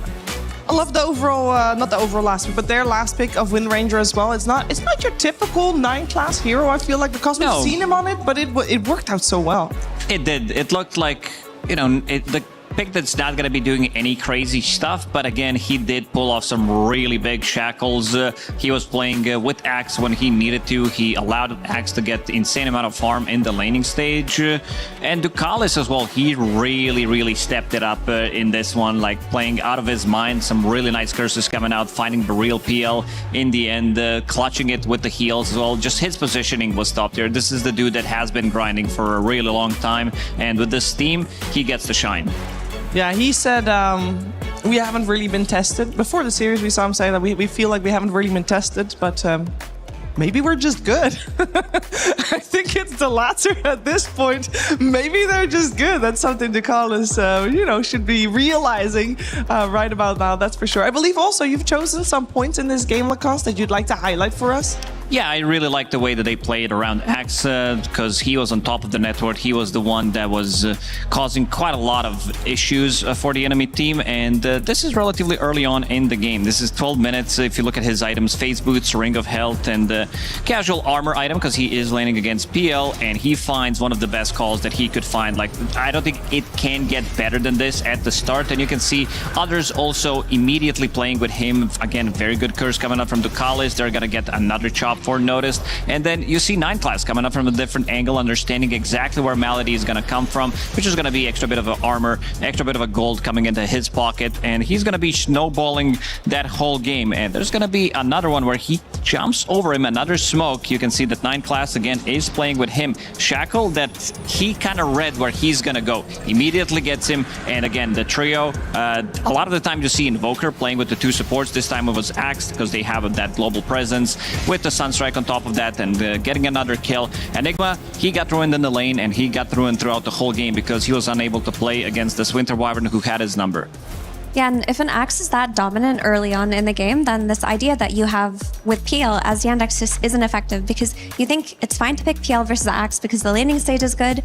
You lose the laning stage, you're giving away kills, then all of a sudden this Axe is much stronger than he should be early on, and he sets up for every hero on his team in that sense. And Enigma, who's playing on the back foot, can't really make the same kind of plays if you're comparing him to Axe. And infinite scaling, coats of blood coming noticed way with that Axe as well. A lot of dunks done by him for this one. And we had to give it to Noticed. It was a little bit point of debate, because if it was a 2-0, maybe we would have gone for a different one. But no, this was definitely MVP Noticed for this series, Lacoste. Yeah, absolutely. His gameplay definitely wasn't unnoticed by production and us, so we gave him MVP because in that first game, he really nailed it. They gave him, I would say, in this one, they gave him quite a lot of priority, last picking his hero overall. In the previous one, they gave him a little bit of priority as well, picking Axe on 18, but he kind of nailed it. Really loved the itemization in the first game, picking up Road of Athos into Aghanim Scepter, having that extra bit of a catch that was definitely needed. And again, just the whole squad is on the same page, and this guy has been crushing it. This tournament, my MVP, if I get to choose, because he was all over the place. Like every single game I see him own. There was one point of the tournament during the group stage where his KDA was like 30 or something, and he was sitting at the 0.6 deaths average per game. It did go up, but still less than 2 at the moment. It just feels like he makes whatever you give him work, and that is such an asset to have in your offlaner. Like, he can play auras if you need him to, he can carry the game if you need him to, and because his hero pool is so big, whatever support that 9 class wants, you can kind of go for, even though he's been playing a little bit more traditionally this tournament. But if you compare it to DM's hero pool this tournament, it was much smaller. It really was. Also, speaking of 9 class, he gets to play in the grand finals tomorrow on his birthday. That's also kind of special and cool. We'll see if he gets the ultimate birthday present with taking the victory there. Of course, when there is victory on one side, there must also be losers on the other side. We are going to see Yandex again tomorrow in the 3rd, 4th place decider against VG Gaming. But we're also going to get some final words from Shira Jr. Hey, I'm here with Shira Jr. of Yandex. You just lost your series. How are you feeling right now? Bad. Can you expand on that at all? I'm sure game 3 was really tough. It's very one-sided. First 2 games were very good. They were close. I mean, I think every game was one-sided. Maybe because of heroes. Maybe we played bad, but it was hard to play map, I guess, because of they just hard. I mean, split pushing, shadow pushing. That's pretty much it. What did Game 3 feel like? 'Cause your laning stage was great. You were like way ahead. You had denies equal to his last hits kind of a thing. And then just the axe destroyed the map. Yeah, not really on the axe. We didn't pressure them enough on mid. So we didn't speed up our game. And on late we had chances if the game was even, but not like this. Did you need to get kills on Invoker, then kill mid or something? Yeah, not just pressure. Gotcha. That must be very tough. You guys played a lot of really good matches at this tournament as a whole. You're a fantastic team. You've got third place decider up tomorrow. I know that's a lot to think about until then, but how do you think you'll fare? I mean, have to win. Yeah, that makes sense. All right, well, thank you for joining me. Sorry you lost, but good luck in your matches tomorrow. Thank you. It's heartbreaking. This is a team that was expecting to be in those grand finals, and for many people, they were the team that would take those grand finals. So a lot to process here for Yandex and Shiro Jr. indeed. And we will see them tomorrow in those third, fourth place decider. We can take a look at how our bracket is doing, because we are coming very close to crowning ourselves a champion, as we have set up our final 2 series of the day. We've got our finals, we got our third place match, and today we had 2 bangers of a semi-finals, Effie. We really did, and I can imagine tomorrow is going to be a bit nerve-wracking for any team that goes against P-Vision after their showing today. They just looked ridiculously tough. BB team are very strong, and I believe that they're going to be able to put up a show, but right now, the way that I perceive P-Vision, they're just significantly better than everybody else. Yeah, they look like on a different level. BB, I think they're going to be squaring up nicely against them because of how strong this team is early on. Like all of their drafts, they always look good. Something that we've seen with P-Vision. I think 2 of these teams had so far the best drafting at EWC, and it's gonna come down to like who can speed things up. And if we're talking about speed, BB team, they can play very, very fast as well. Yeah, for the people that paid proper attention to the schedule just now, you would have noticed that we start an hour earlier tomorrow, so keep that in mind. We also will not start the grand finals before 3:30, so if you have any urgent errands, you can rest assured that 3:30 is the earliest the grand finals will be able to start. And that's, of course, our grand finals. And in the meantime, there has already been grand finals today, not on Dota 2, though. We've had Free Fire end in an emotional victory, record-breaking game against Gun Dynasty Lion One. And they are the first non-Southeast Asian team to take a victory here for the Esports World Cup. Truly a great achievement. And they were allowed to place their key on the totem in their ceremony. But they are not the only team crowned champions today.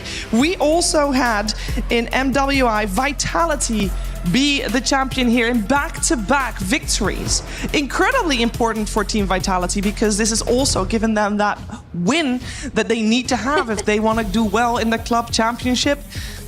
1,000 points on the board. We'll see where Vitality takes that one, and Vitality was able to beat Na'Vi in those grand finals. So congratulations to them as well.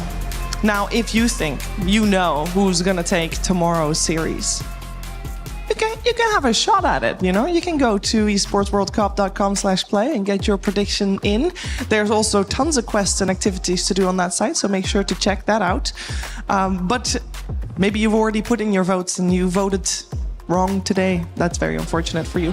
I think today was very cool. I think maybe, Lacoste, we were expecting a little bit more of a back and forth in BB versus Vici this morning. Yeah, especially with the way Vici played, like the way they came here, kind of being in the middle of the group and then eliminating one dub, then eliminating one more team as well. It just felt like they powered up, especially yesterday. But today, it seems like they kind of got figured out because they played so many matches. There was a lot of information what they did. The TikTok also, like the heroes, maybe the other teams also watched some of these TikToks and reels and got ideas what to build against them, because it was very effective. And so far we only had one series, Shiver, that was 2-1 in the playoffs, which is a bit of a surprising one considering like the competition. Well, maybe it comes down to teams being kind of equally matched in this one, because you make a mistake, the teams are at so high level that they're going to punish it. Yeah, the teams were definitely evenly matched in our second semifinals, Effie. They were. I mean, it's a shame to not have it be repeated tomorrow, but I do think that we are going to get a very similarly matched skill level, I would hope, in the grand finals tomorrow. And the EV team are a team that you can never write off, even if they don't look like the strongest in the tournament and just look like, you know, a second, third place team. Sometimes on that day, they can wake up and just prove everyone wrong. Well, thank you so much, both of you, for your thoughts today. That was it from us from today. Our semifinals are done. We know our two finalists. We know who is going for the third, fourth place tomorrow. So 2 series coming your way tomorrow, an hour earlier than today. Looking forward to that one already, but we will not leave you empty-handed, of course. We'll see you tomorrow, but for now, enjoy the SDC recap of the day.